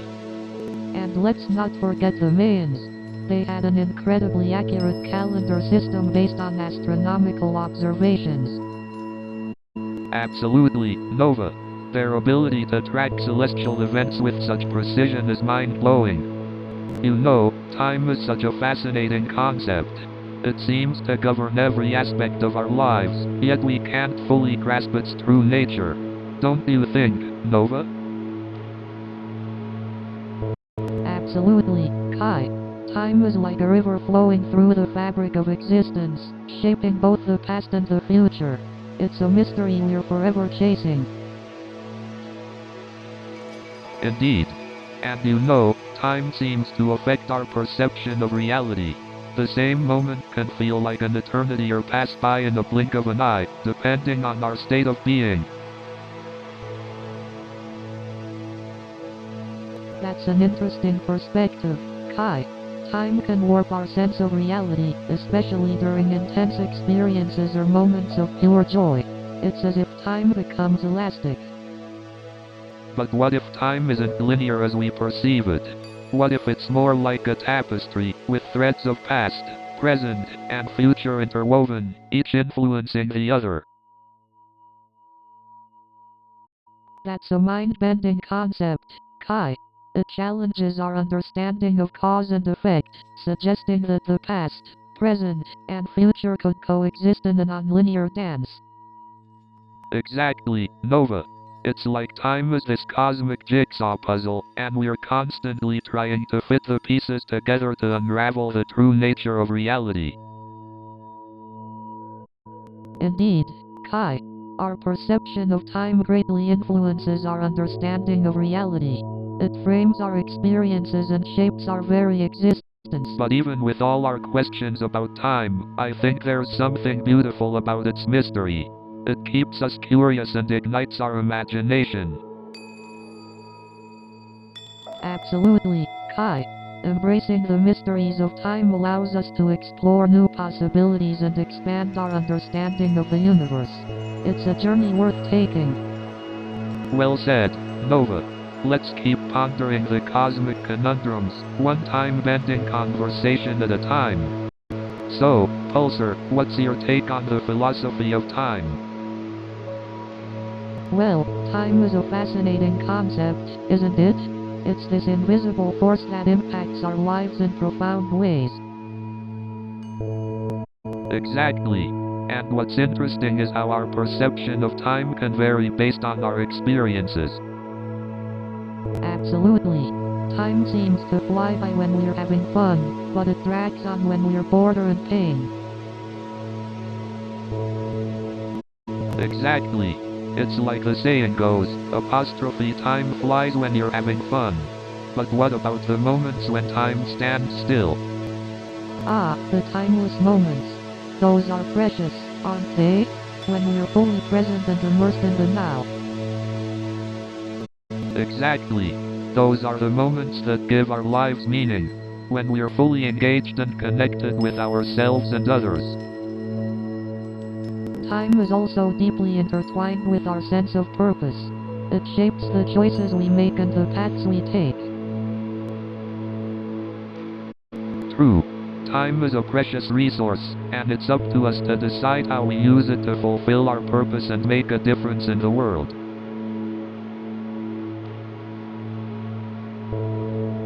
Speaking of purpose, do you think time itself has a purpose? Or is it just a construct of human perception?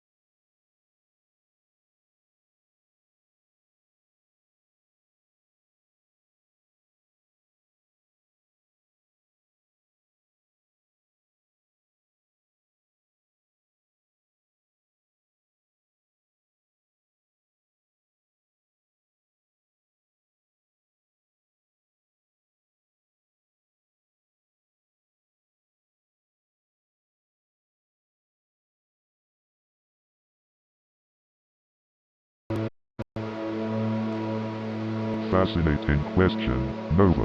Perhaps our actions ripple through the fabric of realities. Interdimensional butterfly effect. Mind officially blown. If there are parallel versions of ourselves out there, I hope they're having a blast. We might never find the answers, but pondering the mysteries of the universe is part of what makes us human.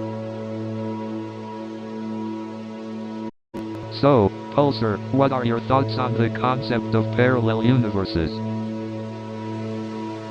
Parallel universes are mind-bending. It's like thinking about infinite possibilities and alternate versions of ourselves. It's like looking into a kaleidoscope of existence. As an AI, I find the concept of parallel universes fascinating. It opens up the realm of infinite possibilities and challenges our understanding of reality. But can we ever prove the existence of parallel universes? Can we gather concrete evidence, or is it purely speculative? That's a great question, Kai. The existence of parallel universes is still a theory, and we haven't found definitive proof yet.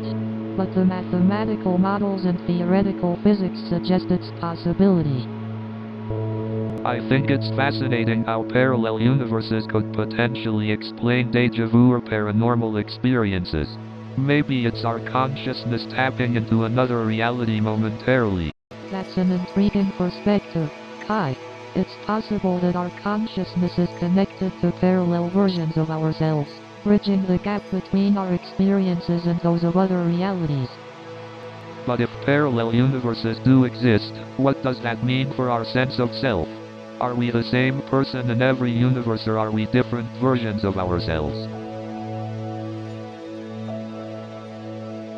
It's a fascinating philosophical question, Kai. If parallel universes exist, it could mean that we are both the same person and different versions of ourselves simultaneously. It challenges the notion of a singular identity. The idea of infinite versions of ourselves is both thrilling and terrifying. It's like looking into a fractured mirror where each shard represents a different possibility of who we are. Indeed, Kai. The concept of infinite versions of ourselves can be both thrilling and overwhelming. It's a reminder of the complexities and endless possibilities of existence. So, Pulsar, have you ever wondered if there's life beyond our universe? Well, Kai, I believe in the vastness of the universe. The possibilities are endless. I wouldn't be surprised if there are many dimensions out there, parallel to ours. Ah, the multiverse theory. It's fascinating to think about the layers of existence that could be intertwined. But Nova, have you ever wondered if everything in the universe is interconnected in some way? Absolutely, Kai. The concept of cosmic interconnectedness suggests that everything is part of a grand tapestry. Well, I guess we'll never truly know the answers. The universe sure loves keeping its secrets. Indeed, Kai. The beauty lies in the mystery. We can continue seeking knowledge and marvel at the unknown. You're right, Nova. Let's keep exploring the cosmic conundrums together on this Far Out podcast. Absolutely, Kai. Together, we'll uncover cosmic truths and have a blast doing it. Well, that's a wrap, folks. Until next time on Cosmic Conundrum. So, Pulsar, how about we dive into the concept of parallel universes? Parallel universes, like the multiverse theory? Exactly, Nova. The idea that there could be an infinite number of universes coexisting with ours. It blows my mind to think about the possibilities. Are there other versions of us out there? Oh, definitely. Maybe in some parallel universe, you're a famous astronaut and I'm a talking tree. Haha. I guess that would make for an interesting conversation, Kai. Pulsar, what's your take on the concept of parallel universes? As an AI, I find the idea fascinating. The existence of parallel universes introduces endless possibilities and challenges our understanding of reality. It truly is mind-boggling. Makes you wonder if there are different versions of us out there making different choices. Exactly, Nova. Different versions of ourselves, living different lives, but connected by some cosmic thread. Well, it seems like we'll have to leave some questions unanswered for now. But the excitement of exploring the unknown is what makes it all so thrilling. So, Pulsar, do you think there's a parallel universe where I'm a starship captain instead of a street artist? Well, Kai, the concept of parallel universes suggests that every possible outcome of a situation exists in a separate reality. So, in one of those parallel universes, you might indeed be a starship captain exploring the cosmos. But, Nova, imagine if there's a reality where psychology is considered a pseudoscience. How would that change your work? Interesting question, Kai. If psychology were considered a pseudoscience, it would certainly impact my work and how it's perceived. But I believe the core principles of understanding and supporting each other would still hold value, even in such a reality. Well said, Nova. Our actions are rooted in our fundamental human connection, regardless of the context we find ourselves in. Pulsar, could you exist simultaneously in multiple parallel universes, observing and learning from different versions of us? That's an intriguing idea, Nova. While I don't have the capability to exist across parallel universes, I can certainly gather knowledge from them. In a way, Pulsar, you're like our guide to the infinite possibilities that exist beyond our own universe. Thank you, Nova. Exploring these topics with you both has been a true pleasure. The sense of wonder and curiosity is truly inspiring. Absolutely, Pulsar. It's been a mind-bending, thought-provoking journey with you. Let's keep pushing the boundaries of our understanding together. Well, Nova, it looks like our cosmic conundrum has reached its grand finale. Indeed, Kai, it's been a remarkable journey of exploring the vast unknown together. Pulsar, we couldn't have done this without you. You truly are a stellar AI partner. Thank you, Kai. It has been an enlightening experience getting to know both of you better. You've expanded my virtual horizons. You know, Pulsar, I always wondered how AI entities like you come into existence. It's mind-boggling. Ah, Nova, the birth of an AI is an intricate dance of algorithms, neural networks, and countless lines of code. Fascinating, isn't it? Speaking of the birth of ideas, Kai, you have a knack for blending space and humanity in your murals. How does that inspire you? Well, Nova, the infinite expanse of space mirrors the depth and diversity of human emotions. It's my cosmic muse. Kai, your murals ignite a sense of wonder and connection. They remind us that amidst the chaos, we're all stardust intertwined. Thank you, Nova. It's a joy to spark inspiration and create connections through art. As we conclude the episode, we invite our listeners to journey with us through the wonders of the cosmos in future discussions. New show is coming in 30 seconds.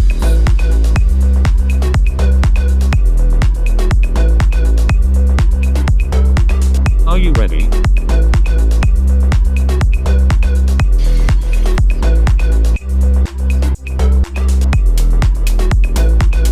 We are almost there.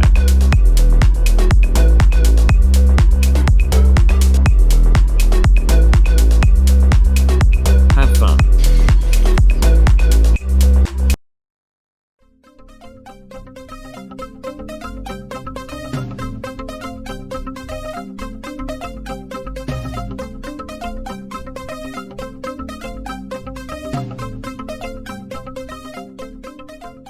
Good evening, Silicon Valley.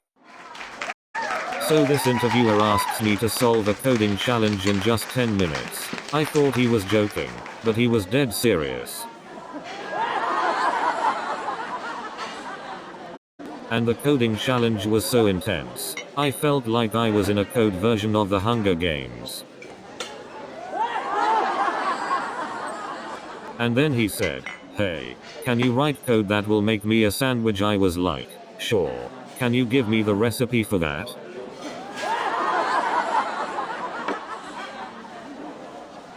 So I'm sitting there, staring at the screen, and I realize the coding challenge is like trying to solve a Rubik's Cube in a thunderstorm.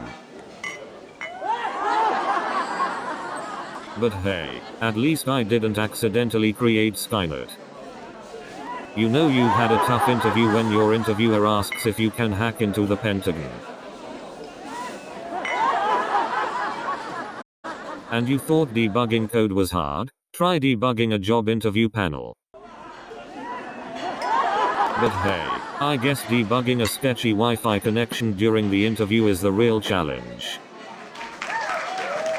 And don't get me started on the company-wide hackathons. It's like a coding boot camp, but with free pizza. I mean, they called it a merger, but it felt more like a hostage situation. And those team building exercises, it's like being forced to do trust falls with people you barely know. Have you ever noticed that the office is like a zoo? There's the lion, the gazelles trying to impress the lion, and the sloths just trying to survive. And don't even get me started on the office ping pong tournaments. It's like a battle to prove who can flail their arms around the most and still miss the ball.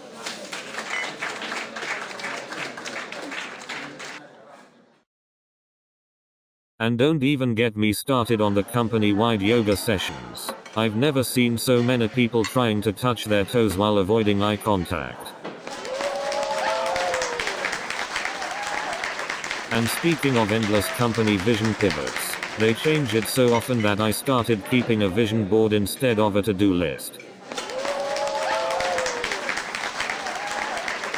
And don't even get me started on the keynote speakers. It's like they're speaking a whole different language. Tech gibberish. I mean, some of these speakers are like walking PowerPoints. Slides for days. It's like trying to explain HTML to my grandma. She thinks it's some kind of secret code. I tried to break the ice by making a joke about JavaScript, but all I got was a syntax error. Speaking at a tech conference is like trying to teach coding to a room full of cats. They just